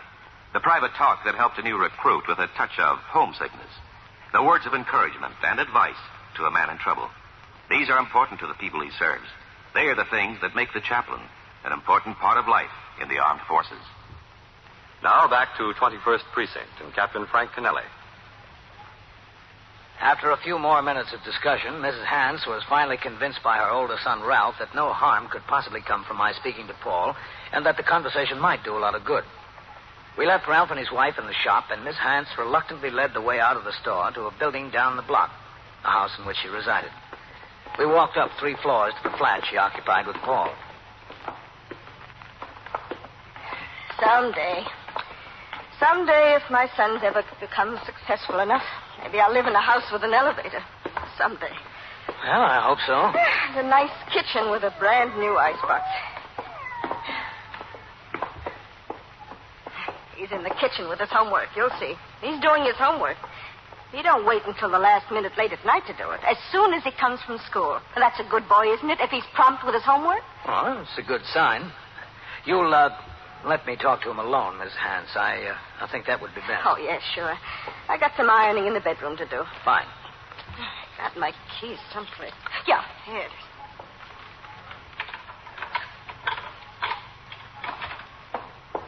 Paul? Yeah, Ma. You see? Homework. Come in, Captain. Thank you. Did you take an apple, Paul? There's some apples under the sink there. No, I wasn't hungry, Ma. Hello. Paul? Paul, this is Captain Kennelly from the police station. How do you do? How are you, Paul? Your brother was over there and talked to the captain today. You know, about what happened last night. Uh-huh. They decided it would be nice if Captain Kennelly came and talked to you. About what? Oh, just about you, Paul. In general. Oh, sure. If you want. There's some coffee on the stove, Ma. Maybe Captain Kennedy would like a cup. No, thanks. Not now. It's, Kennelly. Oh, I'm sorry. That's all right. A lot of people make mistakes. Are you sure no coffee, Captain? It was just fresh this afternoon. No, thank you. Well, I got to do some ironing in the bedroom. All right, Ma. You can talk, huh? Oh, Paul. Yes, Ma? If the captain changes his mind about the coffee, you'll pour him a cup, all right? Sure. There's milk in the icebox. Oh, sit down, Paul. Yes, sir. What's that you're doing? Solid geometry. You good at it? Yes, sir. Pretty good. How about the rest of your subjects? Pretty good. Are your grades good enough so you can go on to college? I'd like to. But I don't know. Ralph has got a lot of responsibilities now. I really should go to work after I finish high school and help out a little bit. Ralph told me you said you wanted to be a cop. Yes, sir. I thought about it. It takes a long time to get in the job and a lot up here. I know. Also, you've got to have a clean record. Yes, sir. That's the first thing. Without that, nothing else does you any good. What happened last night won't show up against me, will it? They just took me down to the police station and talked to me. I didn't know anything about breaking into any stores or anything like that. No, that won't count against you. There've got to be convictions. Oh. Would you like an apple, Captain? No, thank you, Paul. I think I'm ready for one myself now. All right, go ahead. I tell Ma she ought to keep them in the icebox. She's been keeping them under the sink for years. I guess it's hard to change habits. It is, yes. You sure, Captain? No apple? Positive. Still no coffee either, huh? No. It'll only take a second. No, I don't care for any, thanks. Okay. Really good. As a matter of fact, a conviction wouldn't only hurt you as far as getting on the cops is concerned. It'd make it kind of rough for you all around. Yes, sir, I know. Of course, there's case after case of boys getting in trouble and straightening themselves out afterwards. And a lot of them never get straightened out, huh? That's right. Never. One jam after another, all their lives. I really didn't break in any place like that detective said. Well, that's not why I'm here, Paul. Right now, it doesn't make much difference whether you did or not. We can't help what's happened.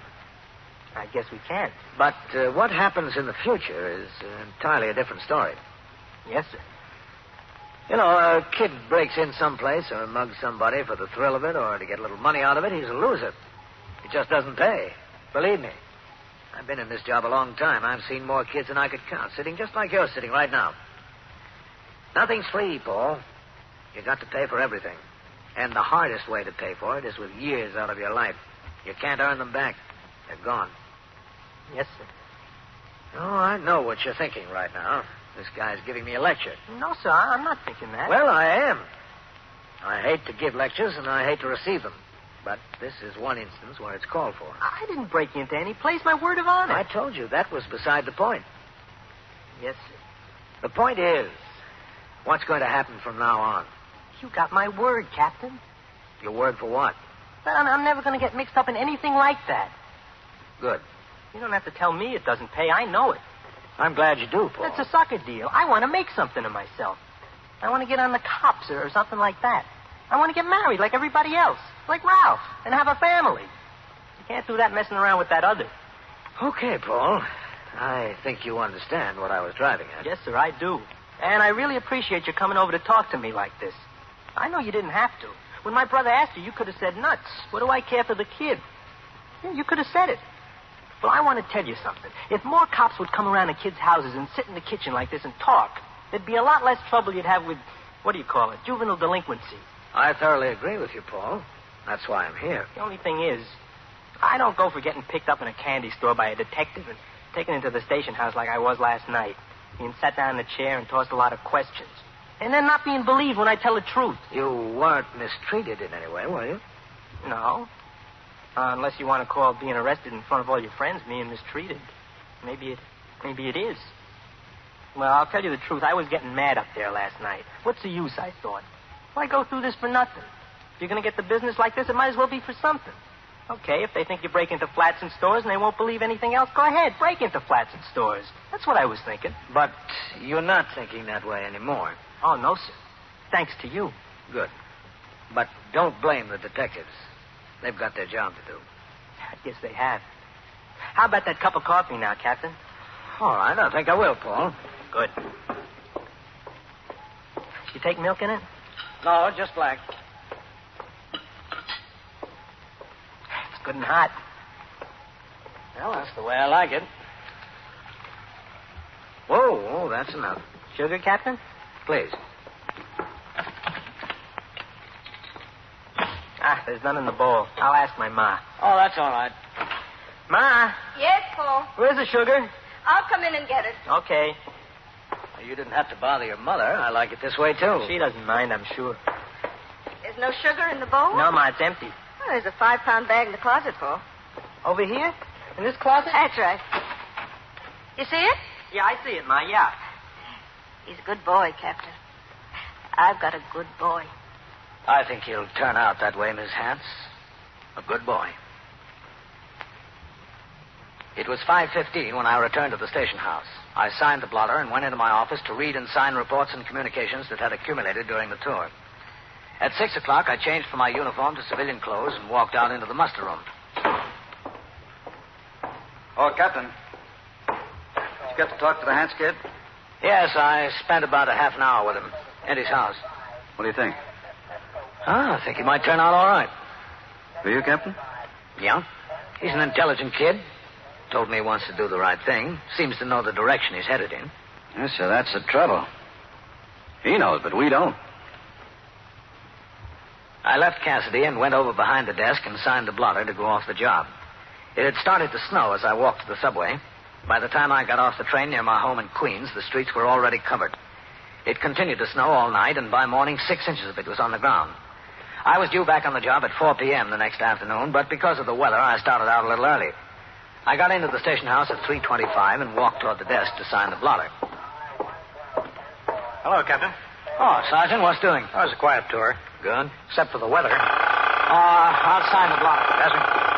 All right.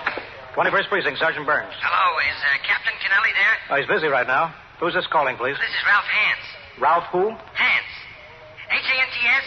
He knows me. I was there yesterday. He was to my shop. It's very important. I'll be in my office, Sergeant. Hold on a second, please. Captain? Yeah. Mr. Ralph Hance on the phone for you. He says he knows you. Oh, yes. I'll take it on the extension here. Yes, sir.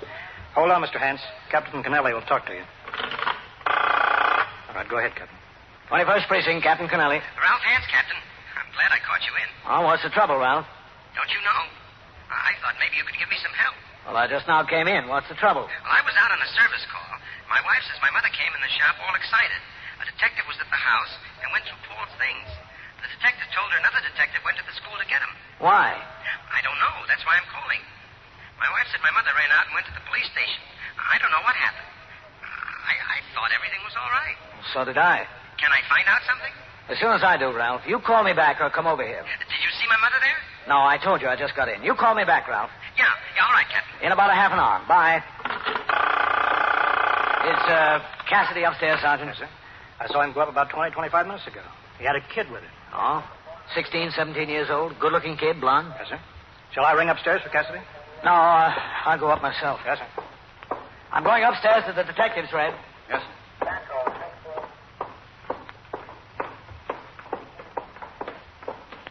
Captain. Huh? They took Paul again. They got him up there, up in the detectives. All right, Miss Hans. You said it was all right. You said it was a good boy. I'm going up to find out about it now. Please, Captain, tell them he's a good boy. He is. He did nothing. Now, look, Miss Hans, there's nothing you can do here now. You better go on home. Yes, that's what the detectives told me, but there must be something. There must. You better go on home. I spoke to Ralph, and he's going to call me back. Oh, my poor boy. When he does, I'll tell him everything I can find out. Now, you better go on home. You tell Ralph. You tell him. I will, yes.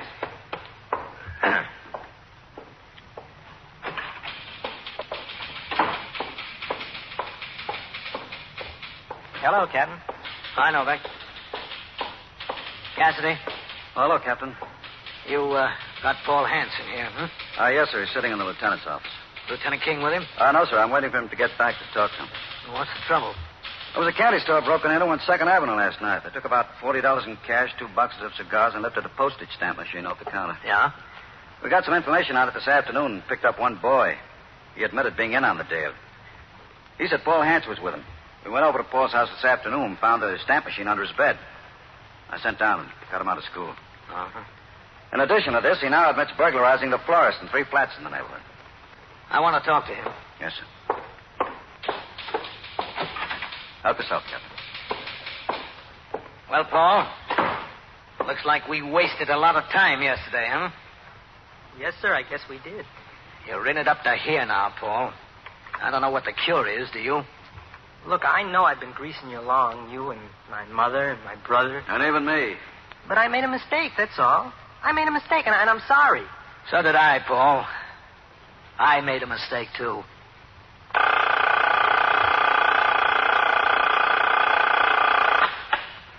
'21st Precinct, Sergeant Burns. Who's shot? Well, where is this? Wait just a minute. Don't talk so fast. That's 3422, is that right? Yeah?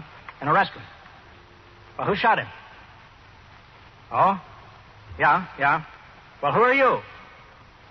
All right, now, just take it easy. Calm down now. Talk slowly. All right. And so it goes, around the clock, through the week, every day, every year. A police precinct in the city of New York is a flesh and blood merry-go-round. Anyone can catch the brass ring, or the brass ring can catch anyone. 21st Precinct, a factual account of the way the police work in the world's largest city, is presented with the official cooperation of the Patrolmen's Benevolent Association, an organization of more than 20,000 members of the Police Department, City of New York. Everett Sloan in the role of Captain Kennelly. Featured in tonight's cast were Eileen Palmer, Bryna Rayburn, Wendell Holmes, Joe DeSantis, Santos Ortega, and Martin Newman. Written and directed by Stanley Niss. Produced by John Ives. Art Hannes speaking. This is the United States Armed Forces Radio and Television.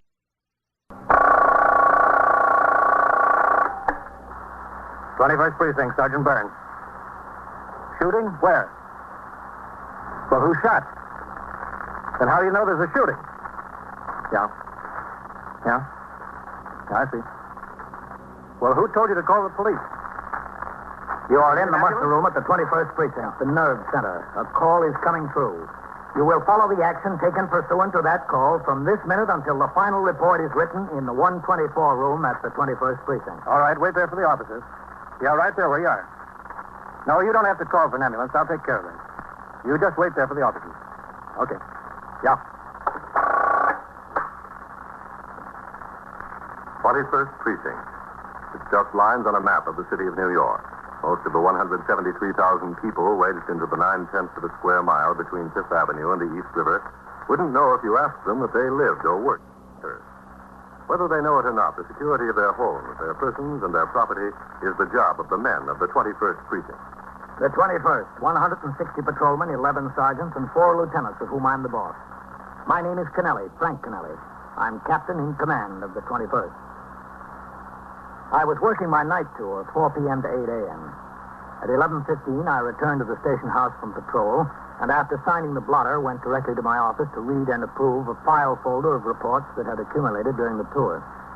I had also instructed the 124 man to post on the bulletin board the names of 2 patrolmen working the 12 to 8, informing them to see me on their arrival at the station house. Yes, come in. You want to see me, Captain? Oh, come in, Hanneman. Yes, sir. Close the door. Yes.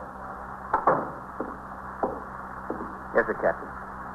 Hanneman, I got a 49 from the chief clerk concerning you today. Yes, sir.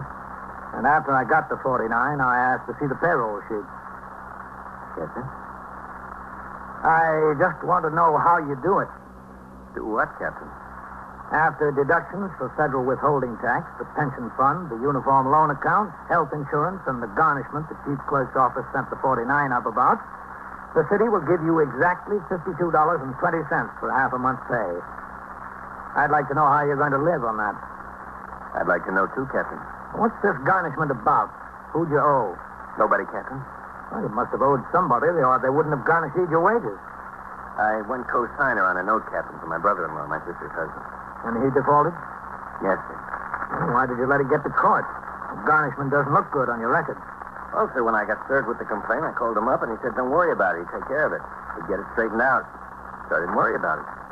You ought to see what a man's prospects are before you go on his note. My sister married him, Captain. I figured that was good enough. Excuse me? Yes, sir. 21st Precinct, Captain Kennelly. Sergeant Burton, CSM. Lieutenant King wanted to know if your aunt was being talked to. Yes, put him on, Sergeant. I told him you were. He said he was coming downstairs. Oh, all right. Tell him to come right in. A $52.20 paycheck. You'll have to do better than that, Hanneman. Yes, sir, but don't worry about me, Captain. You see, I'm single and living at home with my folks, so I'm not in too bad shape. You still have to do better. I expect to, Captain. This is my last month as a probationer, so I get more money there. Plus the fact I lost 2 days when I went sick in the seat, and my brother-in-law says he'll get the whole thing straightened out by next week. Well, at least I'm glad you're optimistic. There's nothing else I can be, Captain. The check couldn't get any lower, only higher. Well, see that it does. Get rid of that garnishment. Yes, sir. All right, get on the job. I've got to talk to the detective commander. Yes, sir. Thank you, Captain. Hello, Lieutenant King. Hanneman. Go ahead, Russ. Oh, yeah, thanks. Oh, come in, Matt. Shut the door, Hanneman. Yes, sir.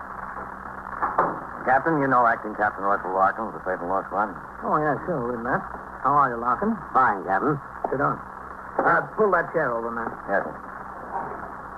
Well, what have you got, man? We think we've got a deal on 84th Street, Captain. Can you give us about 6 men? Right now? I hope soon, Captain. What is it, man? It's a Safe and Law Squad case, Captain. We just got in on it ourselves. Russ? Well, we've had these 3 boxmen under surveillance for more than 2 weeks, Captain. 2 of my detectives made this one boy, his name is Eddie Dorkin, as he was walking on the street in the garment district a week ago Tuesday. I see. They recognized him as a safe burglar and took out after him to see where it'd lead them. They kept him under surveillance all that day. Nothing. After he went home that night, I sent 2 more men to relieve them and instructed them to keep up the surveillance. Captain, this Eddie Dorkin is a pretty good boy. Just finished a bit in Sing Sing. Been up there since 1946. Mm-hmm.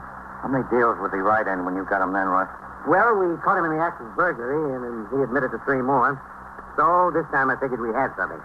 I told them to stay with him. They did. All last week. Nothing. Last night he went to a bar down in Greenwich Village, Sullivan Street. He walked into the place and went right to a booth. There were 2 boys waiting in there. One of them we made right away. Philip Sprigio. We handled him before. The other one we don't have a complete line on yet. They call him Matt, and that's all we know about him until now. 3 of them had a couple of beers apiece and sat and talked for nearly 2 hours. Well, this Philip Sprigio, was he with Dorking on these deals in 46? No, Captain. The 2 boys who were with him then are still up there. But Sprigio was in while Dorkin was, and that's where they probably got together. Mm-hmm. And what's this deal on 84th Street? This afternoon, about 5 o'clock, they all 3 met again. This time in a bar on 86th Street. They had a beer and talked. Then they all left together. They walked around the corner and down to 84th. They stood across the street from this 7-story loft building. Must be Sprigio's job. He was talking, the others were listening. Everything seemed to be okay. So they walked toward Lexington Avenue and went down to the subway. On the train, one of the detectives got right up close to them. All they were talking was baseball. Dawkins got off at 14th Street. Friggio and Mac rode on to Brooklyn. When Dawkins got off, he said, "I'll see you tonight." Tonight up on 84th Street, you figure? Yes, sir. Got the building planted now. 4 of my men and 4 of Lieutenant King's. All they got to do is show up. Well, it's getting kind of late, isn't it? It's almost 11:15. They'll be there, I think. All right. What do you need from us, Matt? We'd like about 8 patrolmen and a sergeant, sir. Mm-hmm. Are you anticipating a lot of trouble with them? We want to be ready for it, Captain. I want those boys, Captain.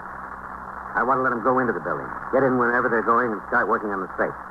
I want a good case against them. We grab them at the front door in the hall before they break into the offices. They're liable to squeeze out of it with unlawful entry. I want them in the act of committing burglary. So we'll need the street well covered, and we'll need men on the roof for the adjoining buildings. All right. You get the men. Yes, sir. Excuse me. 21st Precinct, Captain Canali. Sergeant Burns is here. Is Captain Larkin of the St. Paul Squad in there? Yes, he is. One of the detectives is bringing in from the outside. Oh, all right. Look, see you. Oh, thanks, Captain. Captain Larkin. We'll be turning out the Yes, Mort. soon, huh, Captain? Yeah, in a few minutes. Yeah? Where's Sawyer? Yeah. What? Have you ever seen her before? Where are they now? Yeah. Yeah, all right. We'll be right over. Yeah, that's right. Okay. Well, they got there. All 3 of them, right? Yep, all 3 of them plus another. A girl. A girl. Yeah, they drove up in Friggio's car. They parked it down the block. Friggio, Dawkins, and Mac took the tools and walked down to the building. They left the girl sitting in the car. They went around to the side and started to work on the door to the loading dock. They just got in. What floor did they go to? I don't know yet, Captain. Let's go over and find out. Before I left the station house, I told the desk officer, Lieutenant Snyder, to replace Sergeant Burns on telephone switchboard duty. Sergeant Burns was then instructed to select 8 men from among those who were reporting for the 12 to 8 tour. He was told to take these men to a point around the corner, out of sight from the loft building, until he received further instructions. Then, with the 2 detective commanders, I rode to the opposite end of the block, where it had been arranged that we meet Detective Morton Little of the Safe and Loft Squad.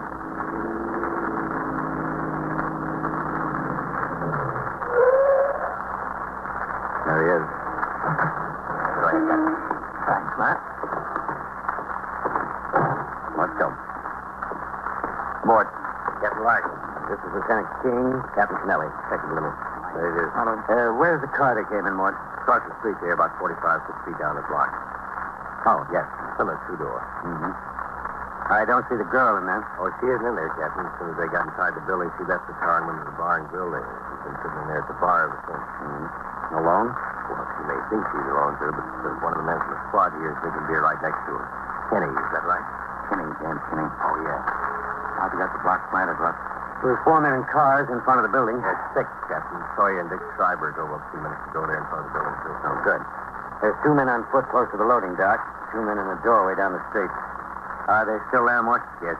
You know what floor they went to? No, sir, not yet. We haven't seen any lights flash on the building. They might still be working on the floor from the hall to the office there, whichever office it is. Can the girl see the front of the building from where she's sitting in the bar? Yes, sir. I guess that's the idea of her going into the bar. She can see everything. Well, what do you say we talk to her, Matt? She can tell us what floor they're heading. All right with me. Captain? Well, you better leave me out of it, Matt. If I walk in there with the uniform on, it'll tip where cops right away. You might not want to do that. Yes, sir. We might not. Mort, you stay here. Yes, sir. Okay, Matt. All right, I'll see you.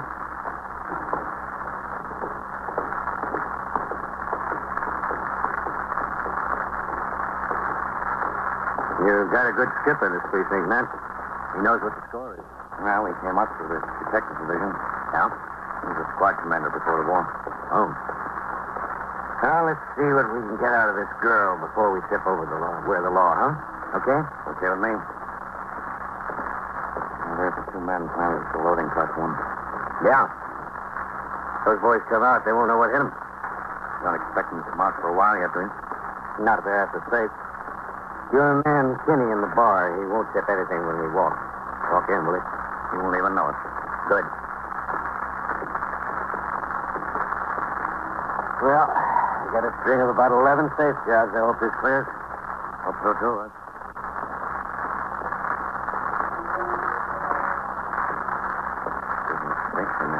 all right with me. Okay.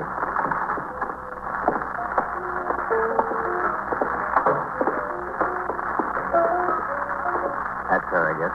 Yeah. Maybe the lady would move over one so we could sit together. Would you, lady? Would I what? Would you move over a stool so my friend and I could sit together? Yeah, okay. Plenty of room down at that end. Well, thanks. I'd just like to be near the door. I've got a phobia about these things. Yeah. What'll it be, gentlemen? Got any beer on draft? Just some bottles. Okay. What kind? Any kind. Two. Okay, any kind. I didn't mean to be a nuisance and put you out, lady. That's all. So I told him I don't care if it's triple time. I don't want to work Saturday. 5 days enough for me. Yes. Want me overtime during the week? Oh, okay. just a second. There, wait. Miss. Miss? Yes, you're not waiting for anyone, are you? What's it to you? Well, I just figured if you've got nothing to do, neither have we. I got something to do. No harm in asking. Guess not. Well, how's this? All right? That's fine. 60 out. Well, how about a little conversation until your something to do shows up? Listen, what do you think I am? What do you have to be for conversation? I'm busy, I told you. I realize that. If I told you I'm busy, just let me alone. Hey, that kind of stuff don't go in here, fellas. What kind of stuff? You don't know the lady, don't talk to her. We'll talk to her. We're detectives. Cops, you mean? Cops, yeah. Oh. What do you want with me? What floor are Eddie Dawson and them on across the street? What do you mean? What floor are they on? I don't know anybody across the street. Look, we're not kidding you. I want you to get us. What floor are they on over there? Listen, let me see that badge again, will you? Here, mister. Real. Don't stand over at that end of the bar and be quiet. Yes, sir. I'll be quiet. Where are they? What floor? I don't know what floor. They talked something about a printing shop. That's all I know. There are two printing shops. One on the 5th, one on the 7th. Which one? I don't know, honest. Whose girl are you, Eddie? Yeah, Eddie. I don't know anything to do with me now, will he? Well, put it this way. Let's say he won't have much time for you.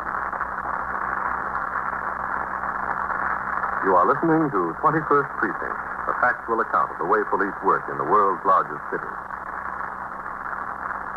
The young woman friend of the safe burglar, Eddie Dorking, identified herself as June Keesham.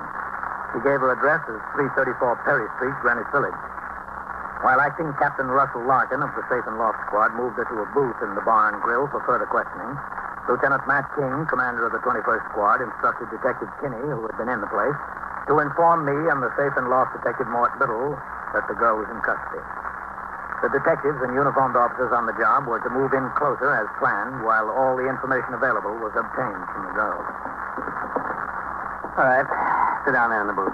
Where? Which side? Either side. Take a picture. Now, you're not going to waste any of our time, are you, June? No, I don't want to waste any time. What are you doing here? Why'd you come along? Because Eddie asked me. He asked you to commit burglary and you're just doing it? You must like him a lot. I didn't know anything there. Now, look, come off it, will you? You know why they're here, and you know why you're here. You're not baby. I'm not committing burglary. Am I? What are you getting out of it? I don't know. He didn't promise me anything. What'd you get last time? How'd you know I did it before? I guess. Okay, Russ. Kenny's on his way. They'll get set. Good. Did Eddie tell you to wait in the car or in here? In here. Listen, how'd that thing start up? I put a nickel in it. Pull out the plug. Yeah? Why in here? He thought if I was sitting in the car, a cop or somebody might pass by and start asking questions. If I was in here having a drink, nobody would ask me questions. You could see the front of the building across the street in the loading dock, couldn't you? Yeah, I could see. You were supposed to watch them, weren't you? Yeah?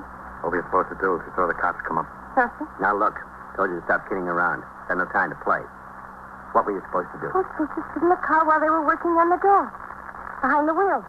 If I saw a cop car down the street, I was supposed to turn on the headlights and start the motor. Or if I saw a cop walking down the street. Yeah? Then what?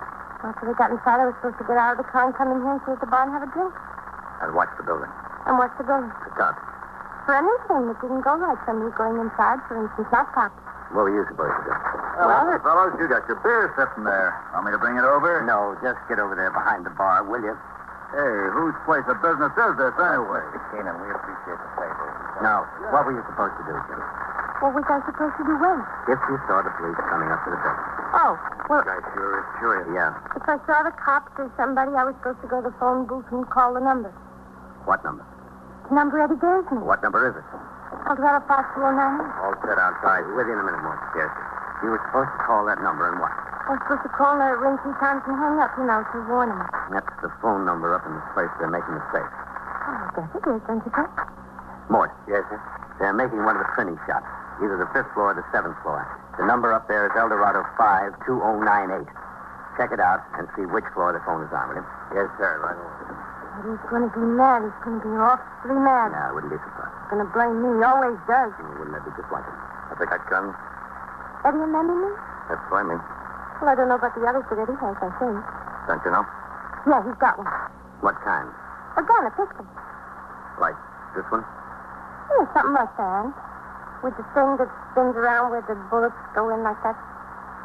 He always wants me to learn how to shoot it, but I'm scared of guns. I don't like them. Well, what about Mac and the Still?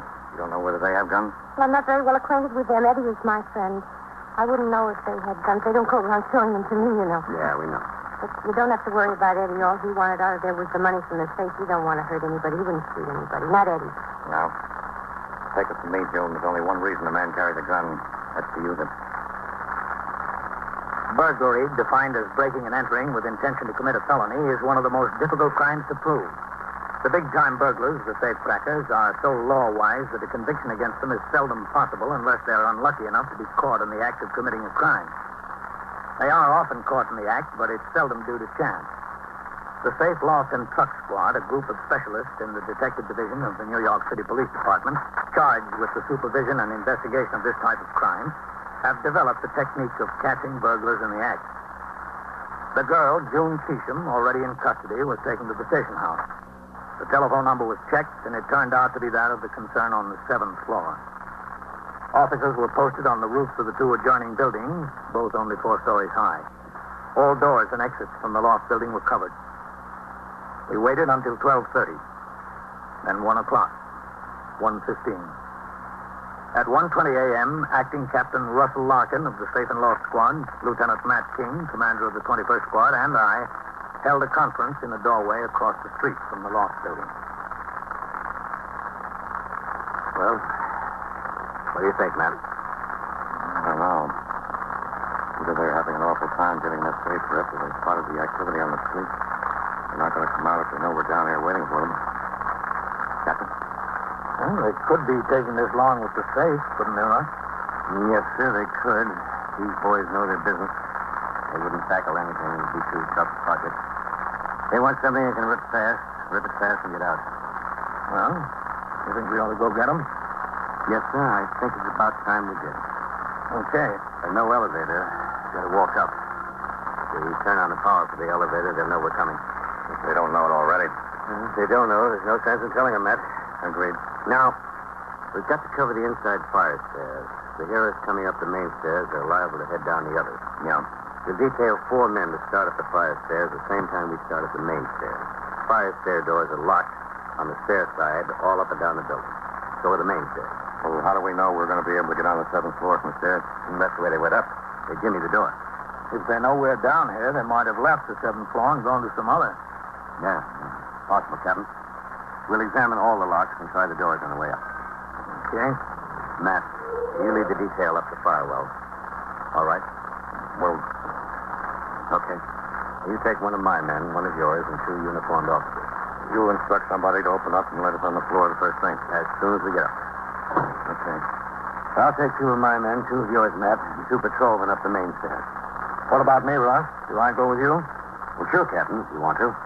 I want to. That's the building manager just got here, Captain Larkin. Oh, good. What does he say about the layout? Pretty much as we understand it? Yes, sir, except the 6th floor. It's unoccupied, all right, but there are a lot of shipping crates on the floor. Okay. Has he got the keys to the doors all up and down on the main stairs? Yes, sir, he's got a master key. Good. Tell him I'll be with him in a minute, huh? Yes, sir, I'll tell him. All right. Guess that's it. Except what? Oh, one of us ought to stay in charge down on the street. Who do you suggest, Russ? Well, I know what's on your mind. If there's any fireworks up there, you don't want the ranking officer to get hit. Well, if there's any fireworks, the ranking officer would look awfully silly waiting down on the street, wouldn't he? I'm sorry, Captain. Forget it. I would have tried the same thing if there were an inspector on the job. And it wouldn't have worked either. The men were given their assignments and told of their duties. At 1:28 a.m., we crossed the street and entered the building via the main door. Lieutenant King and his detail went to the rear and started up the fire well. Acting Captain Larkin, Detectives Mort Little and Richard Schreiber of the Safe and Loft Squad, Detectives James Kinney and Daniel Goldman of the 21st Squad, Patrolman Hanneman, Sergeant Burns, and I started up the main stairs toward the 7th floor. En route, we examined the doors and locks on each floor. The 2nd and 3rd floor doors had not been tampered with. Neither had the 4th, nor the 5th. With guns drawn, we continued up to the 6th.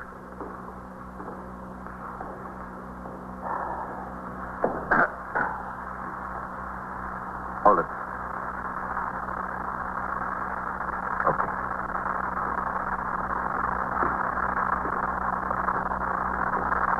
Well, the 6th floor. Quiet. Let's take a look at that door. It worked now. Yeah? That's in the 4th building, Captain. You want to take a look on the floor? Yes, sir. There's one of them on the stairs. Watch him. Police, stop that. Out of your way. I see him down here. He's down. Watch out. Stay off the stairs. I can see to the top. He was the only one. All right, Mort, go ahead. Yes, sir. I'm going. Burns, Kinney. Yes, sir. Go up with him. Take a look around on the floor. Yes, sir. Okay, Captain. Let's try the door here. All right. He's through. Let's go on out. It's open. March it. Come on, quick. Hey, Craig, drop behind him.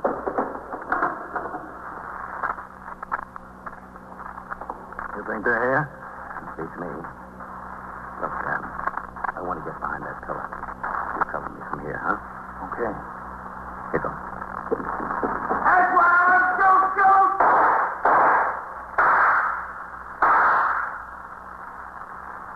Okay, Russ? Okay. Over in that corner. Over there. To your left. Okay. What do you say?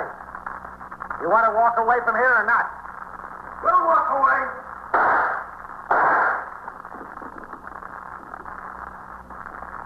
Russ. Yeah? I can't get a shot at him from here. Cover me. I'm coming over. Okay. Ready? Yeah. Come here.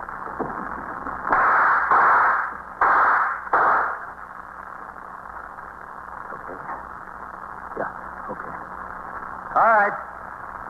Now what do you say? This is what we say. You hit one of them. That's all right. Stop calling. He's not going to answer you. Listen, I don't know. Don't shoot anymore. All right. Stand up where we can see you. Yeah, you're okay. Just don't shoot anymore. I'm standing. See? Throw that gun out here. Where? Over here, over this way. Here it comes. All right. Get those hands way up over your head. Yeah. See? Step over there in front of that window. Yes. That's right. Now lean up against the window. Come on. Both hands against the window. They are. They're up there. Here's the other one. He's not going to bother us, Captain. There's his gun. Get him. All right. Now just stay like that. I got nothing else. All right. Sit on the floor. Against the wall. Yes, sir. Now sit there. Everything okay here, Captain? Yeah. Give Captain Larkin a hand with him. Yes, sir. All right, sit still there. That's Matt King at the fire door. I'll better let him in. Yes, sir. Be a good idea. Now, look, I'm not going to tell you again. All right, just a minute. Everything all right, Captain? Yeah, I think we've got a couple of dead burglars, Matt. Oh. All right, come on down this way.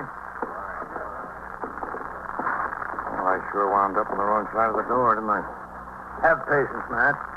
You're moving up higher on the captain's list all the time. When you get made, you can be on whichever side of the door you want. 21st Precinct, Sergeant Burns. Beating up a girl? Where? On the street?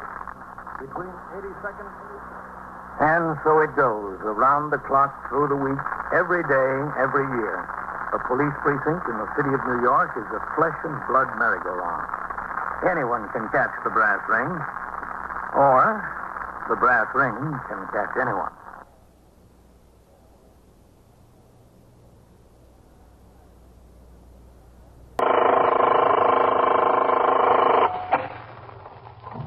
'21st Precinct, Sergeant Waters. Who shot? Who? Well, where? All right, just take it easy. Talk slower so I can understand you. Now, where is this? Yeah? You're in the muster room at the 21st Precinct, the nerve center. A call is coming through. You will follow the action taken pursuant to that call from this minute until the final report is written in the 124 room at the 21st Precinct. All right, don't worry about that part of it. We'll take care of it. Yeah. We'll send the ambulance right away. That's right. Right away. 21st Precinct.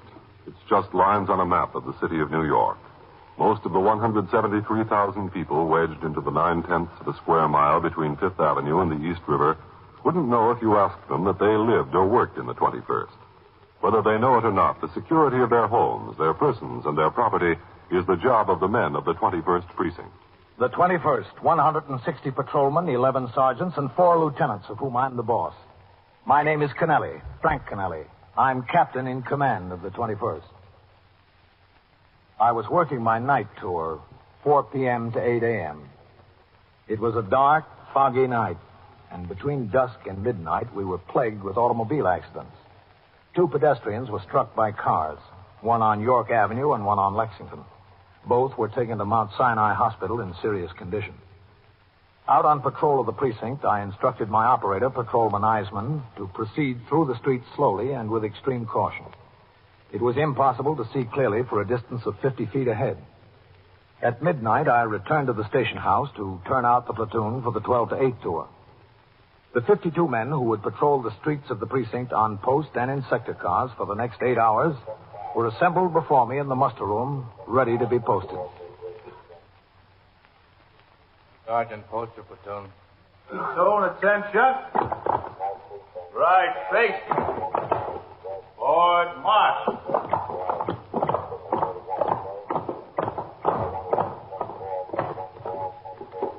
I'll be in my office, Lieutenant. Yes, sir. 21st. Who? Oh, wait a minute. Where is it? Yeah?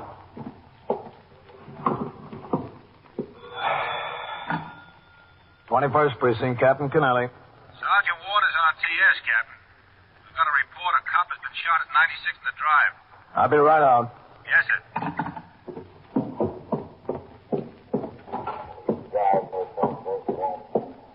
That's all I got, CB. Yeah. 96 in the East River Drive. Okay. Now, what do we got, Sergeant? Car 681. Putting it out on the air now, Captain. Car 681, 93rd New York, at 96 in the East River Drive. At signal 32. Report of a police officer shot. The ambulance is responding. Case. Who's on post over there? Brennan, Captain. He was there for the 4 to 12, and his relief hasn't had a chance to get over yet. I better notify detectives. Yeah, go ahead. This is Sergeant Waters on TS.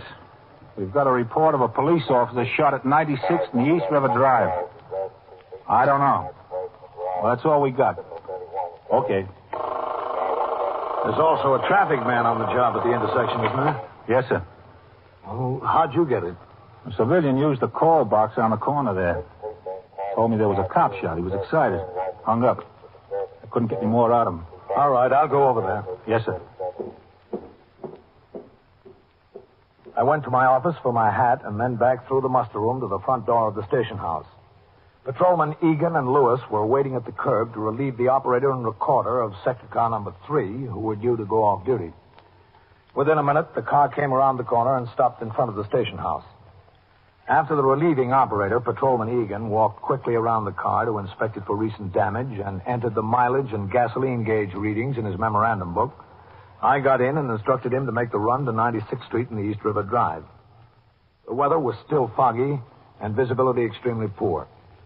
As we turned off First Avenue east on 96th, I could make out two sector cars parked along the curb. The scene of the shooting appeared to be on the site of the old transit system power generating plant, which was in the process of being wrecked to make room for an overpass cloverleaf entrance to the East River Drive.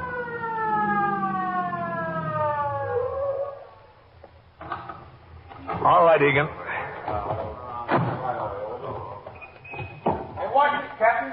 Watch those loose stones. Over here, Captain.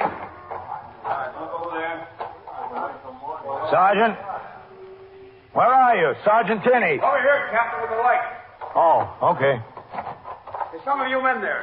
Take a look at that pile of bricks there. You, Vaccaro. Barron, right.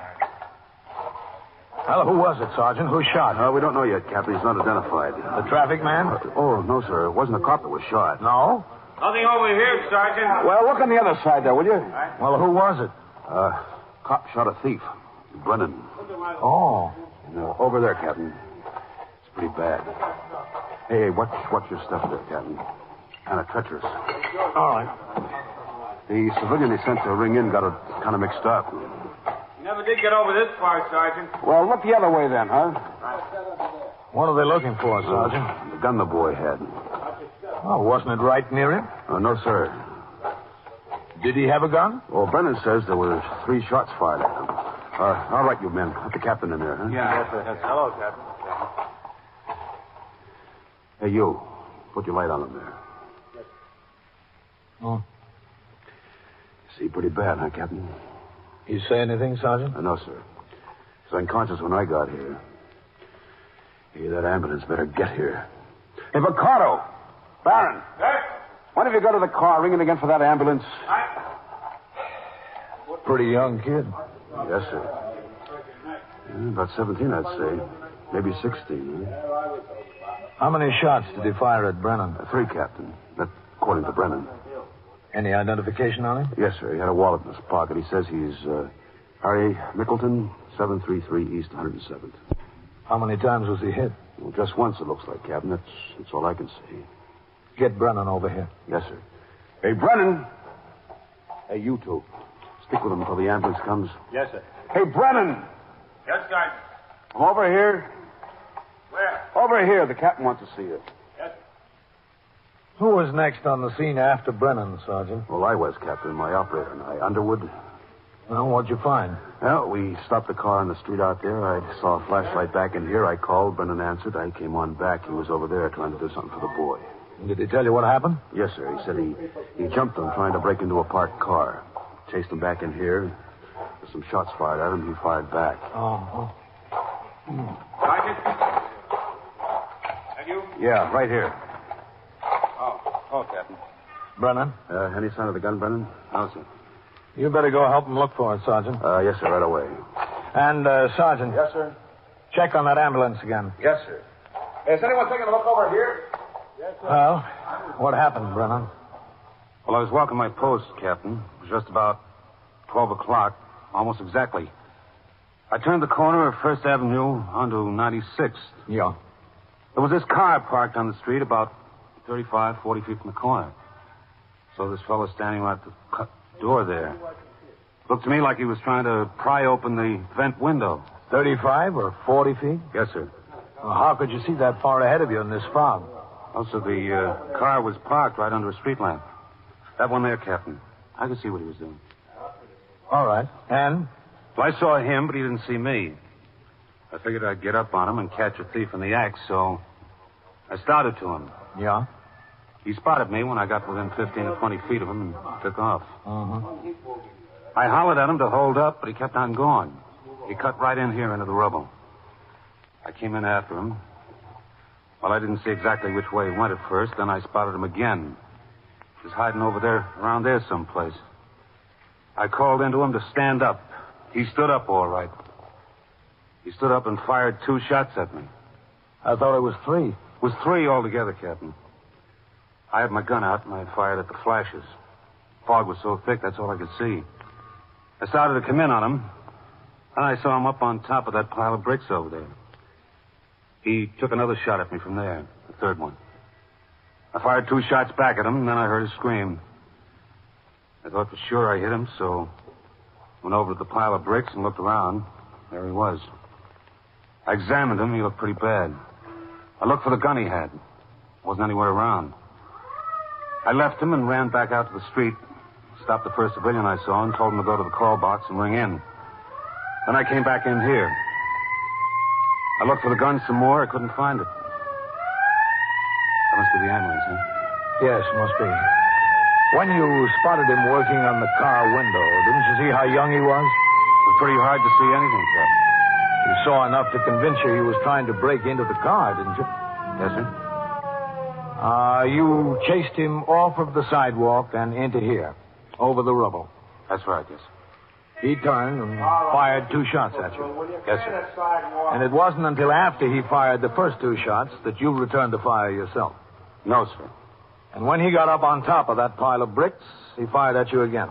Yes, sir. Then you fired 2 more shots. Yes, sir. There's no possibility you could be mistaken about him firing the shots? No, sir. All right, over this way. I mean, it's not possible that what you thought were shots were, in fact, an automobile on the drive backfiring? No, sir. I saw the flashes. All right, let's go over there. Yes, sir.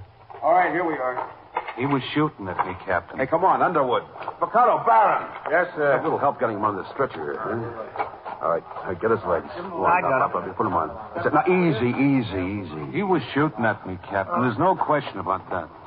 Isn't there? All right, now watch the front. Hey, watch it there, will you? Lift. That's it, easy. Is it clear up ahead? Move on. Come on. All right, go ahead now. Watch the loose stones. Easy now, easy. Take your time. Okay, go ahead, straight ahead. I hope the kid makes it, Captain. You better hope for something else, Brennan. You better hope we find that gun. You are listening to 21st Precinct, a factual account of the way police work in the world's largest city. You're accused of a crime you didn't commit. The authorities won't even tell you what the exact charges are. They take you out of your hometown to a place 1,000 miles away, and you're held for 3 years without ever knowing what it is you're supposed to have committed. When your trial is finally held, you're not allowed to present any witnesses in your defense, and they don't even permit you to have a lawyer to handle your side of the case. It's cut and dried. You might as well plead guilty, because that's the way they're going to decide it anyhow. That's a pretty frightening situation, isn't it? It could happen in some countries, but not in ours. And you know why? Because of the 6th article of our Bill of Rights. That's what protects you and every other American citizen from what we've just described. Listen to what it says.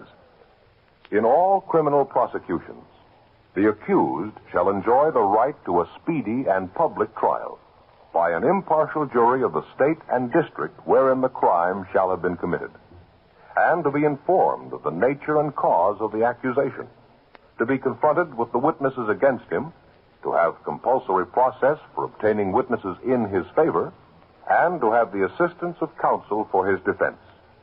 Yes, those are your rights, guaranteed by our Constitution. It's something that no one can ever take away from you. It is one of our freedoms. Now back to 21st Precinct and Captain Kennelly.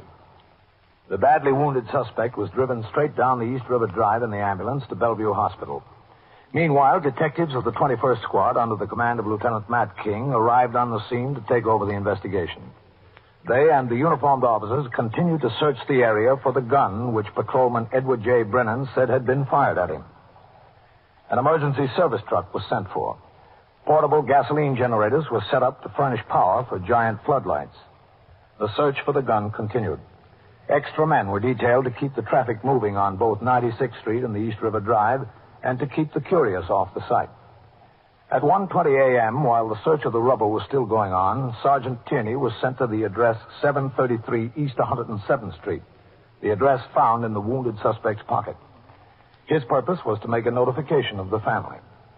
733 is an old and run-down tenement building. Sergeant Tierney walked up the stoop and found the name Mickleton on a mailbox. He tried the hall door. It was opened. He walked up 3 flights and approached a door in the front of the building.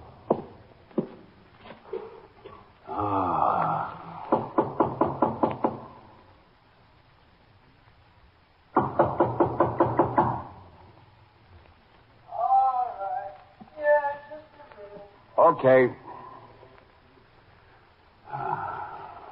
Who is it? Police officer. Who? Police officer.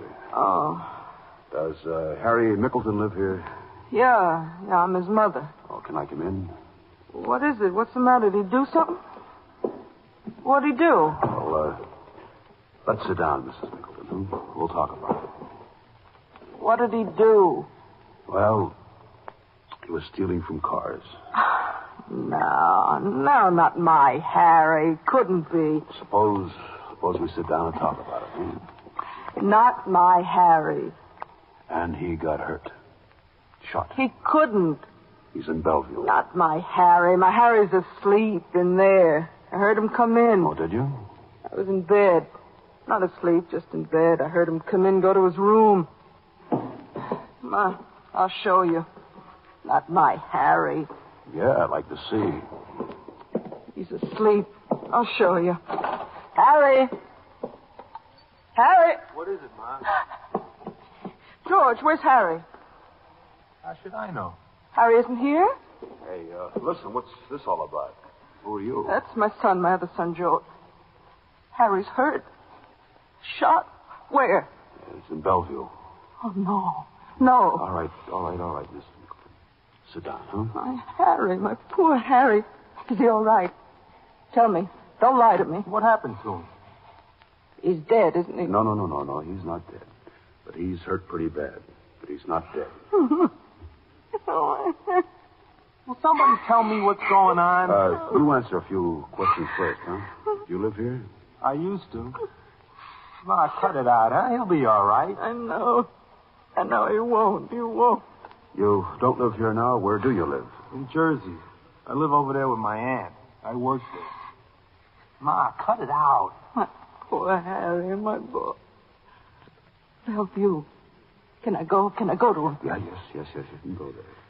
If you work in Jersey and live there, what are you doing here? I come here and stay once in a while, when I'm in New York late. Huh, Ma? Don't I? Don't you what, John? Don't I stay here when I'm in New York? Yeah, you stay here. Must have been him coming, George. I thought it was Harry. That's what I thought. How bad? Very bad? Pretty bad. Oh, my Harry, my poor Harry. What happened? He was shot. I know, but how? Cop caught him breaking into a car. He ran, fired a couple of shots at the officer. Not my Harry. No, Harry wouldn't do that, would he, George? How should I know, Ma? How should I know what he'd do? He wouldn't, not Harry. I'm sorry, Mrs. Mickleton. It looks like he did. While the mother and her other son got dressed to be taken to Bellevue Hospital, where Harry Mickleton was in a critical condition, the search for the weapon continued at the scene of the shooting. Although the fog had lifted somewhat, it could not be found. And at 2:15 a.m., more than 2 hours after the original call, the search was abandoned for the night. A patrolman was assigned to a fixed post to guard over the scene until detectives could resume their search in the morning. I returned to the station house with Patrolman Brennan. It was 2:30 a.m. when we walked into the muster room. Now look, Brennan. Yes, sir. You go to the 124 room and get the clerical man to assist you in making out a 61 on this. Yes, sir. As soon as you're finished with that, report to me in my office. Yes, sir. Oh, Captain. Yes? Can I call down to the hospital and find out how the boy's doing? You take care of that 61. I'll let you know how he's doing.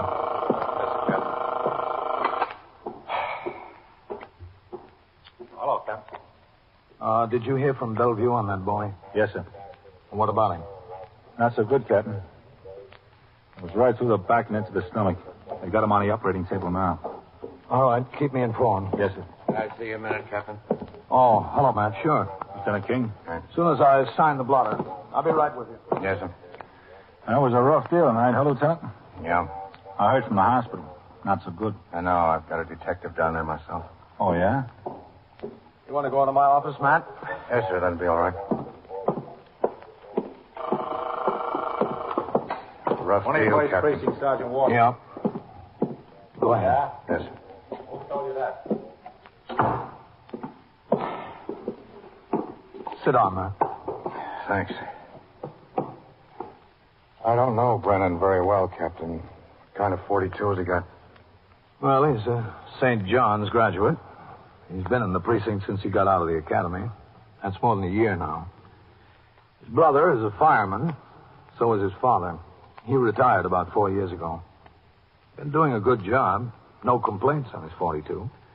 He made one good collar about 2 months ago. He got a thief in a stolen car as it pulled to a stop at a signal light up there. Oh, yeah. Yes, sir. He's a quiet boy. Not a particularly good mixer around the house. Any reason to think he'd be trigger-happy, Captain? No, not today. Well, I hate to say this, Captain, but you know what I think. I've got an idea, Matt. There's no sign of a gun up there anyplace. We don't need daylight. We went through that pile of junk with a fine-tooth comb. I don't think that Mickleton boy ever did have a gun. I think that Brennan jumped the boy, took out after him, pulled his gun, and let fire. He hit him, thought better of what he'd done, and told the story about getting fired on himself by 3 shots. I'm afraid I think the same way, man. Worst of it is, Captain, we can't find any evidence the boy was trying to break open that car. There's not a mark on it. I examined that window, not a scratch. Oh. I checked the boy through BCI. There's no record on him. No one ever has been arrested in the city of New York under the name of Harry Mickleton. Well, that doesn't mean he's not a thief. No, sir, but it certainly doesn't mean that he is.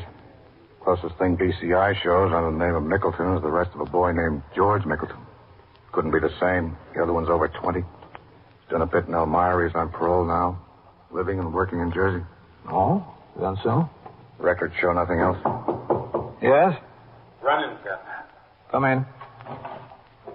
Oh, hello, Lieutenant King. Brennan. I made out the 61, Captain. All right. Brennan. Yes, sir. Lieutenant King and I have been talking about this. Yes, sir. If you haven't told us the truth about what happened, I'd suggest you change your story right now. It'd be a lot easier all around. I've told you the truth, Captain. You said that 3 shots were fired at you. Where's the gun? I don't know, sir. It must be there someplace. We looked for 2 hours, It Brennan. must be there. Brennan, a cop carries a revolver for his own protection, for the protection of the public, and for use in the apprehension of dangerous fugitives. This boy was not a dangerous fugitive. He fired 3 shots at me. I was entitled to defend myself, sir. The boy is 17 years old. He has no previous record. You say you jumped him trying to break into a car. There's no evidence that the car was tampered with. We can't find the gun. Now, how about giving us a straight story on what happened there? I told you exactly what happened, sir. I don't think you did. I did, Captain. Just a second.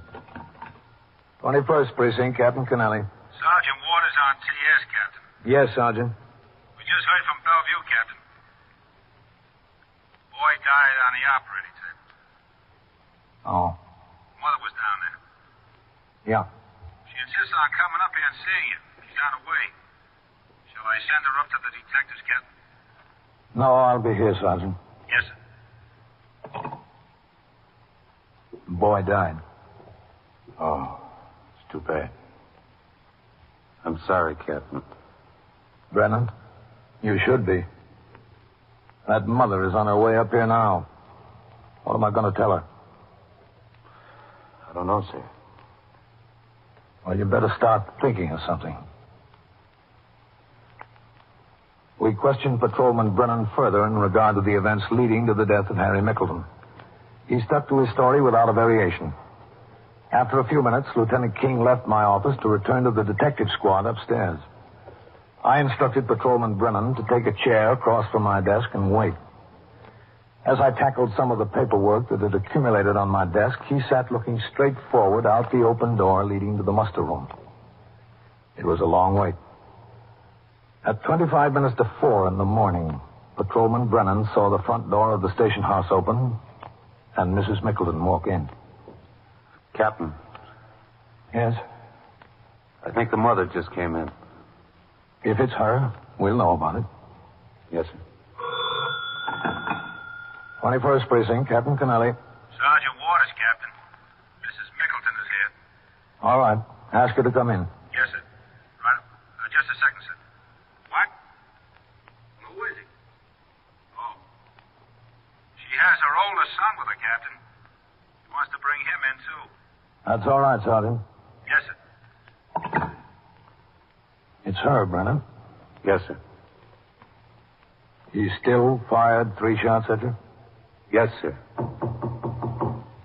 Come in. Go on, Ma. You don't have to be afraid of them. I'm not afraid. You're Mrs. Mickelson? Yes. This is Patrolman Brennan. I'm Captain Kennelly. Mrs. Mickelson? I came here so you could tell me what to do. My boy's down there dead. What am I going to do? I don't know. Cop shot him. Is that what a cop is for, to go around shooting boys? Is it? What am I going to do? I don't even have money to bury him. Don't worry, Ma. You'll get taken care of. There's laws about something like this. What about those laws? I can assure you that we're making a thorough investigation. Yeah, I bet. I understand you're Mrs. Mickelton's oldest son. That's my George. The only one left now. How do you do, George? You don't have to be polite to me. Is this the cop that shot Harry? Yes, I'm the one. What's going to happen to him? Nothing, I bet. How could you do it to my boy? How? Tell me how. Don't talk to them, Ma. You won't get any satisfaction. Please, George. Cold blood like that. I guess you ought to know about cold blood, huh, George? After I get a lesson or two from you, maybe. You ran away and left your brother dying tonight, didn't you? What are you talking about? You were with him. You thought you got rid of the gun, but we found it. You did not. How could you? We didn't. But we will. George, you were with Harry. Yeah, Ma, I was with him. See what's on him, Brennan. Yes, sir. Hold still, George. George, why didn't you tell me? Harry was dying. You didn't say a word.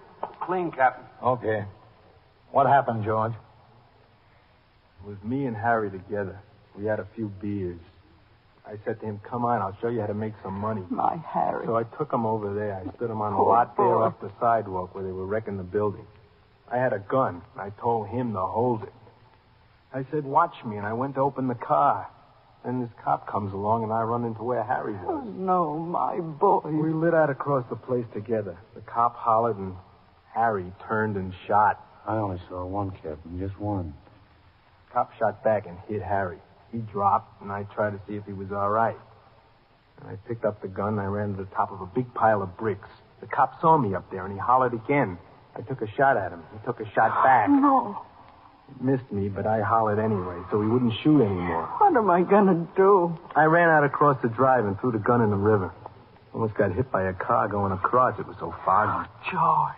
I didn't know what to do. I went to Ma's house. I was going to tell her before I went back to Jersey. I couldn't. I just couldn't. I just went to bed. You should have told me. Ma, please, I'm telling you now. Georgie, what am I going to do? What? I don't know, Ma. I got my own troubles. Thanks, Captain. Thanks for getting me off the hook. How'd you know? Tell me how you knew if he didn't. He only saw one, that's all. I'm entitled to know. Sure, George. I'll tell you. I had a little information, and I took a big guess.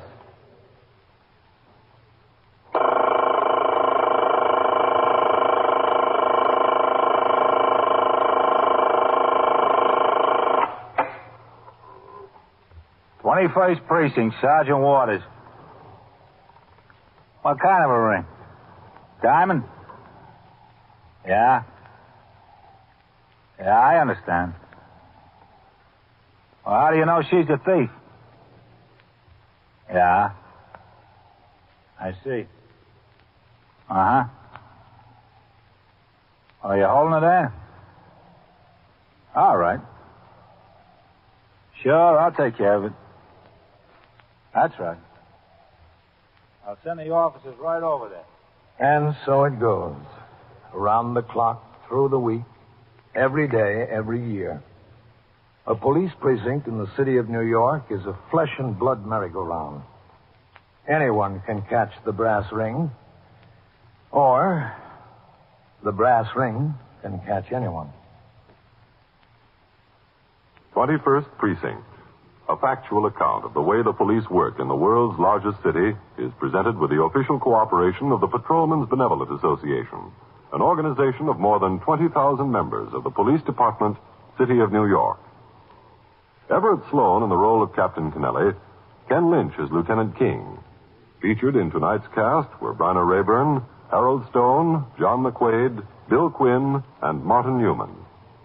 Written and directed by Stanley Niss. Produced by John Ives. Art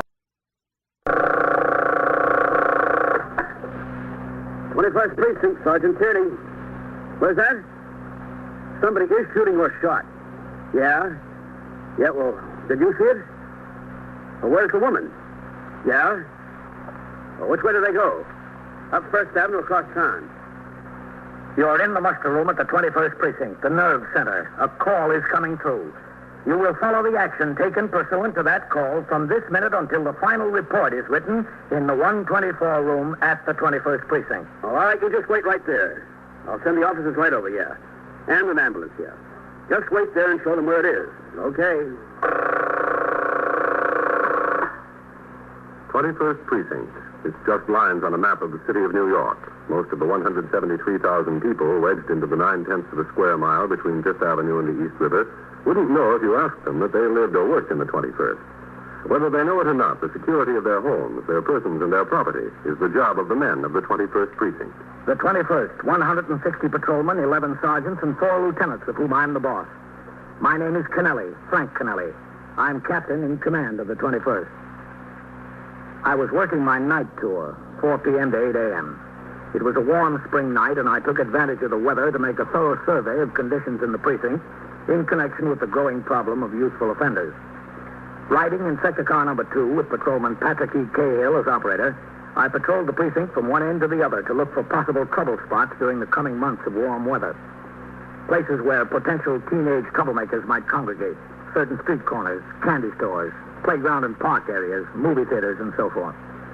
I had noted several such places for future reference, and at 11:15 p.m. I instructed Patrolman Cahill to return to the station house.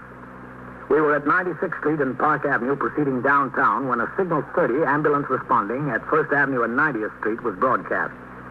The Signal 30 denotes an armed felony, and all RMP and detective cars in the vicinity are required to respond. I instructed Patrolman Cahill to make the run. With the siren open, we headed for the scene. As we neared 90th Street, I saw that the sector car and the sergeant's car were already on the job.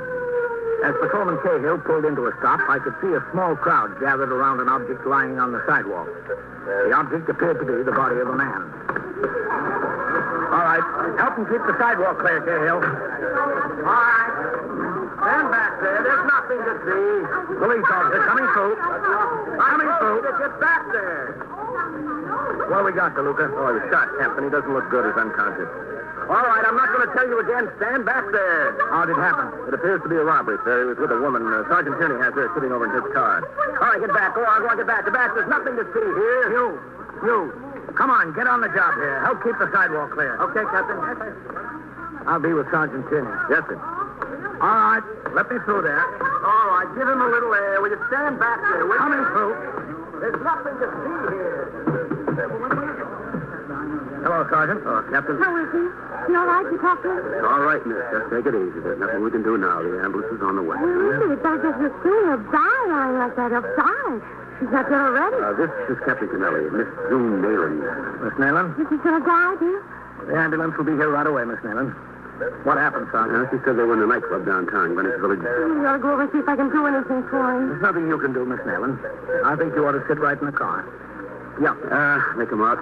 Walk to where the car was parked. We were going to go to another place, a place on 52nd Street. When they got in the car, two men came up, opened the door. One of them had a gun. The one with the gun got him back. The other one forced her to move over and got behind the wheel. You were going to do the driving? Well, it's my car. And he'd already had a few drinks. Walter, that is. Him. It's taking an awful long time. When's the ambulance going to get here? Right away, Miss. While they were driving uptown, they took the wallet and money off him. Did he carry much money? Well, he always carried pretty much. He's from Chicago, you know. He's just visiting in New York. About how much? I don't know exactly, but usually never has less than $1,000 with him. In cash? Yes, in cash. They stopped the car here, told Miss Nealon and, Walter Eridge. Mr. Eridge, stick it out. Mr. Eridge tried to pull one of them out of the car. Fired 2 shots at him. They got back in the car and went off. Which way? That way. Up First Avenue? Is this First Avenue? Yes. That's the way they went, up that way, up First Avenue.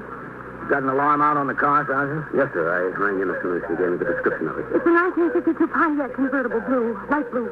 Did you give in the registration number? No, sir. He doesn't know it offhand. The registration's in the glove compartment. I always leave it there. New York plate?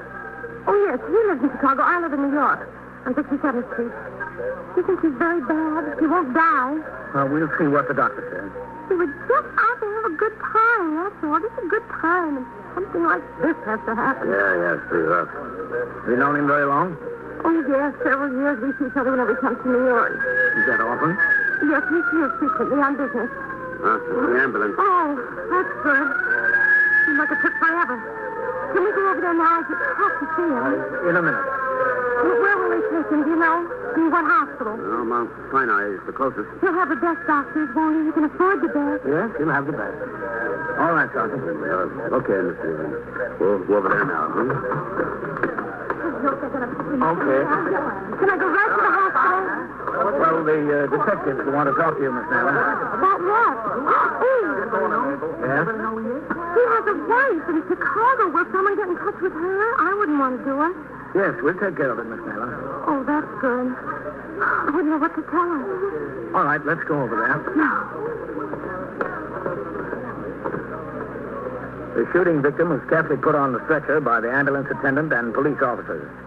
The first officer on the scene, Patrolman Daniel Ricci, rode the ambulance to Mount Sinai with the victim to secure the balance of the information for his aided case report. As the ambulance was pulling away, Lieutenant Matt King, commander of the 21st Detective Squad, arrived with 2 of his detectives. Sergeant Waters introduced them to Miss Nealon, gave them the names and addresses of other witnesses, and such information concerning the crime as had been gathered. The uniformed officers were then instructed to resume patrol, and the investigation of the case was left in the hands of detectives. I returned to the station house, where at midnight I turned out the platoon for the 12 to 8 tour. During the course of the night, I had occasion to confer with Lieutenant King in regard to the case. He told me that an alarm had been put out for Miss Nealon's car, this one including the registration number. No luck. The victim had undergone surgery at Mount Sinai, and the doctor said his condition was critical. At 8 a.m., I turned out the platoon for the day tour and signed the blotter to go off duty. Shortly after noon, Detective Louis DeLuca was sent to Mount Sinai Hospital by Lieutenant King. He went to the 3rd floor orthopedic section and walked from the elevator to a pair of swinging doors behind which the floor nurse sat at her desk. Good morning. Oh, good morning, sir. I'm Detective DeLuca. Are you the nurse I spoke to on the phone? Yes, that's right. Miss Nealon is waiting out in the solarium. Which way is that? Turn right there and through the French doors. Poor girl, she's been here every minute. I wanted to get her some coffee. She wouldn't have any. How is he this morning? Any better? Still unconscious. Does it look like he'll make it? Well, that's not for me to say. Oh, good morning there, Detective. Oh, hello, DeLuca.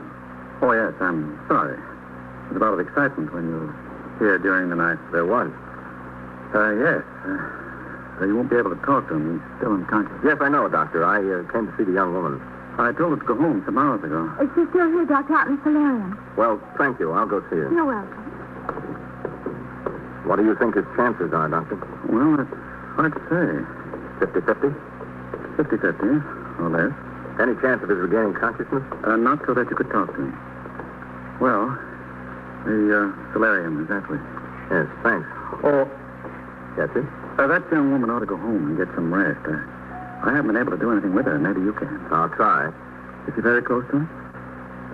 Friend. Oh. Well, you see what you can do. Yes, sir. I will. Thanks.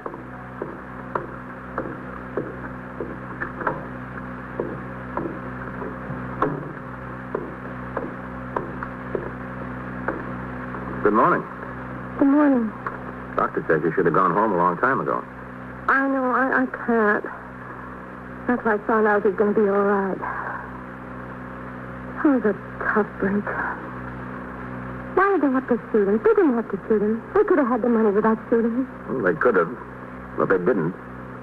He's going to die, isn't he? The doctor says he's got a 50-50 chance. Oh, you know he's going to die. Why did they have to do it? The money was nothing to him. He would throw it away.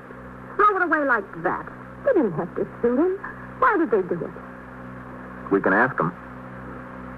Ask them? What do you mean? We had the alarm out on your car. The New York State Police picked them up near Albany this morning. Did you? Yes. Lieutenant King wants to see you. When? Right now. But I should wait here till I find out about Walter. Maybe you can come back and wait after you talk to the lieutenant. What does he want to see me about? I told him everything I know. He wants to talk to you about the two that were arrested. Oh. He sent a couple of men up to Albany to get them. He wants you to see if you can identify them. What about my car? Did they get that too? Yeah, they went up on the train. They'll drive back in your car. Oh, that's good. Is this your coat? Yes. Thanks. They shouldn't have done it. That's the last thing they should have done, shoot him. He got his money. What makes him so crazy? Don't ask me. I've been in this job 13 years. I haven't found out yet. It was 12:35 when Miss Nayland and Detective DeLuca left the hospital and headed for the station house. Although I was scheduled to be off duty, I had received a telephone call at my home to appear at the borough commander's office at 2 p.m. for a meeting of precinct commanders to discuss the assignment of men from the various commands to plainclothes work, which consists of enforcing the laws relating to gambling in public malls. In this connection, before going to the meeting, I stopped at the station house to pick up the personnel files of the men I plan to recommend for the job. Oh, Captain. Sergeant? Didn't expect you in today. Who's the clerical man on the job, Sergeant? Fallon, Captain. All right, ring him there and tell him I want to see him in my office right away. Oh, yes, sir. Oh, left some messages on your desk, Captain. Okay, good. Hello, Captain. Oh, Matt. Lieutenant King. Sergeant. Well, I understand we got those two who did the shooting on First Avenue last night. Yes, sir, that's right. State police got them on the road up near Albany. Well, that's good. Yes, sir. Got them in the car, and they admit the shooting. I sent Fitzpatrick and Goldman up to bring them in the car back. How's the man doing, man? That's a good touch and go, whether he'll live or not. That's too bad. The doctor told me that one bullet wound in the shoulder wasn't too bad, but the other one in the chest is rough. Okay, let's nail him. Just straight on through. Hello, Lieutenant. Hello, Cap. Hello, Miss Nayland. Hello. You met Captain Kennelly last night? Yes. Miss Nayland? Will I be here long? I really should get back to the hospital. Well, you go upstairs with Detective DeLuca. I'll be right up. I really can't stay too long. Right. Yes. Come on, Miss Nayland. I really have to get back to the hospital. What about the wife, Mrs. Eric? Well, the Chicago police made the notification. She's flying here. Oh. Was Miss Nayland at the hospital all night? Yes, sir. Huh? She must have some feelings about it. Yeah, I'm sure she does, Captain, but I don't know what kind of feelings. Fitz called me from Albany. He said the two boys they've got up there told him the whole deal. The kidnapping, the robbery, even the shooting was all her idea. I talked to Lieutenant King about the case for a few minutes more until Patrolman Fallon, the clerical man, came out of the 124 room. I went into my office with Patrolman Fallon, and Lieutenant King walked through the back room and up the stairs to the second floor where the 21st Squad is located. He opened the door and was met by Detective DeLuca. Where's Miss Nayland? In your office, Lieutenant. Oh. The floor nurse over at the hospital just called. He didn't die? No, sir. The wife showed up. She's been talking to the doctor. Nice thing. She got in by plane, took a cab straight to Mount Sinai. I told the nurse to ask her to come over here later. You want to talk to her. Good. Let's go see Miss Nayland. Yes, sir. You didn't say anything to her to do it? Oh, no, sir, not a word. Well, Miss Nayland? Hello. Sit down, let's. Yes, sir. Sorry to get you back here. I know you didn't have much rest last night. I didn't have any. Have you really got them? Are you sure they're the right ones? They were in your car, Miss Nayland. We put out a teletype alarm last night, and the state police spotted the car on the road. Oh, that's good. I'm glad. I'm glad for Walter's sake. How long have you known Walter, Miss Nayland? Oh, for quite some time. See him very often? Every time he comes to New York, he lives in Chicago, you know. Yes, we know. Every time he comes to New York on business, we go out, restaurants, theater, nightclubs. We have a good time. How often does he come to New York? Oh, I don't know. Every month. He's showing us business here. How long does he stay? Usually, you mean? Yes, usually. 2 or 3 days, maybe sometimes a week. How'd you meet him? Do you remember? Yes, I remember. It was some friends. They had a party, and I was there, and Walters came. That's how we met. He's awfully nice. He has a big business in Chicago, and he's really a sweet guy, really. It's a shame something like this had to happen to him. How long have you lived in New York, Miss Allen? Does it make any difference? We'd like to know, just like to get things straight. I've lived in New York most of my life. You work? No, I don't work. How do you get along? I have my alimony. I thought it was Miss June Nayland. And when I got my divorce, the judge said I could use my maiden name again. That's the way I wanted it. How much alimony do you get? Isn't that a little personal? Maybe it is, but I'd like to know how a young woman living alone with no job can dress so well, have such a nice apartment, such nice furniture. I don't see what that has to do with it. I don't see what that has to do with it at all. How much alimony do you get? $300 a month. Your former husband been regular in his payments? Of course he has been. $300 a month enough for you to live on? It's adequate. Nayland, you know a man named Philip Creedy? No. How about Arthur Harrods? No, I don't know any Arthur Harrods. I don't know either of them. What's this all about? I've got a right to know. You bring me over here and ask me these personal questions like I was a criminal or something. Philip Creedy and Arthur Harrods are the two men who were picked up in Albany by the state police. They were in your car. Well, I don't see what that has to do with how much alimony I get or how I live or what kind of clothes I wear. They told the officers who went up to bring them back that you hired them to rob Mr. Harrods. I did? That's what they said. That's ridiculous. They said they met you in a bar in Greenwich Village. You told them you had a date with this rich manufacturer from Chicago. That's crazy. They said you told them he always carried a lot of money. That's absolutely crazy. You were going to this certain nightclub. They said you told them where you parked your car, what time you'd be there, what time you'd be out. That's not so. They said you told them exactly what to do, where to be, where to go, even to wreck your car so you could collect the insurance on it. That's so ridiculous I don't even want to talk about it. No, it sounds ridiculous. That's what they said. I don't care what they said. Why would they want to put you into this thing if you had nothing to do with it? I don't know why, but I had nothing to do with it. Nothing at all. It's the silliest thing I ever heard of. It's crazy. It's a crazy lie. Well, we'll get it straightened out. It won't be hard. I'm so glad to hear that. Now, Mr. Arridge got into town on Monday. Yes. You saw him, you said Monday night, Tuesday night, and last night. That's right. Whose idea was it to go down to Greenwich Village last night? It was his, Wally. Go to Greenwich Village Tuesday night? We went to the theater. And after the theater? Well, Get that, will you, Lynn? Yes, sir. we went to my place. 21st Squad. And Monday night? Yeah? Night clubbing. All right. In Greenwich Village? Hold on a second. No, in Midtown. Lieutenant. Yeah, Lynn. It's, Now? yeah, right now. I'll tell you what. Yes, sir. Hello, Whitey. I'll be right out. Go ahead. Yes, sir, Lieutenant. Did you go to a club in Greenwich Village the last time Mr. Arridge was in New York? No. Has he ever taken you to the village? No. Then why'd you go last night? There was an actor we were interested in seeing.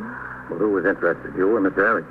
Oh, this is so ridiculous. I don't even want to talk about it anymore. I refuse to talk about it. All right, we'll skip it for a while. Mrs. Arridge is outside. Oh, is she? You know her? No. She went right from LaGuardia to the hospital. There was nothing she could do there, so I asked her to come over. I think she'd like to hear from you how it happened. Yes, I think she's entitled to hear from me. Does she know that I was with Walt at the time? Imagine she does. I imagine she knows the whole story about Walt and me. I imagine. Well, all right. Saloka? Yes, sir. Okay. She'll be right in. I don't know what I can tell her. Right in there, Mrs. Arridge. Come in, please. Thank you. Close the door, Lynn. Yes. Mrs. Arridge, this is Lieutenant King. How do you do? Lieutenant King. And Miss Nayland. I'm sorry about what happened, Mrs. Arridge. Very sorry. I know. I suppose we all are. I just came from the hospital, Lieutenant. I understand his condition is quite critical. Yes, I know. I want to thank you for the interest you've shown, Miss Nayland. I heard you were there all night and practically all this morning. Yes, I was. It was very considerate. I appreciate it. Have you known Walter a long time? Yes, for quite some time. I see. I knew you'd understand, Mrs. Arridge. You see, he's spoken quite often about you and the boys in the house and all about you. You do. I'm sorry that I can't say the same. After the two women concluded their conversation, Lieutenant King spoke privately to Mrs. Erridge for a few minutes. Then she returned to the hospital. The interrogation of Miss Nayland was then continued. She vehemently denied any connection with the two men who had been arrested by the New York State Police near Albany. Shortly after 2 p.m., Lieutenant King received a phone call from Detective Fitzpatrick in charge of the detail driving the suspects back from Albany. He was calling from a filling station on the Henry Hudson Drive in the Bronx and informed the lieutenant that they would be at the station house within a half hour. After a few more minutes of questioning, Lieutenant King reminded Miss Nayland that she had had nothing to eat all day. She agreed that she was hungry and was escorted to a restaurant on Lexington Avenue by Detective Whitey Howard. I was still at the meeting of the Borough Commander's office at 2:20 p.m. when the two suspects arrived at the station house. They were taken upstairs to the detective squad where they were immediately fingerprinted and their pedigrees taken. Then, together, they were taken to Lieutenant King's office. All right. Where are you taking us now? Right in here. Oh, what's in there? DeLuca, Lieutenant. The lieutenant, Art. All right, go on. Go on, Art. I'm going. Come over here and sit down. Where? Where do you want us to sit? Right there. Sit down. Sit down, Art. Just close the door, Lud. Yes, sir. You're Creedy? That's right, yeah. You're Harrod. I'm Harrod, yeah. You ever in trouble before, Creedy? Well, yeah. Where?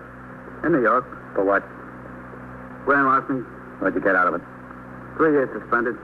Ever do any time? Yeah? Where? Elmira. I did 22 months of burglary. What about you? Me? Yeah. Were you ever in trouble? Just in the Army, that's all. I did some time in Leavenworth. Not the penitentiary, the DB there. For what? For stealing. I understand you two admit shooting the man. Did you? Yeah, we shot him. Then we out. Yeah, we shot him. How much did you get off him? I don't know, $1,100. $1,100, yeah. Yeah, it was that girl that June got us into this thing. She put the whole thing up to us. Is that right, Art? Yeah, that's right. I mean, we didn't want any trouble. We were just out for a good time.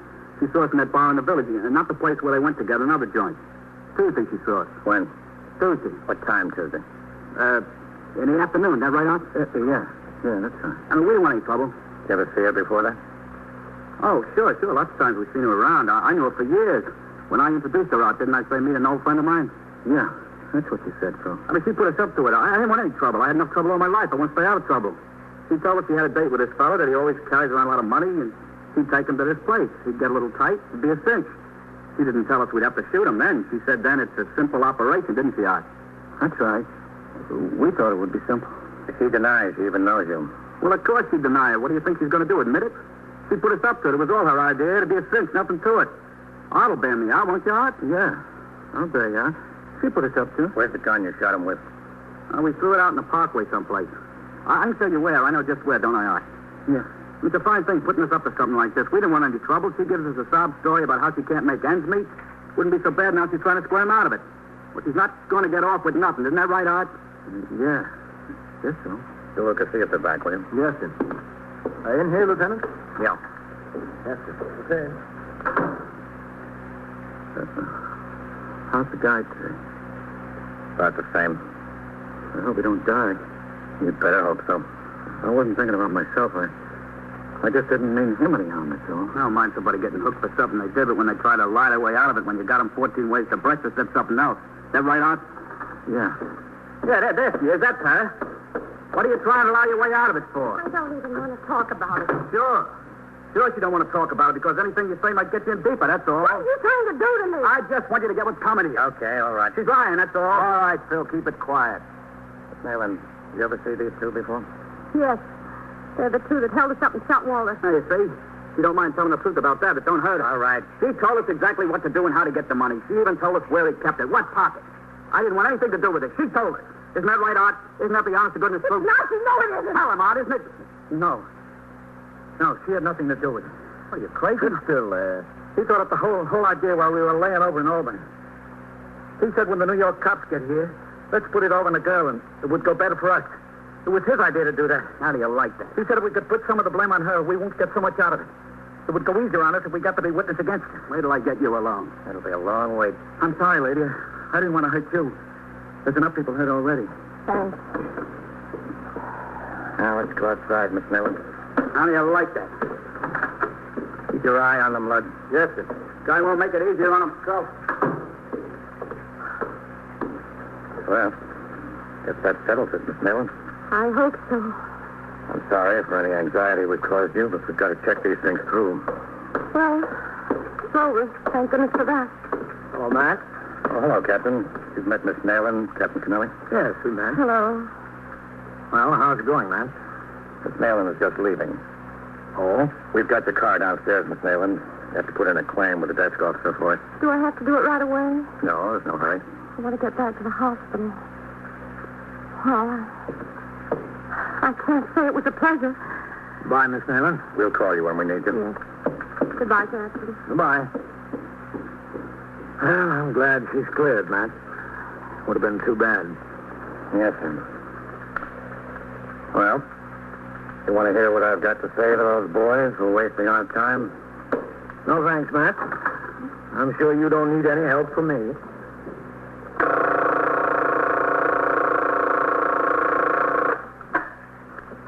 "21st Precinct, Sergeant Tierney."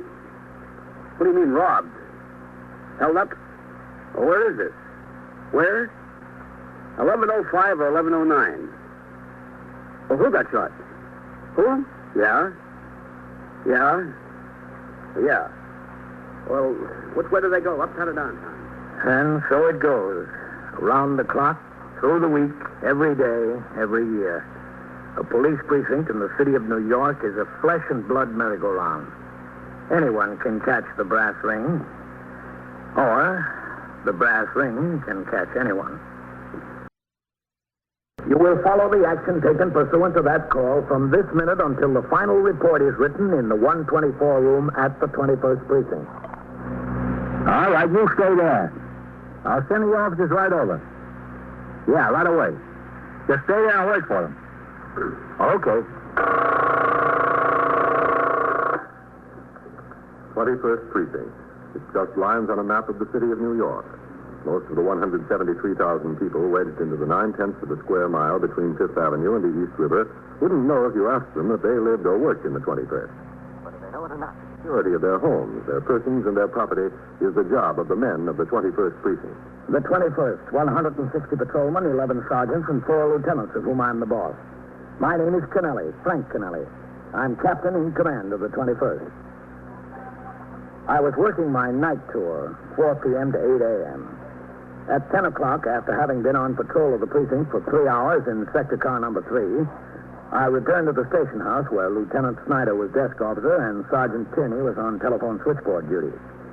As I walked from the front door toward the desk to sign the blotter, I saw Lieutenant King, commanding officer of the 21st Detective Squad, and another man come out of the back room. Captain? Yes? You got a minute, Captain? Yeah, sure, man. This is Detective Kagan of the Manhattan West Homicide Squad. Kagan? Please meet Step. Oh, what have we got, man? 21st Precinct. Bill Waters on the job tonight. Yeah, he's working the store. 17. What's the trouble? Kagan. Well, a liquor store on 8th Avenue was stuck up. Clerk shot tonight. Yeah? The boys ran down the street. A civilian witness saw one of them throw something into a DS trash basket. The officers searched the trash basket when they arrived, and it was a revolver. Well, what's that got to do with Sergeant Waters? It's his gun. Oh. Sergeant Tierney. Yes, sir. Where's Sergeant Waters? On patrol, Captain. You want to talk to him? Yes, sir. All right, I've got to sign the blotter. You wait in my office, and I'll have a radio call put out for him. Yes, sir, Captain. Sergeant? Yes, sir, Captain. Have Sergeant Waters ring in here, will you? Yes, sir. Oh, we've got a couple of messages here, Captain. All right, I'll sign the blotter and be with you in a minute. Yes, sir.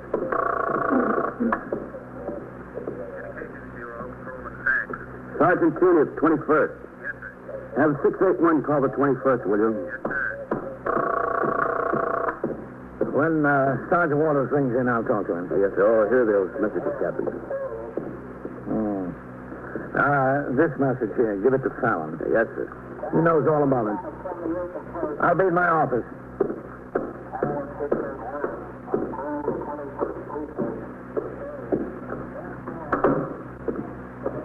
Oh, sit down, Matt. Kagan. Yes, sir. Thank you, Captain. Sergeant Waters spent the first 4 hours of the tour on TS, and he's been out on patrol since 8 o'clock. Well, there's no suspicion he's involved, Captain. The 2 young men, about 20. Oh? Had he reported the theft of the gun? Or its loss? No, sir. He's got a son about that age, Captain.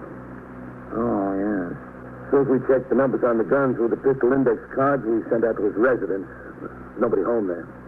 No one? No, sir. There's 2 men planted out there waiting. Oh, neighbors, mate. Yes, sir. 21st Precinct, Captain Kennelly. Sergeant Hilly on TS, Captain. Yes? Sergeant Waters is looking in. All right. Sergeant Waters? Yes, sir, Captain. Where are you? 76th Street and 2nd Avenue, Captain. Well, come on in here right away. Yes, sir. Yeah, he's close. Be here in a couple of minutes. Good. That boy of his hasn't been in any trouble before, has he? Nothing. I checked the kid's name through BCI. No arrest shown. What is his name? Edward, Captain. Edward Waters. Doesn't sound right to me. Sergeant Waters is pretty proud of that kid. He's in college, I believe. Spent 2 years in the Army. Was overseas. Yes, sir. Always talking about the boy. How ambitious he is. From the looks of it, Captain, he got a little too ambitious. What happened exactly? Oh, it was about 8:15 tonight. Yes? Clerk was alone in this liquor store. These 2 young fellows walked in. One boy pulled the gun, said he'd take the money. Clerk didn't move fast enough for him. He fired 2 shots at him. One hit him in the chest, on this side, and the other missed. 2 boys ran out, and this civilian saw them running. He saw them throw something into this trash basket on the corner. When the cops came, he showed them. How's the clerk? He'd be all right. I think he's in Roosevelt Hospital. Uh-huh. He checked out the numbers on the gun, sent out to Sergeant Waters' residence. That's about it, sir. Does the clerk say he can identify the boy? I haven't talked to him, Captain. We've got a man over at the hospital waiting until the doctor says it's okay. Oh, I see. Gonna be kind of rough on him, Waters. Yeah, sure is. His son fits the description of the one who did the shooting. Boy about 20, tall, slender build, light hair. Any trace of them after the holdup? Well, Captain, the civilian who saw them throw the gun away tried to keep his eyes on them. They ran up 8th Avenue. And does this civilian think he can identify them? He's not sure, sir. Oh, excuse me. 21st Precinct, Captain Kennelly. Sergeant Hilly on TS, Captain. Sergeant Waters is here. All right. Tell him to come in. Yes, sir. He's here. Kagan, want to give the captain the gun? Yes. Thanks. Come in. Hello, Captain. Come in, Bill. Now, close the door. Yes, sir. Hello, Lieutenant King. Sergeant. This is Detective Kagan of the Manhattan West Homicide Squad. Sergeant Bill Waters. Hello, Sergeant. Bill, is this your gun? I've got one just like it, Captain. Where do you keep it? At home. Locked up in a cabinet. That is, when I'm not carrying it. I carry it occasionally when I'm off duty and feel like wearing a shoulder holster. What's the trouble, Captain? This is your gun. Is it? The numbers check out with what's listed in the pistol index cards. What you doing here? The gun was used in a stick-up tonight, Bill, on the west side. I'm sure my gun's at home, Captain. It was a liquor store. Clerk was shot. He's in serious condition at Roosevelt Hospital. Oh. Well, that's too bad. The gun was thrown in the Department of Sanitation trash basket on the street there by the boy that used it. Have they got the boy? No. Not yet, sir. He's described by a witness as about 20 years old, tall, slender build, light hair. Another boy about the same age was with him. A little heavier, a little darker. When was the last time you saw the gun where you generally keep it, Bill? When I was swinging last Saturday. I cleaned it. You think my boy is involved. Is that the idea? It's what it looks like, son. Well, he's at home, studying. He goes to Queens College. He's not at home, Bill. There's no one at your home. Are you sure? You've got a man planted there. Oh. Where's your wife? Well, since I was working tonight, she decided to visit her sister in Hampstead. Are you sure that he's not home? He should be. I know he's got some tests coming up. He wanted to study. Nobody's home. Captain, I know that boy. He's a good kid. Has he ever been in trouble, Bill? No. He's never had a day's trouble in his life. He's been all right. He's worked hard in school ever since I can remember. And he made good marks. How long has he been home from the Army? He got out in January. Where was he? In the Army? Yeah. In Germany. That's where he wound up. Spent a year there, more. What'd he wind up as? PFC. He had no ambition to get any place in the Army.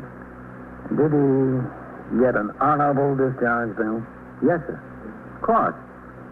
When he got home, did he enroll in the college right away? He enrolled right away. Yes, sir.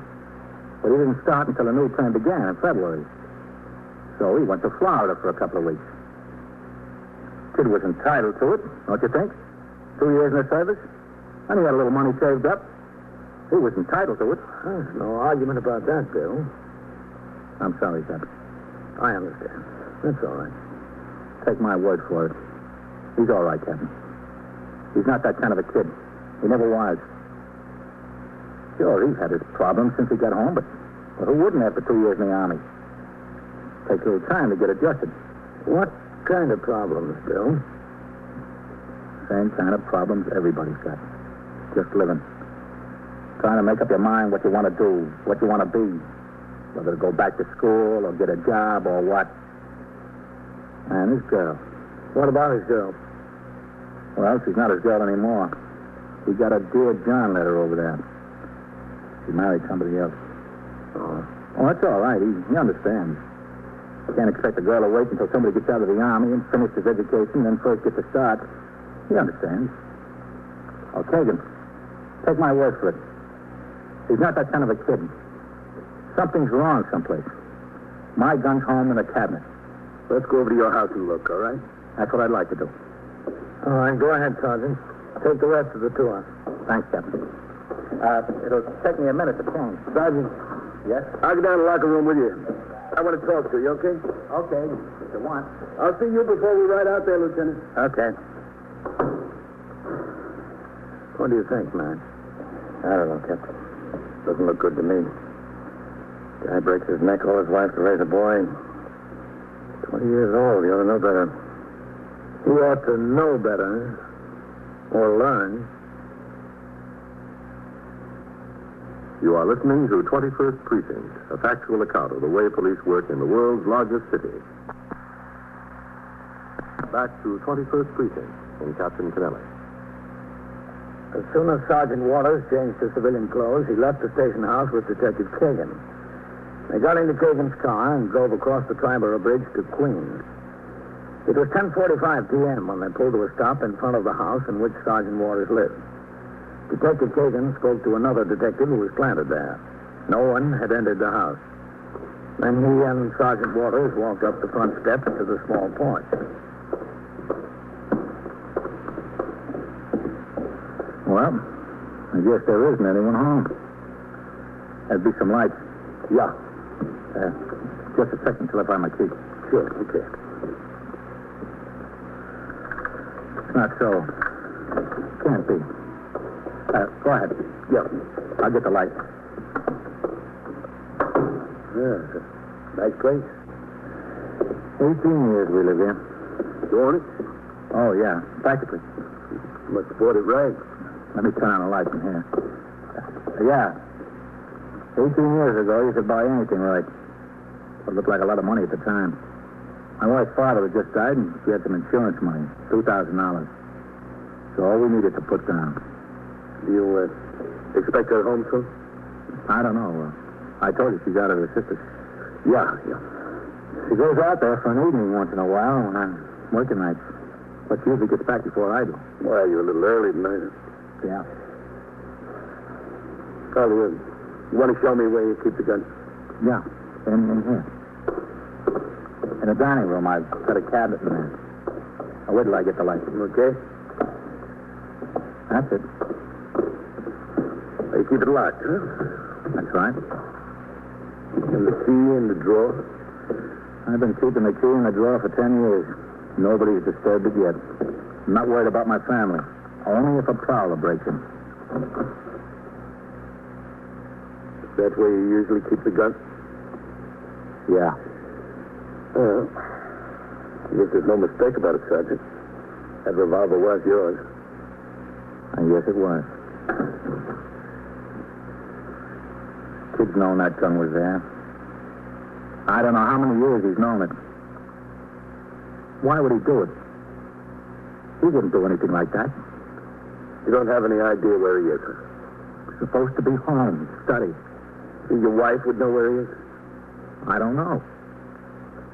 Well, I guess we ought to go in and sit down, huh? Might have a long wait. Yeah. It's like getting hit on the head. You don't know what's coming. Then you're in a daze. Sit down, Kagan. Yeah, thanks.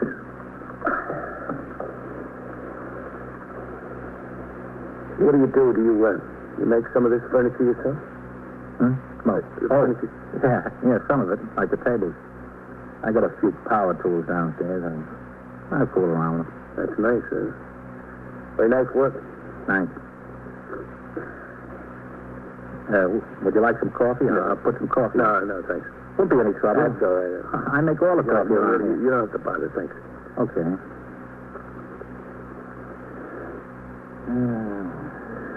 Raise a kid. I don't know. Yeah. What happened? Did the Army do it to him? You were through up on a lot of them. Can't blame the Army. There's been millions of them in and out. I don't know. We tried. Me and my wife. We thought we did a good job. I guess you never can tell. I guess you can.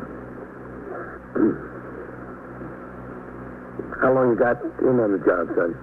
19 years. That's a long time. Huh? Yeah. It sure is. It's the door. Yeah. Eddie? No, Martha, it's me. What are you doing home? Something came up, honey. What came up?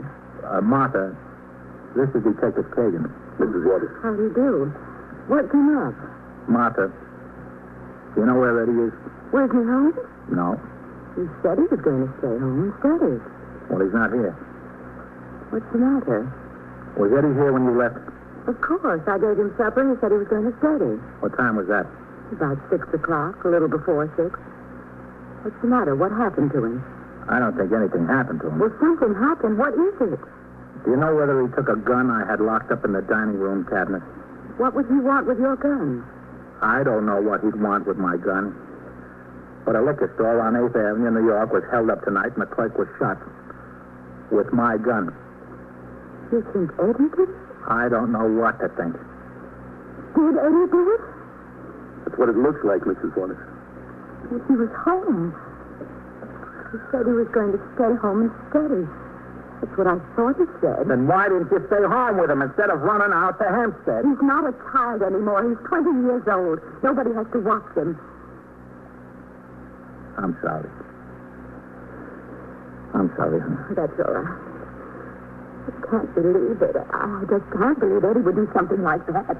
Mrs. Waters, did he go to classes today? Yes, he went to classes. What time did he get home? About 4:30, 4:45, something like that. It's not possible. He took the gun. Was anyone with him when he came home? Yes, a friend of his. They came in together. Which friend, Martha? I don't know. I never saw him before. What's his name? Well, he introduced us, but I don't remember. When you left, were they here together? Yes. I asked the other young man if he'd like to have supper, but he said no, thank you. He sat in the kitchen with Eddie while he ate. About how old would you say the other boy was? About Eddie's age, about 20. Did he have light hair like Eddie's? No, it was darker, much darker. Well, did Eddie say they were classmates? Does he go to the college? I don't know. I don't think it was mentioned. Bill, tell him you don't think Eddie would do anything like that. Tell him you're sure he wouldn't. I've already told him. With Detective Kagan, Sergeant Waters and his wife sat down in the living room to wait for their son to return home. At midnight, after the 51 men who would patrol the streets of the precinct from midnight to 8 in the morning marched out the front door of the station house to take over their post, I went into my office to sign reports which had been put on my desk by Patrolman Fallon, the 124 man. At 25 minutes after 12, the sergeant on telephone switchboard duty notified me that sector car number 2 was en route to the station house to take me on patrol. I left my office, went into the muster room, and behind the desk to sign the blotter. Then I walked toward the door to the street to wait for the RMP car.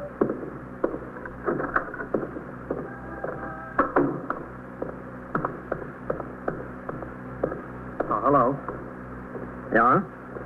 You're Captain Kennelly, aren't you? That's right. Well, do you know whether Sergeant Waters left the station house yet? I've been waiting here for him since a few minutes after 12. You're Eddie Waters, huh? That's right, yes, sir. I didn't think you'd remember. We met a couple of years ago before I went in the Army. Yes, I remember. Was your father supposed to meet you? Oh, no, sir. No, I just happened to be in New York in the neighborhood. I knew he got off the job a little after 12, and I thought I'd ride home with him. Oh, I see. You didn't see him in there, did you? He didn't come out. Why don't you come on in, Eddie? We'll see if we can locate him. Oh, I wouldn't want to bother you. I know you're busy. No, that's all right. Should have gone on home, I guess. No, that's all right. Go ahead, Eddie. Thank you. Now, supposing you wait in my office over there, and I'll see what I can do. Oh, no, I'm putting you to too much trouble. No, not at all. Have a seat in there. Yes, sir. I certainly appreciate this. Make yourself comfortable. 21st Precinct, Sergeant Tierney.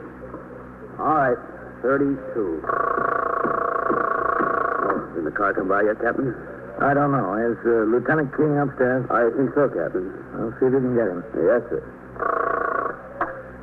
Sergeant Tierney on CS. Captain Kennelly would like to talk to Lieutenant King. Yeah. You want to take it in your office, Captain? No, I'll take it on this extension here. Yes, sir. Captain Kennelly, it's for you, Lieutenant King. Yes, Captain. Matt, can you come down to my office? Eddie Waters just came into the house. Sergeant Waters, boy? That's right, yep. He was looking for his father. Right downstairs, Captain. When the car gets here, Sergeant, tell him to resume patrol. I won't be going out for a while. Yes, sir. I'll be in my office. Yes, sir.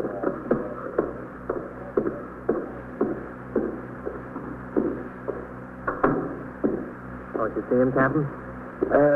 No. Oh, well. I don't want to be any trouble. Sit down, Eddie.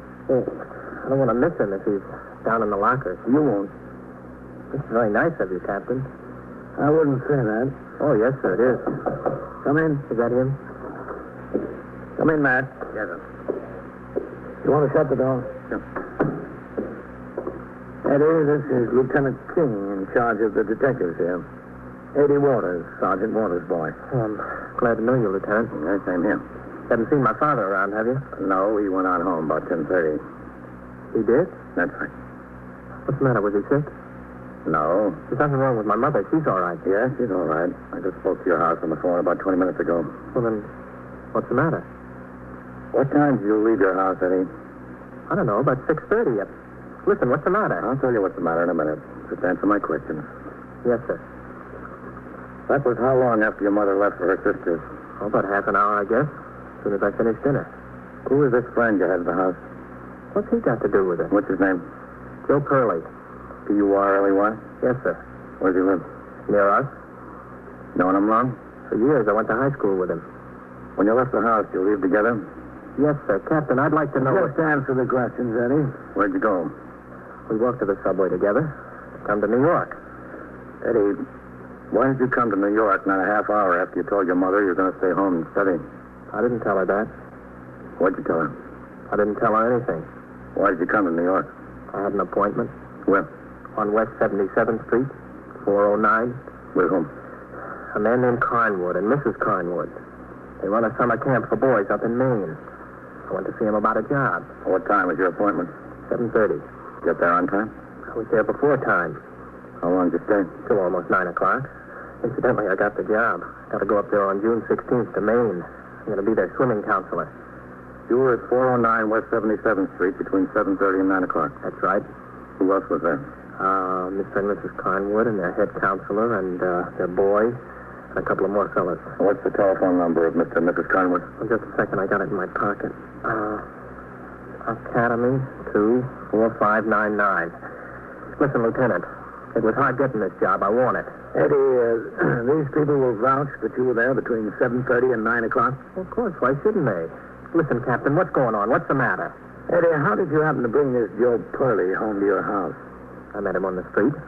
We started talking about some of the fellas we used to run with. And you just brought him home? No, he asked if he could come. He remembered I used to save stamps, and he said he was in that business now. If I wasn't interested anymore, he'd like to buy my collection. Well, I hadn't thought about the stamps for years, so I thought I could pick up a few dollars, and I said, sure. He went home with you? Yeah, that's right. Had he ever been to your house before? Well, I haven't seen him in about 4 or 5 years. Oh, yeah. Yeah, he was there. Yeah, once, I think, when we were in high school. Do you remember back then? Did you show him where your father kept the gun? Well, it was a long time ago. Yeah, I remember. Yeah, I was proud of Dad because he just got made a sergeant that week. And I brought a couple of kids home from school. You know, I gave him a thrill. I got the key out of the drawer, and I opened the cabinet, and I showed him my dad's gun. Yeah, I think Joe was one of them. Yeah, he was. Listen, has Joe done something? Did you leave him alone in the house tonight? Yes, sir. He waited in the living room while I got ready to go to the appointment. Alone? Yes, sir, all alone. Has he done something? It looks like he stole your father's gun. Oh, no kidding. What was he doing in New York tonight? Why'd he come? He said he had to meet another fellow about some stamps. We rode over together. He got off at Times Square. I went on uptown. Now, how do you like that? I thought there was something screwy. I showed him my stamps. He said they weren't worth anything. Well, they were worth something, all right. Just to get the gun. The place was held up and a man shot. Oh, brother. I'd like you to come upstairs with me, Eddie. Sure, Lieutenant. Hello, Sergeant. Would you ring the residence of Sergeant Waters? Are you calling my father? That's right, yes. Well, would you tell him I'm here? They're probably wondering what happened to me. I'll tell him. Yes, Eddie. Do you know where Joe Purley lives? Well, I know where he used to live. I think he still lives there. Oh, I'll see you before I go when I catch him. Yeah, sure.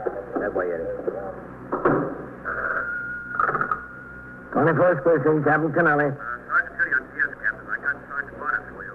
Okay. Go ahead. Hello, Captain. We've got Eddie here, Bill. Is he all right? Sure. You better tell Kagan to ring in to Lieutenant King. I'm sure everything's going to be all right. You mean Eddie didn't have anything to do with it? Don't act so surprised, Sergeant. You're the only one who knew it all the time.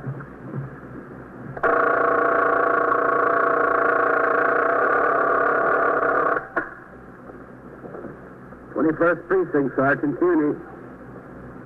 Well, what do you need the emergency squad? Yeah. Well, what's the trouble up there? Locked behind what? Yeah. I see. Has a what? What kind of a gun? Well, how many shots has he fired? Yeah? Well, where's that? The bar in the grill here? And so it goes, around the clock, through the week, every day, every year. A police precinct in the city of New York is a flesh and blood merry-go-round. Anyone can catch the brass ring, or the brass ring can catch anyone. 21st Precinct, a factual account of the way the police work in the world's largest city, is presented with the official cooperation of the Patrolmen's Benevolent Association, an organization of more than 20,000 members of the Police Department, City of New York. Everett Sloan in the role of Captain Kennelly, Ken Lynch as Lieutenant King. Featured in tonight's cast were Ethel Everett, Harold Stone, John McQuaid, Bill Zuckert, William Redfield. Written and directed by Stanley Niss. Produced for CBS Radio by John Ives. Art Hanna speaking.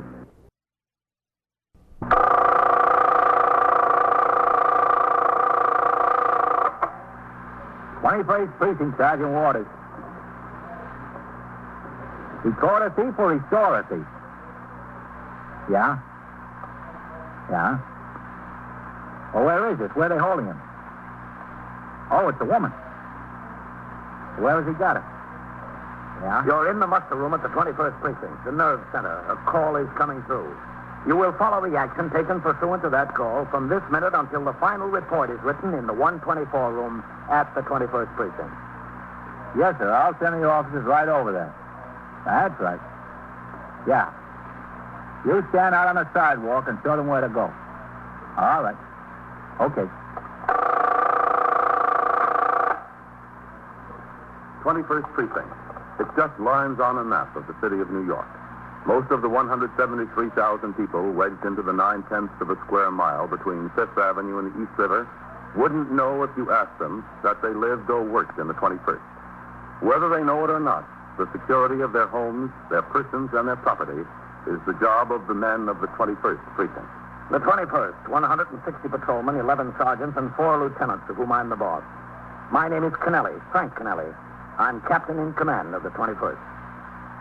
I was working my day tour, 8 a.m. to 6 p.m. After I had turned out the platoon and attended to other matters in the station house that required my attention, sector car number 3 came by the house to take me to 84th Street and 5th Avenue, where a large crowd was expected at the reopening ceremonies of a remodeled wing of the Metropolitan Museum of Art.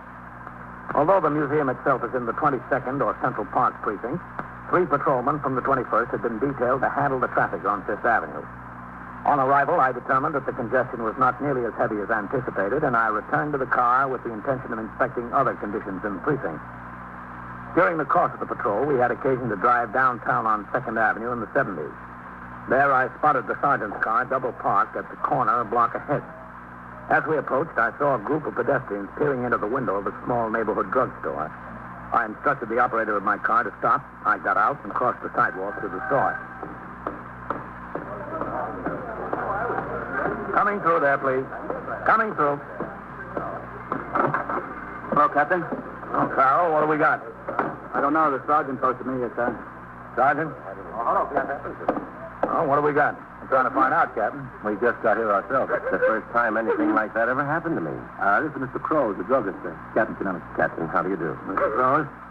I didn't mean any harm. I really didn't. Oh, we were riding by, Captain. I saw the disturbance on the sidewalk, and we got out to have a look. The nerve of her. He went right into the showcase. He took a hypodermic syringe and a needle. Right into the showcase. I didn't mean any You harm. didn't mean any harm. You stole my merchandise, didn't you? She comes in here. The telephone rings. I go in back. She thinks I can't see her, but I can. Right in the counter, like she knew just exactly where I keep the hypodermic. She knew what she was after. Is that true, miss? I guess so. Yes, she ran out of the door. Then I hung up the phone and I followed her out into the street and I grabbed her. She tried to get away, but lucky the sergeant was right there, running on the spot. She had the needle and the syringe in her hand, didn't she, Sergeant? Yeah, that's right. She had them. I didn't mean any harm. What's your name, miss? Kitty. Kitty what? Kitty. Where do you live? Well, where? No place. Well, now, you must live someplace. I don't live any place. Is it that you don't live any place, or is it that you don't want to tell us where you live or what your name is? I'm not telling you. We'll find out. If you do, that's up to you. I'm not telling you. Did you ever see her in the store before, Mr. Crowe? Well, I don't know. Maybe. She looks familiar, but she's not a regular customer. Well, do you think she lives in the neighborhood? She couldn't prove it by me, Captain. Your first name is Kitty, isn't it? Well, I'll call you that anyway. I don't care. Call me what you want. Why did you want a hypodermic syringe and needle? Just wanted it. Are you a narcotics user? Yes. Let me see your arm. Roll up your sweater. No. Look, kid, you're in a lot of trouble now. There might as well be a little help. Roll up your sleeve. Let me see your arm. All right. Now, let me see the other one. Why did you tell me you were a user when you're not? You thought I was? I guess I didn't want to disappoint you. What did you want the needle and syringe for? I just wanted it. She sure must have wanted it. You had to go all the way in back of the counter for it. It's not for you, is it? It is for me. Is it for a friend of yours who's a user? Yes, it's for a friend of mine. Who? It's a friend of mine. Did she have a purse, Sergeant? No, sir, I didn't see any. Did you notice that she was carrying one, Mr. Cruz? I don't remember. Why don't you ask me? I could tell you. I wasn't carrying any purse. I never carried a purse. Well, then you're not very far from home, are you? What difference does that make? I could be 1,000 miles away. I still wouldn't carry a purse. I don't like to carry them. How old are you, Kitty? Don't care for purses, that's all. I'm entitled not to carry them, don't you think? How old are you? 19. I've got a pocket in my sweater. That's all I need. I carry the money I want to carry in the pocket. See, I got $1.80.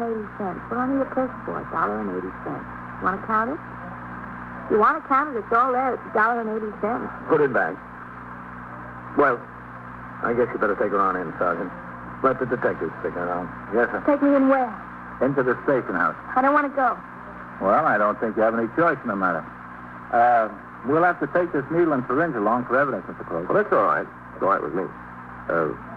Will I get them back? The detectives will be around to talk to you. You'll have to appear against them. In court, you mean? Yep. How can I get away from the store in the daytime? It's hard for me to get away. You'll get that straightened out with the detectives. Come on, miss. I don't want to go. Look, honey, don't give us any more trouble now. I don't want to. I can't. We better go along, kiddies. I can't go. I can't. You want me to pick you up and carry you? No. Well, then come on.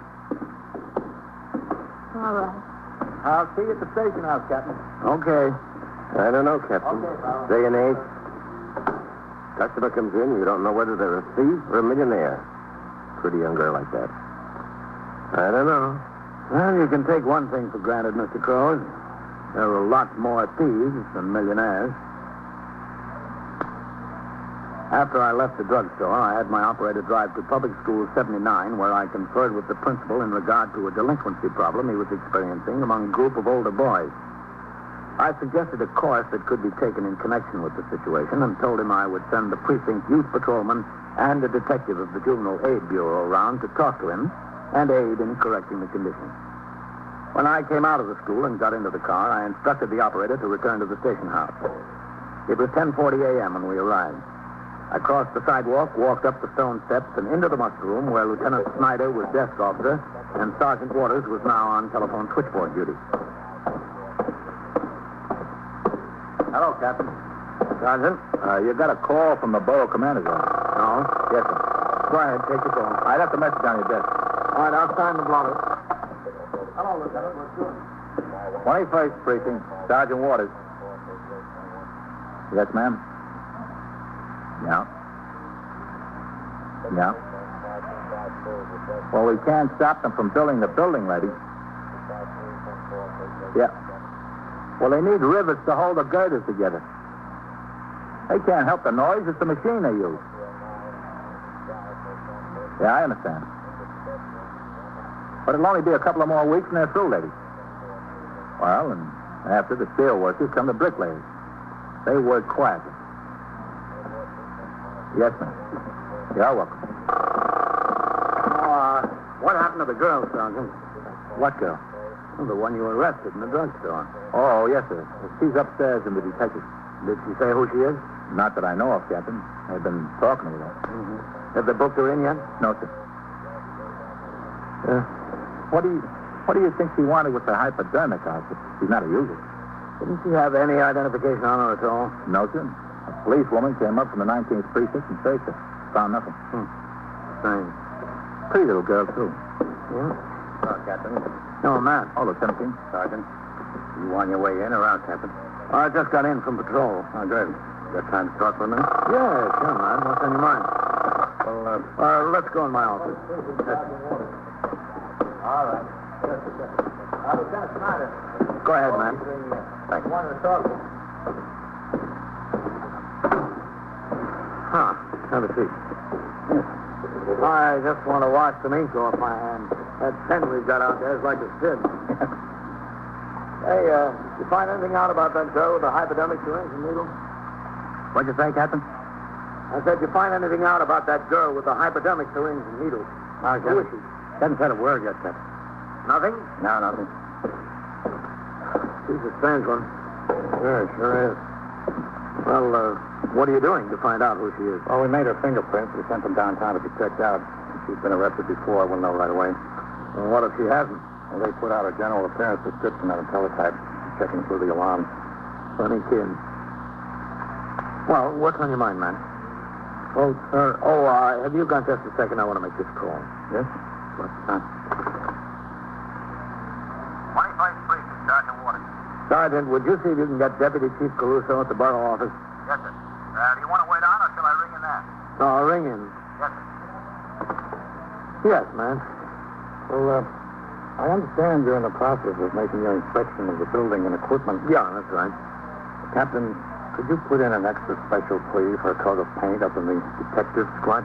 I'm trying to get them to paint the whole building, man. I know, but there hasn't been a painter upstairs since before the war. Which ward? Civil War, it looks like. Glass is cracking. Where it isn't cracked, might as well be. Well, I'm trying to get the superintendent of buildings up here in person to take a look around. If he comes, you'll bring him up to the squad, huh? Matt, if he comes, I'm going to take him into every corner of this building. In addition to painting, something's got to be done about the heating system. You fellows burned up from too much heat all winter, and downstairs we froze to death. Oh, excuse me, man. Yes. 21st Precinct, Captain Kennelly. Sergeant Waters on CS, Captain. Yes. Chief Caruso isn't in his office, yet. Okay. I left a message to you. Send his call. The patrolman on it down there says he put the message on his desk. All right. And I want to see if I can get them to give us some new lighting fixtures. Not a good eye's being ruined around here. Well, that's another thing we could use in the squad, some decent lights. Well, if I can get the superintendent of buildings up here, maybe that'll accomplish something, but don't hope for too much, man. Let's settle for the paint job. You see, they've got very little money for maintenance and repairs and about 90 departmental buildings that need it. That spreads it pretty thin. Well, I figure if we holler long enough and loud enough, Captain, he'll do something. 21st Precinct, Captain Kennelly. Sergeant Waters on CS, Captain. Lieutenant Kington there, will you with me? Yes, he's here. My tally wants to talk to you. Vitaly wants to talk to you, man. No. Here he is. Wait. Lieutenant King. Yavi. Well, who calls from down there? They sure about it? Yeah, when? All right. I'll be right upstairs. Well, that pretty little thief that took the hypodermic outfit, Captain. Yeah? Think we know who she is. Who? The wife of a boy named Victor Gerard.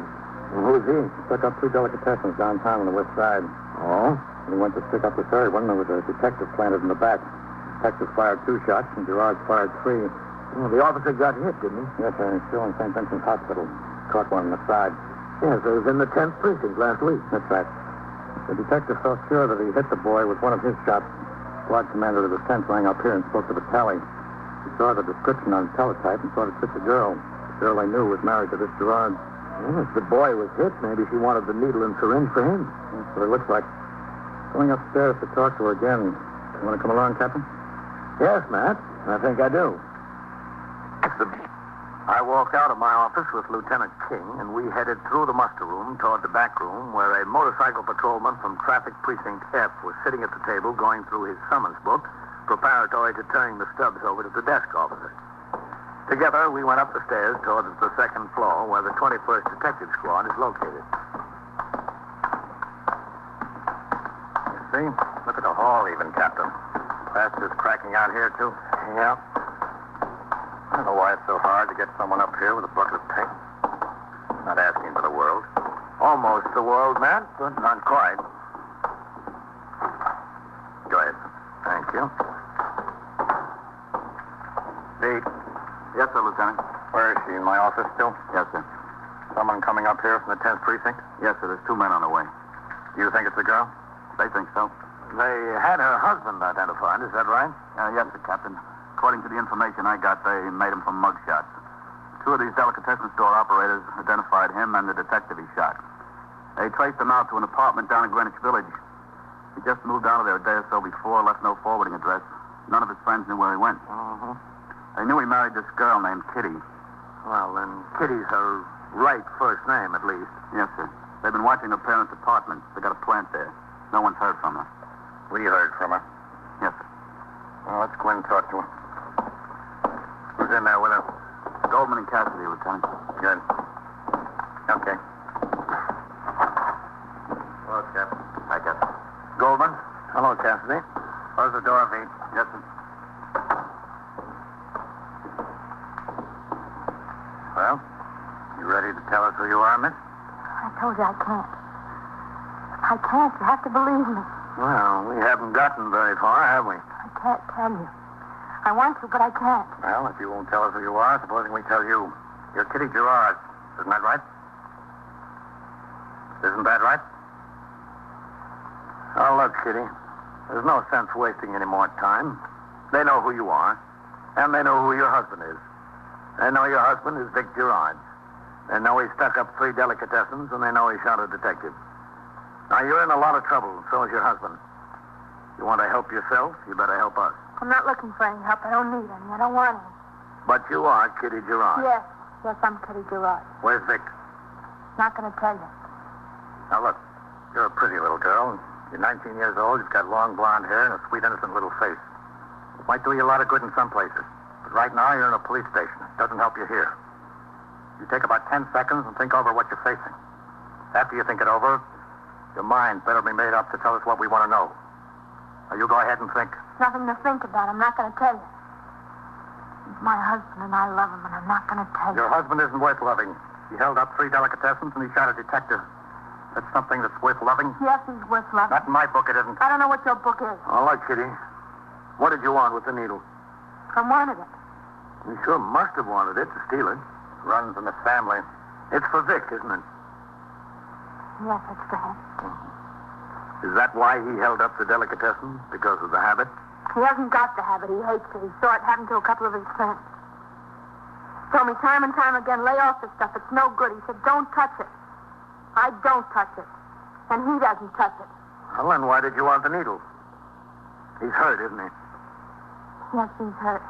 Is he shot? Yes, he was shot by the same policeman he shot in the delicatessen, the last one. Has he had any treatment? No. I wanted to take him to a hospital. I wanted to get him a doctor, but he said, no, don't do that because he'd get turned in. The hospital would call the cops, so would the doctor. Have you been taking care of him yourself? Yes, Where's he shot? in the leg. Right above the knee, about 2 inches above the knee. Which leg? Right one. I don't know how he made it home. A miracle he ever got there. It was a miracle I was able to stop it bleeding. I don't know how I did it. That bullet in there, or did it go through? It's in there. How long has this been, man? 6 days? Yeah, 6 days, Captain. Is he sick? Yes, he's sick. Running a fever about 102, 103. His legs all swollen up. I want him to go to a doctor. I said, Vic, get some sense. Get some sense because I can't take care of this thing. I don't know anything about it. He's sick. I don't know what would happen. It's better to go to a doctor or a hospital than to take a chance. Even if you get arrested, you can't take a chance. He wouldn't let me take it. He sent me down to a couple of drugstores. He said to go to a different one every time and get some bandages and some iodine. And he said, you'll take care of it for me. You'll take care of me. Well, I've been trying. I want to do what he says. But he's really sick. With 103 fever, he must be. You know what that fever's a sign of, don't you? It's infected.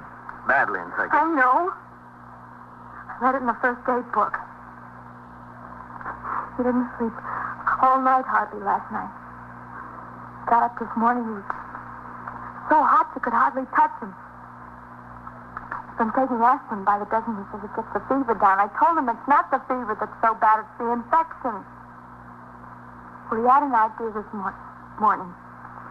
He said there was one thing that would take care of it. He said he ought to take some penicillin. Well, you can't get penicillin without a doctor's prescription, and you need a hypodermic needle to take it.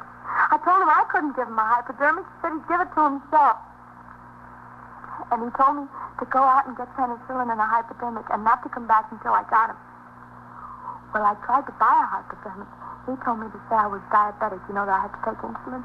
Well, I tried it. Druggist all said I needed the doctor's prescription. Including the druggist where you tried to steal the stuff? No, other ones. I went to a lot of drugstores. Finally, this one. I saw where he kept him, so I looked around the store, and his phone rang. I tried to get it out of the showcase before he caught me on the street. You know the rest. I never even got a chance to get any penicillin. I didn't even try. Where is he, Kitty? No, I'm not going to tell you.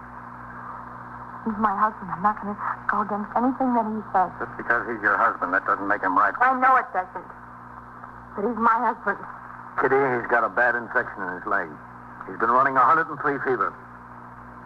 You know what's going to happen to him if he doesn't get under a doctor's care, don't you? If he doesn't get into a hospital? He said the penicillin would take care of it. Well, how is he going to get the penicillin now? I guess he won't be able to. Yeah, he's just going to stay there and wait for you to come back. He told you not to come back until you got it. He's probably up there in that bed, sick with fever and in agony from pain. Pretty soon he's going to be beyond the point where any doctor can help him. Now, you say you love your husband. I do. Well, if you love him, you'd see that he got into a hospital and under proper care. He doesn't want to. It's not going to make any difference what he wants very soon because he's going to be dead. But it couldn't be that bad. It's bad enough. Now, if you want him alive, you better tell us where he is. I wanted him to go to a doctor. I wanted him to go to a hospital, but he said no. Where is he, Kitty? In the room. We've got a furnished room. Where? He said I should. Where is your room? 742 East 78. Is he there alone? Yes, he's alone. In bed? He was when I left him. Can he get out? He can't walk. Did he have a gun? Yes, he's got a gun. Where does he keep it? Right there next to him on the table. You think he'll use it? No, he won't use it. I'm sure he won't. He's sick. He's sick in bed. He was shot in the leg. Yes, I know. But there's nothing wrong with his hands. The interrogation of Kitty Gerard continued until the arrival of the two detectives from the 10th Squad. In the course of the questioning, a complete description of the room in which she resided with her husband was obtained. Detectives Goldman and Cassidy were sent to the address with instructions to wait there on a plan. At 12:05, the detail assigned to make the arrest left the station house. Because Gerard was known to be armed and had already shot one detective, the utmost precautions were made to take him, despite his apparent physical disability. 4 patrolmen and Sergeant Waters were detailed to assist the detectives by covering the hallway, the sidewalk, and the rear of the building. It was decided to take Kitty along in the hope that the element of surprise could be employed and the fugitive apprehended without further shooting. At 12:20, Lieutenant King, with Kitty at his side, Sergeant Waters, Detective Vitale, Detective Wilkes of the 10th Squad, and I proceeded up the stairs to the 3rd floor hall room which the couple occupied. Our revolvers were drawn.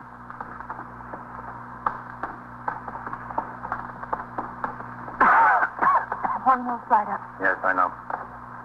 Hold it. All right, Kitty. Let's make sure you know what you're supposed to do. I know. Let's get it straight. What? When we get there to the door, you're looking to tell me to use the key and open it. Yes. After I get these officers placed where I want them. If Vic says anything, I'm supposed to answer. That's right. I'm supposed to act natural. You won't hurt him, will you? Please don't hurt him. It's up to him. It's up to you. All right, let's go.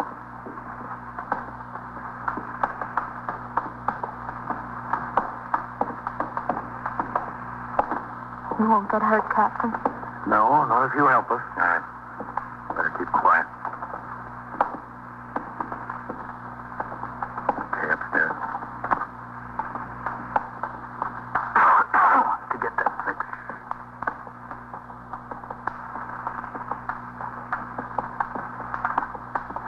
Okay.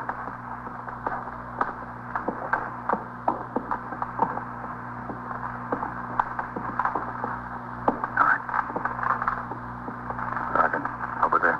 Yeah. See, Wilkes. There. Okay. Okay. You gonna stay with me, Captain? Yep. All right, Kitty. Here's the key.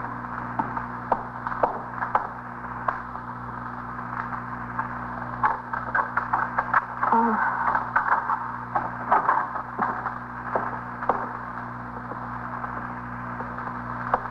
Kitty? Yes, Vic, it's me. How do you feel? Lousy. You get this stuff? Okay, let's go. Out of the way, Kitty. What is... Here we are, Vic. Don't move. Get the gun. I see it. What's going on? You know what's going on, Vic. Kitty. Yes, Vic.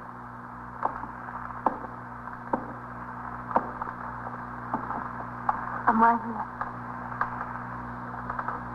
So you went and got him, huh? Is that what you do to me? You went and got him. All right, let's see you, Vic. Keep away from me. Get those hands down at your side. Get them down there. You are. That's better. Yeah, he's burning up, all right. Well, what'd you expect? I got a bullet in my leg. What do you expect me to be cool as a cucumber? Sergeant. Yes, sir.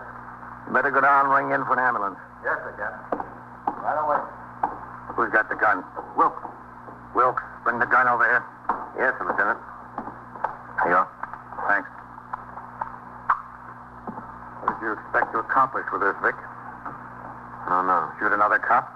What do you want me to do? The cop was shooting at me. I know what I wanted you to do. Kitty. Yeah. Tally, what'd you do it for? Please, Take a look Vic. around the place, will you? Yes, sir. What'd you do it for? What'd you turn me in? I was arrested in the drugstore, Vic. I was arrested taking a needle. You'd be so stupid as to get caught. I ask you to get a little thing like a hypodermic needle, some penicillin, you get caught. How could you be so dumb? All right. Take it easy. How could I take it easy? How could you be so dumb when you answer me that? Couldn't help it, Vic. Want you to do something for me, you mess things up. You just leave it to you, huh? You want to show us that leg, Vic? No, I don't want to show you guys anything. Just go away and leave me alone. I'm sick. I'm dying. They're going to take you to the hospital, Vic. You'll be all right. Yeah, sure, I'll be all right. In 10 years, I'll be perfect. I'm sorry I tried. I really tried. Yeah. I'll bet you tried. She tried. I don't know why, but she did.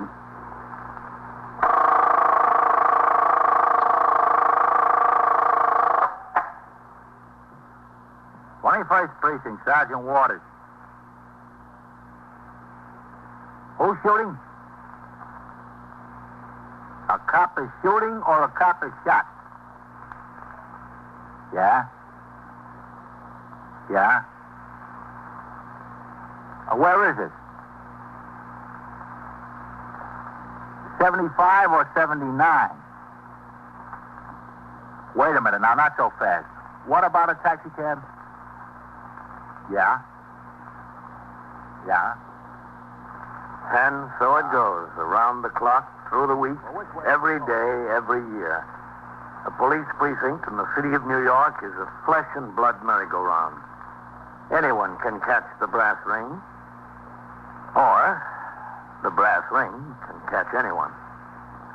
21st Precinct, a factual account of the way the police work in the world's largest city, is presented with the official cooperation of the Patrolmen's Benevolent Association, an organization of more than 20,000 members of the Police Department, City of New York. Everett Sloan in the role of Captain Kennelly, Ken Lynch as Lieutenant King. Featured in tonight's cast were Joan Loring, Bob Reddick, Joe DeSantis, Harold Stone, and John Sylvester. Written and directed by Stanley Nist. Produced for CBS Radio by John Ives. This is George Bryan speaking.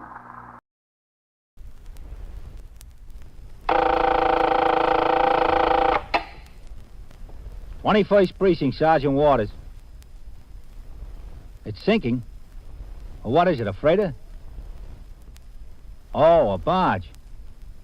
A collision with what? Yeah? Yeah? You're in the muster room at the 21st Precinct, the nerve center. A call is coming through. You will follow the action taken pursuant to that call from this minute until the final report is written in the 124 room at the 21st Precinct. Hello, CB. Sergeant Waters at the 21st. There's a gravel barge sinking in the East River off 61st Street. No, they got the barge captain off all right. You better send a police launch and ESD. Okay? Yeah. All right. 21st Precinct. It's just lines on a map of the city of New York. Most of the 173,000 people wedged into the 9/10 of a square mile between Fifth Avenue and the East River wouldn't know if you asked them that they lived or worked in the 21st. Whether they know it or not, the security of their homes, their persons, and their property is the job of the men of the 21st Precinct. The 21st, 160 patrolmen, 11 sergeants, and 4 lieutenants, of whom I'm the boss. My name is Kennelly, Frank Kennelly. I'm captain in command of the 21st. I was working my day tour. At 8:35 a.m., sector car number 5 came by the house to take me to the East River Drive near 61st Street. A gravel barge had sunk in the river on the previous day, and salvage operations to clear the channel had begun that morning. I had anticipated that the work would create a curious attraction and result in a serious traffic problem along the East River Drive.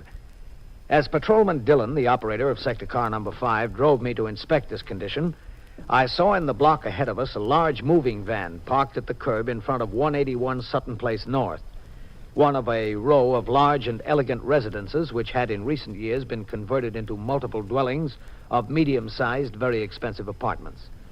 Also parked there were 2 departmental vehicles, sector car number 2 and the sergeant's car. I instructed Patrolman Dillon to pull into the curb. And as he did, I could see Sergeant Waters standing on the sidewalk talking to an attractive and well-dressed woman. 4 moving men were several feet away, engaged in conversation near the cab of their van. All right, stay with the car, Dillon. Yes. Hello, Captain. Well, I don't see why I can't. Oh, what's the trouble here, Sergeant? Mrs. Linwick, this is Captain Kennelly, commanding officer of the 21st Precinct. How do you do? Miss Linwick? What is it, Sergeant? I just want my furniture, that's all. That's what I had these men come for, to get my furniture. They're standing around, and I have to pay them while they stand around. It is by the hour, you know. Well, why can't she get her furniture? That's exactly what I'd like to know. Well, Captain, seems like the super won't let her up in the building. He won't let her into the apartment. Oh, why not? It's mine. I'm entitled to get into it. Super says she separated from her husband about 3 weeks ago. He says he's still living in the building. Super said he's got no right to let her go in there without permission from the husband. Look, I have the key. You see, I have the key. The furniture always belongs to the wife. The things in the house always belong to the wife. That's taken for granted. Not necessarily. Well, in this case, they do. Now, something ought to be done because I can't keep these men standing around and paying them an hourly rate. Where is the super, Sergeant? He's inside with Vaquero, Captain. The super's been trying to reach the real estate company that manages these buildings. Well, I don't know who he has to talk to. And you've got to remember, Mrs. Linwick, that if they let you go in, they could be liable. I can't imagine what they'd be liable for. I'd just be getting my own things. Why didn't you take them when you left? Because I left at 2:30 in the morning. How could I take them then? Well, you could have come back for them within a reasonable time. Now, look, one doesn't find an apartment the first day they go looking. I moved into a hotel and sent for my clothes. Now, I have found an apartment, and I want my furniture. Where is Mr. Linwick? I haven't any idea. Super told me he saw him leave the house with her suitcase last night. He was apparently going out of town on business, Captain. He's always going out of town. Super's been trying to call Mr. Linwick's office as well as the real estate company. I don't suppose either of them opens until 9 o'clock. All this to do about something that belongs to me. Have you talked this over with your husband, Miss Linwick? I have not. Well, don't you think you ought to? I see no reason to. It'd be a lot simpler if you worked it out together, if you decided what's yours and what's his. I know what's mine, and I know what's his. Very little is his. Well, I can't say that the best way to do it is to come around here when he's out of town and go into the apartment. I think the least you could do would be to notify him what you're up to. There's no reason for that. I spoke to my lawyer, and I am perfectly within my rights. Perfectly within my rights. Well, that may be your lawyer's opinion, but what about your husband's lawyer? I don't give two hoots for his lawyer's opinion. Now, look, I have a business of my own to attend to. I'm a fashion designer, and people start to call me at 9:30 in the morning, and they want me. They want to talk to me. Sergeant. Yes, sir. Have you got Mrs. Linwick's new apartment address? Vaquero's got it, sir. 622 East 52nd Street. Uh-huh. Have you got her office address? Yes, sir. Vaquero's got that, too. Well, it's certainly beyond me what it takes to get my own furniture back. To have that stubborn man say no, not to let me up in the building, and to have the police involved in this thing. Well, it'll all be settled, Miss Linwick. Oh, yes, I'm sure it will be. In the meantime, you know how much it's costing me an hour with those 4 men in that truck standing by there? It's costing me plenty. There's one consolation, ma'am. It's probably causing your husband a lot more. I don't care what it costs him. Oh, here's a super, Captain. Oh, yes. Mr. Swanagi. Yeah, I'm right here. That's not necessary, I tell you. I'm entitled to take my own things out. You may think you're entitled to, Mrs. Linwick. Your lawyer may think you're entitled to. I may think you're entitled to. But you don't take nothing out of there until I get the word from the office. Now, I'm not getting caught in the middle of any deal like this. Believe me. This is Captain Kennelly. Oh, yeah. Joe Swanagi, the super here. How do you do? I heard a lot about you, Captain. These pleasantries aren't getting us anyplace. Sometimes pleasantries can get you pretty far, Miss Linwick. You said it, Captain. She comes around here 8 o'clock in the morning with the moving men and gives me a hard time. What am I supposed to... Look, these are my things. Mrs. Linwick, I told you, I don't care whose things these are. That doesn't make a bit of difference to me. What do you mean? They can be yours. They can be President Eisenhower's. Nothing goes out of here until I get the okay from the office. Of all the stupidity, I've never in my life... Call it stupid, anything you want. That doesn't make any difference to me. If they tell me to let you in there, you're perfectly welcome. Now, Captain, you can understand how I don't want to get caught in the middle here. Yes, I can understand. Hey, you see, Mrs. Linwick, now, if he can understand, why can't you? My lawyer told me I could go in there any time and take anything out. Now, look, Mrs. Linwick, look, that's what makes horse races.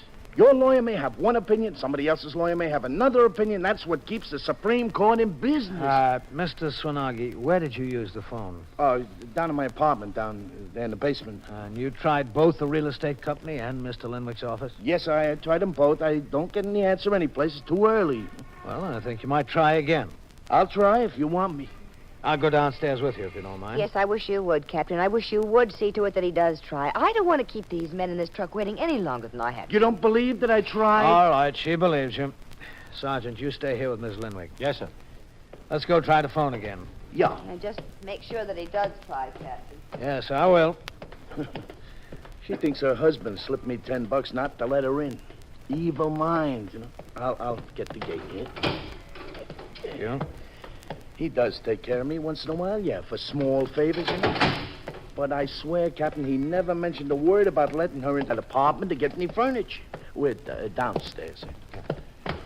She left him 3 weeks ago, is that right? Yeah, that's what the talk is. She just walked out one night after a hot argument. About 3 weeks ago, I guess. We're in here. It's all right, Ellie. Just me to use the phone again. My wife. She worries when she hears that door open. How long have they been living here? Oh, let's see, 5, 6 years, I think. Yeah, about 5 years. No, this has happened before, you know. She gets up, she leaves him about 3 or 4 times a year. You know, I told my Ellie they ought to put a swinging door up there. Well, this 3 weeks is a long time. She never walked out for more than a couple of days at a time before. You know. Oh, didn't she? No. Sometimes it was 2 or 3 days, sometimes 3 or 4 days, sometimes a week. But she always comes back. What does he do? Mr. Limwick? Yeah. Well, he's an engineer, like. You know, he goes around companies in trouble, you know, with something the matter with their plant or the way things are working or they need more space or something. He goes around like he makes what they call these surveys. You know, it's very technical stuff. Mm-hmm. I bet he had to go to some school to learn all that, huh? Where's his office? Oh, down on Wall Street. Got a place down on Wall Street. Got a firm named Engineers with his name, and there's 3 or 4 others in it. You know, like a bunch of lawyers, only just a bunch of engineers. Yeah. His name's right up there, too. First, I think. Linwick, something, and something. There's no financial problem, is there? Well, listen, as far as I know, none. They pay the rent on time, on the button, or he does. And to pay the rent in this place on time, that means no financial problems. You know what they get for 3 rooms here? You wouldn't believe it. Should I call? Yeah, try his office again first. All right, sir. After she moved out, Mr. Linwick didn't ask you to change the lock or anything, did he? No, sir. He didn't mention anything like that. He didn't say a word. I didn't mention it. As far as I was concerned, she was coming back. She always does. It's ringing. There's nobody down there yet, I don't think. Let it ring a little more. Yeah. I don't know. As far as I'm concerned, if I was him, first time she walked out, I'd have had that lock changed. Even my Ellie, who always takes the lady's side in these things, didn't like her. You know, they're not going to answer there. Nobody's there yet. All right. You know, if that lady wants to do the right thing, she'd get together with him. She'd get it all worked out. They'd say, this is mine, this is yours. They'd separate all the stuff, you know, and things like that. Not to come around there with a moving truck, 8 o'clock in the morning. You want to clean the joint out? You better try the real estate office. Yeah. Fine way to do to a guy. Come around, just clean him out. What time they usually open up, 9? Yeah, 9, but sometimes somebody's there before. I don't see the logic in it. I don't understand. Hello? Oh, hello. This is Joe Swanagi, the super at 181 Sutton Place North. Is Mr. Solent in this morning yet by any chance? Yep. Oh, good. Could I talk to him? He's there. She's getting him. This is my boss, the guy who manages these buildings. Oh, I see. He's got the answer. He's got the answer to everything. He's a... Hello, Mr. Solent. This is Joe Swanagi, the super at 181 Sutton Place North. Yeah, look, Mr. Solent, we got a little problem over here. One of the tenants, 3A, Mr. and Mrs. Limwick. You remember I told you last time you were here that they separated, she walked out? Well, he's out of town, Mr. Solent, and she came up here this morning with a moving van and 4 moving men there. Well, she wants to clean the place out. She wants to take the 4 men and go right in, so I said she can't do that. So she said, I'll call the cops. I said, go ahead, call the cops. And they're here right now.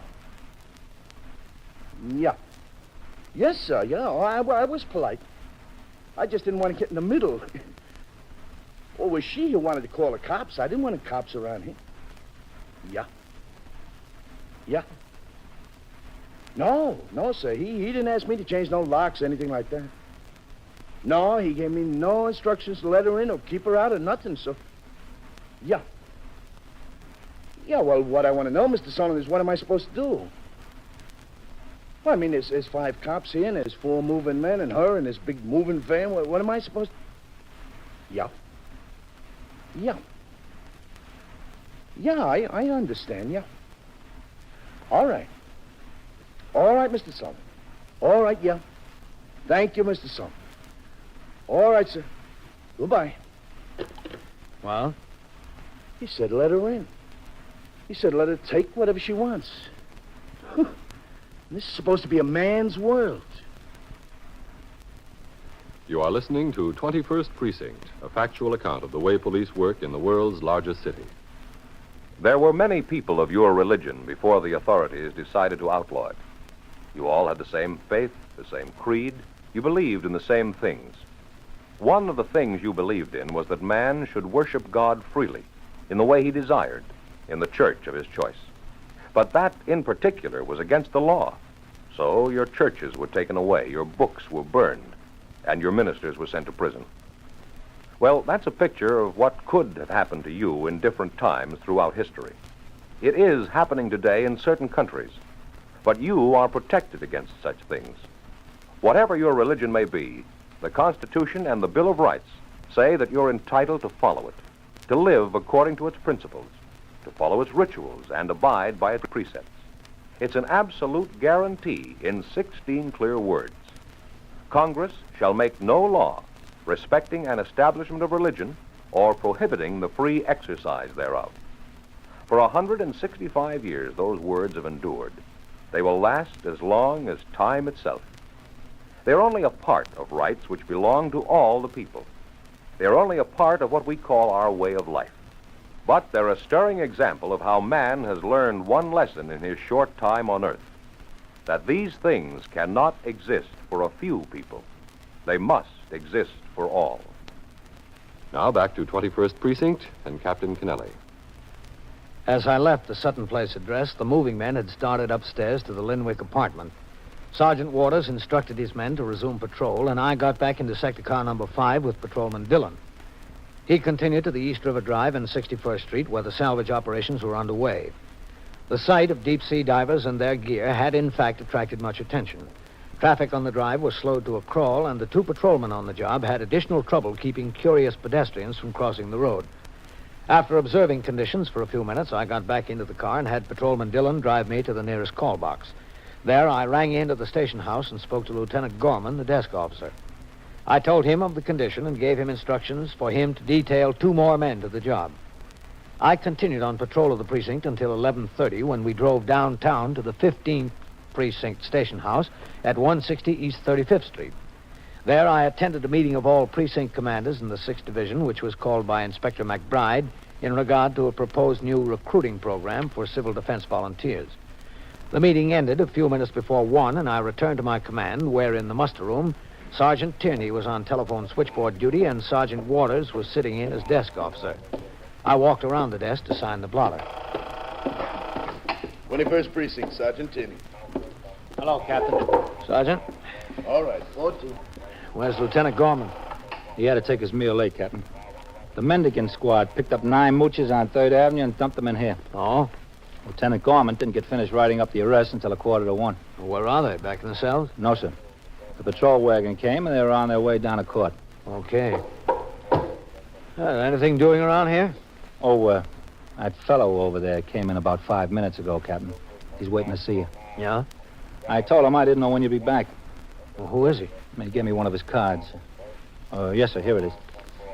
Richard Linwick, Captain. Consulting engineer. The husband of the lady with the moving van, I guess. Oh, yeah. All right, I'll talk to him. I'll be in my office. Yes, sir. 21st Precinct, Sergeant. Mr. Linwick? Yes. Oh, hello, Captain. You wanted to see me?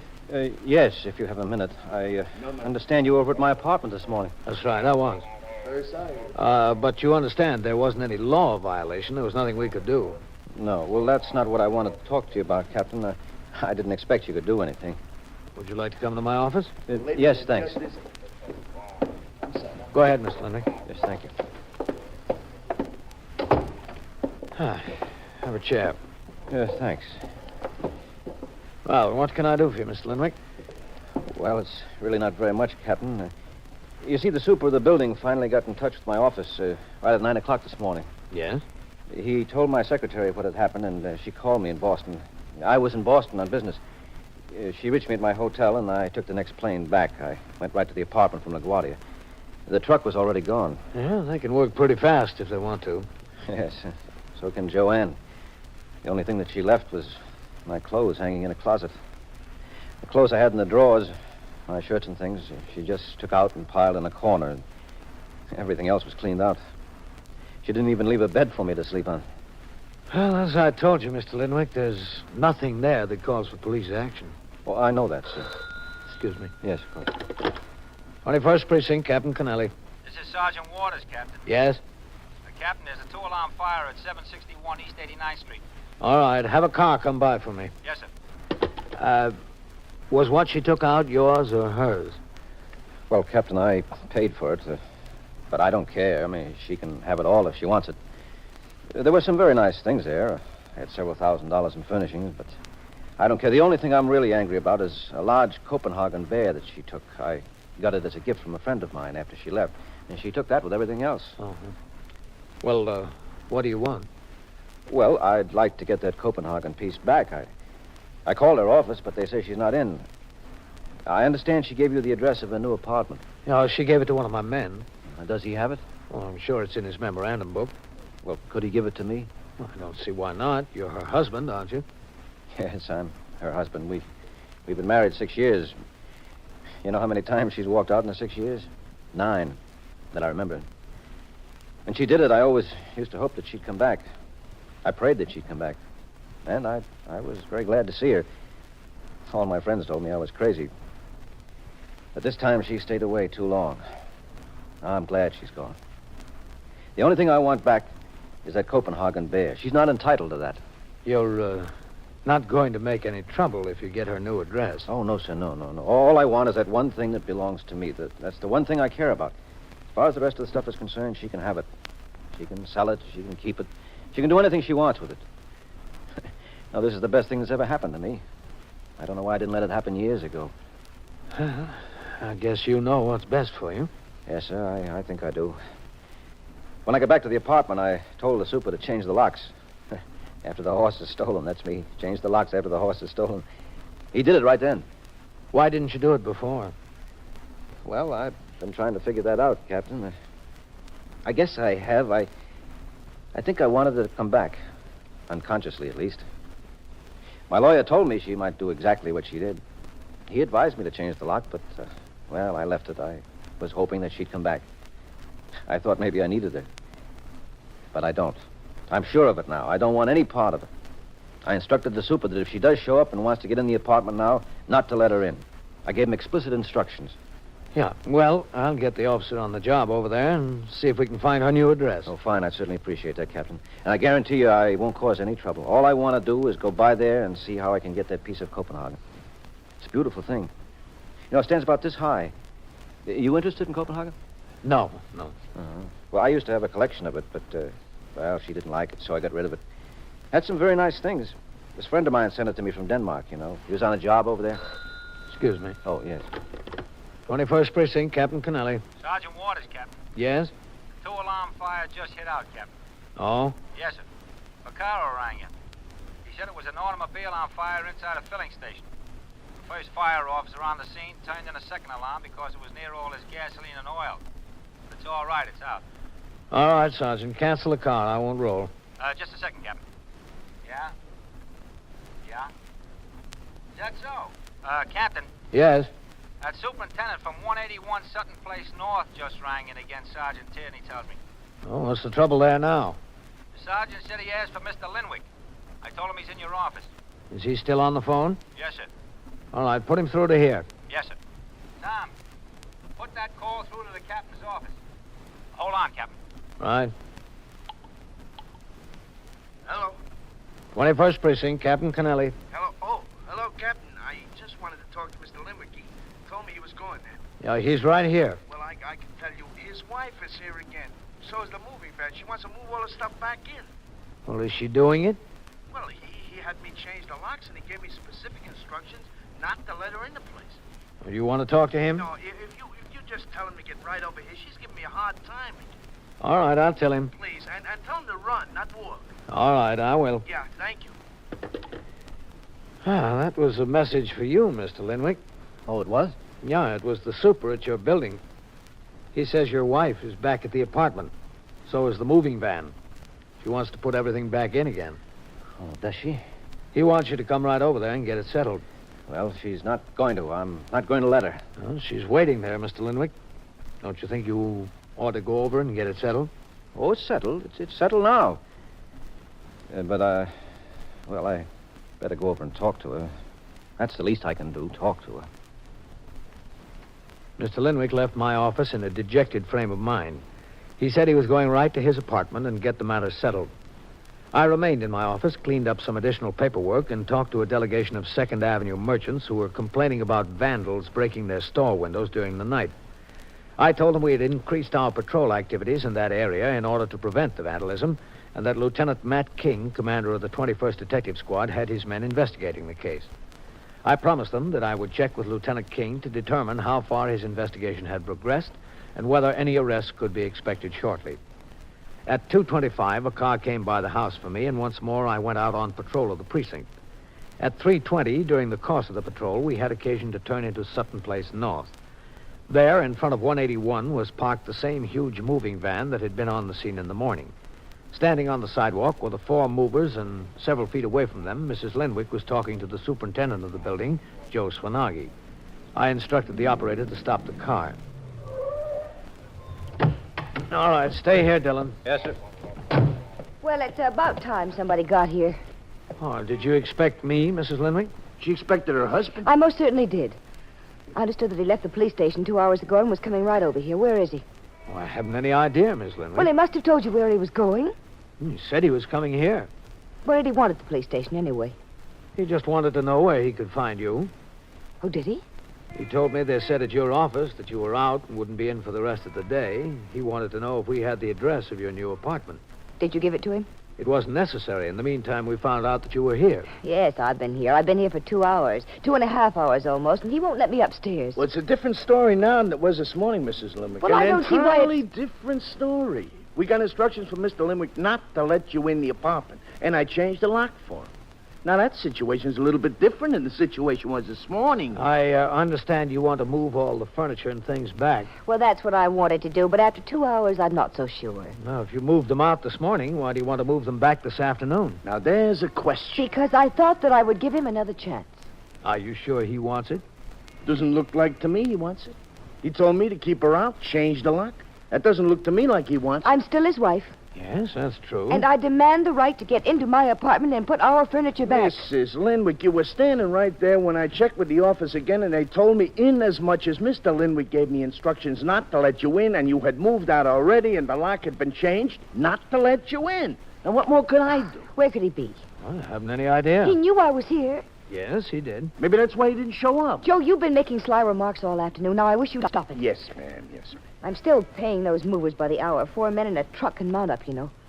Oh, Cap, here he comes. Well, it's about time.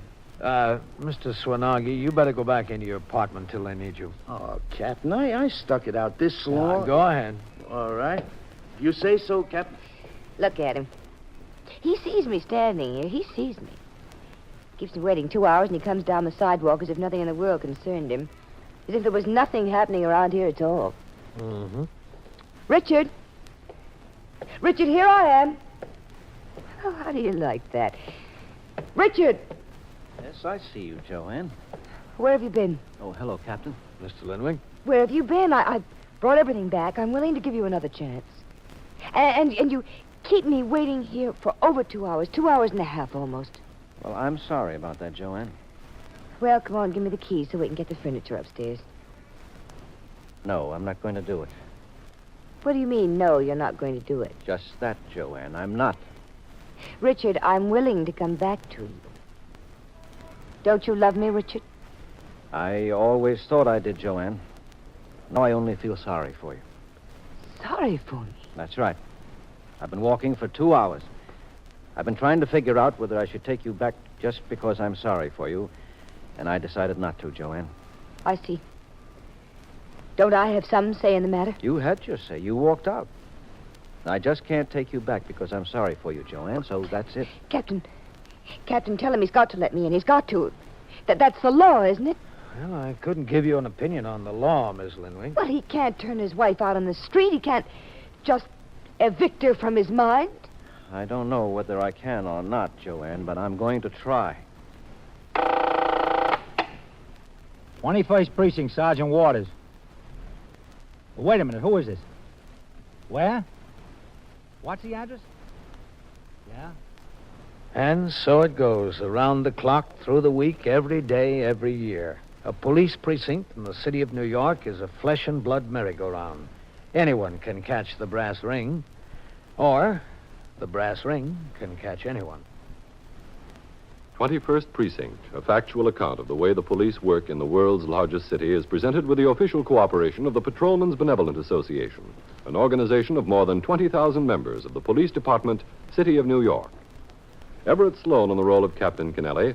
Featured in tonight's cast were Joan Allison, Bill Zuckert, Harold Stone, and Les Damon. Written and directed by Stanley Niss. Produced for CBS Radio by John Ives. Art Hanna speaking. This is the United States Armed Forces Radio and Television Service.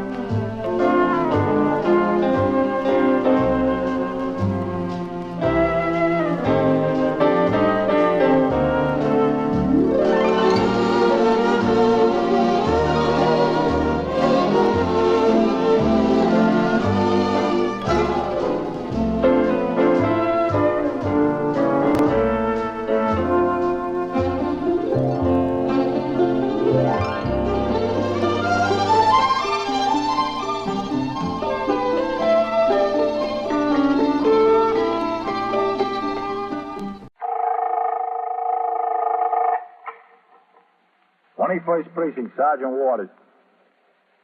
Wait a minute, who is it? Shot your husband? Where? What's the address? Yeah?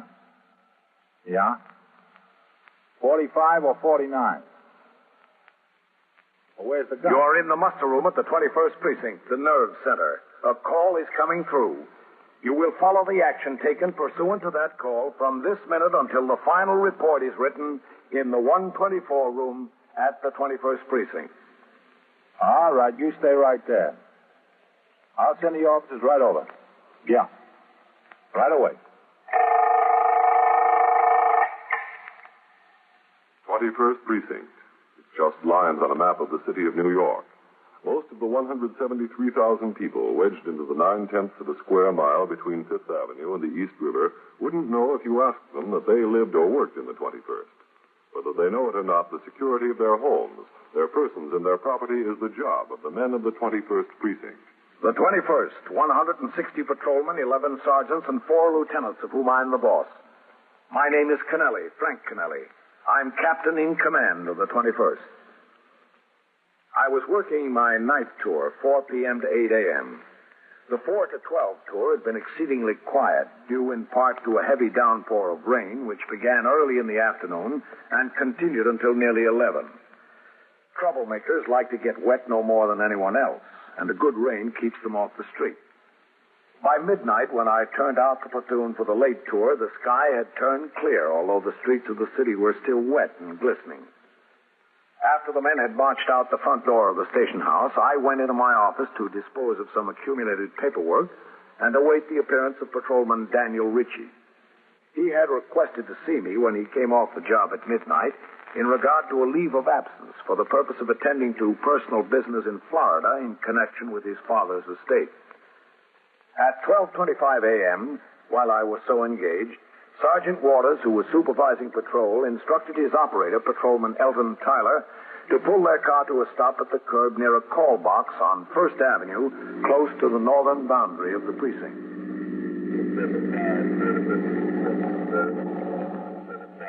Okay.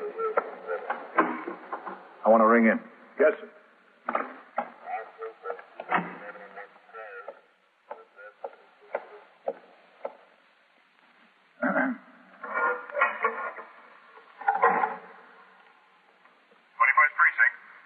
Collins.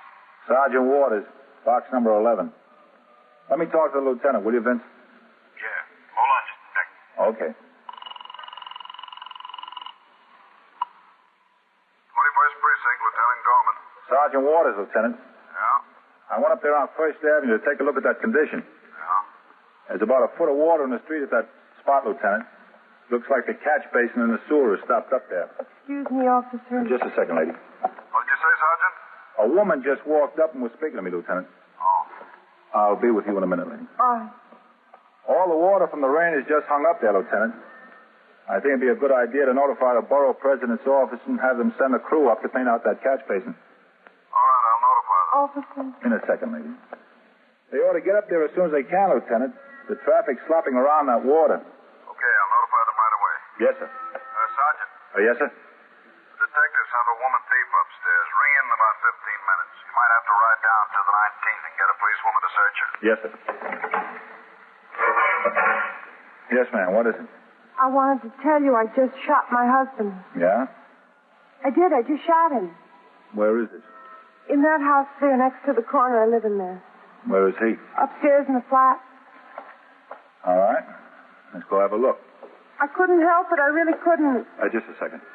Tyler. Yes, Sergeant. Come on. Yes. What did you shoot him with? A gun. I know it must have been a gun. Yes, Sergeant.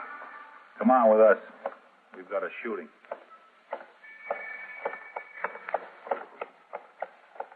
Yes. What kind of gun? A shotgun, I think you call it. You know, gun about this long. Is he dead? I don't know. I did it and I ran out of the house right away. I ran out of the house to get some help. We got no phone, you know. In here? Yes, that's right. Second floor. I'll get the door. Yeah. It's not locked. Didn't take my key. It's not locked. Why did you shoot him? I warned him, and he still came after me. I warned him to stay away from me. All right. Where is the shotgun? Upstairs. I left it upstairs. When did this happen? Just now, just a minute ago. I came out to call someone, call some help. Must not have been a very loud shotgun. Nobody in the building heard it. It was loud, all right. It was the loudest thing I ever heard. Which apartment up there? In the front. That one? Yeah. See, I left the door open when I ran out. Whose gun is it? His. All right, go ahead. I wish you'd go first. No, you go in. All right.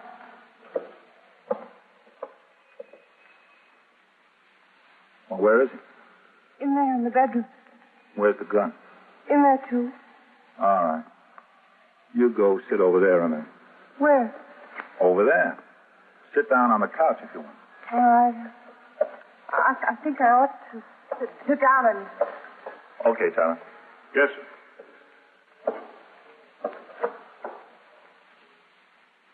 Use your foot to push it all the way open. Okay, Sergeant.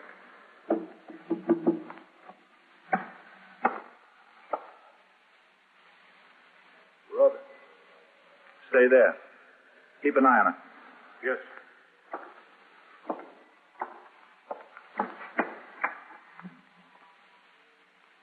She shot him all right, but good. Okay. Double barrel shotgun. We'll leave it lay there. Yes. Okay.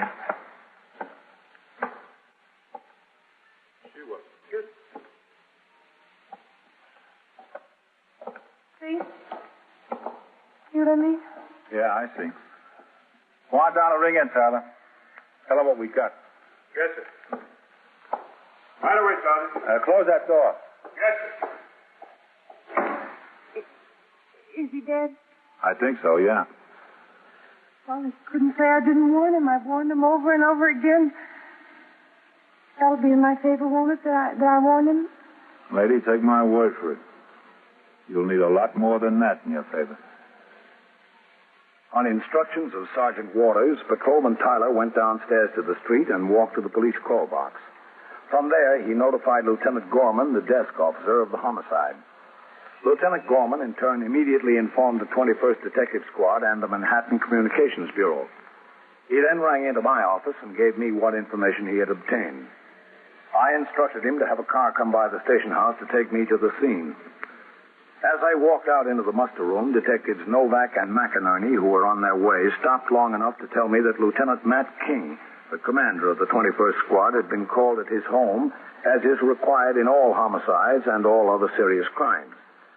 In the meantime, the Communications Bureau dispatched an ambulance to the scene and notified the Manhattan East Homicide Squad, the New York County District Attorney's Office, the Medical Examiner, the Photographic Bureau of BCI, and, because a firearm was used, the Ballistics Bureau. In addition, 6 patrolmen from the 21st were sent to control the crowd of curious people who always gather on the sidewalk and to keep back behind their doors other tenants of the building awakened by the excitement. When I arrived and started up the stairs to the second floor, an ambulance attendant from the Beth David Hospital passed me as he was going down. I continued on up. Who's down there, Vaquero? Eisman? Yes, Sergeant. Get a 95 tag out of your car and bring it up here. Hello, Sergeant. What'd you say, Sergeant? Captain. A 95 tag. Get one out of your car and bring it up here. Okay, Sergeant. What'd the ambulance attendant have to say? The OA, Captain. Mm-hmm. Who's here? Only Novak and McInerney of the 21st Squad so far, Captain. Nobody's got here from the Homicide Squad yet. Want to take a look around? Yeah. Back there. Oh, just a second, Captain. Now, listen, you people. You were told to get inside your places and stay there. Now get back in there. There's nothing to see here.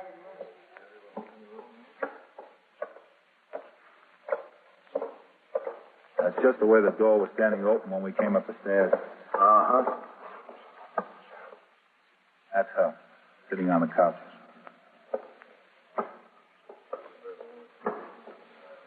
You want to talk to her, Captain? In a minute. Let's see in there first. Yes, sir.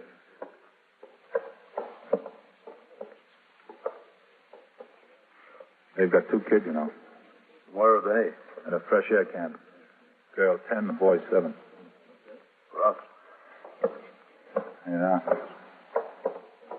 She told me he came home about midnight. Said he was about 2/3 drunk. Yeah. She said he started after her, started to beat her. She ran in here, into the bedroom. Closed the door and pushed that chair up against it. She started pounding on it. Told him not to come in. Then she said he started pounding on the door harder. She went to the closet there and got the gun. She warned him if he came in, she was going to shoot him. Finally pushed the chair out from under the doorknob and came in. She fired. Fell right there. That's her story. Her aim was sure good. Yes, sir. All right, let's talk to her. Yes, sir. Hello, Captain. Tyler? Mrs. Wheel, this is Captain Kennelly, commanding officer of the precinct. You, want to tell me how this happened, Mrs. Wheel? I told him how it happened. The sergeant here and the detectives asked me. I told them how it happened. I don't feel like telling it anymore. You're going to have to tell it a lot more times, Mrs. Wheel.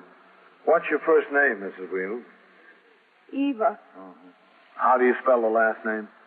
W-E-A-L-D. Your husband's name is Joe? Yes, that's right. I understand you have 2 children.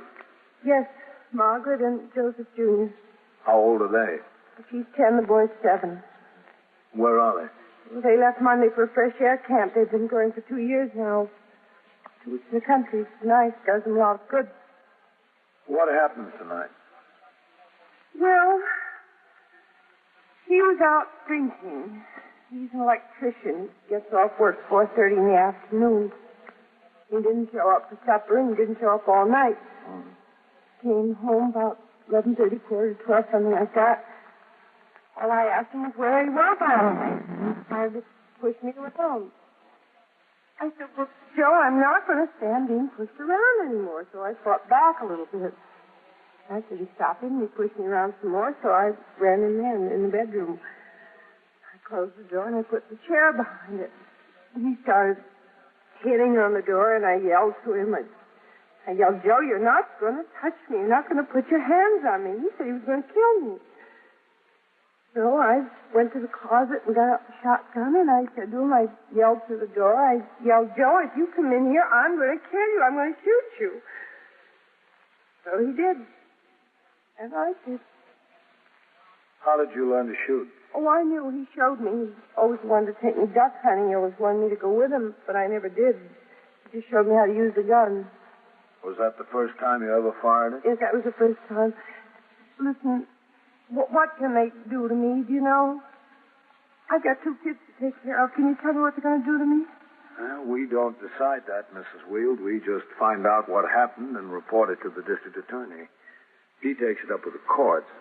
We have nothing to say about what they do with you. Oh. He would have killed me if I didn't do it. You don't know him. He got wild, really wild all the time. You can ask anybody in the building here. They'll tell you. Yes, well, we'll find out all about it. What? His mother. Who's going to tell her? I don't want to do it. I don't want that job. Where does she live? A couple blocks from here, that's all, on York Avenue. What's her name? Mrs. Wield, too. Isabel Wield. Who's going to tell her? Will somebody from the police department do it? Yes. Somebody from the police department will do it. That's good. I wouldn't have nerve to face her. You had the nerve to shoot her son. I know, but that's different. Now, back to 21st Precinct and Captain Kennelly. Within a few minutes, 2 detectives from the Manhattan East Homicide Squad and a photographer arrived. Pictures of the body and the surrounding conditions were made from every possible angle. Lieutenant King, the ranking officer of the detective division on the job, began to dictate to a stenographer from the homicide squad an accurate description of the body, its position in the room, and all other physical details that might later be needed as evidence before the grand jury or in court. A deputy medical examiner appeared, and while he was making his examination of the body, a detective from the ballistics bureau arrived to take custody of the shotgun used in the homicide. The deputy medical examiner made a preliminary report that death was due apparently to a shotgun charge in the chest and ordered the body taken to Bellevue for an autopsy. While awaiting the arrival of the morgue wagon, a detective took fingerprints of the deceased. And finally, Patrolman Elton Tyler, the first officer on the scene, made a search of the body, removed all property except clothing, and placed a UF-95 identification tag around the wrist. The body was then removed to the morgue. Meanwhile, detectives of the 21st Squad and the Homicide Squad began the investigation by questioning Mrs. Wield and some of her neighbors. At 10 minutes past 2 in the morning, when all that could be accomplished at the scene of the homicide was done, Lieutenant King ordered Mrs. Wield taken to the station house. As Patrolman Tyler, the arresting officer, and Detective Novak accompanied her to the 21st Squad office on the second floor, Lieutenant King leaned against the filing cabinet and watched them enter. Over here, Mrs. Wield. Where? Oh, over here. Do you want me? Yes, that's right. Hello, Tyler. Hello, Lieutenant. We met over at your place. I'm Lieutenant King. Yes, Come into my office, please. Go back. Mac, let's go. Yes, sir. Tyler. Yes, sir. Inside, Mrs. Wield. Just have a seat right there. Yes. Yeah, that's fine. Shut the door, Tyler. Yes. Mrs. Wield, you know you're in serious trouble. I don't care. I really don't care. There are a few things I'd like to get I straight. told you everything I remember. Mrs. Wield, I'm interested to know how your husband could chase you around the house, threaten to beat you up, threaten to kill you, throw furniture at you, pound on the door. I'd like to know how he could do all these things and be so quiet about it. None of your neighbors on either side of you, or upstairs or downstairs, heard a thing. How do you account for that? I don't know how to account for it. Well, that racket he was making, chasing you around, threatening you, seems probable that someone should have heard it, doesn't it? Well, when I fired the shotgun, that made a lot of noise. Nobody heard that either. Oh. They didn't, did they? You didn't find anybody heard that? I'd like you to tell me something else. Yes. When this officer here came up the stairs, when he came up with Sergeant Waters, the door to the bedroom was closed almost all the way. Isn't that right, Tyler? Yes, sir, Lieutenant, that's right. Sergeant had me use my foot to open it the rest of the way. He didn't want me to touch the doorknob. Mrs. Wield, did you close that door when you came out of the bedroom? I don't know. I don't remember. No, it was closed. It was closed. I must have closed it. Now, Mrs. Wield, there's something else I'd like to get straight. Please, I'm very tired. It's awfully late. It's the middle of the night. I'm tired, too, Mrs. Wield. We're all here at this hour on account of you. All right. What I was going to ask about is this. It's not very clear exactly when your husband got home. What time was it? I told you, 11:30, quarter to 12, and he was drunk, very drunk. You're sure it wasn't early? I'm positive. Well, I'm not so positive, Mrs. Wield. Do you know Mr. Doyle, who lives in your building on the top floor? What's he got to do with it? Mr. Doyle said that he was coming down the stairs. He was on his way out for a paper, and he passed your husband going up. Mr. Doyle said that was about 10 o'clock. I don't care what Mr. Doyle says. Mr. Doyle says he distinctly remembers the time. He waited until the end of a radio program before he went out for a paper. Told you, don't care what Mr. Doyle said. Joe didn't get home till 11:30 or 11:45. Besides, what difference does it make? I told you I killed him. There's no argument about that, is there? No. Told you I did it, and I told you why I did it. But I can't understand why nobody heard it. Why nobody heard either the fight or the shot. But maybe they're all deaf. Listen, what about my kids? What happens to them? Is somebody going to go up to the fresh air camp after them? Or maybe they'd better stay there. That'd probably be best. Probably. Do you have anyone that could take care of them? No, I've got nobody at all. What about your mother-in-law? Did somebody tell her? I've got a detective out trying to locate her. Wasn't she home? I don't know. I haven't heard back from the detective. Well, she should be home. Where else could she go? Look, what time is it? 2:30 almost. Well, this detective had other things to do. I don't know whether he got to her yet. Oh. This same detective was in a bar and grill down the block from where you live. You know the one I mean?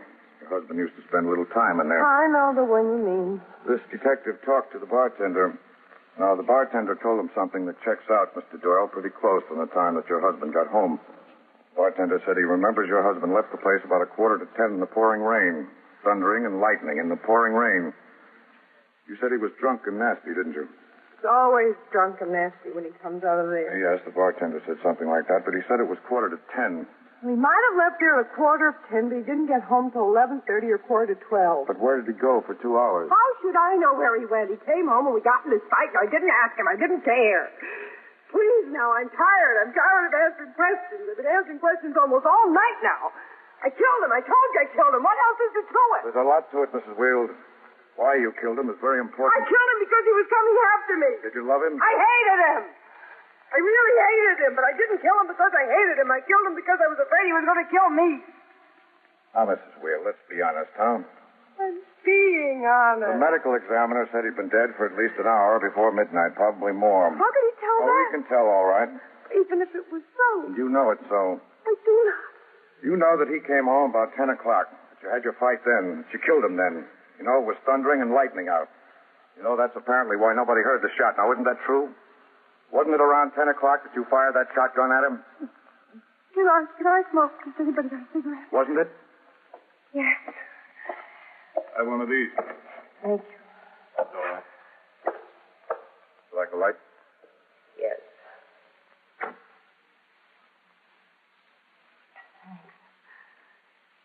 Now, why did you tell us that you killed him about midnight when it was really about 10 o'clock?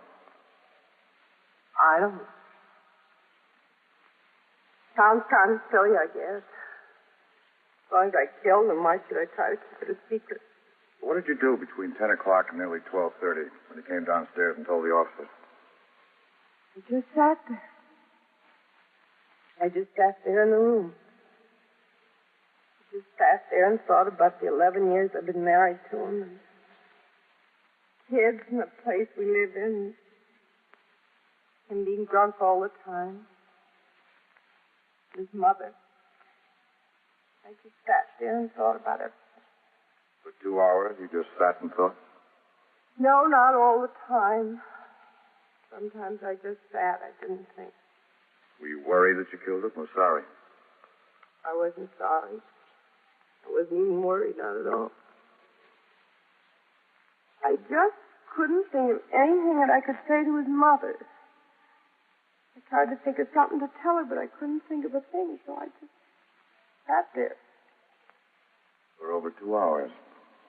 Your husband's body in the next room. Well, yeah.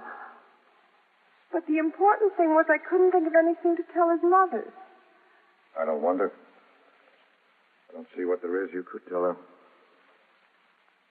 The interrogation of Mrs. Wield continued. In the meantime, I had been out on patrol of the precinct.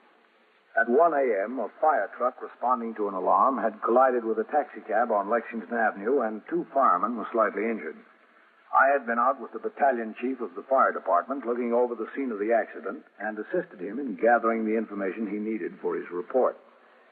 It was after 4 a.m. when I returned to the station house, where Lieutenant Gorman was desk officer and Sergeant Waters was on telephone switchboard duty as I walked around to sign the block. 21st Precinct, Sergeant Waters. Sergeant? Hello, Captain. Fred, what's doing? Nothing much, Captain. All right, bring them in. Oh, did they book that Mrs. Wield on the homicide yet? No, sir, not yet. Oh, Lieutenant. Yes. Coley's on his way into the house with a set of keys left in the ignition of a parked car. Okay. All right, Red. Yes, sir, Captain. All right, Coley. Come on in with the keys. Sergeant. Oh, yes, sir, Captain. Have we got somebody on a fixer tonight over where that upholstery company fire was? Yes, sir. Underwood is on the job there. I'd like to talk to you if you don't mind. You'll have to make inquiries over here, ma'am. I don't want to make inquiries. I want to talk to him, the captain. Lady, the desk officer will take care of you. The lieutenant. I saw a lieutenant upstairs. He didn't give me any satisfaction. I want to talk to a captain. You're a captain, aren't you? Yes, that's right. I'm Mrs. Wield. Mrs. Isabel Wield. It was my son she shot.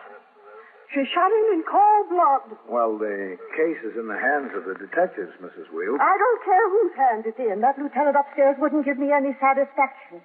So I want to talk to you. What is it you want to talk to me about, Mrs. Wield? They wouldn't let me talk to her. They wouldn't even let me see her. Well, what's the necessity in seeing her? 21st She killed my son, didn't she? There's an investigation in progress, Mrs. Wield. That lieutenant had her up there in that little office upstairs, and he wouldn't even let me go in and talk to her. Well, you can see her in court tomorrow morning. Tomorrow morning I'll be busy making funeral arrangements and busy getting those children, my grandchildren, out of that fresh air camp. In cold blood. And he wouldn't even let me give her a piece of my mind. I told him the first time he brought her home to meet me, I told him he was making a big mistake to think about marrying her. Mrs. Wield. I could have predicted this. I could have predicted it 10 years ago that something like this would happen. Poor children. And poor me to raise a boy so that you could shoot him down in cold blood. Look, there's no use talking to me, Mrs. When Wield. that detective knocked on my door and told me who it was, I knew something like this had happened. She was out to do this. You can just write that down in your little book. Mm-hmm. Did you tell all this to the detectives? Of course I told it to the detectives. I told them how he wouldn't go home from work. How he'd come to my house and I'd tell him that she was going to do this. He wouldn't believe me. I'd sit him down and I'd give him a drink and I'd tell him what she was like. I had to keep a bottle of whiskey especially in the house for him. In cold blood. And those poor children, the most gorgeous children you ever saw. They look just like their grandfather.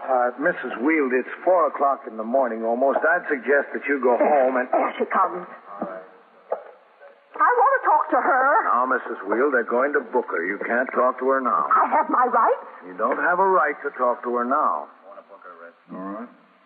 Just stand in there closer to the railing. Yes. That's right. Beyond me how you can treat anyone like that with decency, like a human being. The name is Eva Wield, Lieutenant. W-E-A-L-D? That's right, yes. I wish you would use your maiden name. Mrs. Wield, if you don't stop interfering, I'll have to ask you to leave the station house. 3145 First Avenue. With my son, my baby, the baby of my family, that's not interfering. 831. You been out for a meal yet, Kent? No, not yet, man. I'd like you to tell the captain why I couldn't see her upstairs. I'd like you to tell him what you told me. Go on. Tell him what you told me. It's not necessary for him to tell me, Mrs. Wield. You have no right to interfere and interview a suspect during the course of the investigation. I'll see what my rights are. Well, you'll be taken to the 19th Precinct where they have cells for female prisoners. I don't care. She don't care about anything. And you'll be taken to felony court in the morning. Meantime, you're entitled to have us make 3 telephone calls. There's nobody I want to call? There's nobody that would talk to her. All right, wait in the back room with her, Tyler. Yes, sir. Right this way, Miss Wield. Well, how do you like that? She didn't even have the decency to say hello to me. Not even the decency to do that. After she shot down my son in cold blood. The way she described it, Mrs. Wield, it wasn't exactly cold blood. No? I'd like to know what it was then. Well, that's up to the courts to determine. A lot they know. To kill a woman's son like that. It was the same as if she'd taken that gun and aimed it at me. Just the same. It's a good thing you weren't there, Mrs. Wield. She might have done just that. 21st Precinct, Sergeant Waters. Sitting on a ledge where? A man or a woman? Yeah? Yeah? What floor? What floor? Well, if she threatened to jump? Yeah? Yeah? And so it goes, around the clock, through the week, every day, every year. The police precinct in the city of New York is a flesh and blood merry-go-round. Anyone can catch the brass ring, or the brass ring can catch anyone. 21st Precinct, a factual account of the way the police work in the world's largest city, is presented with the official cooperation of the Patrolmen's Benevolent Association, an organization of more than 20,000 members of the Police Department, City of New York. Everett Sloan in the role of Captain Kennelly, Ken Lynch as Lieutenant King, Harold Stone as Sergeant Waters. Written and directed by Stanley Niss. Produced for CBS Radio by John Ives. Art Hanna speaking. 21st Precinct has come to you through the worldwide facilities of the United States Armed Forces Radio and Television. 21st Precinct, Sergeant Waters. Yeah, where is this? What was he shot? Yeah. Yeah. He's dead, huh? Well, I gotta send the ambulance anyway to pronounce the POA. You are in the muster room at the 21st Precinct, the nerve center. A call is coming through. You will follow the action taken pursuant to that call from this minute until the final report is written in the 124 room at the 21st Precinct. Yeah, all right. I'll make a notification. You just sit tight until the detectives get there. Okay. Yeah. 21st Precinct. Just lines on a map of the city of New York. Most of the 173,000 people wedged into the 9/10 of a square mile between Fifth Avenue and the East River wouldn't know if you asked them that they lived or worked in the 21st.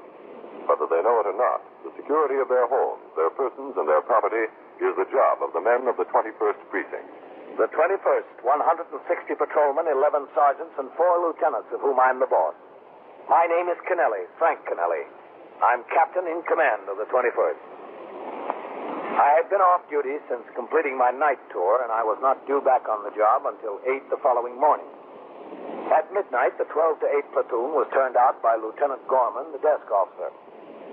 After the 55 men who had patrolled the streets of the precinct during the night marched out the front door of the station house, a quiet settled over the muster room.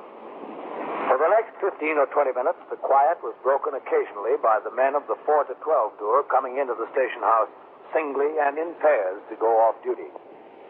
Each saluted the desk as he passed through en route to the locker room to change to civilian clothes. Then, as the men reached their posts and began to ring in on the 22 police call boxes scattered throughout the precinct, the telephone switchboard manned by Sergeant Waters started to hum at intervals.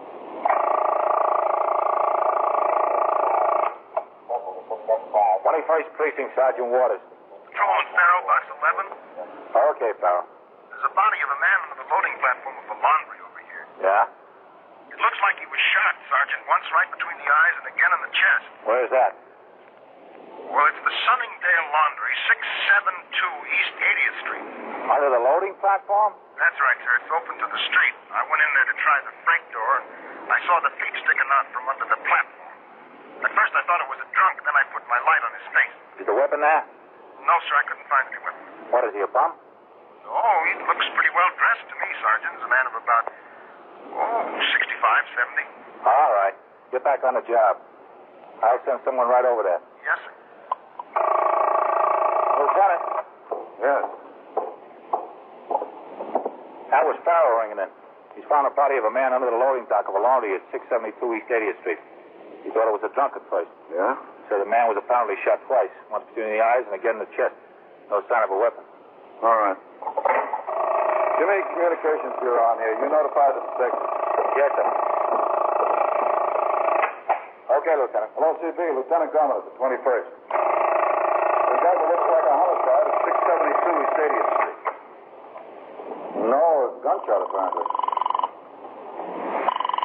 Uh-huh. Yeah. 21st Squad, Detective Vitale. Okay. This is Sergeant Waters on TS, Vitale. The patrolman on post reports a homicide at 672 East 80th we'll take Street. care of that, MC. The loading dock of the laundry there. All right. Did you say 672 or 622? 672. Okay, Sergeant. Thank you. Yeah. Who's catching upstairs, Sergeant? By tally, Lieutenant. Give me a line on here. I want to notify the skipper. Yes.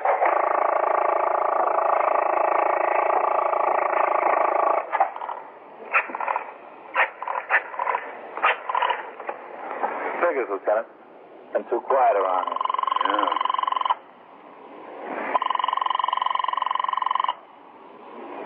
Captain must be sleeping. Yeah. Hello. Captain Kennelly? Yes? Lieutenant Gorman, Captain. Oh, what have you got? A man shot and killed, Captain. Yeah, where? 672 East 80th Street, the loading dock of the laundry there. The cop on the post saw the body. He thought it was a drunk. The man was dead. Well dressed. Well, looked like a bullet hole through his head and another one through the chest. Any identification? No, sir, not yet. All right, send a car for me. Yes, sir, right away, Captain.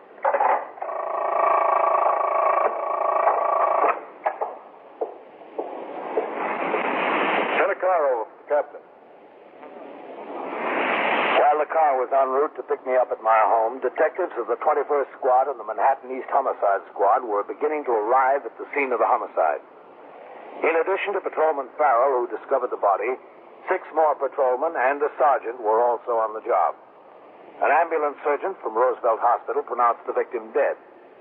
Pending arrival of a deputy medical examiner, Lieutenant Matt King, commander of the 21st Squad and the ranking officer of the detective division on the scene, dictated to a stenographer a detailed description of the body, its position, and surrounding conditions.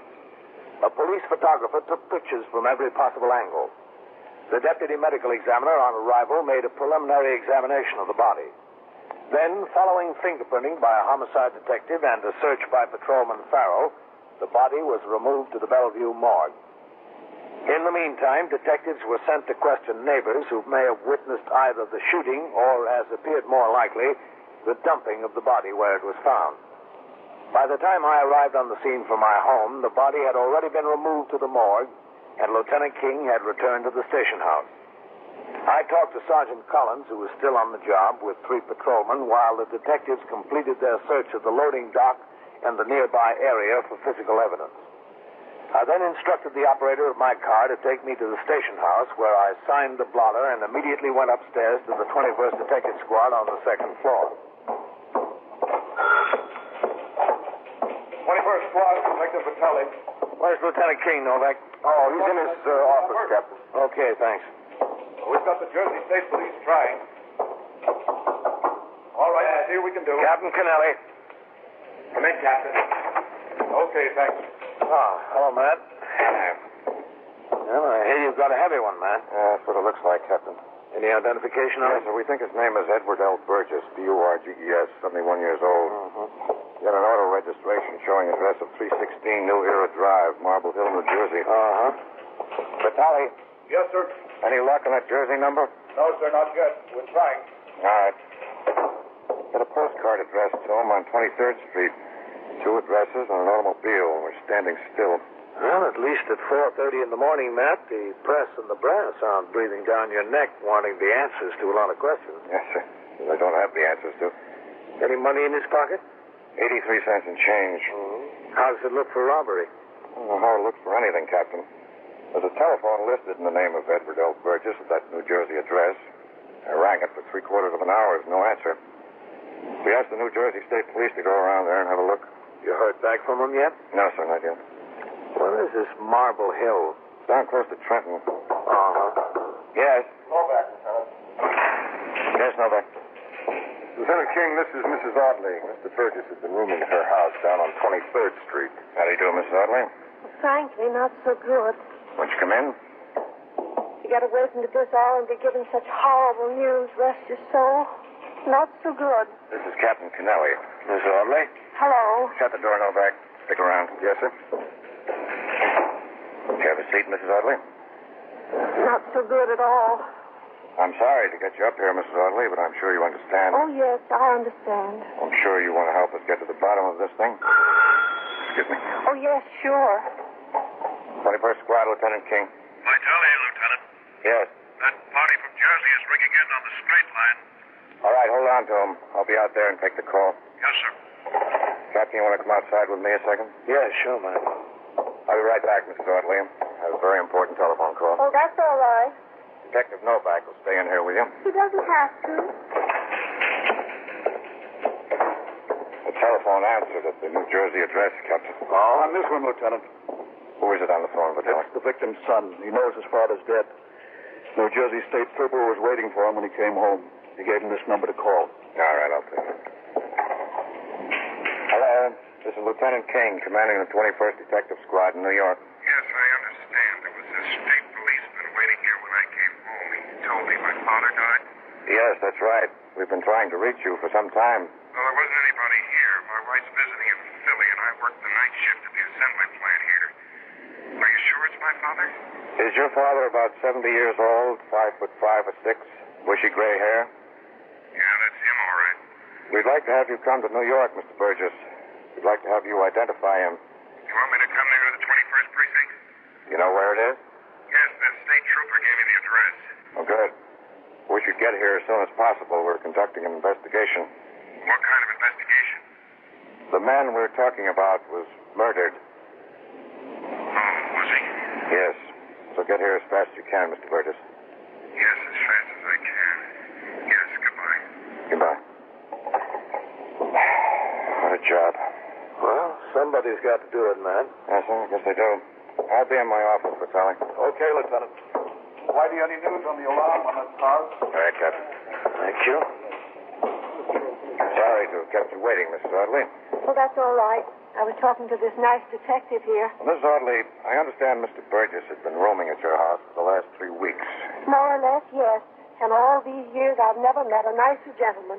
He was the last man in the world you'd think tragedy would fall to. The only tragedy we've had around there since my husband, the late Mr. Audley, died. Well, Mrs. Audley... I had a near tragedy once, a chiropody student. He hung himself with a neck in his room one night, but we cut him down in time. Well, I want to make sure we're talking about the same man, Mrs. Audley. The last I heard of him, the chiropody student, that is, he was back home delivering on a milk route and raising a big brood of kids. It shows you how good can come out of bad. Do you know why Mr. Burgess had come to New York? Oh, yes, to take treatment from a doctor. He was suffering from sciatica, poor man. Did he have any particular friends that you know of? Well, not in the house, but he liked his noggin of beer. When he wasn't in the house or to the doctor's, you could find him down at the bar and grill on the corner. When was the last time you saw him? Oh, about 8:30 tonight. Last night, that is. Is that when he left the house? Oh, no. He left the house sometime previously to go to the bar and grill. Hope you don't mind my mentioning the fact that he liked his nip. Oh, that's all right. The reason I mention it is because of my late husband. Poor man. He liked to drink, too. A pint of whiskey every day of his life, except the last, that is. He got hit with a streetcar too early in the morning to finish it. Well, if he had already left the house, Mrs. Audley, when was it you saw him last? Well, as I said, about 8:30. I happened to be looking out the window, and there came poor Mr. Burgess on his way home from the bar and grill. Just struggling along, on account of his ailment, not the beer. He didn't return to the house? Oh, no, he got into the car. Whose car? His car, Mr. Burgess's. He generally kept it parked at the curb there. And drove away? Oh, no, he didn't drive. The other one did the driving. What other one? The one that was waiting at the car. A man? His son. Mr. Burgess, son? Well, that's what it looked like to me. His son, Carl. Let me get this straight. Mr. Burgess walked down the sidewalk toward the house, and when he got to his car, his son was waiting there? Well, it certainly looked like his son. Have you seen Mr. Burgess' son previously? Oh, yes, on 2 or 3 occasions. When he brought Mr. Burgess to move in, and once more, at least once more. You're positive it was Mr. Burgess' son? Absolutely positive? Well, I couldn't swear to it. But I'm absolutely positive. Absolutely positive. You are listening to 21st Precinct, the factual account of the way police work in the world's largest city. On September 24th, 1951, newspapers carried a minor headline that read, 3 UN men capture Heartbreak Ridge. And the item, quote, after 4 unsuccessful assaults earlier in the day, a battalion that has suffered 2/3 casualties sent a platoon with only 13 men left against enemy positions on the peak. 3 men finally reached the objective, and they were quickly reinforced, unquote. What connection does that news item have with you? Just this. Those men who reached the ridge and those men who fell trying were helping to write a code of conduct for all future United States fighting men. Specifically, Article 1 of that code. I am an American fighting man. I serve in the forces which guard my country and our way of life. I am prepared to give my life in their defense. Now back to 21st Precinct and Captain Kennelly. The first 24 hours in a homicide investigation are priceless to detectives. The memory of witnesses is short, and as each hour passes, the trail grows colder. Consequently, all off-duty detectives of both the Manhattan East Homicide Squad and Lieutenant Matt King's 21st Detective Squad were summoned from their homes.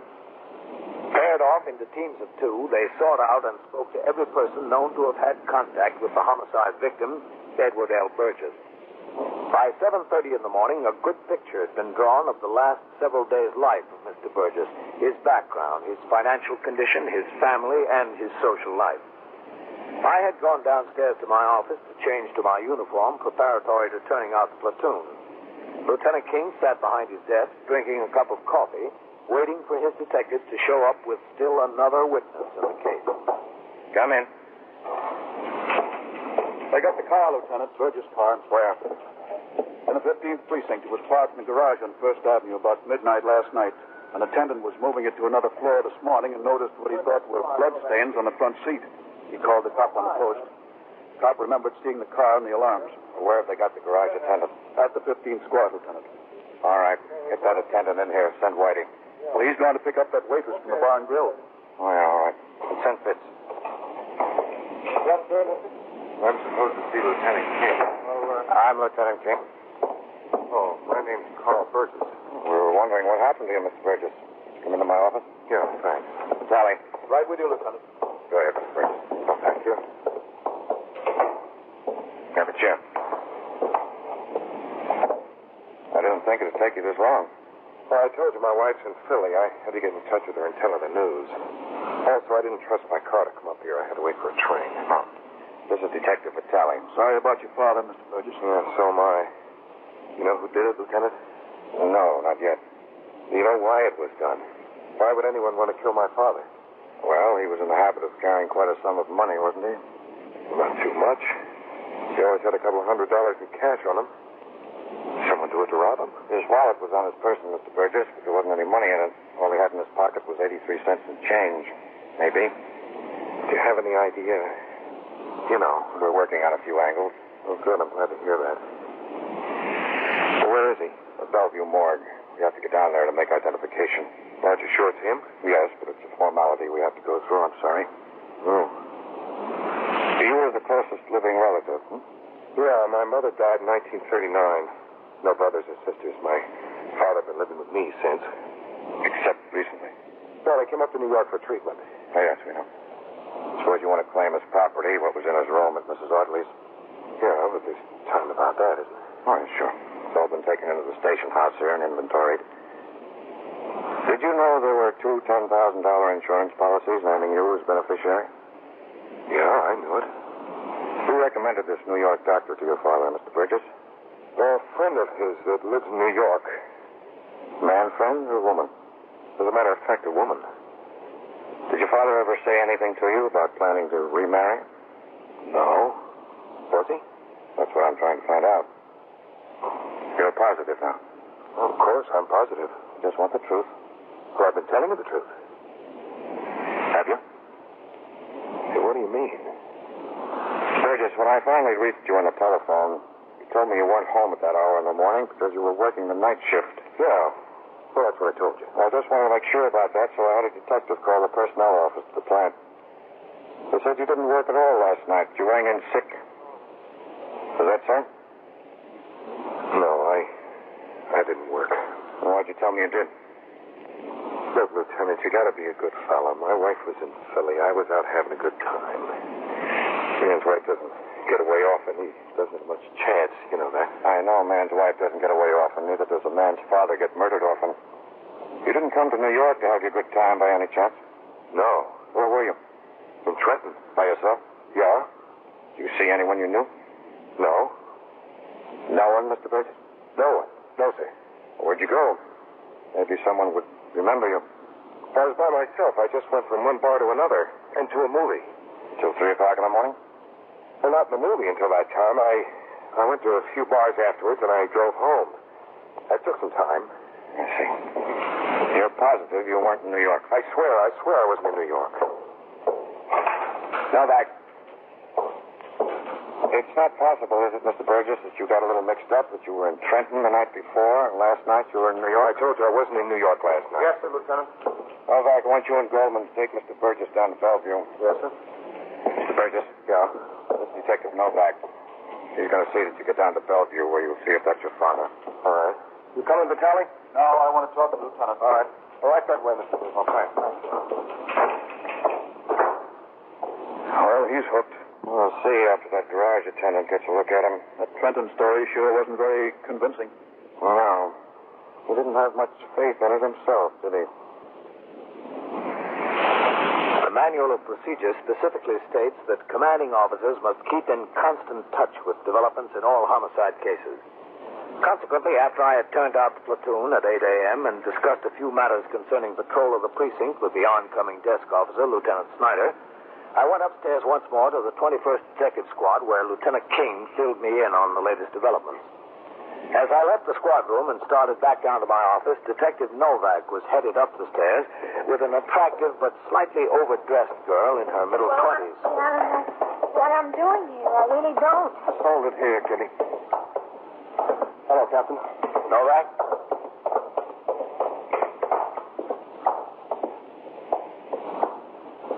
You know the best people, don't you? Captain. Yeah. All right, go on. I really haven't any idea. Nobody's going to bite you. The lieutenant just wants to ask you a few questions. Waking me up in the middle of the night like this.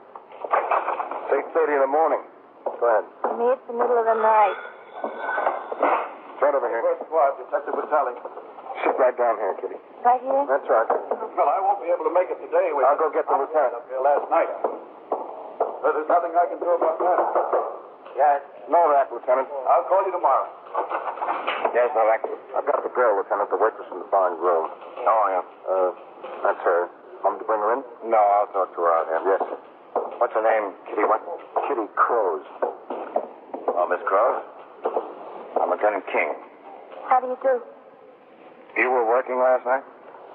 Yes. Did you see Mr. Edward Burgess in there during the evening? Yes? What time was that? Oh, he came in early, about 7:30, 7:45. Did you serve him? Yes. If I remember correctly, he bought 2 bottles of beer. Was he alone or with someone? Oh, he was alone, all alone. Do you know Mr. Burgess very well? What do you mean? I mean, did you have frequent occasion to see him and talk to him? Oh. Yeah, he's been coming into the place every night almost. Yeah. As far as you know, he spoke to no one in the place last night. Not me. I served him. He said, hello, how are you, and so forth. You very busy when he was in there? No, we weren't busy at all. It was very early. Who else was in the place? Well, there was the boss behind the bar. There was a strange couple at the bar, people I never saw before. And who else? Mr. Burgess in his booth. And that's all? Now, there were more people in there, weren't there, Kitty? Think about it. I'm thinking. There weren't. All right, bring him in here. Lieutenant, this is Mr. Frank McLeese. How do you do? The attendant at the garage where the car was parked. Oh, yes. Novak, you stay here with Kitty. Yes, sir, Lieutenant. Come into my office, Mr. McLeese. Sure. Anything you want. Listen, those really turn out to be bloodstains on on the car. The car's being examined now. Go on in, Mr. McLeese. Oh, thank you. That's some deal I got myself in, huh? Mr. McLeese. Yeah. Do you think you could recognize the man who parked that car in your garage last night? Well, it's hard to say. I remember him and I don't. I couldn't draw you a picture of him, but if I saw him again, I think I could identify him. You know what I mean? What time was it he parked the car? 11:55 p.m. We've got a machine with a timestamp we put on the ticket so we know exactly what time they come in and what time they go out. Maybe you'll see that man before the morning is over. Oh, wait a minute. Just a second. I wouldn't identify anybody without making positive first. You know what I mean? This could be serious. We know it could be, Mr. McLeese. What would you say he looked like? Could you give us a description? Well, he wasn't too tall a fella. Not too short a fella either. Did you say about as tall as me or shorter? Taller. A little bit taller. About how old? Oh, 35ish, you know what I mean? What color hair do you have? Dark. Kind of darker. You said before it might have been brown. Well, dark brown. Just a second. Oh, sure. I haven't got all the time in the world. 21st Squad, Lieutenant King. Novak. I brought that young Burgess back. He identified the body of Duncan. Okay, I'll be right out. Staying here with him, Vitelli. Yes, sir. Sure, it's a busy place around here, isn't it? It sure is. Well, tell me, Kitty. Why did you say he was when he wasn't? He's in there all the time. I didn't remember, that's all. Well, Mr. Burgess? Lieutenant? I understand you identified your father. Yeah, that's him, all right. Do you mind coming into my office? I don't mind anything anymore. I just didn't remember, that's all. You can't kill me for not remembering. All right, Mr. Burgess. There was no reason for me to look at his eyes. Eyes in girls' I notice. You know what I mean? Mr. McLeese, I have someone I'd like you to meet. Oh, yeah? Mr. Frank McLeese. How do you do? Mr. Carl Burgess. How are you? You're the son of the man that got killed. Yeah, that's right. I'm sorry to hear the bad news. You never saw Mr. Burgess before? Where would I have seen him? Are you from the garage? That's right, yeah. They think I killed my father and drove his car to your garage. They're out of their minds. This is not the man. Believe me, Lieutenant, I'd swear it on a bag of Bibles. If they thought I was going to identify you, they're crazy. Yeah, I know that. They're out of their minds. Can I see you out here? Yeah, all right. That's what they thought. Oh, there. See. That blew sky high, Novak. Did it? What have you got? All right, Kitty, tell the lieutenant. Well, I didn't know he was going to do anything like that.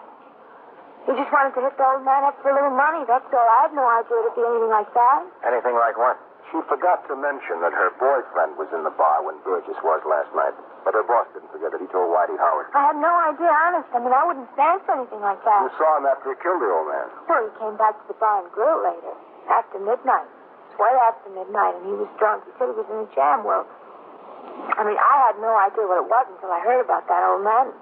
Then I put two and two together, and he told me not to tell anyone he was in the place, so I didn't. He just wanted to make a little money, that's what he said. Where can we find this Phil? His place, I guess. Where's that?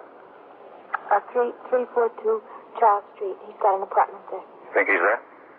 Well, he must be. He was very drunk when I saw him.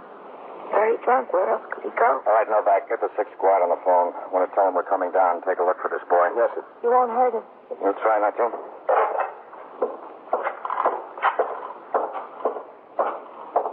All right, Mr. McLeese.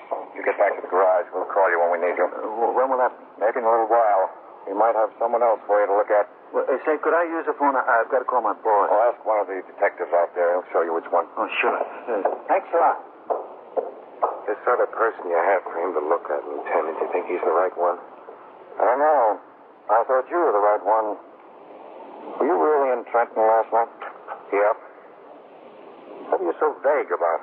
I was out with a woman. Well, let's take my advice. It'd be better for your wife to find out that than for you to sit in the electric chair. Yeah, maybe.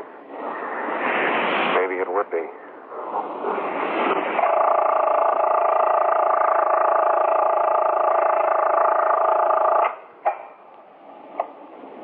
21st Precinct, Sergeant Waters. How many hold-up men were there? Where? No, that's not in this precinct. But you give me the information. I'll see that the officers get there. Did they have guns? Yeah. Yeah. And what'd they get? Yeah. Yeah. And so it goes. Around the clock, through the week, every day, every year. A police precinct in the city of New York is a flesh and blood merry-go-round. Anyone can catch the brass ring, or the brass ring can catch anyone. 21st Precinct, a factual account of the way the police work in the world's largest city, is presented with the official cooperation of the Patrolmen's Benevolent Association, an organization of more than 20,000 members of the Police Department, City of New York. Everett Sloan in the role of Captain Kennelly, Ken Lynch as Lieutenant King. Featured in tonight's cast were Joan Loring, Abby Lewis, Harold Stone, Santos Ortega, Bill Smith, John Larkin, and Phil Sterling. Written and directed by Stanley Niss.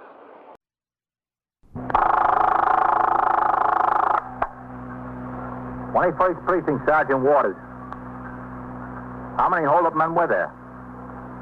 Where? No, that's not in this precinct. But you give me the information. I'll see that the officers get there. Did they have guns? Yeah? You're in the muster room at the 21st Precinct, the nerve center. A call is coming through.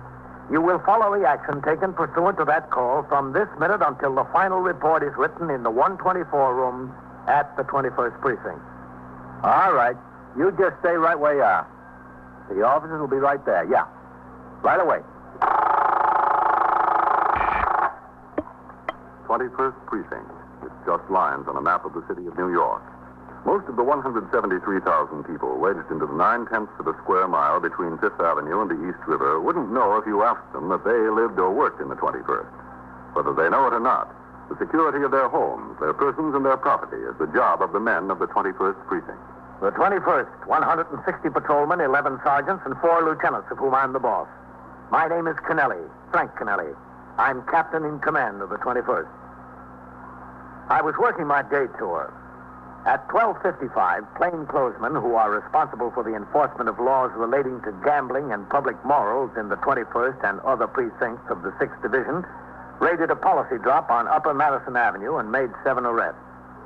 The suspects were brought to the station house, and at 10 minutes to 2, they were being booked by Lieutenant Gorman, the desk officer. I was in my office across the muster room reading and signing reports which would be delivered by the precinct messenger to division. Sergeant Waters, on TS duty, was sitting at the switchboard. Excuse me, Sergeant. Oh, hello, Mr. Spizio. What can I do for you? Is the captain around? Could I talk to him? He's in his office, yeah, but he's kind of busy. Is there something I can help you with? Well, I'd like to talk to him, Sergeant. Well, let me ring you now. Okay. We'll see. How are things over your way? All right, I guess. Good. 21st Precinct, Captain Kennelly. Sergeant Waters on TS, Captain. Mr. Joe Sprigio that has the upholstery shop there on 2nd Avenue is out here. He'd like to see you if you've got a few minutes. All right, ask him to come in, Sergeant. Yes, sir. Okay, Mr. Sprigio. Right across there. Thanks. Kind of rushed around here today, huh? Yeah, we are. The plainclothesmen raided a policy drop. Oh? Over there? Yeah, that's right. That's it, all right. Now, the next one up here. All right, Harold, Ogono, 824. Come in. Oh, come in, Mr. Sprigio. Thanks. Well, I'm glad to see you. Won't you sit down? Oh, yeah, thanks. Well, what can I do for you? Well, it's sort of a ticklish situation, Captain. By Parent Magazine. A perfection air... What's it all about? Well, you know the few little storekeepers over there on my block. All small businesses, the merchants, a couple of garage men, you know. Young. Well, we got this little association. It's nothing much. It's just for the neighborhood. You know, we give our Christmas party, and if some of the families need helping out, it's the thing that if somebody comes and asks us for a charity, we figure it's best to send them to the association rather than each individual merchant take care of themselves. You know what I mean? Yeah, sure. I mean, it's no big deal or anything like that, Captain. It's just something that we cooked up to take care of any emergency. And to have a little organization. Mm-hmm. I mean, we don't even have no meetings hardly. It's just 10 or 12 of us small storekeepers over there. Well, what about it? Well, you know Al Brider, don't you? Yeah, he has that luncheonette there on your block. Yeah, that's right. Well, he's the member. As a matter of fact, he's our treasurer. And? Well, Al is a nice guy, Captain. And I don't like to go make him any trouble. He works hard. He runs that luncheonette. He's there day and night. But after all, the dough belongs to the association. Well, what happened? I hate to get anybody in trouble, Captain, but if he's going to be the treasurer, he's got to have some responsibility. Now, he's short over $200, and he can't come up with it. Okay. Now, I wouldn't come to you, Captain, except that, well, if a guy takes a job as the treasurer of an association, he's got to have some responsibility. I mean, that's what all the other members think. Well, what did he say when you asked him for it? Well, he admits he's short. He says he'll try to get it. Mm-hmm. He said he used the money to keep the luncheonette going. Now, he works hard. He runs that luncheonette. He's there day and night with his wife and everything like that. But, I mean, after all, it wasn't his dough, Captain. That's what I think. That's what all the other members think. Well, do you want to file a complaint against him, Joe? We just want our $200, Captain. Well, the police department isn't a collection agency. Yeah, I know it isn't. We don't want to file no charges against him, but... Well, we can't let him get away with something like that. Well, there's just two things you can do, Joe. You can see a lawyer and try to collect it from him in a civil suit. Oh, no. Or you can make a complaint, and the detectives and the district attorney will look into it from the point of view of a criminal case. Look, if we get a lawyer, it's going to cost us a fee, Captain.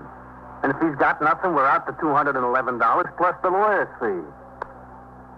Isn't there any way we could just, maybe sort of throw a scare into him?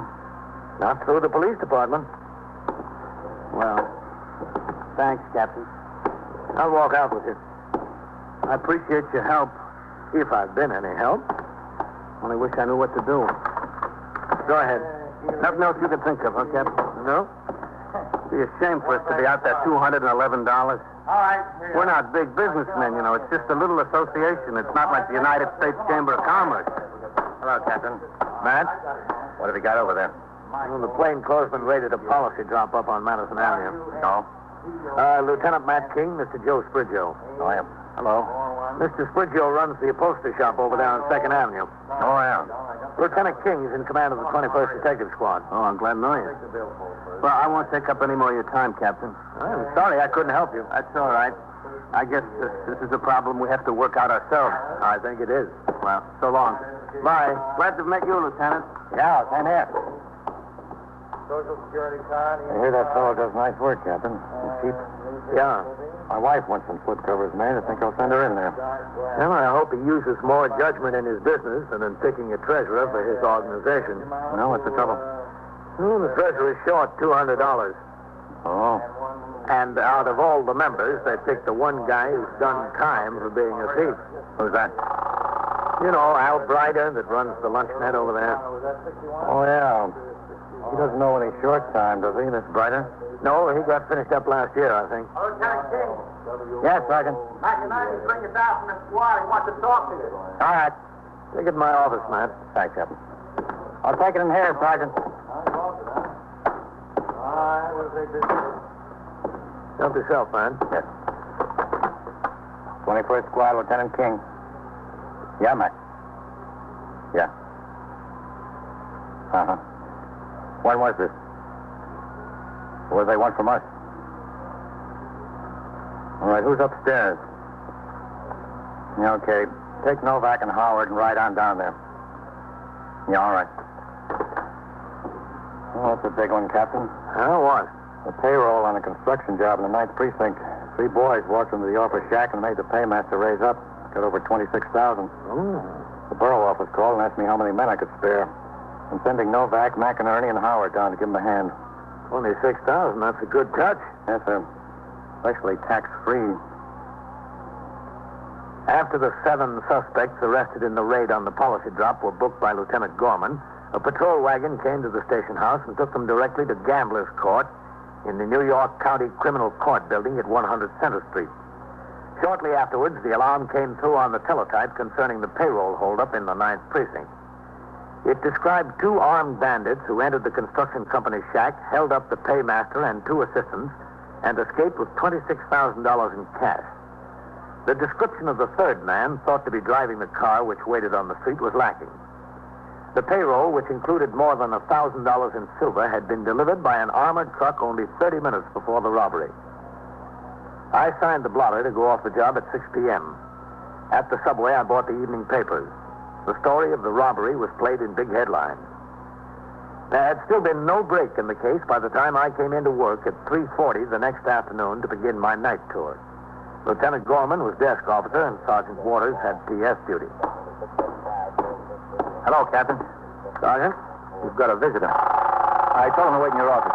Go ahead and take the call. I'll sign the blotter. Yes, sir.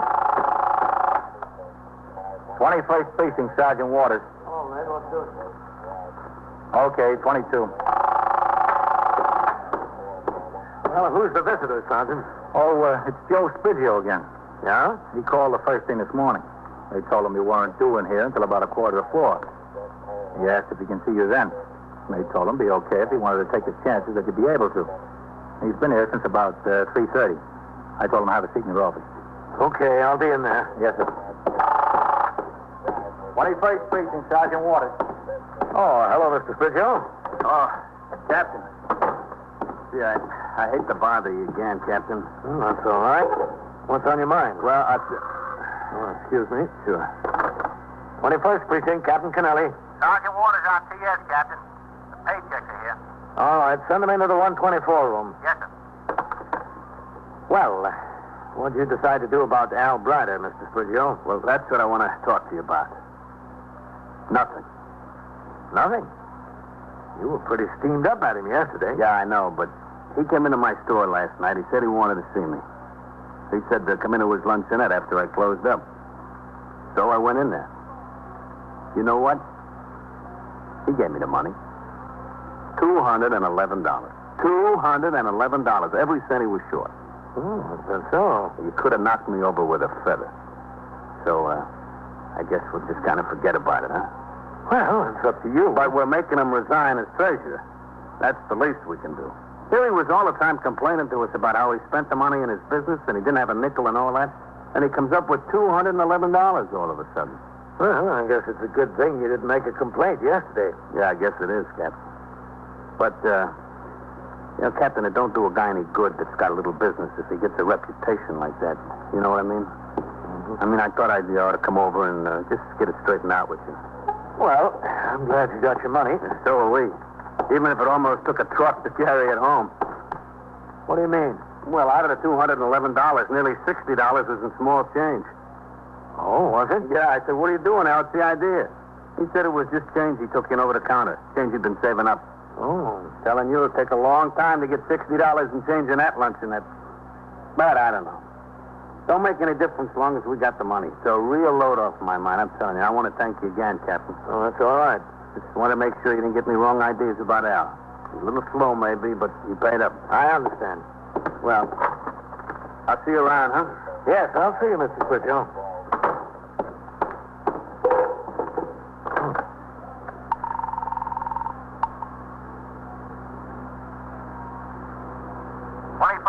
Sergeant Waters. Would you ring upstairs to the detectives? Yes, sir.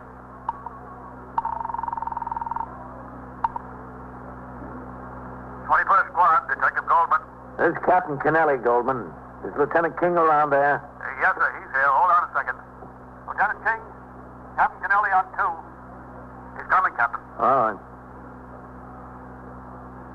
21st Squad, Lieutenant King. Captain Kennelly, Matt. Yes, sir. They get a break in that payroll robbery down in the 9th Precinct yet? The one yesterday morning? They must not have, Captain. They've still got Novak and McInerney down there working on it. Why? If you've got a minute, Matt, I'll come upstairs and tell you why. You are listening to 21st Precinct, a factual account of the way police work in the world's largest city. Lieutenant King about Al Brider, the owner of a 2nd Avenue luncheonette who had once been convicted of armed robbery. We agreed that the fact that he had suddenly paid off a rather large debt, a great part of it in small change, was suspicious, but by no means conclusive. There was sufficient reason, however, to check him out. Lieutenant King immediately assigned Detective Goldman to make a quiet inquiry into his recent activities. The Bureau of Criminal Identification was telephoned and requested to send a photograph of Brider made at the time of his previous arrest to Lieutenant King. Inasmuch as I had on occasion stopped into the luncheonette since it was opened by Al Brider, I decided to do it again. So after I turned out the platoon at 4 and completed some paperwork, I went on patrol of the precinct. During the course of that patrol, I instructed my operator, Patrolman Farrell, to drive down 2nd Avenue and stop up the block from Al Brider's luncheonette. I got out of the car and walked back past several small stores until I reached Al's place. Through the window, I could see there wasn't a customer in the store, just Al standing behind the small counter. Captain? Oh, Al? Well, sit down. Make yourself at home. Oh, thanks. It's been a long time since I've seen you around here, Captain. Yeah, well, I was down the block. I thought I'd drop in and see how you're doing. Well, what do you have? Want to see a menu? No, just make it a cup of coffee. Oh, yeah. Sure. So what's New with the police department? Oh, what's new around here? Oh, you know, same old stuff. How's business been? Any better? Yeah, can't you notice the improvement? All the customers? Ah, it's too bad. I thought this was a pretty good spot for a luncheonette. I thought you'd do swell here when you opened up. Oh, it should be a good spot. Maybe it still will be if I can stick it out long enough. Things are that rough, huh? Well, it's a sense this joint isn't paying its way. I got this little sideline that helps out, though. Oh, what's that? Well, I pack box lunches, take them around, sell them to guys on jobs, you know. Get out early in the morning selling the box lunch. Uh-huh. What kind of guys? You know, construction jobs, factories, places like that. Well, sounds like a good idea. Well, it wasn't for that deal, I'd really be behind the 8 ball. Every nickel I make off the box lunches, I'd pour into here. Too bad. Want some more cream? No, this'll do. Things are looking up a little bit, Captain. Yeah, I hope so. At least I'm busy, at least between the box lunches and the luncheonette, working day and night, I keep out of trouble. Well, thank goodness for that. Well, them days are over, Captain. You get older, you get some sense. I'm glad to hear it. When I was a kid, I was in one jam after another. A big, bold kid, that was me. Then they hit me between the eyes with that Sing Sing deal.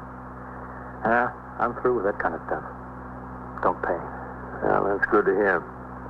You know, somebody told me a couple of weeks ago you were having a hard time meeting your bills. They said you might have to close the place up. Who was that? Oh, I don't remember. Somebody around here. No, there's nothing to that. I don't think so. Well, I'm glad. I like to see somebody make a success out of a business. Well, it's not exactly a success as yet, but it will be. I get a pretty big crowd for lunch. I give them a good sandwich here. You can't beat it any place in the neighborhood. How about a hamburger? I'll show you. No, thanks. I had a late lunch. Well, stop around sometime, Captain, when you're hungry. What do you do with those box lunches? Just sell them to places around here? Yeah, I sell them all around. Uh-huh. Well, how far do you go? Well, I don't mess around much on the west side. I've got a few steady customers downtown, got a few uptown. Most of them are around here. Factories mostly, huh? Yeah, factories. Like I said, construction jobs. You know, these construction workers are making so much money these days, they're getting too high class to carry their lunch from home on the subway. Keeps me stepping. I can imagine. But I've got the plans, Captain. I figured on getting some more help in here, maybe a cook and a waitress, and I can put in a little more time developing the box lunch business.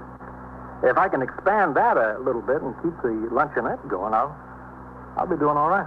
Well, all that takes money. I'll manage, Captain. I talked to Al Brider until I finished my coffee. When I left, I got into the car and I instructed Patrolman Farrell to return to the station house.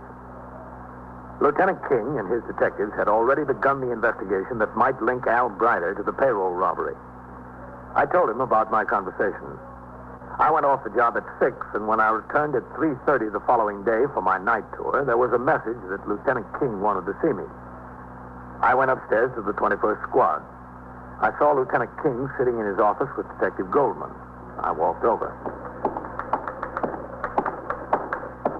Matt? Come in, Captain. Goldman came up with a few things. Will you shut the door? Yeah, sure. Hello, Captain. Goldman? Go ahead, Dan. Well, there's a couple of interesting things. Most interesting, Al seems to have gotten his hands on a good deal of cash in the last couple of days.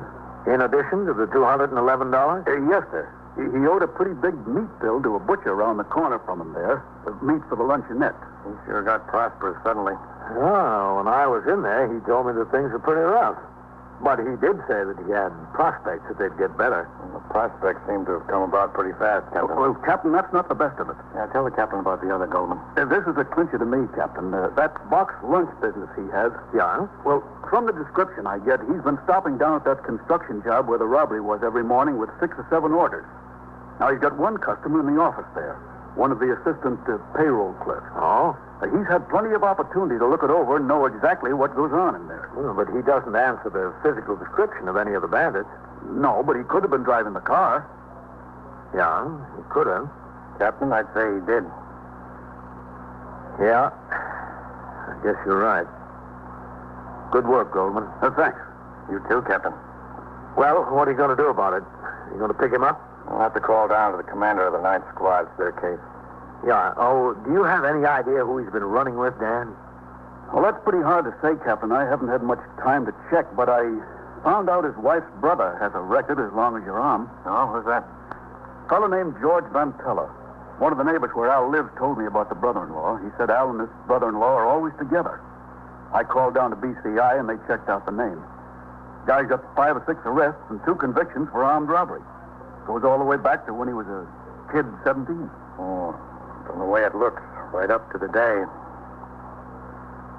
Lieutenant King, after seeing that Al Brider was put under surveillance, went downtown to the 9th Squad to inform the detective commander who had jurisdiction over the case of the information that had been obtained. Detectives of the 9th Squad joined those of the 21st in the plant on both the luncheonette and Al Brider's house. Pictures of Al Brider and his brother-in-law, George Van Teller, were obtained from the Bureau of Criminal Identification. And later that evening, Detective Goldman and Detective Michael Donahue of the 9th Squad drove out to a small residence in Rego Park, Queens, where one of the payroll clerks, a Mrs. Mickleton, resided. Someone coming. Yes? What is it? Mrs. Mickleton? Who is it? We're police officers, Detective Goldman and Detective Donahue. Oh, all right. Detectives who? I'm Detective Goldman of the 21st Squad, and this is Detective Donahue of the 9th Squad. Come in. Yeah, thank you. Thank you. I've been trying to fry some potatoes in there for an hour. First my daughter gets me on the phone, and then the next door woman comes in. I'll never get those potatoes fried. I'm sorry. That's all right. It's no reflection on you. Just that I work all day and have to come home and try to fix supper, too. Gets to be a terrible rush. Well, I hope we don't have to keep you too long, Mrs. Mickleton. Oh, my potatoes. Come in the kitchen, please. My husband likes them just so. Not too done and not too undone. You know how men are, don't you? Yes, we know how they are. You see? Just let me take them off the fire. Now, what can I do for you? Must be something about the robbery. If it wasn't something about the robbery, you wouldn't be here. Yes, it's something about the robbery. You caught those men. I bet you caught them. No, not yet, Mrs. Mickleton. Oh, that's a shame. Then what is it? Well, you said you'd recognize them if you saw them again. Oh, yes, I'd recognize them. 2, that is. I'd recognize the 3rd one also, except he was sitting in the car and I didn't see him. I'd recognize anybody. I've got a very good memory. A very good memory, Detective... Donahue. Detective Donahue. I've got a couple of pictures here, Mrs. Mickleton. Pictures? Yes, photographs. Now, would you look through them and see if you can recognize any of these? See if any of them look familiar? Well, I'll try. That's all I can do is try. That's him. That's the one who held the gun on me. This one. Ah, it's fine. That's him. I can see him standing there before me with the gun pointed right at me, scooping up the money. He just scooped it up. Do you know about the others? Have you got the pictures on them, too? No, not yet. Do you know where they are? No, but we'll find them. And thank you very much, Mrs. Mickleton. Would you like to stay to dinner? We're having more than fried potatoes. I've got a roast in the oven. Well, thanks for the invitation, but we've got a lot of work to do. Oh, yes. You've got to go out and arrest this fella and fingerprint him and question him and all that. No, not yet. First, we've got to find him.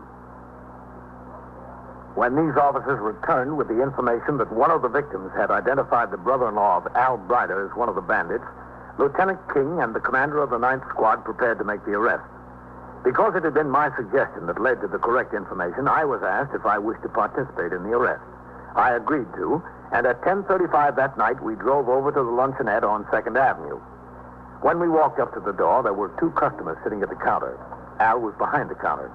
Lieutenant King and I entered with Detectives Goldman and Donahue right behind us. Hello, Captain. Have a seat.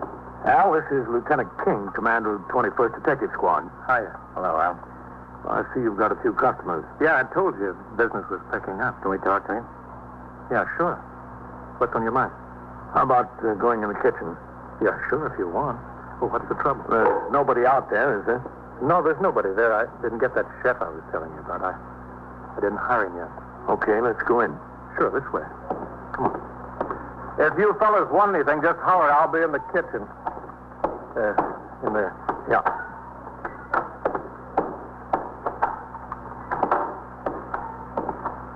Well, what can I do for you, gentlemen? You've been passing out a lot of money lately, Al. What do you mean? You've been paying up a lot of old debts. You've been straightening up on bills. Well, I've got to. I wouldn't be able to stay in business. Where'd you get the money? I make it. I've got the luncheonette here and the box lunch route. I make it. Don't make that much. You can pay up all those bills so suddenly. Well, what bills? I don't know what you're talking about. You know, Al. Let's not waste any time. I don't know what you're talking about. Where'd you get all that money? Well, to tell you the truth... That's what we want, the truth. I went into a crap game the other night. What crap game? It was a crap game with the boys. Just the boys. Is George Van Teller one of those boys? Well, yeah. Yeah, he's one of them. He was in the game. Where is he now? I don't know. I haven't seen him in a couple of days. I think he went down to Philly. That's where I think he went. Down to Philly so he could get out of town until the heat blows over from that construction payroll job. Isn't that right, Al? I don't know what you're talking about. You know, Al. Want to tell us about it? I don't know. I don't know what you're driving at. You fingered the job and drove the car. That's where you got the money, isn't that right? No, it's not right. You got no right to come up here and accuse me of anything like that. That's where you got the money, isn't it? I won it in a crap game. I told you that. Where's the rest of the money? You must have got 3,000 or 4,000 or maybe 5 out of it. You guys are talking crazy. Al, I'm bringing 4 or 5 of my men down here. We're going over this place from top to bottom. Then we're going out and go over your house. We'll find it. Yeah, I guess you will. Okay, fellas, you got it right. Where's the rest of the money? To my house. I'll take you to it. It's a shame. This thing had me in fine shape. I paid off everybody. I was just getting straightened out. Straightened out beautiful. Well, Al, you come on with us. We'll straighten you out some more.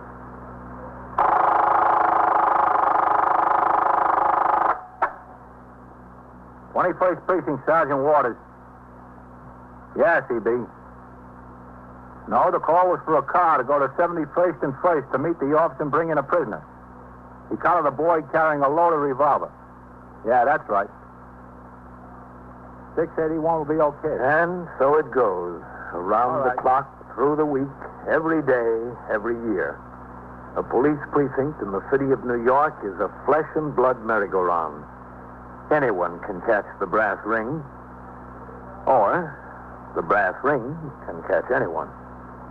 21st Precinct, a factual account of the way police work in the world's largest city, is presented with the official cooperation of the Patrolmen's Benevolent Association, an organization of more than 20,000 members of the Police Department, City of New York. Everett Sloan in the role of Captain Kennelly, Ken Lynch as Lieutenant King.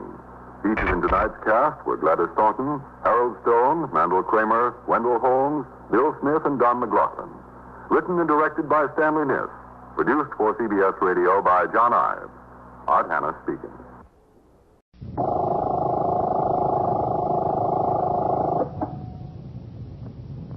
"21st Precinct, Sergeant Tierney." Yeah. All right. Get out your book and take down this alarm. 14-year-old boy missing from home. His name is Eddie Campton. Yeah. Yeah, that's right. 5 feet, 4 inches. You are in the muster room at the 21st Precinct, the nerve center. A call is coming through. You will follow the action taken pursuant to that call from this minute until the final report is written in the 124 room at the 21st Precinct. All right. Just keep your eyes open for him. Yeah, that's right. Missing from home. Okay, all right.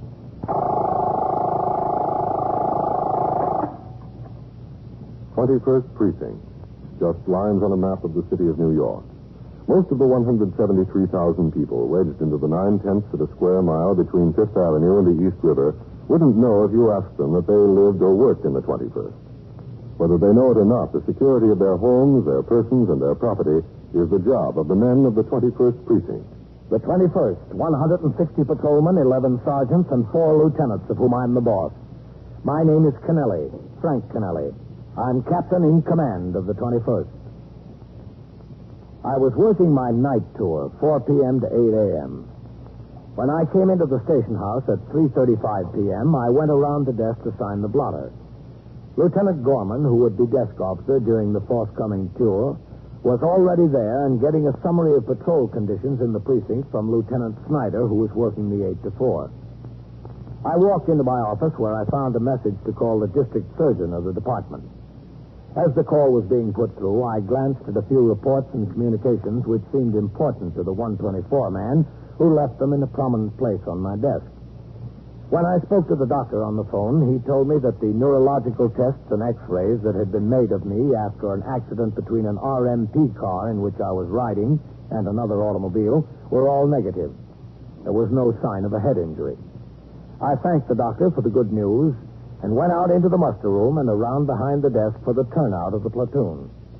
The 58 men who would patrol the precinct for the next 8 hours had marched out of the back room in a military manner and lined up in front of the desk where the roll call was just ending. Stack. Yeah. Hannah. Yep. Taub. Here. Underwood. Here. Vaccaro. Present. Valentine. Present. White. Here. Wyatt. Here. Ziegler. Yes. All right, Captain. Just one thing, men. We've had several complaints about automobiles illegally parked in bus stops and too near fire hydrants. I want you to pay particular attention to this condition. When I'm out on patrol later, if I see an automobile parked in that manner illegally, I also expect to see a summons hanging from it. All right, Sergeant. Post your platoon. Platoon, 10, shot. Right, face. Forward. March.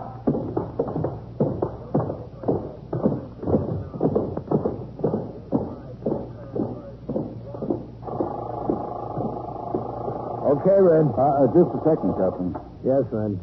Lieutenant Snyder told me they're down to 2 pickets over there on that leather goods factory strike. Oh? Things are pretty quiet after 6 o'clock. I'd like to pull the men we've got over there on a fixer off. I've got use for them elsewhere. Okay, Red, if things are quiet. All right. Yeah, hold on. Lieutenant Gorman. Yes, Sergeant. I've got a detective of the narcotics squad on here. He just wanted to let you know they bagged 3 pushers in this precinct. They're on their way in with them to be booked. Okay. Anything else, Red? All right. Nothing pressing, Captain. Excuse me, who do I see here? Oh, yes, ma'am. What is it? Well, I've been very worried about my son. I don't know where he is. How old is he? He's 14. He's gone from home? Yes. When did he leave? About 10:30 this morning. He didn't come home for lunch. That's what worried me. And he didn't come home all afternoon. You see, I had Jenny fix this beautiful lunch. We were going to have it on the terrace. And I know he loves lobster salad. He wouldn't miss that for the world. Do you have any idea where he went? No, I don't. I don't know. He didn't tell me. He just walked out. If I had any idea where he went, I'd go and get him. Well, why did he walk out? Oh, you know how boys are. He wanted to do something, and we had an argument. Well, Eddie's a little bit high-strung. He's always been high-strung. He was a hypertonic baby, you know. He just ran out of the apartment. He's been gone since 11 o'clock. Well, it's 4 o'clock now. He's only been gone 5 hours. He knows his way around New York. Oh, yes. Of course, we've lived in the same apartment since he was born. He's 695 Park Avenue. He knows the neighborhood. He knows it very well. Did he have any money in his pocket? Oh, a couple of dollars. I imagine 3 or 4. Maybe he always carries some money. Well, then he could have bought lunch, couldn't he? Yes, he could have, but he likes lobster salad. I wouldn't worry too much, ma'am. He's 14 years old and he knows his way around. If he doesn't show up by dinner time, you call us then. But I'm sure he'll be home by dinner. Well, I'm not so sure. Not after what happened with the snake. Excuse me. Yes? What snake? Well, the snake he brought home from camp. What happened with the snake? Well, you see, it got away. Was it a poisonous snake? Of course, that's what I was so worried about. Where did it get away? I don't know. He didn't tell me. He just came into the bedroom when I was having breakfast this morning, and he said, Mother, you told me to get rid of that snake, to give it to the zoo or someplace, and I didn't. I hid him. It got away and escaped. In your apartment? Well, no, thank goodness. He took it out of the apartment. When I told him to get rid of it, I saw him go with it. I saw him leave. He had the box with him. When was this? Yesterday afternoon. And do you know where he took it? No, I haven't any idea. Well, didn't you ask him? Well, I was going to, but I was so upset at him lying to me over not getting rid of it as he promised to. I just blew up. I just hit the ceiling, and he ran out. What's your name, please? My name? Yes. Mrs. Eleanor Campton. And you live at 695 Park Avenue? Yes, that's right. And your boy's name is Edward? Edwin. We call him Eddie for short. This was a poisonous snake he brought home from camp? Yes, he made a little cage for it, and he brought it home from camp. He got home Friday. And he told you it had escaped, Mrs. Campton? Yes, that's right. Look, Mrs. Campton, would you mind going over and waiting in my office a minute? I'll be right in. I'd like to talk to you about him. You don't think he'll be home by dinner time? Oh, he probably will, but I'd like to talk to you about him. All right. Over there? Yes, right over there. Just go in and have a seat. I will. Thank you very much. Ring upstairs to the detective's friend. Yes. If that boy had a poisonous snake, we'd better start looking for him. Have somebody come down to my office. Yes, sir. Get me the detectives on there, Sergeant. Yes, sir, Lieutenant, right away. This is Lieutenant Gorman, the desk officer. Captain Kennedy asking you. Oh, sit down, Miss Campbell. Oh, you? Do you think something happened to Eddie? No, I don't think so. I'm sure he's all right. I'm Captain Kennelly. Oh, how do you do? Now, about this snake your boy brought home. Oh, I'm just deathly afraid of snakes. I'm deathly afraid of them. You're positive it was a poisonous snake? Oh, yes, of course. Excuse me. Yes. 21st Precinct, Captain Kennelly. This is Sergeant Tierney on TS, Captain. Yes, Sergeant. Lieutenant Gorman spoke to the detectives, and there'll be someone down to your office right away. Okay. Yes, sir. Where did Eddie go to camp? In Maine. And he came home Friday? Yes, Friday. His father and I met him at Grand Central. Does Mr. Campton know you came over here? Oh, no. His father's out of town on business. He's in Chicago. Well, I didn't know who to call or what to do, so I came over here. Well, you'd think when you pay $1,000 to have a boy spend the summer at camp, they wouldn't send him home with a snake. Yeah. I mean, if he wants to make a pair of moccasins or a belt or something like that to bring home, that's perfectly all right. But to let a boy come home with a snake, a 14-year-old boy, to poison a snake. Well, I'm sure they didn't know it. What kind of a snake is it? Well, I don't know. Well, you're sure it's a poisonous one? Well, snakes are poisonous, aren't they? No, they're not. They're not. Did he ever mention what kind of snake it is? Yes, no, I think he did. Did he tell you it was a rattlesnake? No, it's not a rattlesnake. I'm sure it's not a rattlesnake, no. Did he say it was a copperhead? A copperhead? Is that what he said it was? No, I don't think so. A water moccasin? A water moccasin, no. He didn't say it was a water moccasin. Well, I'm not sure what he said it was. Well, those are the only 3 kinds of poisonous snakes that you'll find in Maine. Oh. Now, I don't think that the camp authorities would let him come home with a venomous snake. You're sure it wasn't one of the harmless species? Well, I told you, Captain, to me, no snakes are harmless. And do you know where he took it when he left the apartment? No, I haven't any idea. I really don't. But he told you it got loose. Yes, that's what the big fight was about.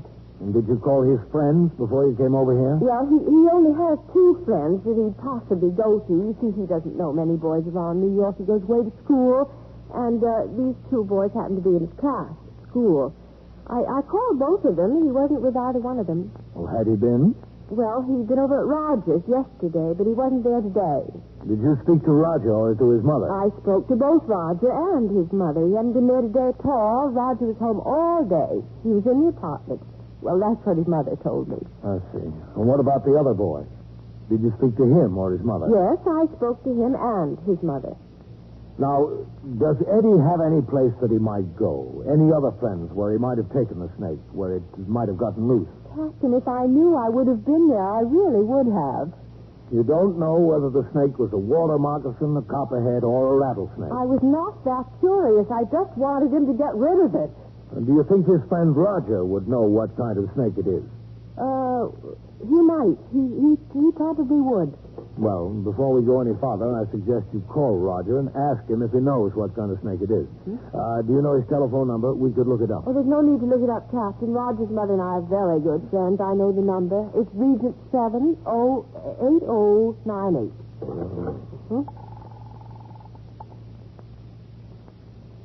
21st Precinct, Sergeant Tierney. Sergeant, would you get Regent 78098? Yes, sir. Here you are, Mrs. Campton. Sure. Come in. Oh, hello, man. Everyone was tied up, so I came down myself. Good, man. What have we got? Mrs. Campton, this is Lieutenant King, commander of the 21st Detective Squad, Miss Eleanor Campton. How do you do? Captain? Did Red tell you what this was all about? Yes, sir, Captain. Hello, May? It's Eleanor. She's calling one of his friends to find out if the snake was poisonous. No. No, he didn't come home yet. No, not yet. Well, I haven't any idea, May. I wish I knew. Darling, you're sure Roger doesn't know more than he's telling? Uh-huh. Yes, I see. Well, I'm at the police station. Would you ask no. for the boy, No. Mrs. Campton? Yes, May. Yes, may I talk to Roger, please? I just have to ask him something. Well, the policeman wants me to ask him something. Well, it's nothing, really. It's just a little information. All right, thank you, May. She has to know everything that's going on. She just has to. Would this boy know whether the snake is poisonous or not?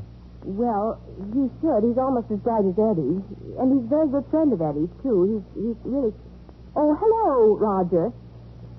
No, not yet. Not yet, Roger. I'll let you know as soon as he does. I'll tell him to call you. Listen, Roger, darling, did Eddie ever tell you what kind of snake that was? Yes? Yes. Oh, he did? Well, what kind of snake did he tell you it was? I see. All right, Roger, darling. Yes. Thank you very much. Will you tell your mother I'll call her this evening? No, I don't have time to talk to her now. I'll call her as soon as I get home. Yes, dear. Yes, Roger, I will. Goodbye. Well... What kind of snake was it, Mrs. Campton? Well, Roger says that Eddie told him it was a copperhead.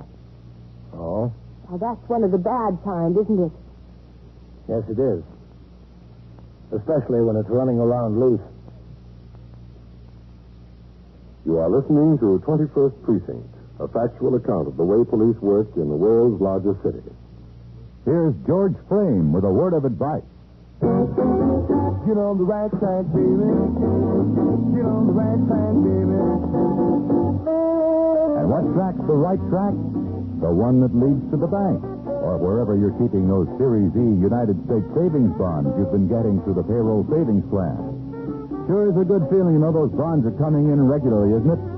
Like old Ben Franklin said, a penny saved is a penny earned. And by putting your pennies and dollars into United States savings bonds, you earn yourself a mighty nice interest rate. So remember what George Frame says. Get on the right track. Walk out there. Get on the right track. Walk out there. Get on the right track.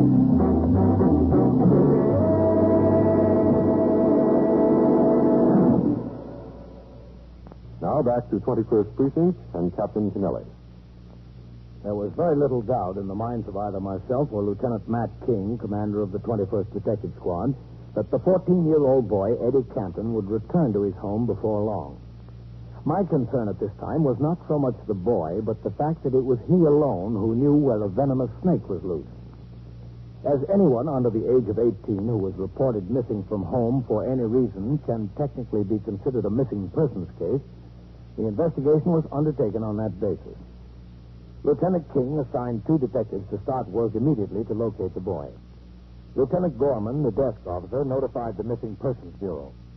The Communications Bureau was also notified, and a description of the boy was put out on the teletype circuit which reaches every precinct house in the city.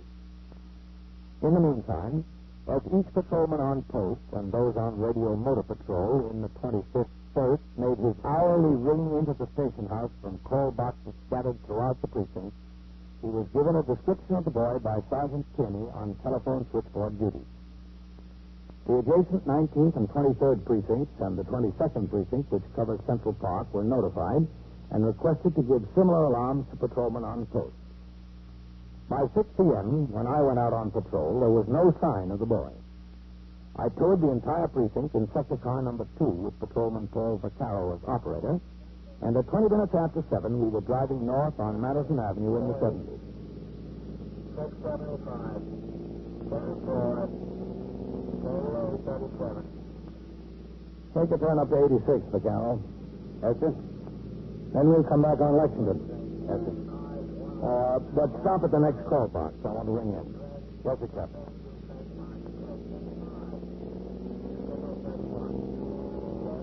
That kid stays out on the street after dark. We ought to be able to spot him then, Captain.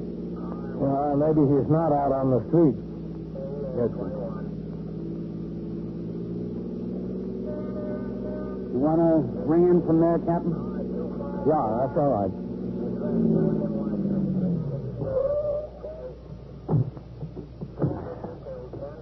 Vaccaro, hang a summons on that Plymouth for parking illegally in the bus stop zone.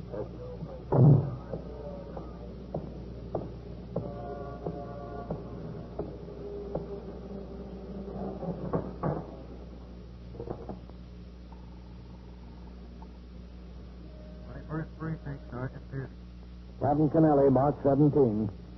Any sign of the boy, Sergeant? No, sir, not yet. All right, let me speak to Lieutenant Gorman. Yes, Lieutenant Captain Kennelly. Hold on, Captain.